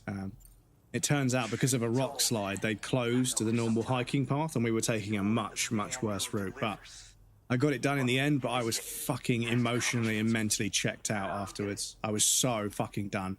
Sam, you're always such a big help. Because we got to the final chalet, and they were like, right, it's just a short walk. It's only like half an hour's walk from here to get back to the car park. And I was like, oh my God. We stopped, and then there was half an hour more. And I was like, oh my fucking God. And we got back to the hotel, and my legs were fucking spent. And then we went out for like a meal that night with my family. And then the next day, I stood up out of bed, and both my legs were fucking screaming at me. They were so... And then for the rest of the fucking holiday, my legs were fucked. My legs were still fucked when I got off the plane. About fucking 5 or 6 days after that. It was fucking brutal. And I thought to myself, like, I go for like long walks sometimes. I just put my music on and I'll walk until the battery on my headphones dies. So it's at least 2 or 3 hours, you know. But I've been on walks that have lasted 4 or 5 hours sometimes. If it's a nice day, not too hot, not too cold, and I've got nothing to do, I'll just go and try and set a new step record for the day. And I'll walk like around the entire town of where I live. You know, I'll spend 4.5, 5 hours walking, just listening to music, listening to a podcast, going to places where I could drive there if I wanted, but walking to them and just sort of seeing spots where I've done tricks on my bike, and going to see friends, you know, quickly as I walk past their flat. And yeah, I'll go for a fucking massively, and it doesn't faze me. I can walk and walk and walk and walk and walk. Because I go for a walk every day on my lunch break. I can walk. It's one of the only exercises I can still do in my current state. But yeah, when I went on that hike and I couldn't fucking hack it, I was like, nah, I'm only 39 years old. A hike, regardless of how difficult it is, I should be able to do a hike, you know. It's not climbing. I mean, bits of it were pretty fucking nuts. Like, there was a rock slide, and yeah, some of it was light climbing, not hard hiking. It was a light climb, for which, you know, if it was a light climb that was going to last 4 or 5 hours like this one did, I wouldn't have done it because I weigh too much to do climbing. My arms get so fucked because I just weigh too much. At 39 years old back then, or 40 years now, I'm just a heavy guy. It's just unfortunate that losing weight at my age is so fucking difficult. And with this illness at the moment, like right now, today, I've had a croissant, a coffee, a little pot of Greek yogurt with some granola in it, like a tiny little one, like only like a teacup size. No, don't run over it. Pick it up. And I've had like a sandwich, and that's it. I've still got a bite of the sandwich left, and it's 8:30, so I've barely eaten anything today. But I won't have lost any weight today. I'll still be over my calorie deficit. I'll still be over my calorie consumption because it's just, yeah, my body is so fucked. And that's the annoying thing is I feel like I'm in a calorie deficit. It's like I said earlier, I've made a bunch of effort to be healthier, but I still feel like shit. And because my body's unhappy, it's not very well, I'm just constantly hungry all the fucking time. But it feels like I'm in a calorie deficit even though I'm not. So I'm not actually losing weight. But I feel like I'm in a calorie deficit, which is the bad bit. That's the bit that I don't like. It's the bit that's shit. Blinkens, welcome in. Hello, I am Hideo. Are you enjoying my game? I'm absolutely loving it, Hideo. Thank you so much for giving us another wonderful game. Arigato. Don't work too. All this stuff. Never. I think the first one was better. But I've only done 5 or 6 episodes of this one, so who knows? God damn it, Kajimbo. Kajimbo. Somebody called them Kajimbles the other day. They were like, that fucking Kajimbles and his crazy ass stories. Kajimbles. Order completed. Well done.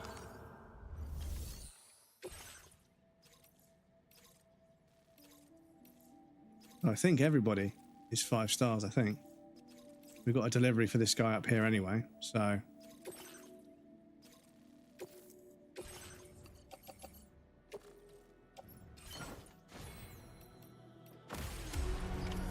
Order accepted.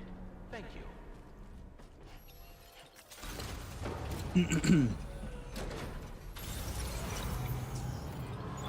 But yeah, it's just it's one of those things where I'm able to work, I'm able to sort of do stuff, but I don't think I can do stuff as well as I should be able to. And I can get by, but I don't get out of bed in the morning to get by. I get out of bed in the morning to live, you know.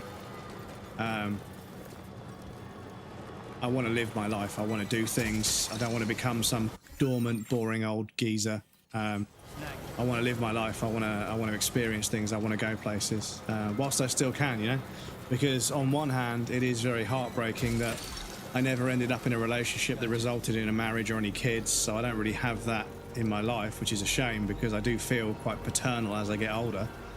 But I do have the freedom that my friends who do have kids don't have, you know. I have a lot more freedom, so I can go and do all sorts of things that my friends just can't. You know, they're constantly looking after the kid because it's a full-time job. You know, looking after a kid, it takes all of your time. So I feel like it would be very, very sort of, you know, selfish and silly of me to not take advantage of the scenario I'm in, where I have the freedom to go and do things. So it's one of the reasons why I'm really annoyed that my bonus and everything and all the tax worked out to leave me with just not quite enough to go to TwitchCon in the US this year. But again, I'll start trying to plan for TwitchCon EU 2026.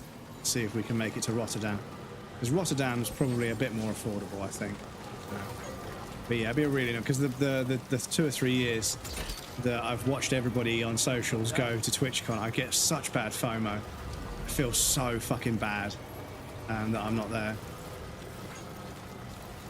But yeah, budget-wise, the streaming PC did set me back. I know I've had it for about 1.5 years, 2 years now, but it was a considerable amount of the spare saved up income that I had, and it has sort of put me in a situation where I'm not in a position where I can borrow money at a reasonable rate to pay for trips because it's worth it in the long run. I can't really borrow anymore without ending up in the debt trap that lots of other people are in. So yeah, with all the financial responsibilities I've already got, I can't really take on any more debt at all. So unfortunately, I can't put it on a credit card or anything like that, unfortunately. But maybe I can do Europe next year. There's always next year. Been stuck in another game for a while, and it's funny to hear streamers exclaim stuff like, "What in the Kojima was that?" Push through, persevere, fight for your health, bro. Seth, I shall try. I shall try. And this is it. You know, when I'm speaking to the doctor, I'm like, you know, please don't take this the wrong way, but I'm trying to not see you. Like, I'm making the effort to go to the gym. I eat a varied diet. It's not perfect, but it's not terrible either. I drink. I cane through these sparkling waters like you wouldn't believe. I do like 1 or 2 of them a day. On top of other things that I drink. You know, I take a multivitamin every night. I take a cod liver oil for my joints. I take collagen for my joints and skin. I've been taking quercetin and vitamin K12 or DK12 or whatever it is. And also lion's mane as well, supposed to help. I've been taking all of these fucking, taking all of these supplements and everything. To try and make myself, and they are helping, but at the same time, I just feel terrible. So, so you've got a bunch of metals and ceramics that I want. Ooh.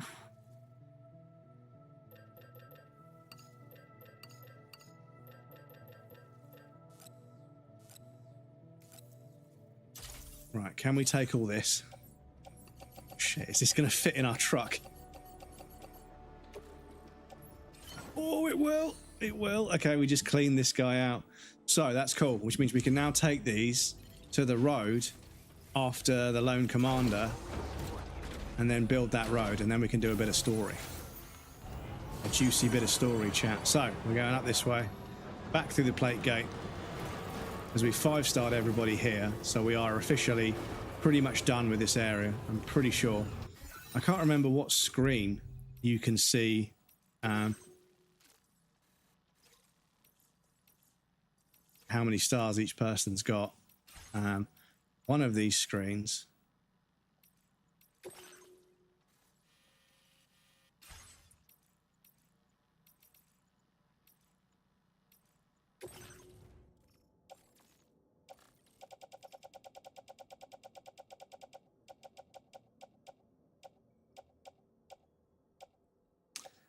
Oh, I've got some stuff to deliver to these people.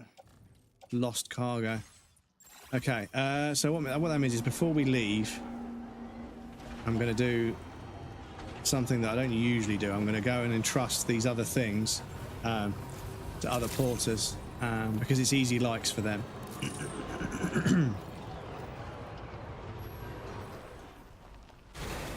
But yeah, I can go over here. I can entrust all the stuff that belongs to other people.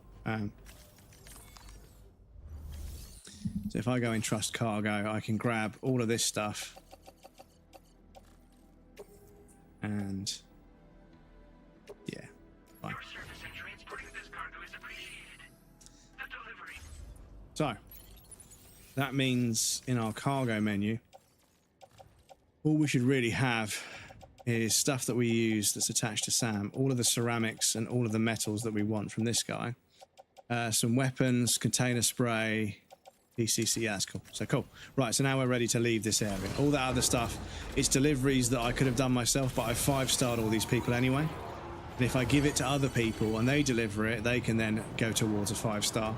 So it actually helps out other people rather than making the delivery myself. So yeah, I know that sounds like cope, but genuinely, finding cargo and dropping it off at the nearest place so somebody else can pick it up and finish that delivery, that'll give them a chance to get some likes that wouldn't normally exist because it's sort of auto-generated stuff. You just find parcels and stuff when you're out in the wild.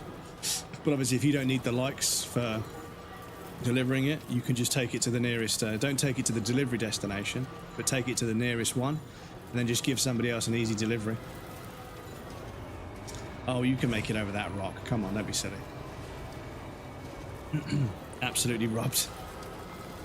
We've absolutely cleaned that guy out. But yeah, we need all the metals and the ceramics for that road. What is the like system even? Is it an online thing? So just like social media, in kind of a weird kind of nod towards social media culture, in this game, actions can be liked. So if you build a structure, if you deliver something for somebody, you get likes for it, much like social media. So it's kind of Kojima doing what artists do and holding a mirror up to society with a bit of social commentary. So people doing things in the game because it gets them likes, it's kind of a mirroring of society where you do it because you're going to get likes for it, and likes don't really exist. Hang on, where's that? Oh, there it is. Obviously the likes are just some likes in a video game, but it's interesting that they've incorporated something which is such a big part of people's day-to-day social lives into a video game, not because you need a certain amount of likes to progress the game, just as a bit of a sort of a thing it's kind of just I don't know what you would call it, like an amuse-bouche. It's like a little appetizer, you know, just it amuses your mouth. It's amuse-bouche. It's just a little sort of like tidbit of like social commentary, which doesn't really serve any major gameplay purpose. You can get hundreds of thousands of likes for no reason sometimes, for building some structure. So, because yeah, you'll come across like a bridge, and the bridge just goes over flat ground, doesn't do anything. There's no point for the bridge to exist, but it has 600,000 likes. And it's kind of interesting how you sometimes see an Instagram post that's not that great, but it has millions of likes. You're like, why is this post so popular? What's so popular about it? So obviously by incorporating, you know, the like system in the game, you kind of get a similar kind of experience as being on social media in real life, which is really weird and interesting to put into a video game. But yeah, they obviously incorporated the like system so that you can like other people's structures to show your appreciation, because other people's structures can genuinely save your ass. It's crazy. The likes have no benefit whatsoever. Yeah, it's only to make you feel. Yeah, it makes you feel good, and also, but obviously you get likes for the shelters. So to get 5 stars, you have to get a certain amount of likes by doing a certain amount of delivery. So they do have some vague purpose, but for the most part they are just like likes on social media. They're just an indication of people appreciating what you're doing. And it's interesting that, yeah, Kojima obviously thought about a delivery game where you have to find ways to get across the terrain and you get bridges and stuff. And then they had the idea to share the bridges with each other, with each player, to share them with other people. And in doing so, you create a system where actually it's like an Instagram post where somebody likes your post. They can like your bridge or they can like your ladder, which, yeah, it's a really strange kind of, it's a Kojima thing.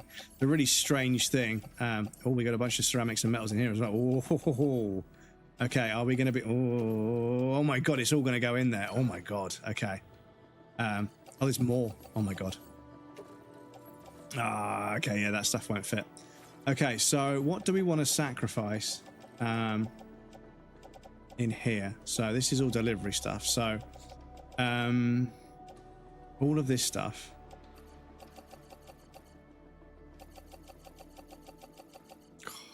Stuff there.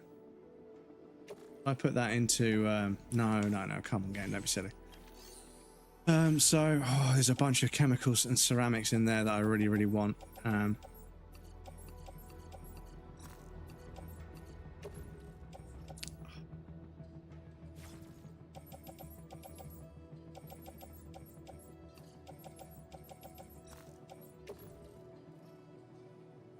Will you let us go?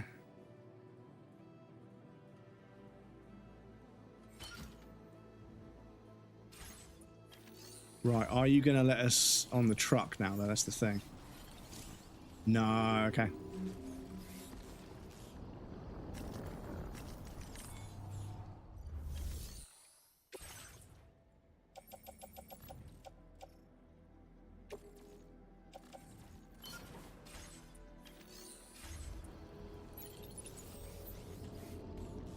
Oh, we're just over. We're just over, chat. Oh,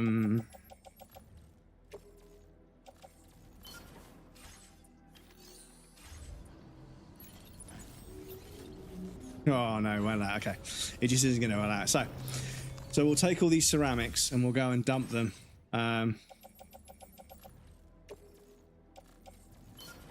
Surely we should be okay with that.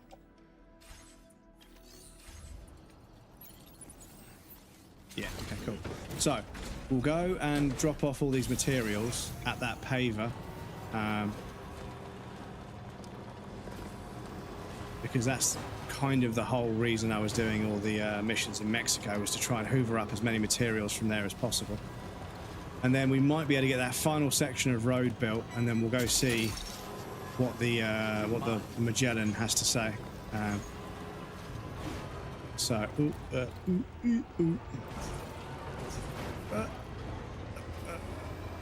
Hey.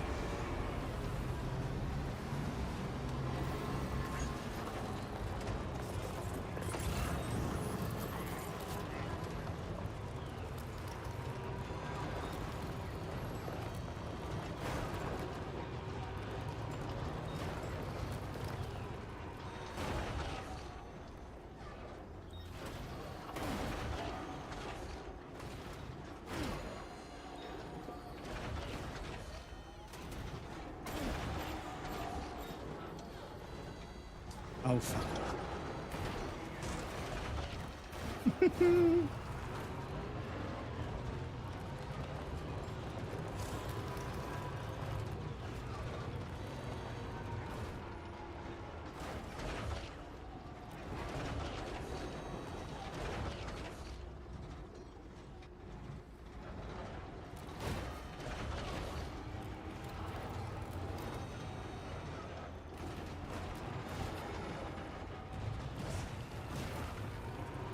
Right.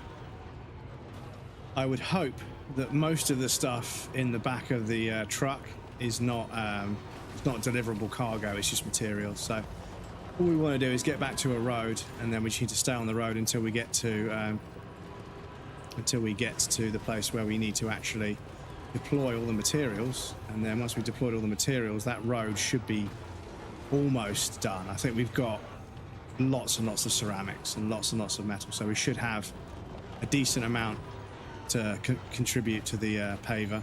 And then if that's not enough, then we'll ignore that for the rest of the day. And then yes, we'll go to the Magellan. We will see what crazy ass cutscene awaits us. Maybe even a boss fight, who knows? There hasn't been a boss fight for a little while, so yes, the sticky cannon is not working because we are already full up, so it won't pick up any more stuff. It's very clever. Otherwise, you'd be able to just put all the items. Could you imagine if that was a glitch? Could you imagine if the sticky cannon would continue picking things up even if the truck was full, but it had to add it to storage, so it broke the storage limit somehow? What a fucking glitch that would be. But yeah, I've been back on YouTube looking at speedrun exploit videos. I love a video essay about all the tech in a speedrun. Don't know what it is about it, just the way it itches my brain, but yeah, I can just sit there and listen to somebody explain, like Summoning Soul or somebody else, just explain all of the fucking tech in speedruns. It's fucking bonkers, this. The lengths people go to break games, to exploit them for speed. Boss fight, yeah, there's boss fights, yeah. There's definitely like really sort of intense combat sequences for sure. So we want to go on the road and turn right. There's massive like combat sequences where you have to use all of the equipment you've been developing.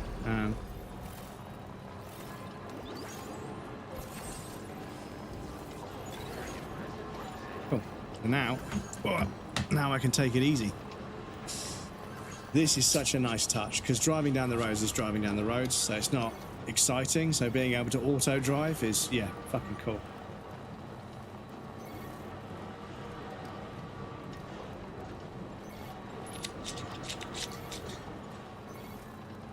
You can see on the trucks in Death Stranding 1 and 2, on the back of the truck, there's like a little readout of lights. So this one, it shows that we're full, both sides of the truck are completely full of cargo. So there's no physical space. But on top of that, the color of the light is how heavy the cargo we're carrying is.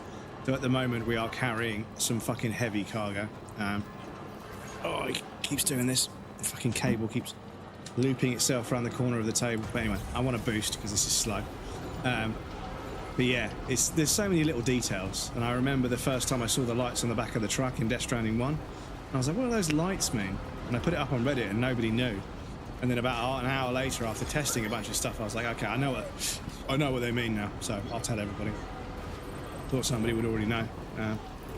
But yeah, again, like I've said, this thing about Kojima games is there's so many little details. They don't need to look or sound super realistic because there's so many little details that make it feel like the game is a real world place. It feels like a place you visited. All those little details create that kind of sense that it's a real place, just, you know, in a different universe.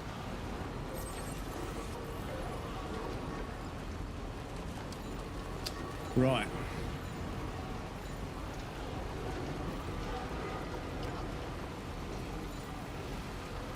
Hopefully this section and the paver is one of the last ones, because yeah, there's definitely a distro center a bit further up the road. And this terrain is fucking horrible. So yeah, before we unlock this distro center over here, I want to get the road built.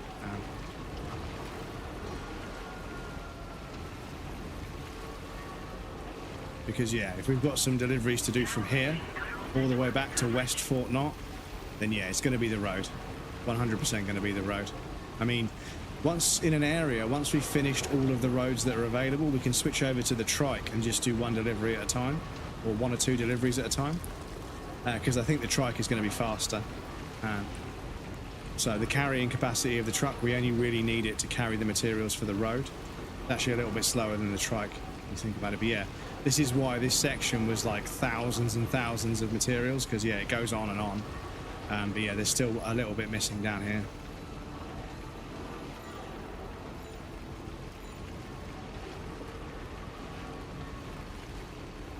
It's nice on the, you guys are, the chat's kind of covering up a little bit, but yeah, you can see a lot of those parcels, packages and stuff that I left at the other place.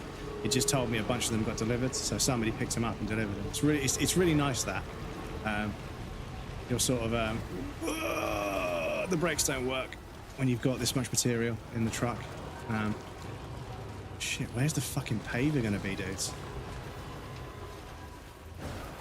We don't want to go down because we won't be able to get back up.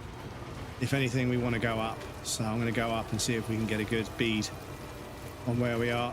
Oh, the truck is not going to be very happy. Come on, truck, you can do it. I believe. I believe. I don't even believe in Jeebus. I don't even believe in Jeebus.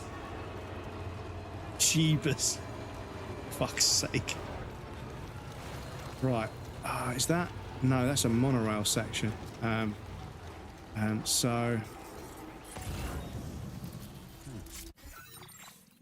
God, where's this paver section going to be, dudes?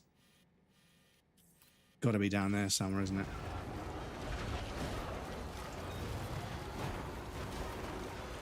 Try to give Skyrim horses a run for them. Yeah, this is it. I've been saying this. It's been so nice to be back in a Death Stranding game. And I've remembered how fucking ridiculously versatile the trucks actually are. Like, this should not be possible. Especially not with fucking a couple of tons of fucking materials in the back. This should not be possible. But it is. Oh shit, hang on. So this is a brand new paver we haven't seen yet. So this one might require a full stack. But we can empty our truck anyway. And also, if we had special alloys, we could have built the monorail system for this one. Maybe the monorail system's worth doing instead. Maybe that's the trick. 2,000, 3,000 materials. Are you fucking kidding? No, come on, Sam. Come on, Sam. Stop being silly. This is not even going to touch the sides. Oh, actually, tell a fucking lie. We've got so much. You motherfucker. It's always the ceramics. It's always the ceramics. It's always the fucking ceramics, dudes. So we still need 1,000 ceramics, as well as 950 chiral crystals. Okay. So, the silly thing is, this paver is right outside a distribution center, so there's definitely going to be enough in there, but I don't think they'll let me near the terminal yet. I don't think, until we've got a delivery for them or we want to speak to them, I don't think they're going to let me near. There's a bunch of trucks outside this one. Is there a... Oh yeah, I suppose we are building a road to it, aren't we? So,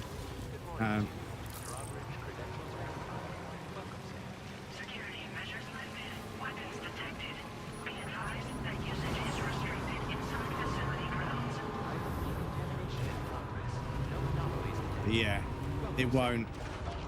It ain't gonna. It's not gonna let us access anything. So.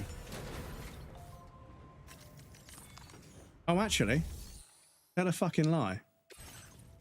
But we could store things here. Okay.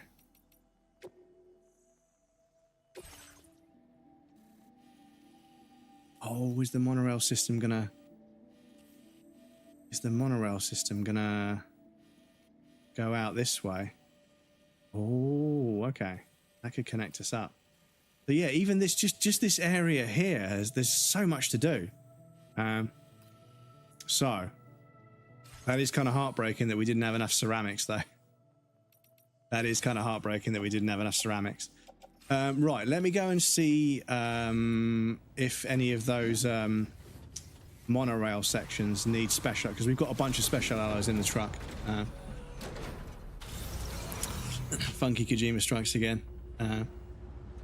Truck gives Skyrim. The game is. Daddy Dennis says, "What do you call books written for cats?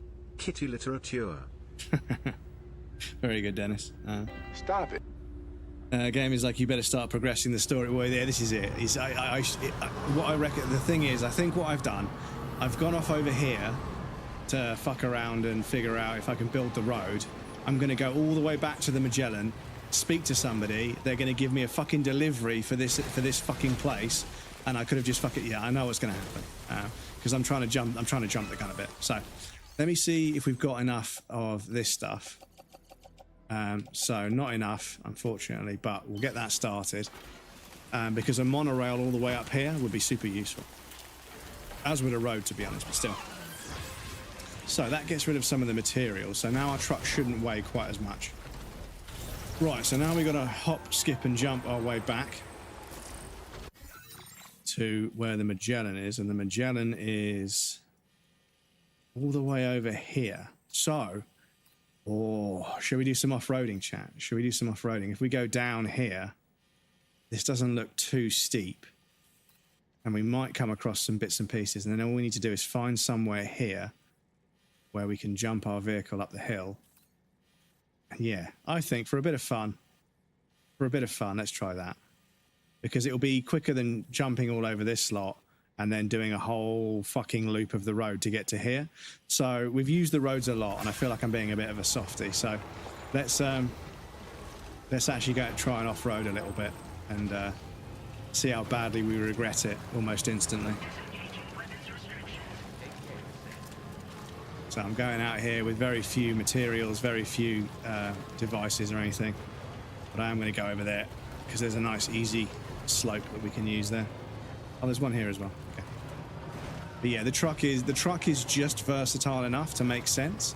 If they were completely useless, nobody would use them at all, and they'd be a complete waste of game space and code.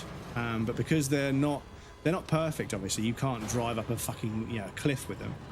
But you can kind of like jump over some small rocky terrain and get away with it. But yeah, let's see. We've got an overcharged battery. So yeah, let's go along here, and we may come across something interesting on the way. You never know. But yeah, this is going to be quicker than go. But I can see strands, which means there's BTs. So the water is off limits. But yeah, when I think about it, dudes, I think we're probably about 40 or 50 hours in.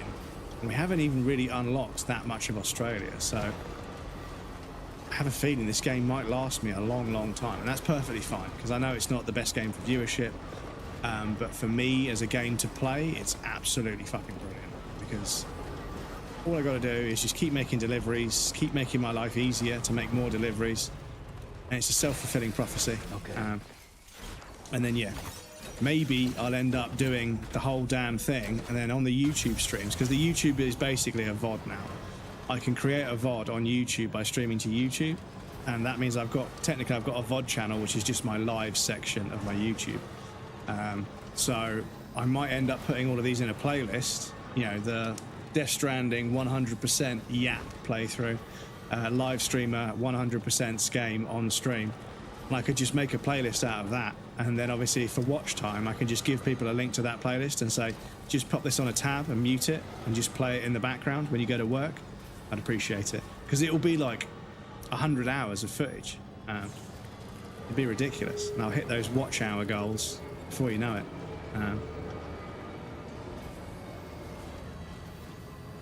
But yeah, I ain't going. Oh, what the fuck is that?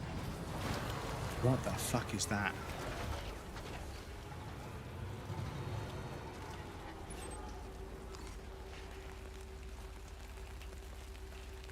Okay, I imagine that has some significance in the story later, so I don't want to spoil myself, but yeah.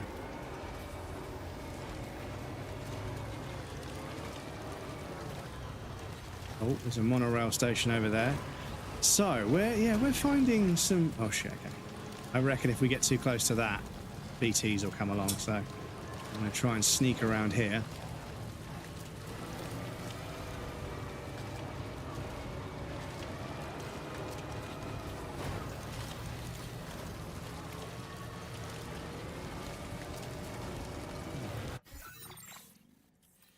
Yeah, we're fucking smashing it, chat. So, do we want to get up there? We kind of want to end up around about here, I think. So we want to keep going around the shoreline. But yeah, I reckon the shoreline, I reckon if we get too close, BTs will appear and our day will get significantly worse. So I'm going to try and, even though it's a bit more awkward, I'm going to try and stay up here away from the coastline, because I have a sneaking suspicion. Oh, okay. I didn't mean to get any air there at all, but just got a bunch of air for free. Now, what in the fucking world is that supposed to be? An old fishing platform, I think, or maybe it's an old bridge platform.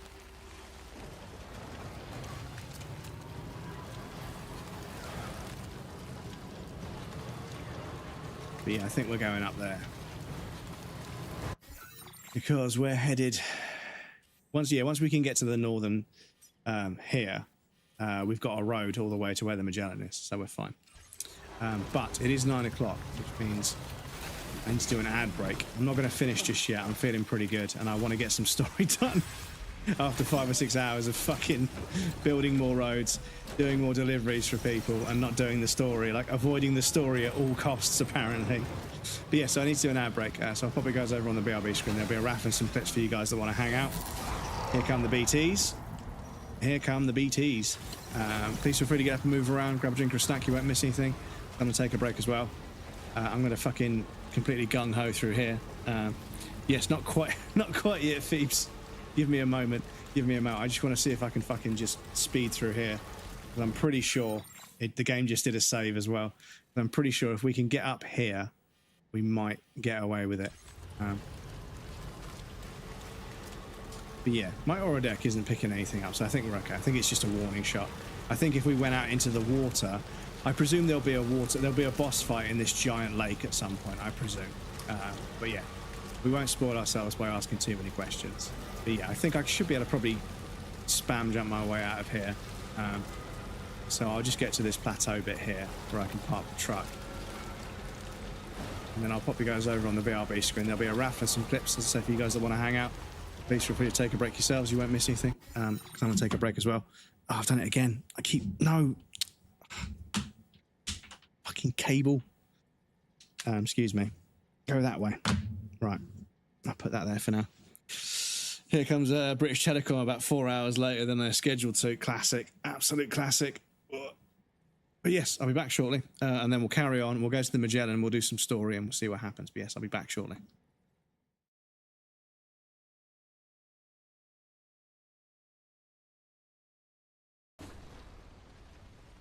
But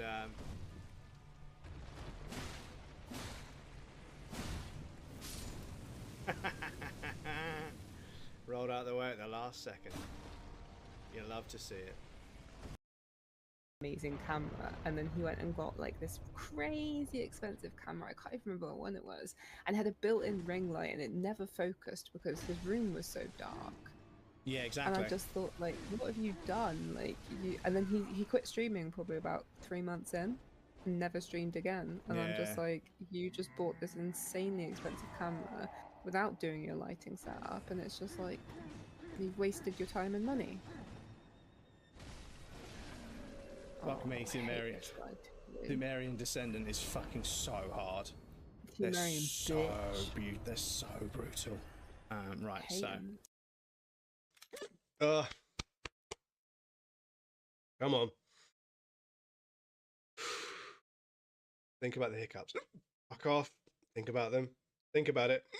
It's subconscious. If you think about it and bring it into your conscious, it'll stop.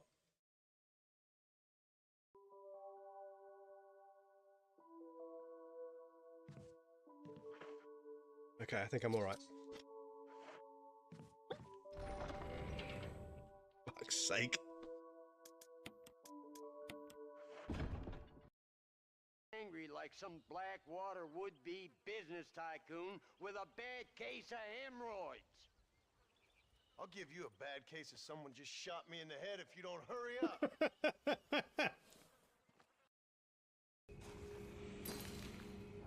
Okay, we're gonna need a lot more. We're gonna need a lot. Ah, Elden Ring. Elden Ring. You fucking bastards. You fucking bastards. Oh, Elden Ring. Elden Ring.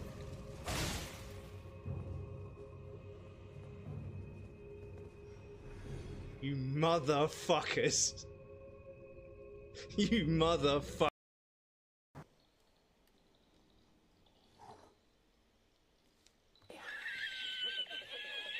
Yeah, this is big brain time. Classic. Dedication to the bit. Love it.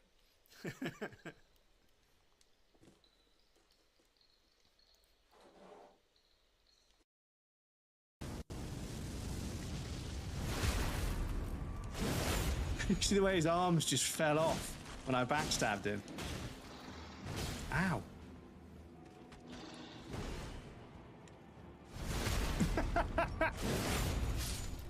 I love the fact that their arms just pop off. Nobody cares. Fucking giant butterfly themed fucking blender.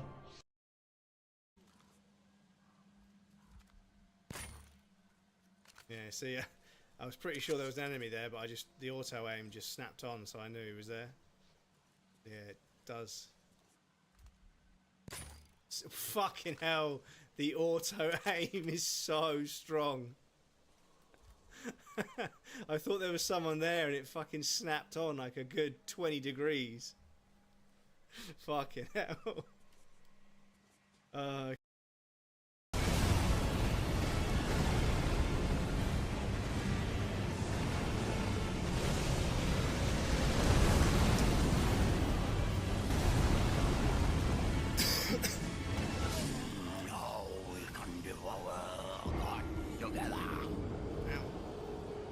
Game, are you broken? Where are you? Can I summon? Oh, I can't summon you. You're not one of the ones I can summon. So where are you? Come on. Yes, come here. Come here. Oh, no, don't fucking...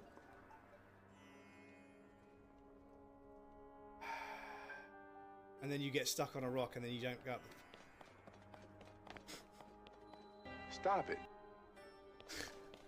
Fuck's sake. All I need to do is just push a button and...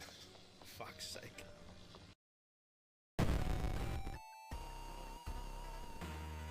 I've got to fight a modem?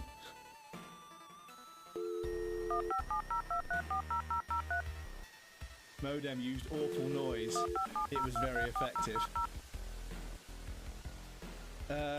So, can we just smash it with a baseball bat or something?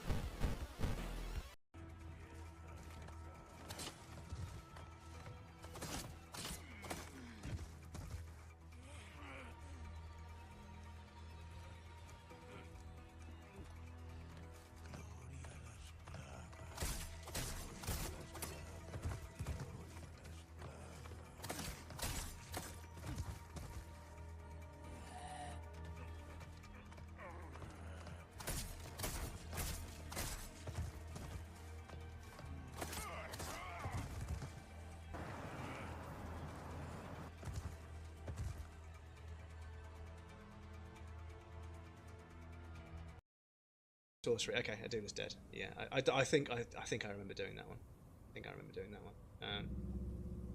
That was where was that one? Where was that one? Where was that one? The fucking Scarlet Rot. Fuck's sake, chat. The fucking Scarlet Rot. I'm not able to do anything. So yeah, I think I might just.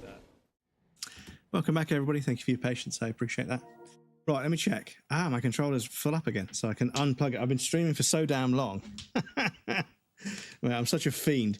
So I've been streaming for long enough for my controller to run out of battery and then be fully charged whilst it's plugged in, so I can unplug it again. How long have we been going? So it's 12:30 when we started it. It's fine. Only a few hours, chat. It's fine.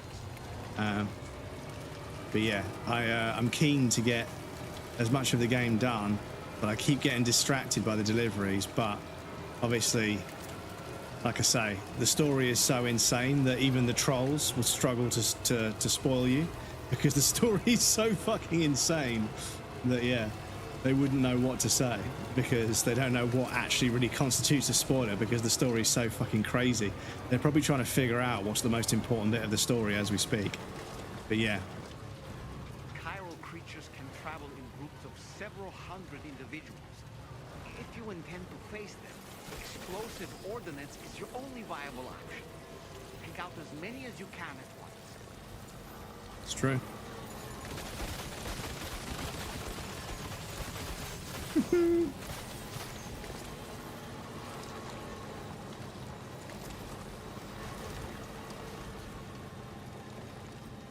Right.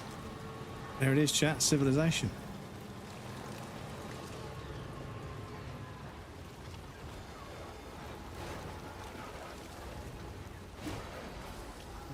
Right, so we are We want to go. Yeah, we want to go that way, don't we? I mean, have we got a delivery to make to that guy?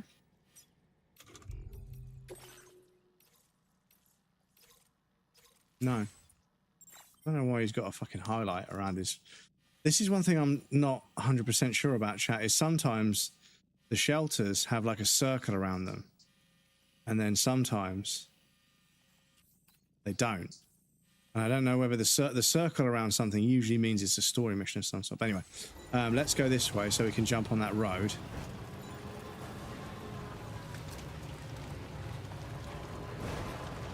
Then we can get to the Magellan and see what they're going on about. See what all the fuss is about.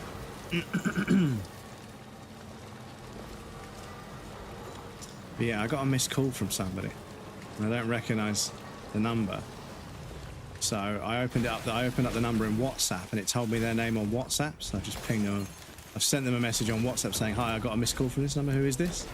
And it's just the two blue ticks tell me that, yeah, it says they've seen it. So I'll wait for a response. But yeah, it's because I'm expecting somebody to call me about the delivery of this new vacuum cleaner, because I don't think I've given them my address. They said they were going to replace it, but then I don't think we ever confirmed my address. And I don't know whether they've got that information on file. But we'll see. Because there is a small part of me that's a bit nervous that I called up the customer support and they said, we'll call you back. And then when I got the call back, it was a scammer, and I've just fucking posted my expensive vacuum cleaner that is broken. But they could obviously sell that on, can't they? But yeah.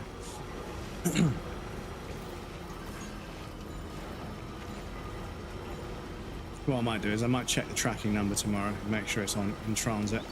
And it's a Saturday and a Sunday, so they're probably not open, but I may end up calling them again to double check.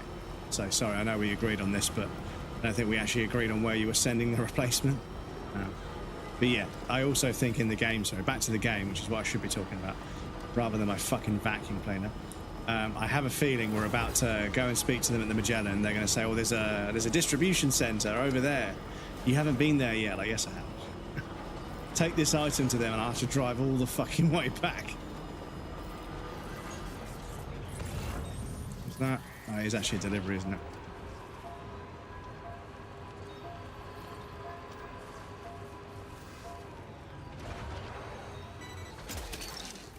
So fucking cool.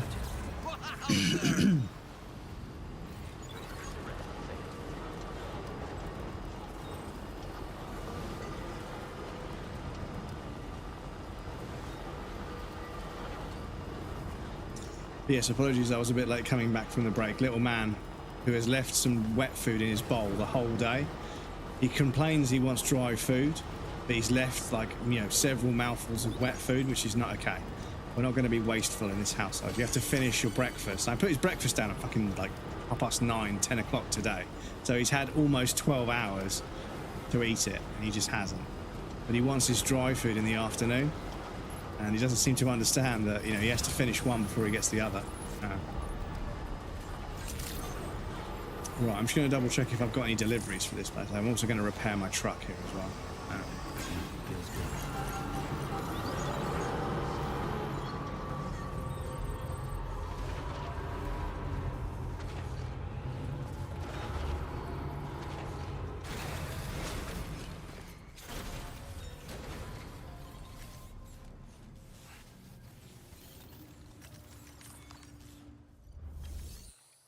No.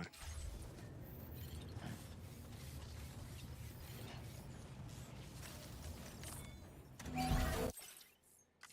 good as new to me. What are you skulking around for, little man?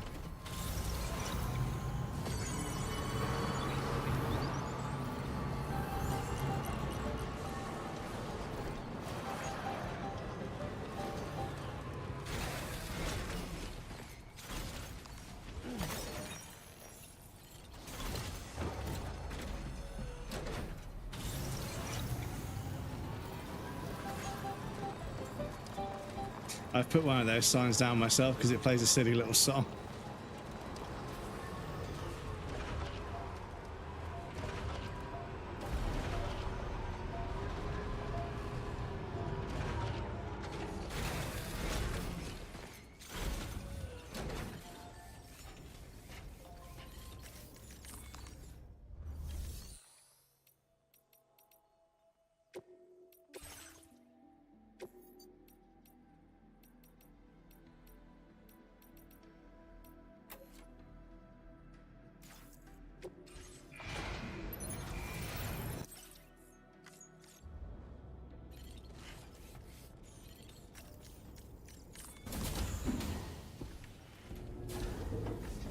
carrying some cargo.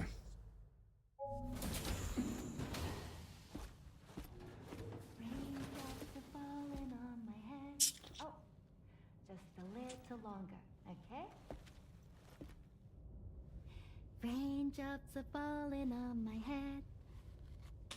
And just like the guy whose feet are too big for his bed, nothing seems to fit.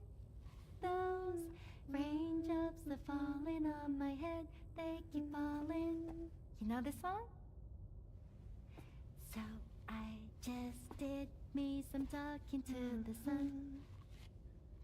And I said I didn't like the way he got things done. Sleeping on the job. Those raindrops are falling on my head, they keep falling. But there's one thing I know. The blues they send to meet me won't defeat me. It won't be long till happiness steps up to greet me. Okay. Raindrops keep falling on my head, but that doesn't mean my eyes will soon be turning. Fucking way to ruin the moment, Sam.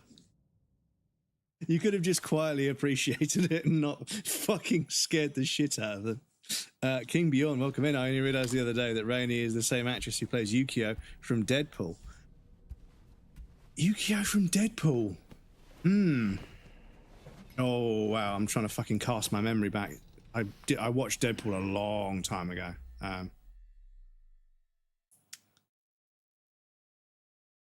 But probably, yeah. Yeah, probably.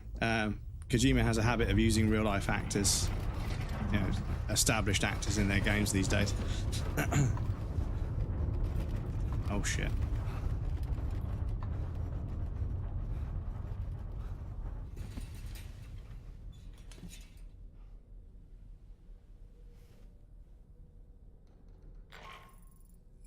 Are you all right, Sam? That was a gatequake just now. It seems Westport Knot was hit hard, and their Cairo printer is no longer working. I'm afraid we won't be able to continue expanding the network until it's back up and running. Pick up your next main order via the terminal at the F2 South Distribution Center. Okay.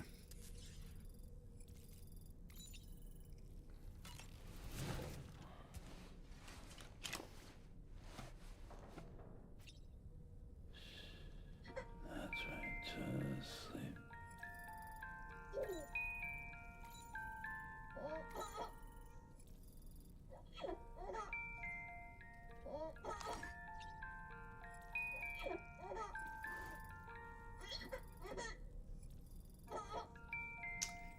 I can see all of my stuff has been damaged by a gatequake. It's like, you motherfucker.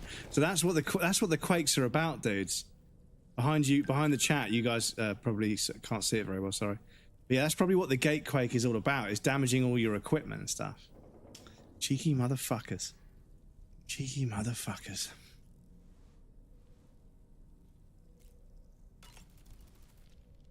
So, Samson Hook from the F2 South Distribution Center is not a man to be trifled with, no sir.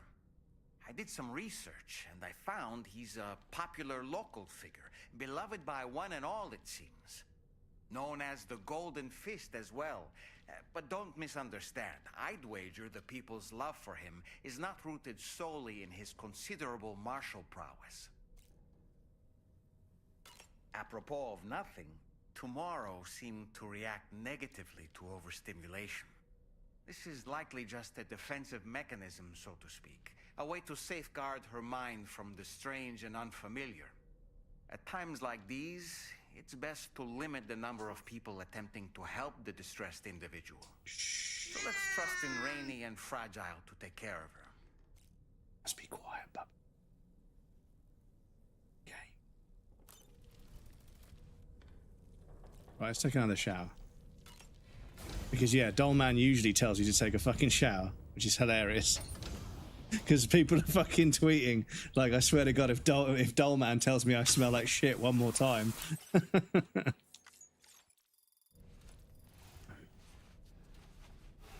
But no, you can't be shouting at me. I've just put dry food down for you, which is your favourite, which is what you've been complaining about not getting all day. And no more silliness, little man. So we've added 3 more people to the network, so we've got 3 more sarcophagus symbols. Right, back to the surface. Only realised the other day. But yeah, Yukio from... Is that one of the enemy characters? I'm trying to fucking remember. It's been such a long time. Trying to remember. And also, did it move all my shit to my private locker? I think it did, yeah, okay. So, I need to go to garage. Vehicle out. One that says highway all the time. Maybe I'll have to add Deadpool to my rewatch list. I'm sort of rewatching a few movies that I've, you know, not seen for a long time, and I've got that weird thing where I see or hear about them, and I'm like, okay, well now I need to fucking watch the whole damn film again, don't I? So all the metals I could leave here. Resins I think we need for the monorail. So leave the microphone alone, little man. You know the rules. You're not allowed to play with the microphone. I know it's a big foam block that you love to rub your head on, but it's not allowed, all right? It's not allowed. Mr. Bubbington.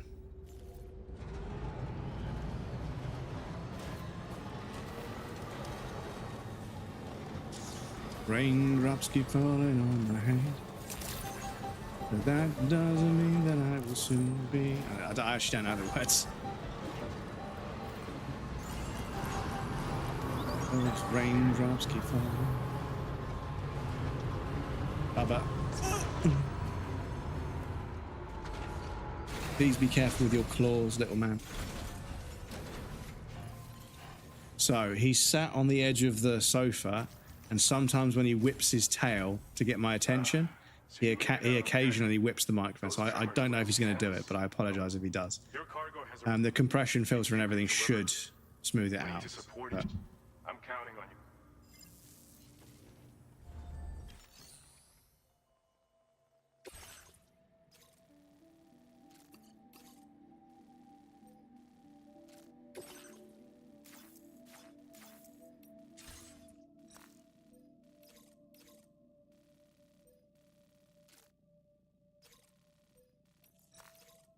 Right, let's do this one first, because this is just a quick there and back. Order accepted. Thank you. Well done.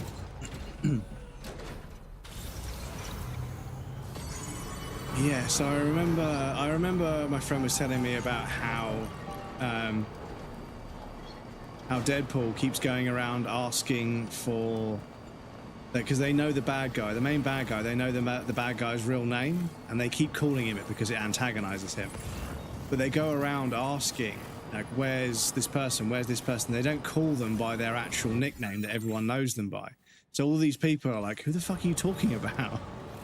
So he goes around killing a bunch of people for refusing to tell them where this guy is, but they don't know who that guy is. They don't know that's his name, which is one of the most hilarious things about the film. Excuse me, can you disengage the auto drive, please? But yeah, because I can't remember, because he calls himself Ajax, but his real name is it Dwight or Dwayne or something? Can't remember. It's been a long time since I watched that movie, but I remember a few bits about it. The superhero landing is really bad on the knees and stuff, and also when they're doing that drawing, and then the intro sequence where they're doing the drawing sitting on the bridge, and then it goes into super slow-mo. He's rubbing his arse in someone's face. That shit fucking killed me.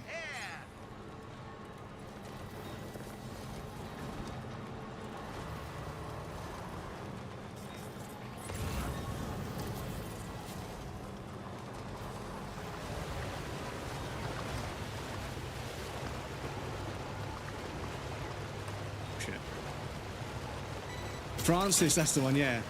He keeps going around asking people, where's Francis? Where's Francis? And no one knows who Francis is. So he goes and kills a bunch of people because he keeps asking for the wrong name. Oh, shit. Truck. Truck, please. Please don't get stuck. Truck, don't get stuck. Truck, don't get stuck. More truck, less stuck. More truck, less stuck. Come on. There we go. That's a good truck. Oh.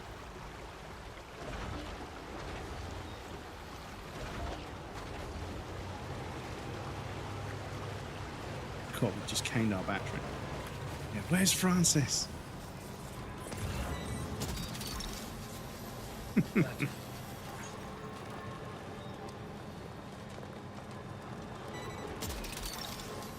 When he gets his hand blown off or cut off or something, he's like, what are you doing? He's, I'm going to masturbate with this thing. It's going to make it look enormous.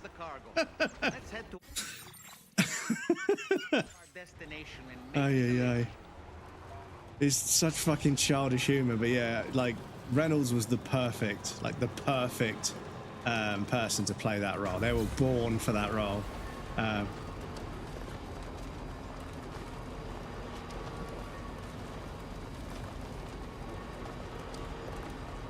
Shouts from the top of what's my name in Deadpool spells out in bodies. But yeah, there was a Deadpool video game, but it didn't do very well, I don't think. And I think the writing was okay, but the game was terrible. But again, it's been a long time since I watched that review as well. But yeah, I watched Deadpool. When was the first Deadpool movie? Not the one that we're talking about. When was it released? How long ago was it released?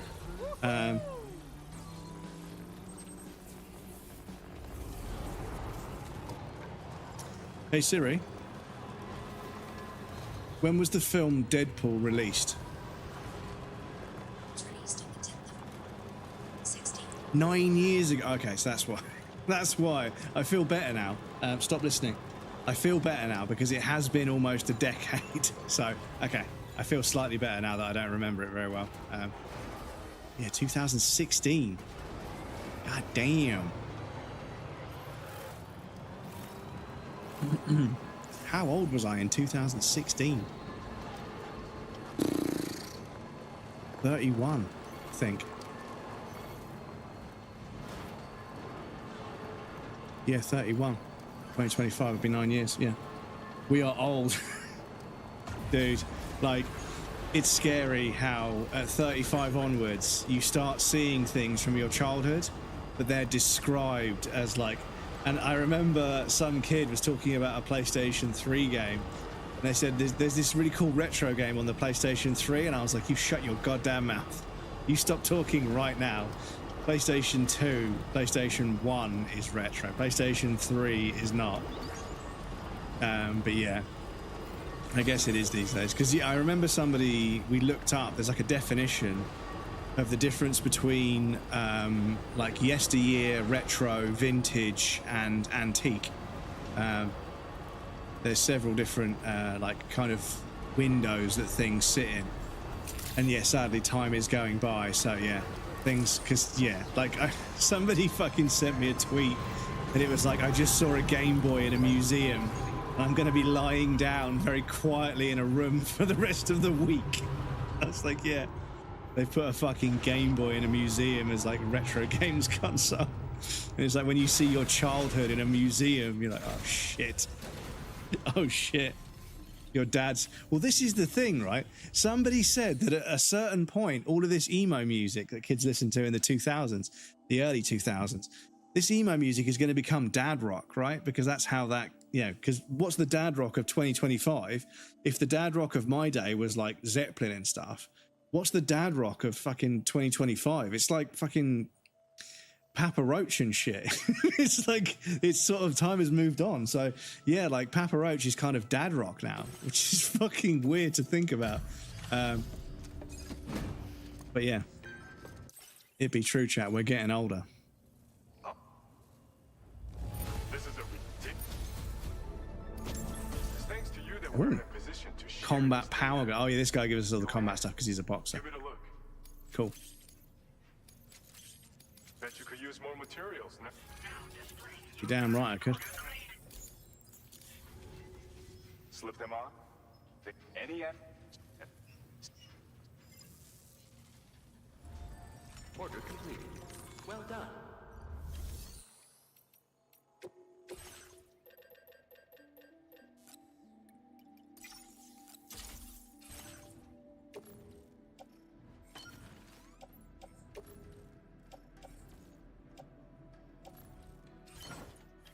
Cool. So now I can punch harder.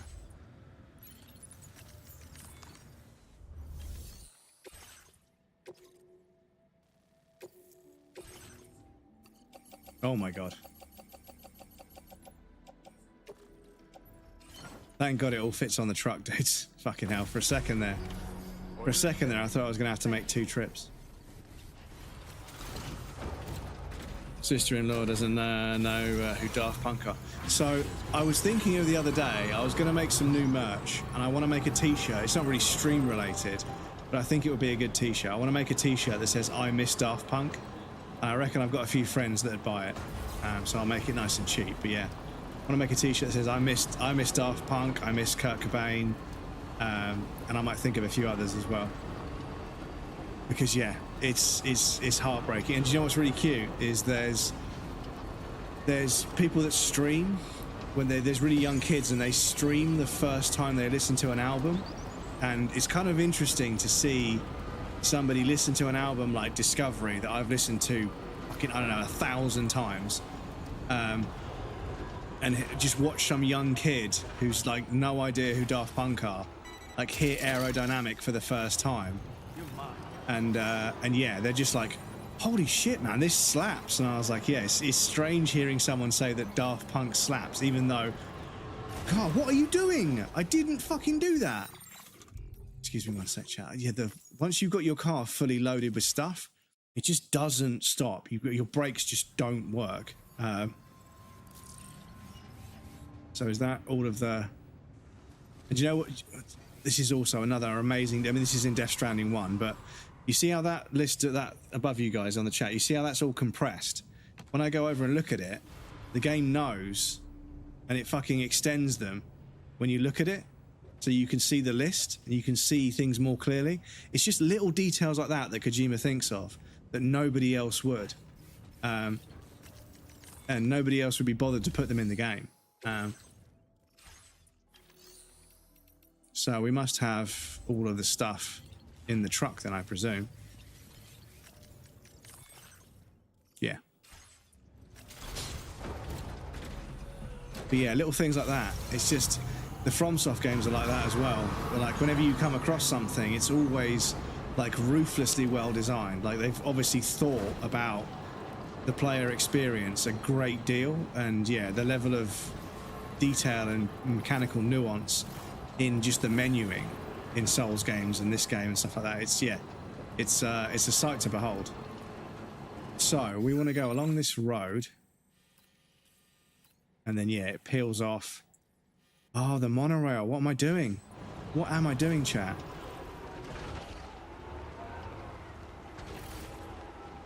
We spent all that time and effort making the monorail. Give me that shit. All that time and effort making a monorail all the way to here, so we may as well use it. Because we can load everything into the truck. Why the fuck are they asking me to do this delivery? I've built you guys a monorail system so that you guys can move materials between distro centers. And why the hell are you asking me to do this delivery? Oh, hang on. Because when we get to the fucking West Knot, there's going to be a fucking boss fight. And that's that's the game's way. So the way's gay. The Wame's gay. That's the game's way of getting us to go there. Is giving us a honking delivery to take there. So.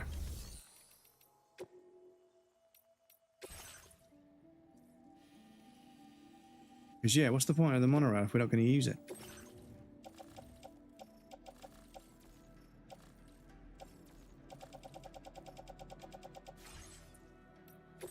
Yeah, just load the vehicle, breadcrumbs.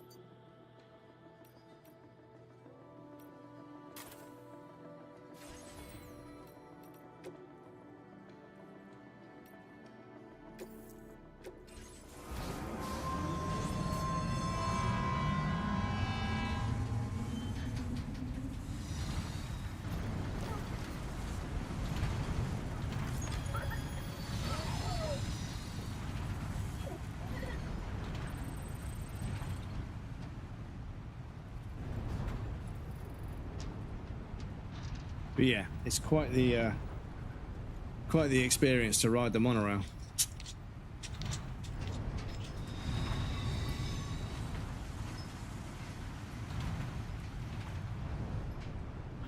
Look at that smoke, chat. Oh, Kajimbles has done it again. The old Koei Jimbos. Look at all that smoke. They knew that we would end up driving around the corner to seeing the West Knot City. We're on the monorail anyway, but yeah. So, oh, look at all this smoke. Okay, so yeah, we're gonna... I think we might be doing a fight inside West Knot City. Feels good.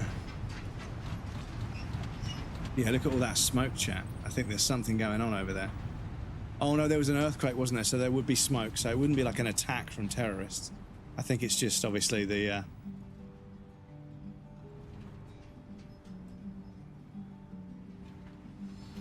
Well, I know you're tired, dear. So I'll shut the door and leave. Pour a glass of white champagne. Pour it on the TV screen.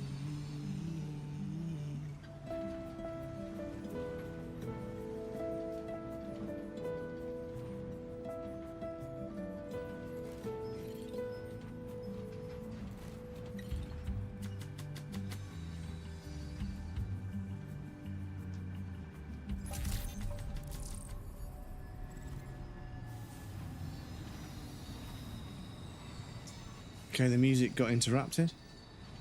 Did I actually ask to stop here? I don't think I did.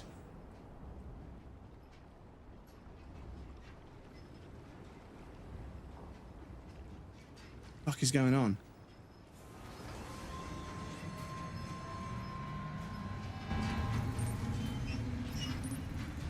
Okay, that was kind of weird. So that interrupted the song as well. That one didn't hit as hard, dudes. That was kind of strange. The music came in very, very late in our journey. The camera angle wasn't doing anything super, super exciting, and then it got interrupted by us going through the fucking mine. That was a shame. Anyway. But yeah, the music didn't hit as hard. It's just sitting here on the monorail. If we were running somewhere, it would have hit. But yeah. We're going past another train.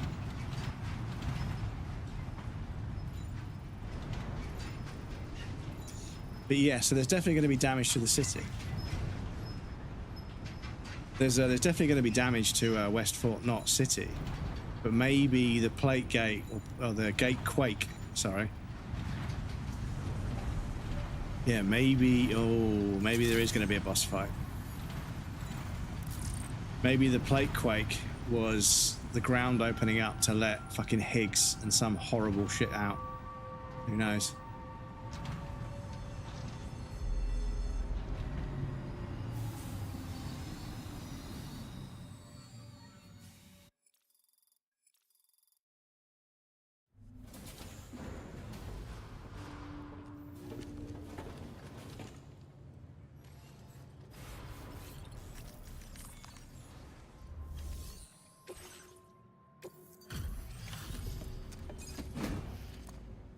So yeah, I'm not going to skip this. I want to see the full cutscene for this because yeah, I'm not sure. Oh, Sam, I'm so glad to see you again. We just got hit by a massive quake. I was afraid you might have got hurt out there, or worse. Anyway, I'll check your cargo.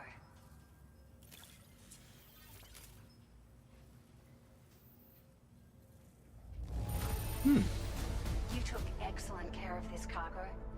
It really shows. We were right to count on you. Yeah, that fucking person that fucking I got a missed call from. So that was the song that just played. Yeah, I'm really sad. I'm really sad that that song got interrupted by us going through the mine. I feel like that should have been a bit more of a sequence. Like there should have been like some interesting camera angles. There should have been, you know, something. But maybe it's just a proximity thing to the distribution center. Maybe once you hit a certain distance, it starts playing the music, because on foot you would take that much time to get there. But yeah, that's a real shame Thank you so much. that the whole song wasn't able to play, because the thing is, we stopped at the mine and then carried on. And I feel like there should have been like a cutscene that tells us, cutscene that shows us just traveling. But at least the monorail you patched up seems to be none the worse for wear. Yeah, how did the fucking monorail survive a fucking earthquake? Have you restored any of the other large mines? They'd be a great source of materials if you were ever in need. Yeah. There are a few large mines in the northern part of the continent, not far from where you'll find North Fort Knot. Or where you used to be able to find it, I should say, before it was wiped off the map by a void out. As for the mines, no one knows if they were obliterated too. But if you happen to be headed that way, you might want to see if they're still around. Are you familiar with the island that lies north of our facility here at West Fort Knot? Well, there's a shelter on that island. Yep. The man who lives there only cares about his research and never talks to anyone. But I can't help worrying that he might have been hurt during the tremors. You've been such a big help to us. Rest assured, our staff will see that everyone gets their share of the aid packages you delivered. Cool. A lot of people are going to be singing your praises before too long. Best of luck to you with everything. Thanks for all your hard work. Everything there seems to be in order. But one cannot help but wonder what other facilities were affected. Anyway, you can pick up your next order from the F2 South Distribution Center. This one's a rescue mission, Sam. Someone's been taken hostage by the armed survivalists, and we need you to extract them to safety. The survivalists have been known to kill people, so you'll want to take extra care when preparing for this one. Oh, and it seems the tar currents have finally stabilized. So the D3 Magellan should be able to travel without issue. Call us if you need us. All right, Sam. Good luck. Order completed. Well done. Well done. Right, so let me check. You've got orders for there. I think we're going... Oh, no, hang on. Oh, I'm not going all the way there and back. Come on now, don't be silly. Yes, we'll do that one. Yeah, we can do that on the monorail. And also, we could do this one. So, I have an interesting theory. So what I'm going to do is I'm going to accept these two deliveries. And what I'm going to do is I'm going to put this one inside the truck. I'm going to put the truck on the monorail, and I'm going to send the monorail all the way to South Distro. The F2 South Distro. I'm going to take this on my backpack, and I'm going to drop off the monorail above the inventor, and then hopefully my truck will carry on and take the remaining goods to where we're going. Can we do that? Can we do that? So these vehicle parts for the inventor go on my backpack. This item can go in the truck. And then order accepted. Thank you. We can use the monorail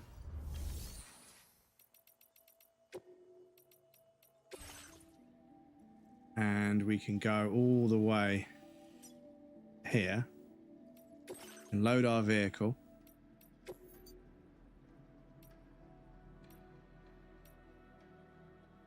All the way to F2. That's loaded. I can get on the monorail and we can dispatch. And then I should get a prompt to jump off at some point.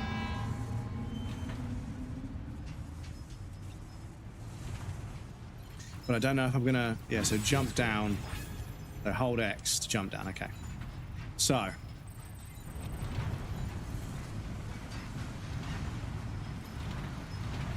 So when I jump down, does the monorail stop? That's the thing.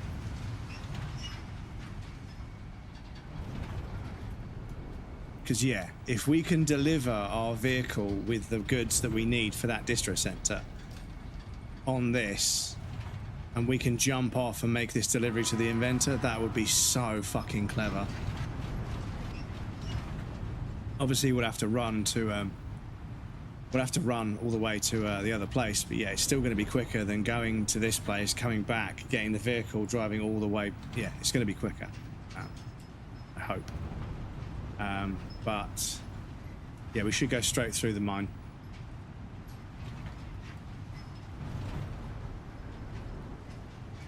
We can jump down at different stages.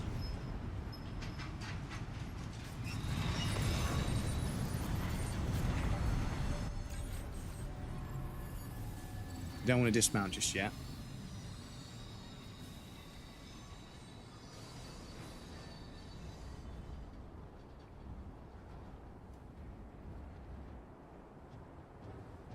Gives you quite a long time to choose to dismount at this particular point. This could be sped up a little bit, I think.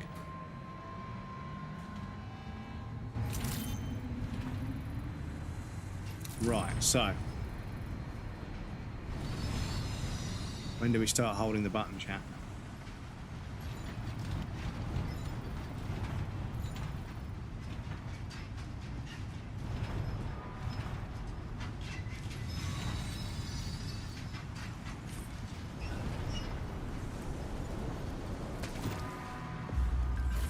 What? Oh my god, chat, it works. Oh my god, chat, it works. So we just don't have any full damage when we do that. Okay, fair, fair. That's kind of cool.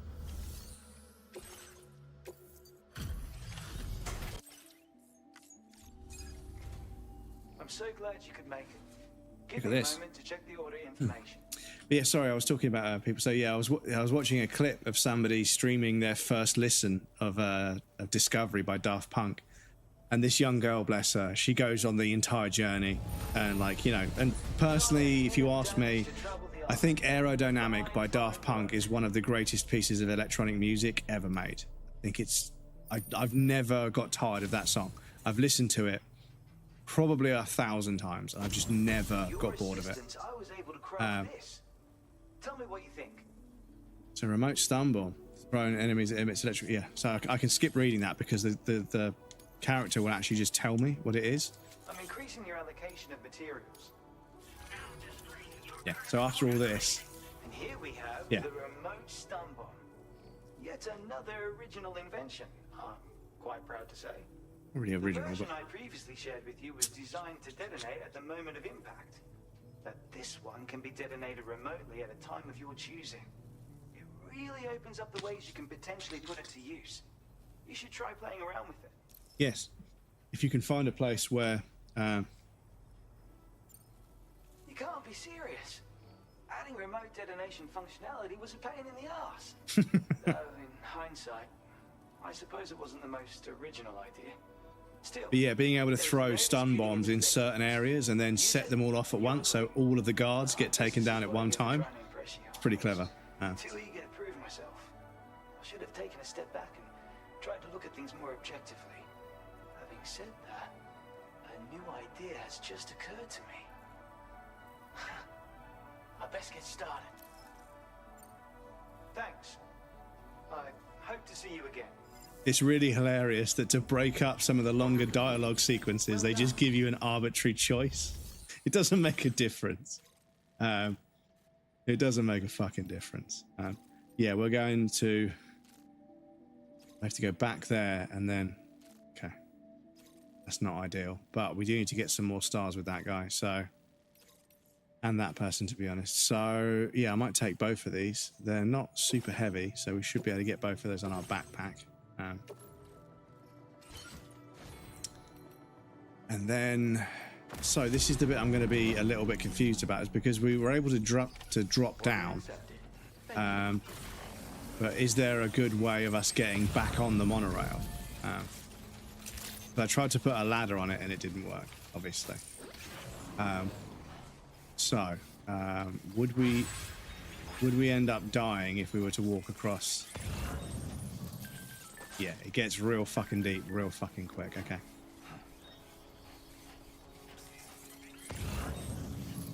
Okay, so we're gonna have to do the walk.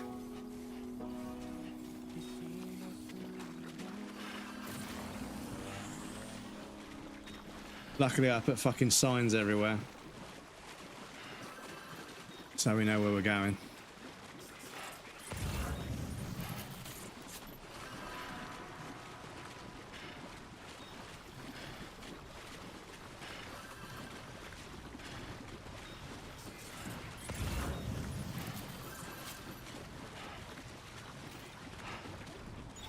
So yeah, you see that bridge that's just over nothing. I guarantee you that bridge has a disgusting amount of likes. And I'm not salty about it. It's hilarious. It's kind of a bit of a Death Stranding meme. But yeah, that bridge will have... It might not, but I'm fairly certain, for some strange reason, that bridge will have a fucking absurd amount of likes. And it's just something about... I don't know what it is. I think maybe I'm missing a gameplay mechanic that people have figured out. But yeah, they're good. They're good. You can use them as a shelter for Timefall, but you can also just make proper shelters. And I think they require less materials. You can just make a shelter out of nothing. You just have to have the PCC. But yeah, making a bridge, you have to put the bridge down, and then you have to put the materials into it to make it. And having all the materials on you at the time of putting it down is unlikely, unless you got something up your sleeve. You're trying to do it on purpose. So yeah, I don't know what the fucking trick is. But anyway, there's a few bits and pieces over there.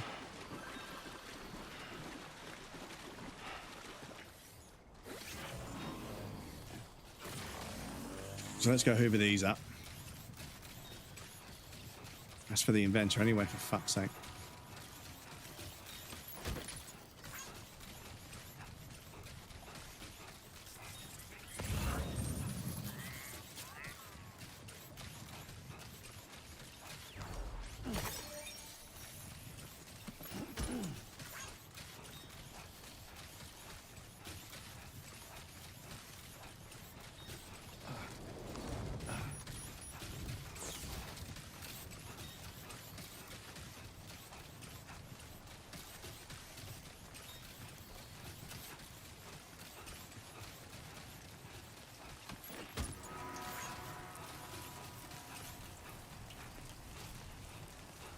Oh, there's a truck there. We could take that, but to be honest,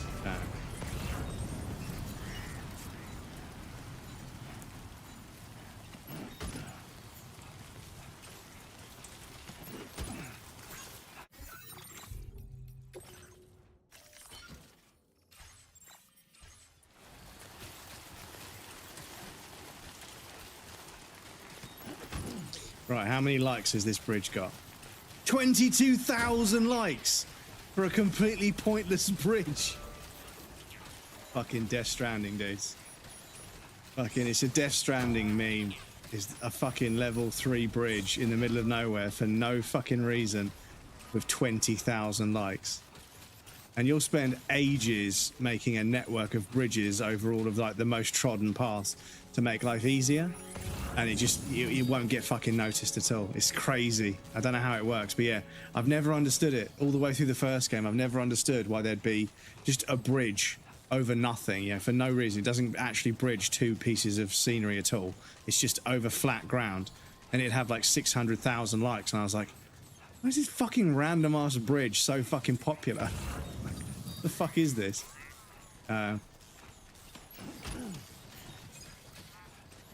Oh, look, there's a fucking truck here.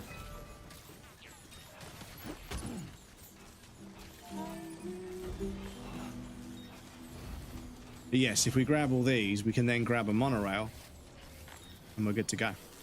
What?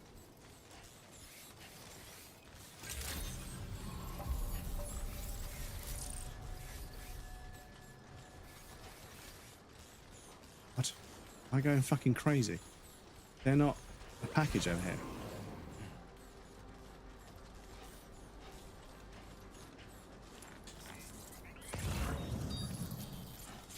They're underneath the pipes. What the fuck is wrong with you? Are you serious?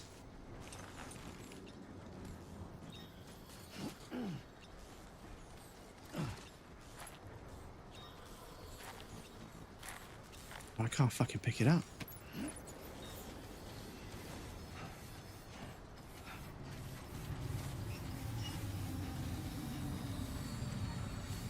Oh,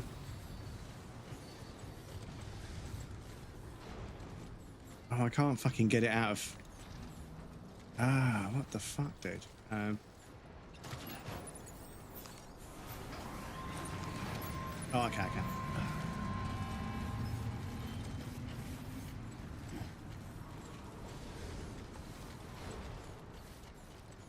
Okay, we are pretty much. Well done, Sam. That's the last of the cargo.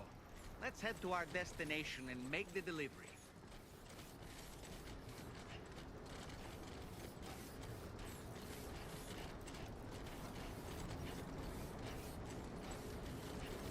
Can't believe I got to walk all the way to the fucking front of this fucking building to fucking get on the monorail.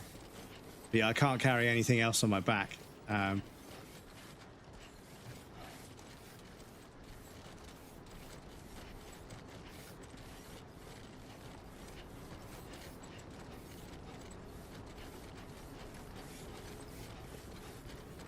But yeah, it's crazy, dudes. It's crazy how, like, I'm playing a video game and my character is carrying, and I have to keep the triggers pressed, and it starts to feel a bit uncomfortable in your hands, and you're sort of like, because I'm carrying things with my hands in the game, it's starting to feel uncomfortable in real life. And it's just like, yeah, it's like I say, Hideo Kojima games, it's all the little details. They all add up. This kind of like, damn, that's a clever video game. And when you find out that like two things that are seemingly unrelated actually work together really well, yeah, that's just fucking cool as fuck.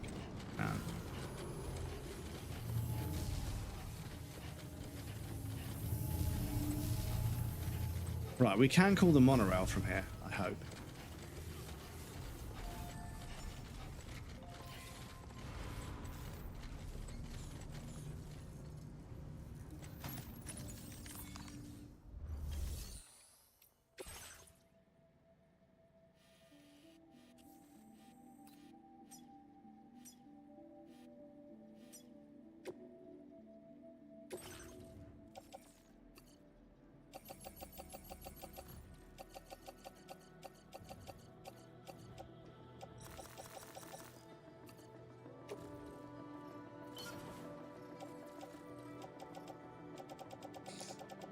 You got all those special alloys, all that stuff that's loaded in there. We've got that, which is attached to my suit, because we're going to take that back to what's his face in a moment. So yeah, okay, cool. Not cat. Oh, hang on. Put these in there as well. Almost left two of them behind, chat. Cool. So that's loaded. Get on the monorail and then dispatch, and we do the same trick. Will we go past the inventor? Yes, we will. I will not jump off because I want to go to fucking. I want to get to my destination. I mean, could we drop? Am I able to go to the cargo menu? No. Okay. To say, because if I could go to the cargo menu, I could accidentally drop the item.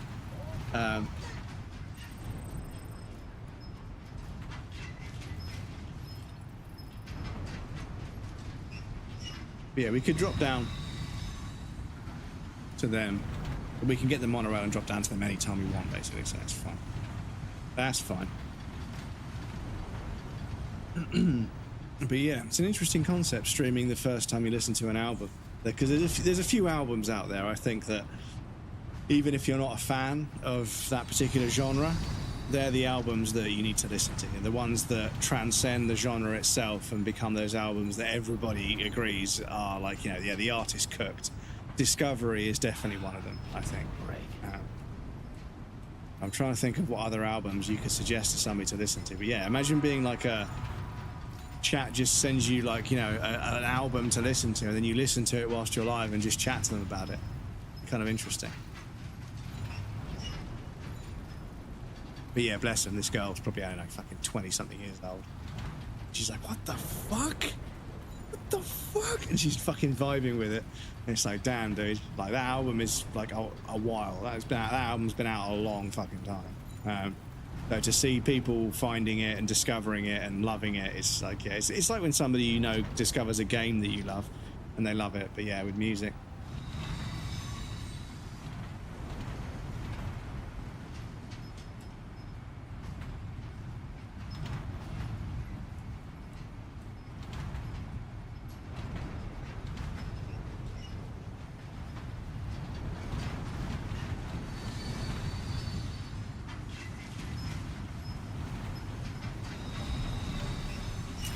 Yeah, our truck should already be there.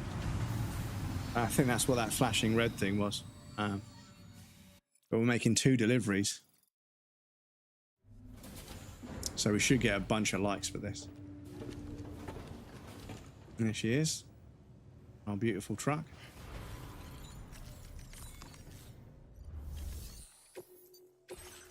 Oh. Private locker contains cargo designated for delivery at this facility. Deliver this cargo. Oh yeah, cool. And again, it picks up stuff in my private fucking locker for delivery. And there's the man we've been waiting for. Bringing up the order information now.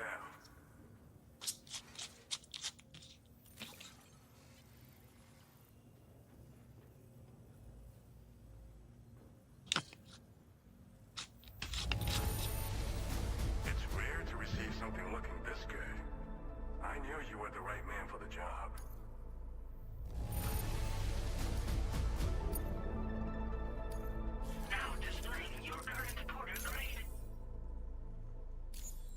Yeah, we're really not leveling up on the porter thing very well.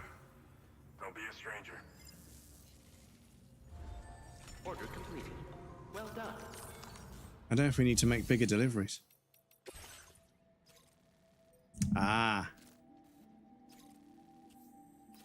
there's a shelter all the way out here. Okay. That's a new one. So, we've got a new shelter. So, rescue Dowser's friend from the armed survivors. Okay. Okay, so we need to spec up and get some equipment for this, because yeah, it's going to be a bit of a sneaky one, I think. So, Hey Sam, Charlie here. This order is a hostage rescue operation. The target for extraction is this man. He was conducting a search in a mining region when communications abruptly ceased. He went there at the behest of the Dowser, who resides at the next facility you need to link up. Take heed that the mine in question is currently under the control of the armed survivalists. A faction whose members have no reservations about using lethal force and should be considered a Misa, welcome in. How's it going? Good to see you. worse. Some of them have been observed wearing armor as well as active skeletons. Such enemies will possess increased mobility and defensive capabilities. It would therefore be prudent to bring equipment to counter these advantages. There's no telling how much longer they'll keep the hostage alive. Moreover, saving him may help us to pursue future objectives in this region and beyond. Regardless, this is a matter of life and death for the Dowser's friend. Give your preparations all due consideration. He's counting on you, Sam. Right. So, I want 1 of everything. So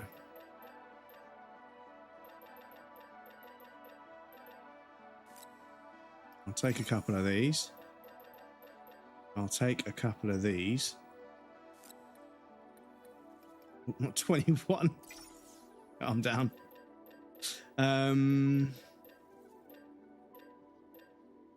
Grenade that produces a hologram of an object to hide behind. That's pretty clever. But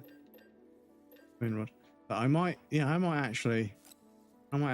a couple of them as well, just to see how well they work. So we've got some lethal force. I'll grab a couple of blood bags just in case. So I'll go with just equipment for like combat. Fabrication. Those on there. I'll arrange my cargo. So, what was that?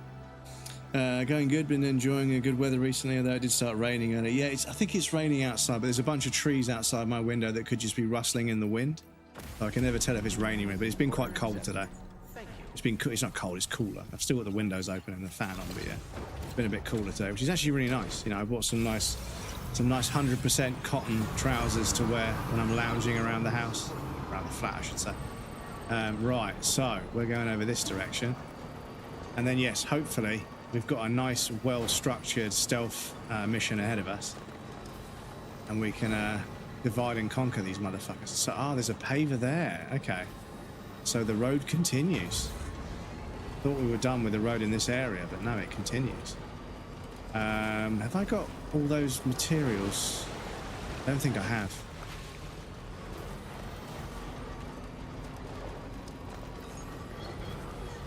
Oh shit, it barely needs anything. Right, this will be such a small chunk of road. This will be such a small chunk of road.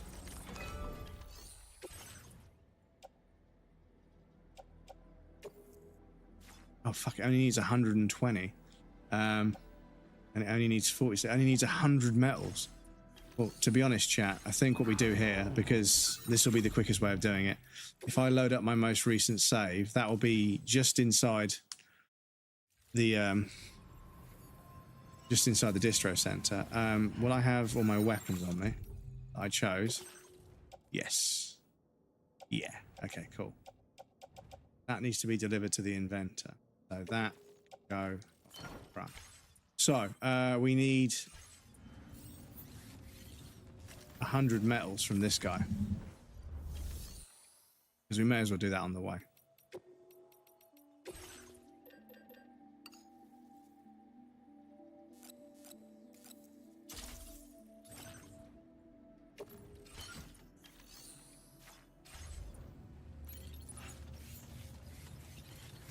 May as well do that on the way. But yes, classic English weather is 3 hot days and a thunderstorm. I'll tell you what. In the evening, when I don't have to go outside, I like a good thunderstorm. And sometimes, well, when I have a partner, one of my things that I like to do as like not a date, you know, but like in the afternoon, if there's a thunderstorm, because I live on the south coast, there's a car park that overlooks like most of the town, and you can watch like the thunderstorm out at sea, and it's actually a really cozy little vibe. But I haven't done that for a while for obvious reasons. I was thinking about the best way to explain that, but yeah, taking my car up to that cliff, not cliff, but the road that goes up to where the cliffs are, and then turning it around to go to the car park where you can basically look down over the whole of the town, and you can look out over the water, and yeah, and there's a couple of places you can park basically facing the beach. That's also pretty cozy as well. I don't really allow eating in my car for obvious reasons, so I would say get some takeaway as well, but you know, no, I need to do both. Right, we've got an ad break coming up, chat, so I'll pop you guys on the BRB screen. There'll be a raffle and some clips for you guys that want to hang out, but please feel free to get up and move around, grab a drink or a snack. You won't miss anything, because I'm taking a break as well. And we also have anonymous follows on the BRB screen, so if you want to follow without any alerts going off, once we're over there, the bot will say so. If you want to stay lurking and follow in secret, that's also perfectly valid. We don't call them out, but we still appreciate them. But yes, I'll get a bit of road built, and oh, it does go a little bit. Okay, it does take us there a little bit. Okay, but yes, I'll pop you guys over there. We'll do a 3-minute ad break, and then we'll come back and we'll see if I can get this mission done before the end of stream. But yes, we're heading over there, and do you know what? I probably should have got a bunch of materials, because this road, I have a sneaking suspicion this road is going to be really cheap. So, but yes, I'll pause the game there. But yes, I'll be back shortly. The ad will start in a second. But yes, I'll be back in a moment.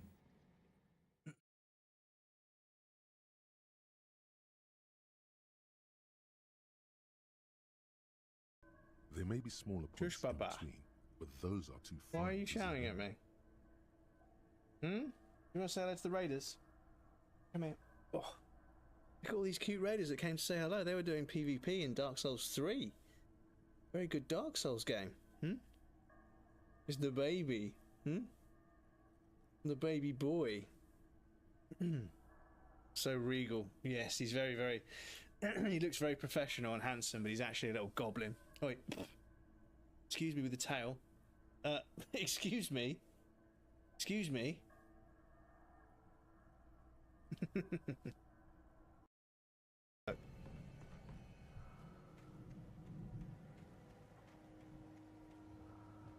The basement. Oh dear. Excuse me. Nice AI. Daddy underscore Katsy says bread. Would you rather have a calzone or a matter baby? Would you rather have a calzone or a matter baby? What's a matter baby? What's the matter? No! Stop it.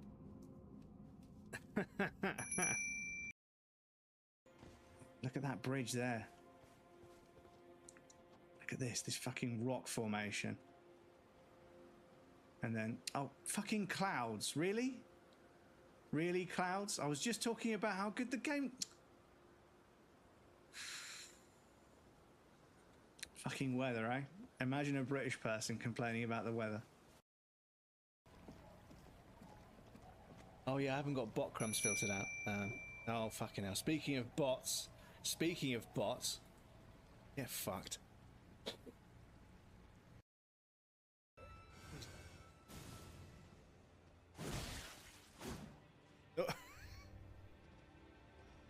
See ya. Oh no, I've done the same thing. That's what I get for laughing. That's what you get. That's what you get for laughing. For fuck's sake. Stop it.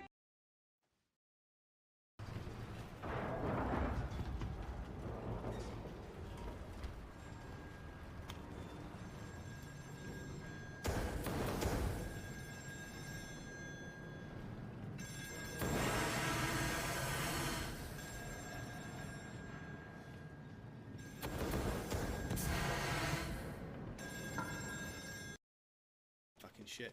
There isn't a great deal to gain from having a higher bitrate just for the video. No, it's not here. It's not here. Fuck's sake. In twats. Go on. Fall in the hole. Go on. Fall in the hole. Fucking prick. Right.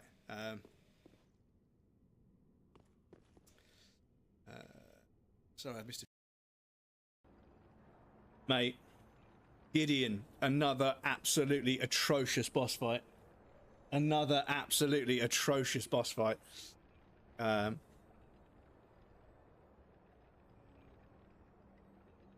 Another absolutely atrocious boss fight. Look at this. Move fast, Isaac. Aegis 7's looking damn close out there. Oh shit. I need oxygen. Please tell me there's... Welcome back, everybody. Thank you for your patience. I appreciate that. Right. So yeah, I reckon we should take in some more materials, because this is probably going to be a really cheap road as well.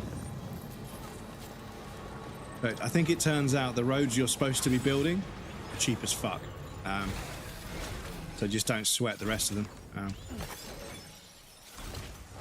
Yeah, we'll go and give this a go. I don't want to waste any more time.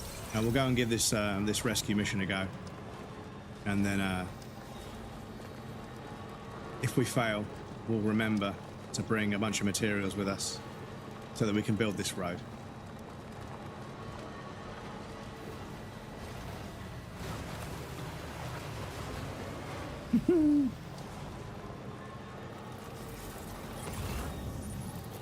Some absolute Giga Chad has already built an observation tower.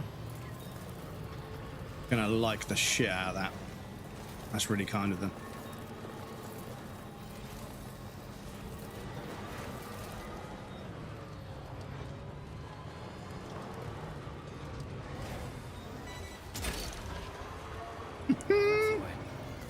Oh, I fucking love it, dudes.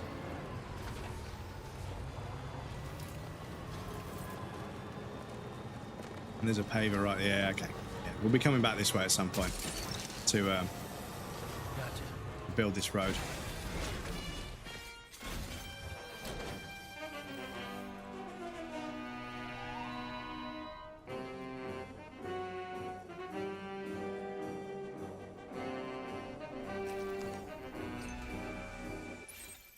Oh, it stops the music. Okay.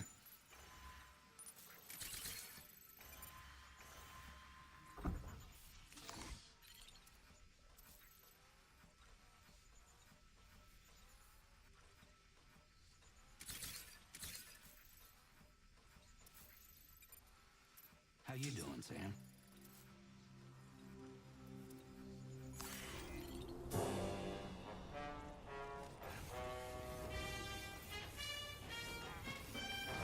Yeah, the roads are so cheap. Okay, so this is a much cheaper. These roads are much cheaper. So, gonna get this out.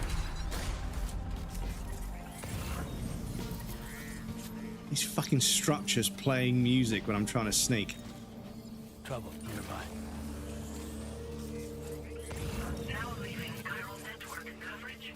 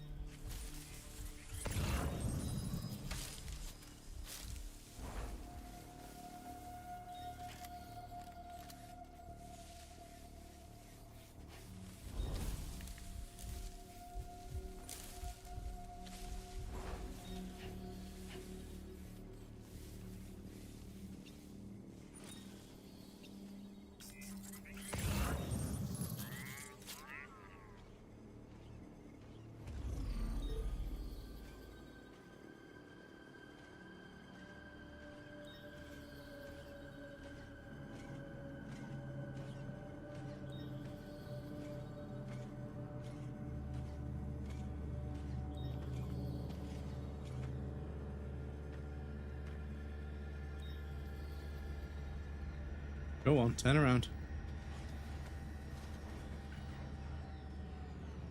Oh, you motherfuckers. You're right there.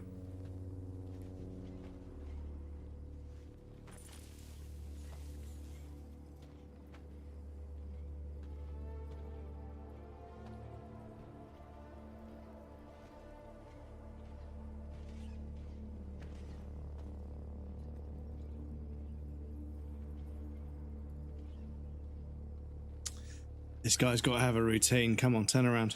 Come on.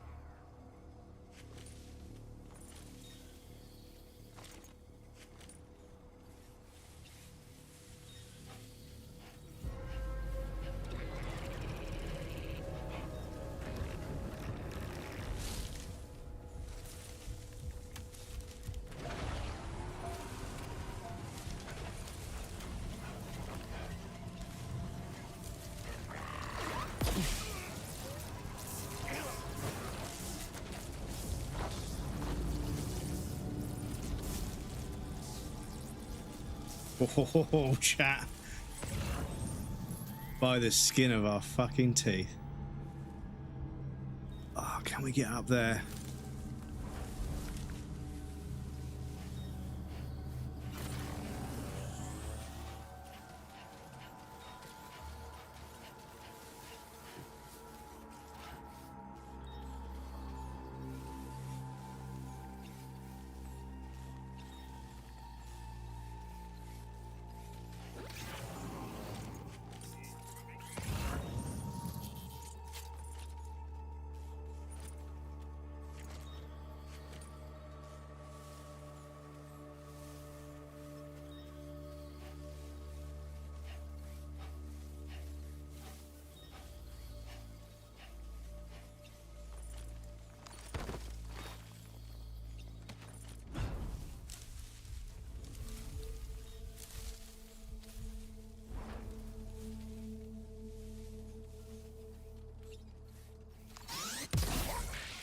So I'm not tying him up with a strand anymore. I'm fucking taking him down with some electrical shock thing.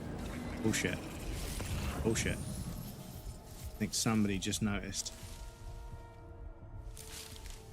But it's fine because we came prepared, chat.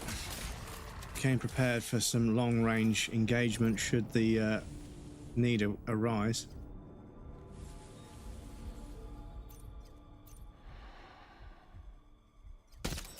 Shit.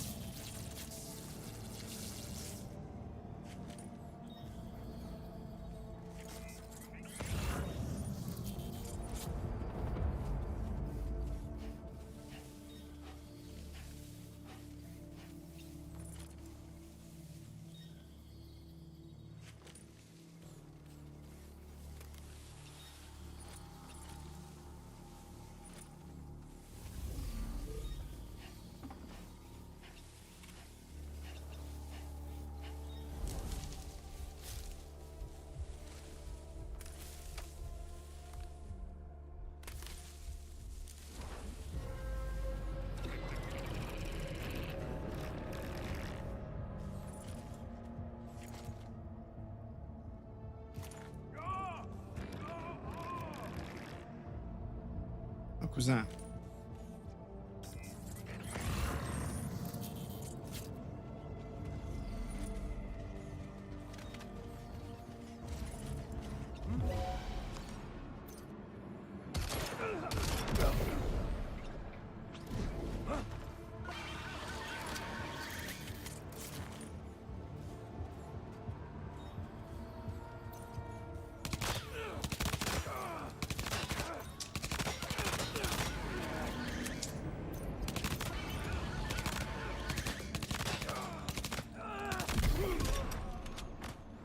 Okay, yeah, that guy just happened to be wearing like the most amount of armor, but he was the last one in the section, so we got 8 more over there, and then we can go and get our boy. Listen up, chaps. Spot of bother. Do you remember? Let me ask you. Do you remember the lads? Sent them over there to give Jerry an old thrashing. Well, hasn't quite gone to plan. Listen, lads, spot of bother. I fucking love that clip.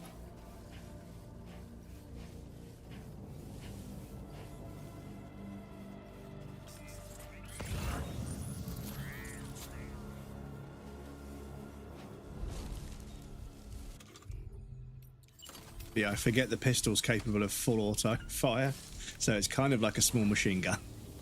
I forget.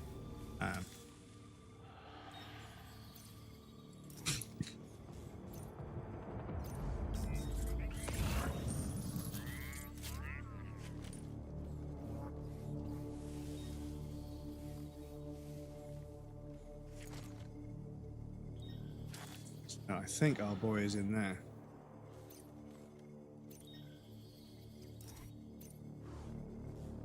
Fucking damn thing.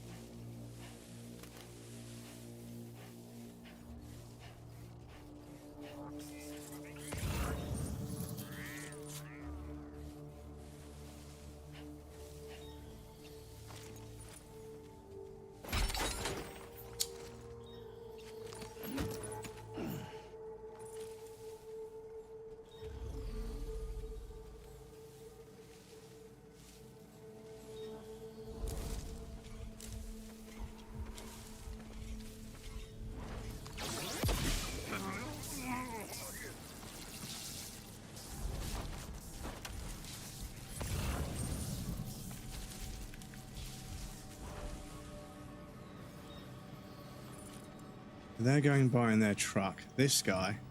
Ooh, have we got an angle, chat?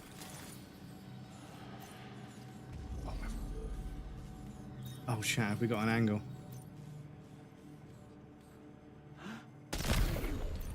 Chat.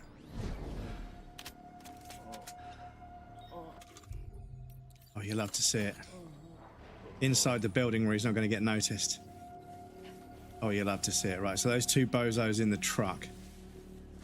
I might be able to snipe them from up here, but they'd be a moving target, so it's risk. So the stealth got way better, by the way, dudes. Like, this is like prime Kojima stealth. I'm having to sort of check angles, figure out where the blind spots in their patrols are, and go around the outside, take out motherfuckers on the outside first, and then go in to finish off the stragglers. So are you looking towards me?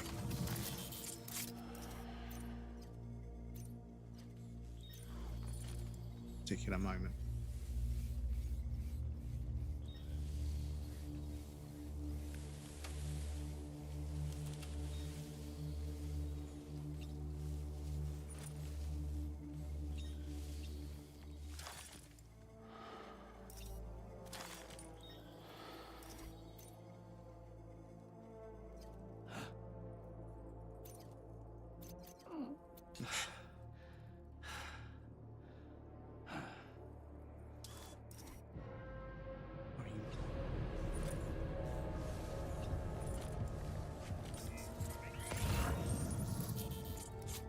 that guy there. So I'll probably end up taking him out last.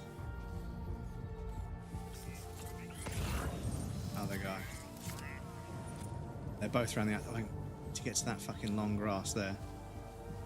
You don't need to get involved, mate. Just fucking go back to your cup of tea. Oh, there's one there. Hang on. Oh.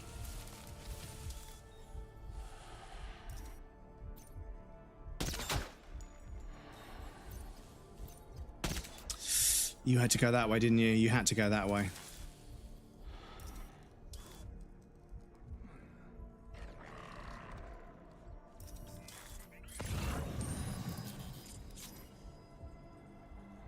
Fuck are you going?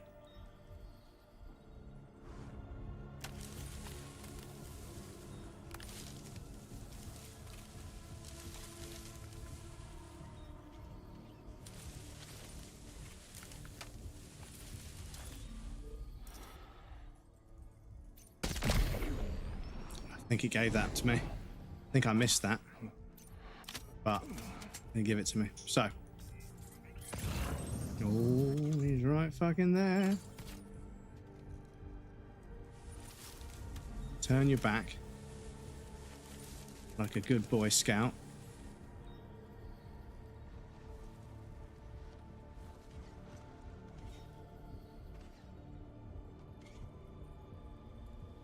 Come on, buddy.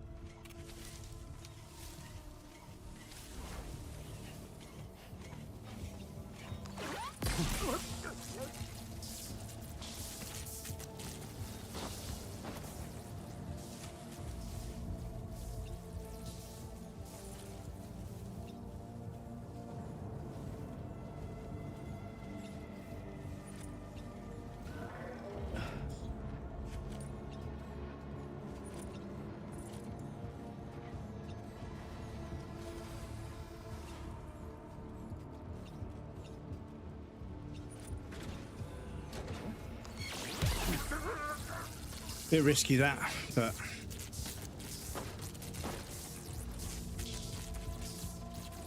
take it. Right, so we got 4 left.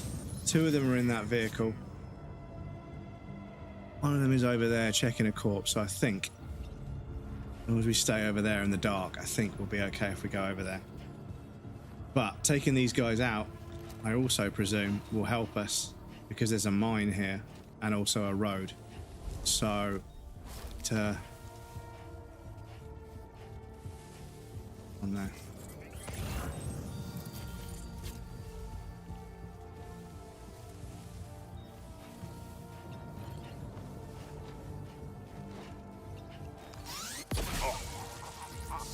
Right, so now we got 2 left.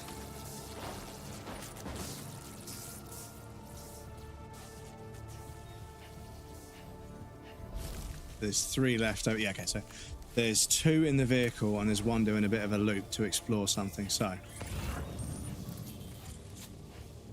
we need to figure out our exfiltration, and I think that truck is going to become our best friend. Right, so there's 1 there.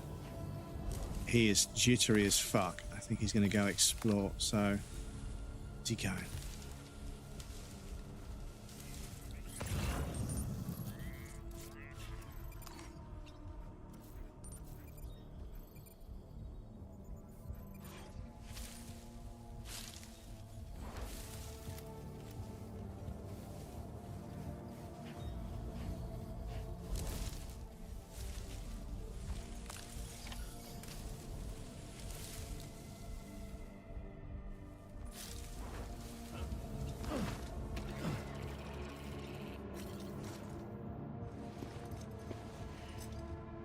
The man we came to rescue appears to be unconscious. Of course we got to carry him. Bag and get him to safety. Protective bag?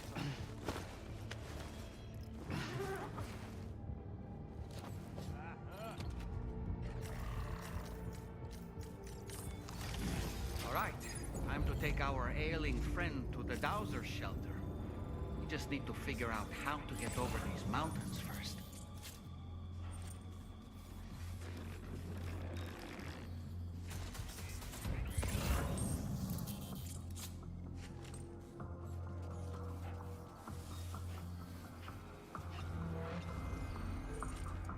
Shit.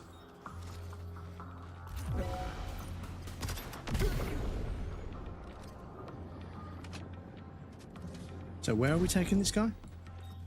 We're not. Oh yeah, we're not. We're not taking him back. We're going. Oh, okay. Okay. So we got to go south. Well, south. We got to go down this way. And it looks like the terrain is reasonably not terrible. This way. Is there any other secret bits that we're missing? Oh. Okay. There's a couple of paths that people have trodden here. Because yeah. So. But we could make our way back and do it the long way. But I think the game wants us to go this way. So we need to carry on back this way.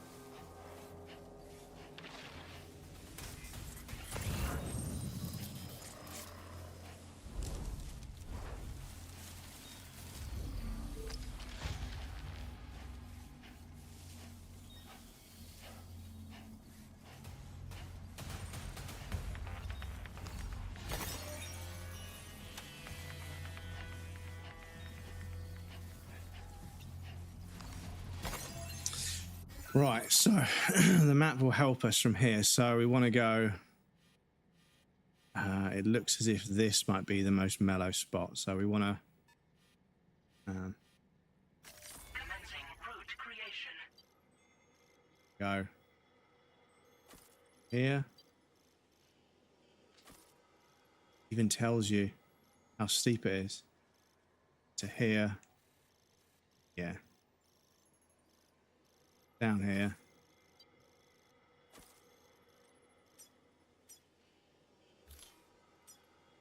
So it tells you the fucking terrain and everything. It's so fucking cool, dudes. It's so fucking cool. Look, it's going to give us a route on the floor. That's so fucking cool, dudes.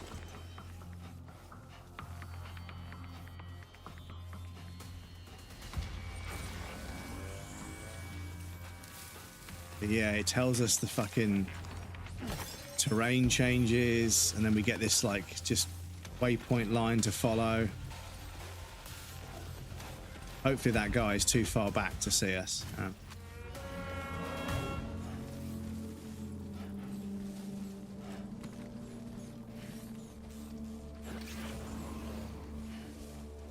Okay, this is just fucking rough.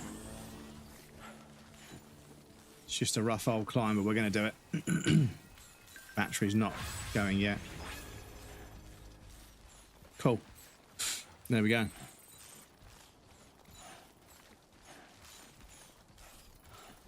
Yeah, so driving around in a thunderstorm is a bit...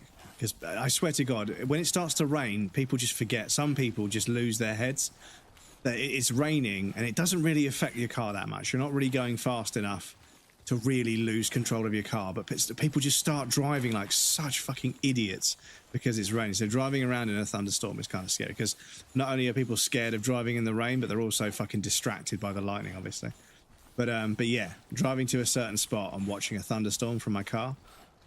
It's been a nice little afternoon a few times. Oh, my cargo was stolen. So yeah, my truck is all the way over there. Oh, is that the stuff that I put down on the ground? I think that's the stuff I left on the ground.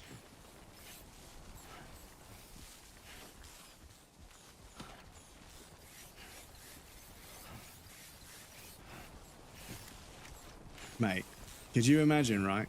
you get to the delivery place and the guy's like, he's unconscious. He's like, no, I'm not unconscious. I just wanted him to carry me. Could you imagine if the guy's faking? Could you imagine if the guy's faking being unconscious? So we have to fucking carry his ass all the way to the destination. What a fucking Giga Chad move that would be. Like, no, I'm not unconscious. I just fucking didn't want to walk. So I got Sam to fucking carry me.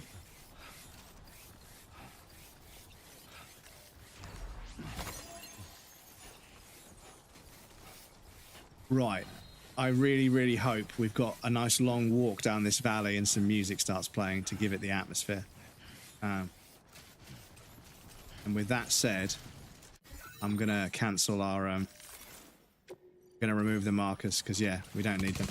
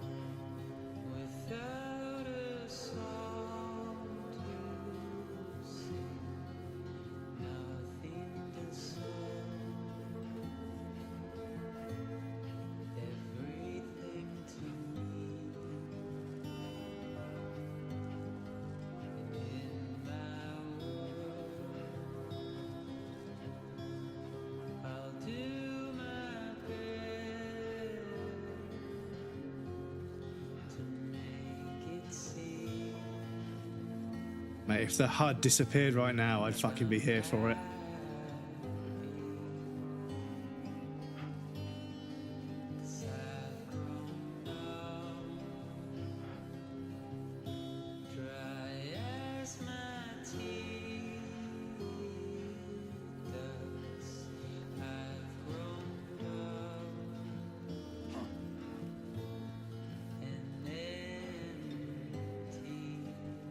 It's just low roar is just perfect. Perfect. Yeah.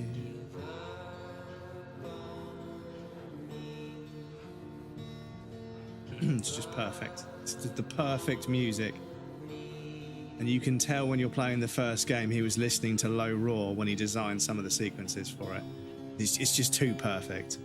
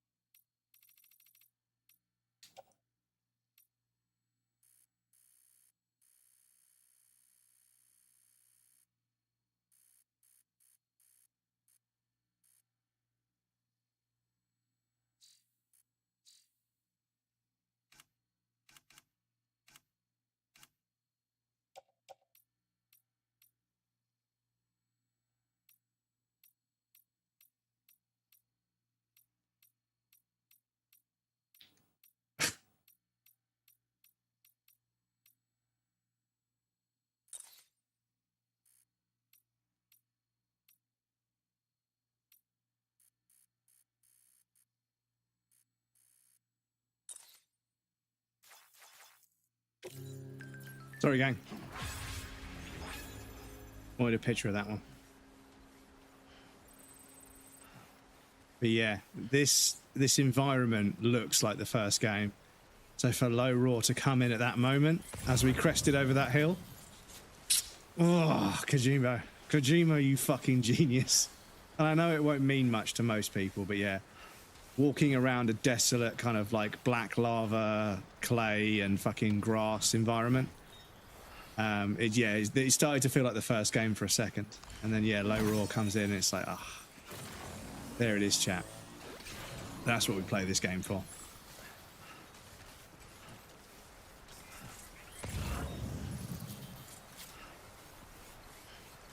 An electric potential measuring bell. Okay. Oh, I should have checked the water first. It's only a small stream. It's only a small stream, but you never know.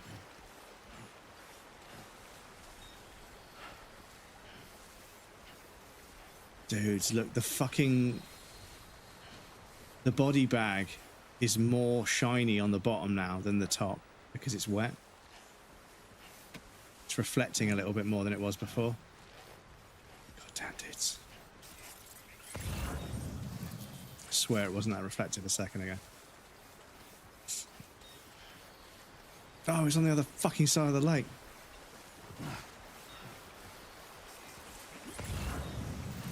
Sam, stop walking, please. Just stop. He just doesn't stop. Like, if you let go of the controls, and he's walking downhill, he just doesn't stop. It's kind of crazy. Right, so give me this.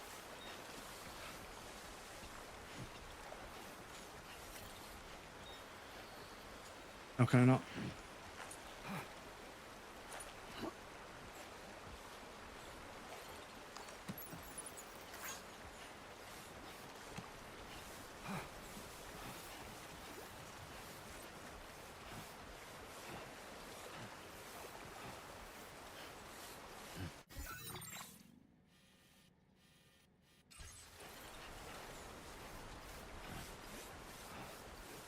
Yeah, this is what I mean, chat. The game is not afraid to just leave you alone, to just let you walk to your destination. There's no codec calls.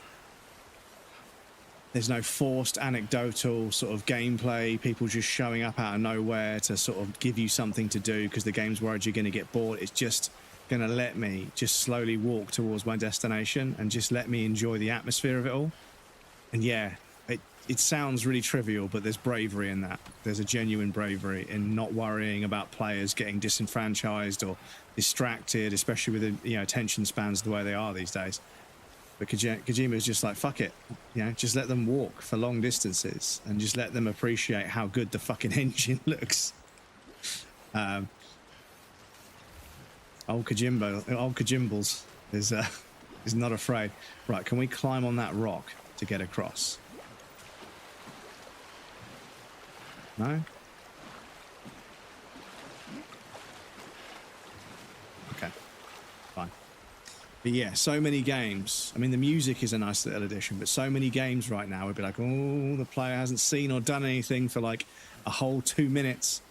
But yeah, the fact that Death Stranding 1 and this one just kind of, it goes hands off.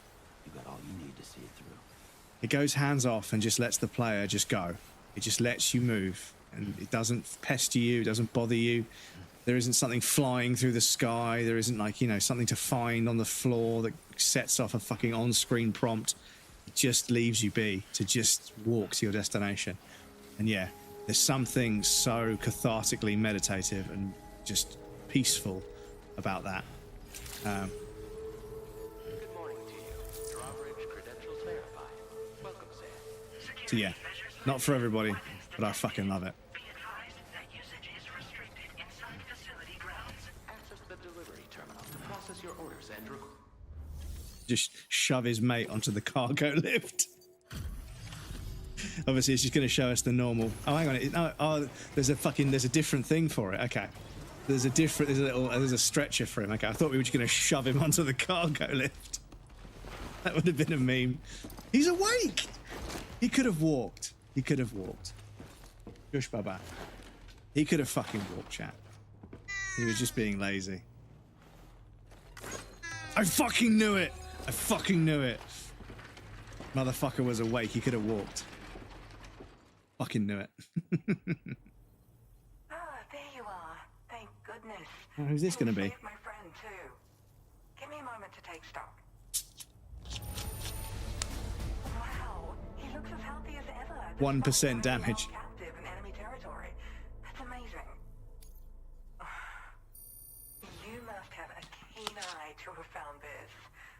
Even I had all but given up on recovering it. There's something special about you. I can tell. I think you might be just the person I've been looking for. This is meant to be. I Hello. can feel it. Bring me on. Is it me you're looking for? Yeah? I can see it in your eyes. I can see it in your smile. Hmm?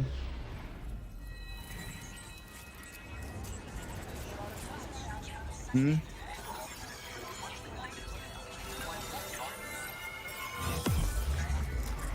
We connected into the chiral network, Bubba.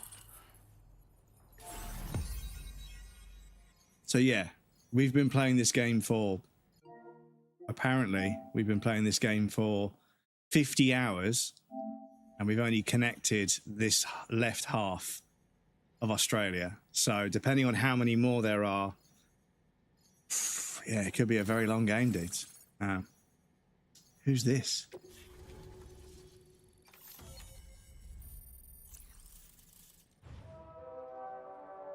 Magellan?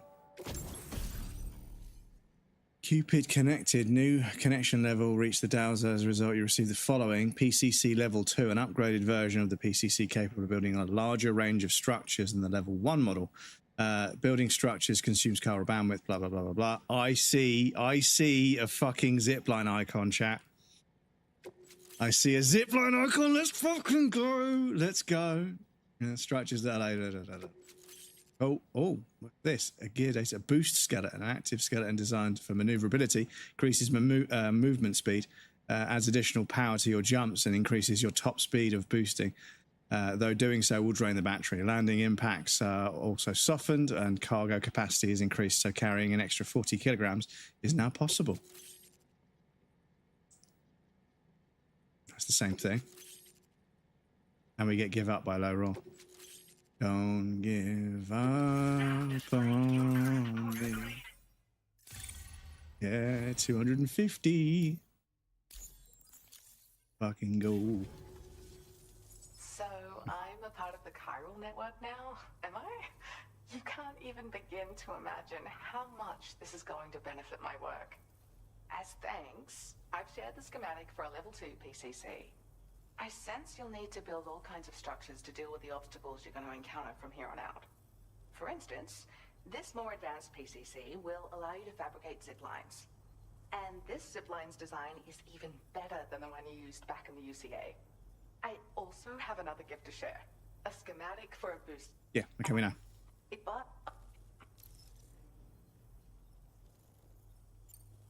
Like the old design, this zipline enables an individual to travel quickly between two anchors.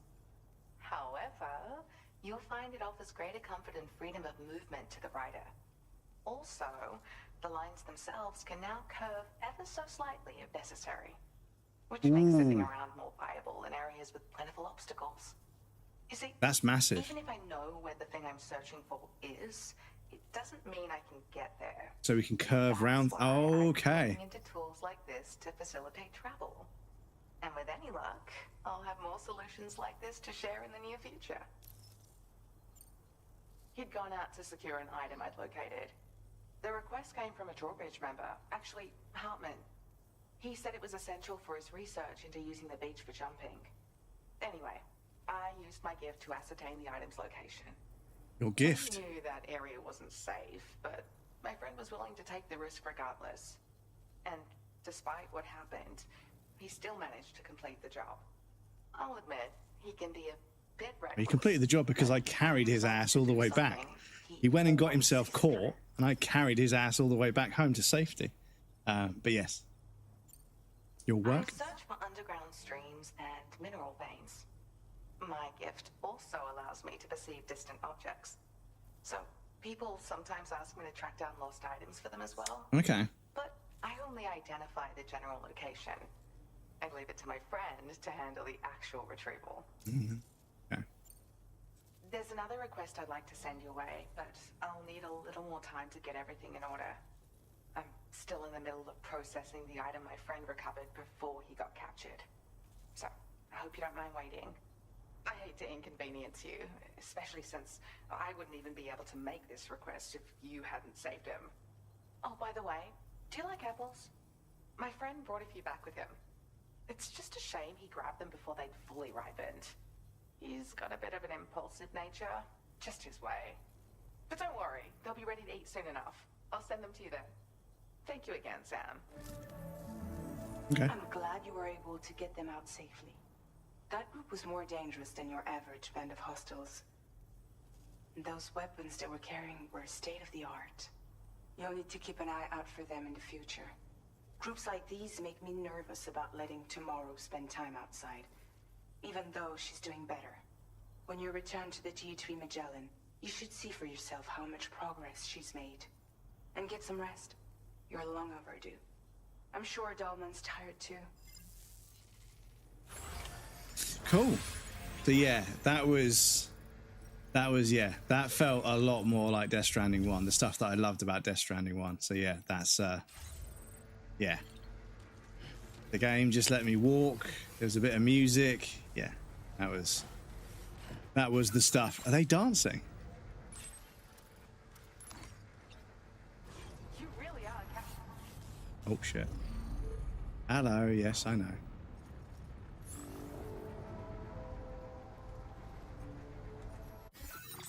So, we are all the fucking, in the butt-fuck nowhere. My truck is... Have they stolen my whole fucking truck? That mine is there. Oh, did I not take all of them out? So is my truck not there anymore? If my truck is missing, I'm going to be very, very disappointed. And I might steal one of these to see if I can go and get it. All right, calm down. Oh, damn, this whole area looks way more like Death Stranding. So, I need to get to there. It was around about here. So we finished the road there, so it was around about here, wouldn't it? I want to go up along this stream and then over that little cutout there. There's a bit of a mound. There's a cutout there. And then head down to the left. Okay.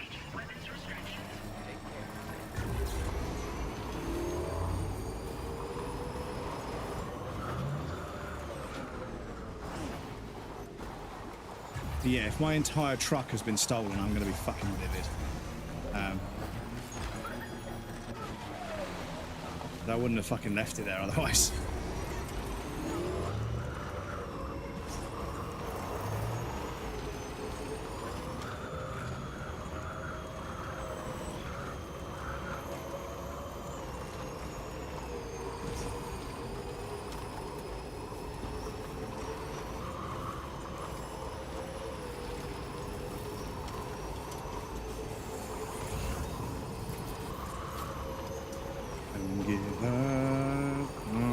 And the thing is, the music not coming in at certain times, we can choose to play music. We can actually choose a playlist and actually make music play, which is something Kojima's done in a bunch of his games. And before, obviously, they were limited to music from the game.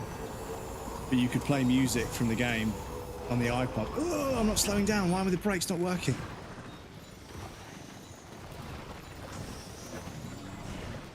Okay, this is bad. That's bad. That's bad. We're going to go back. Excuse me.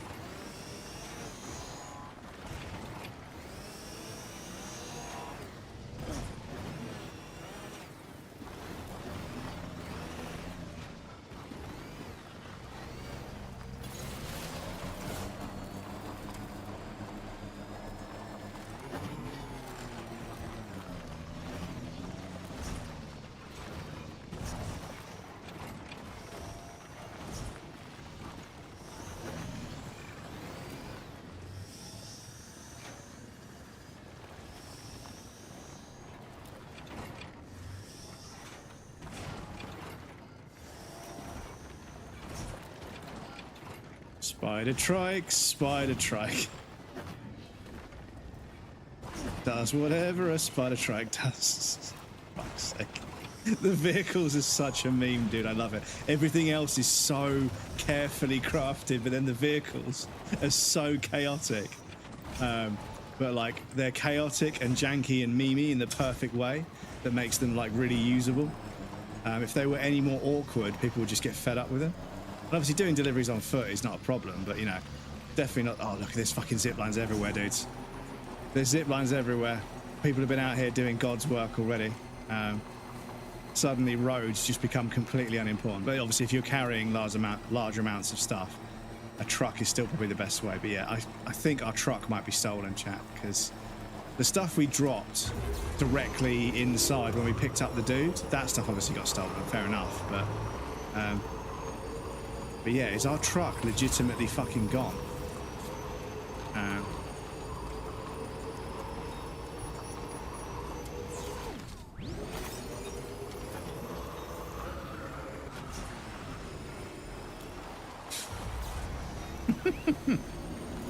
They're so good, dudes.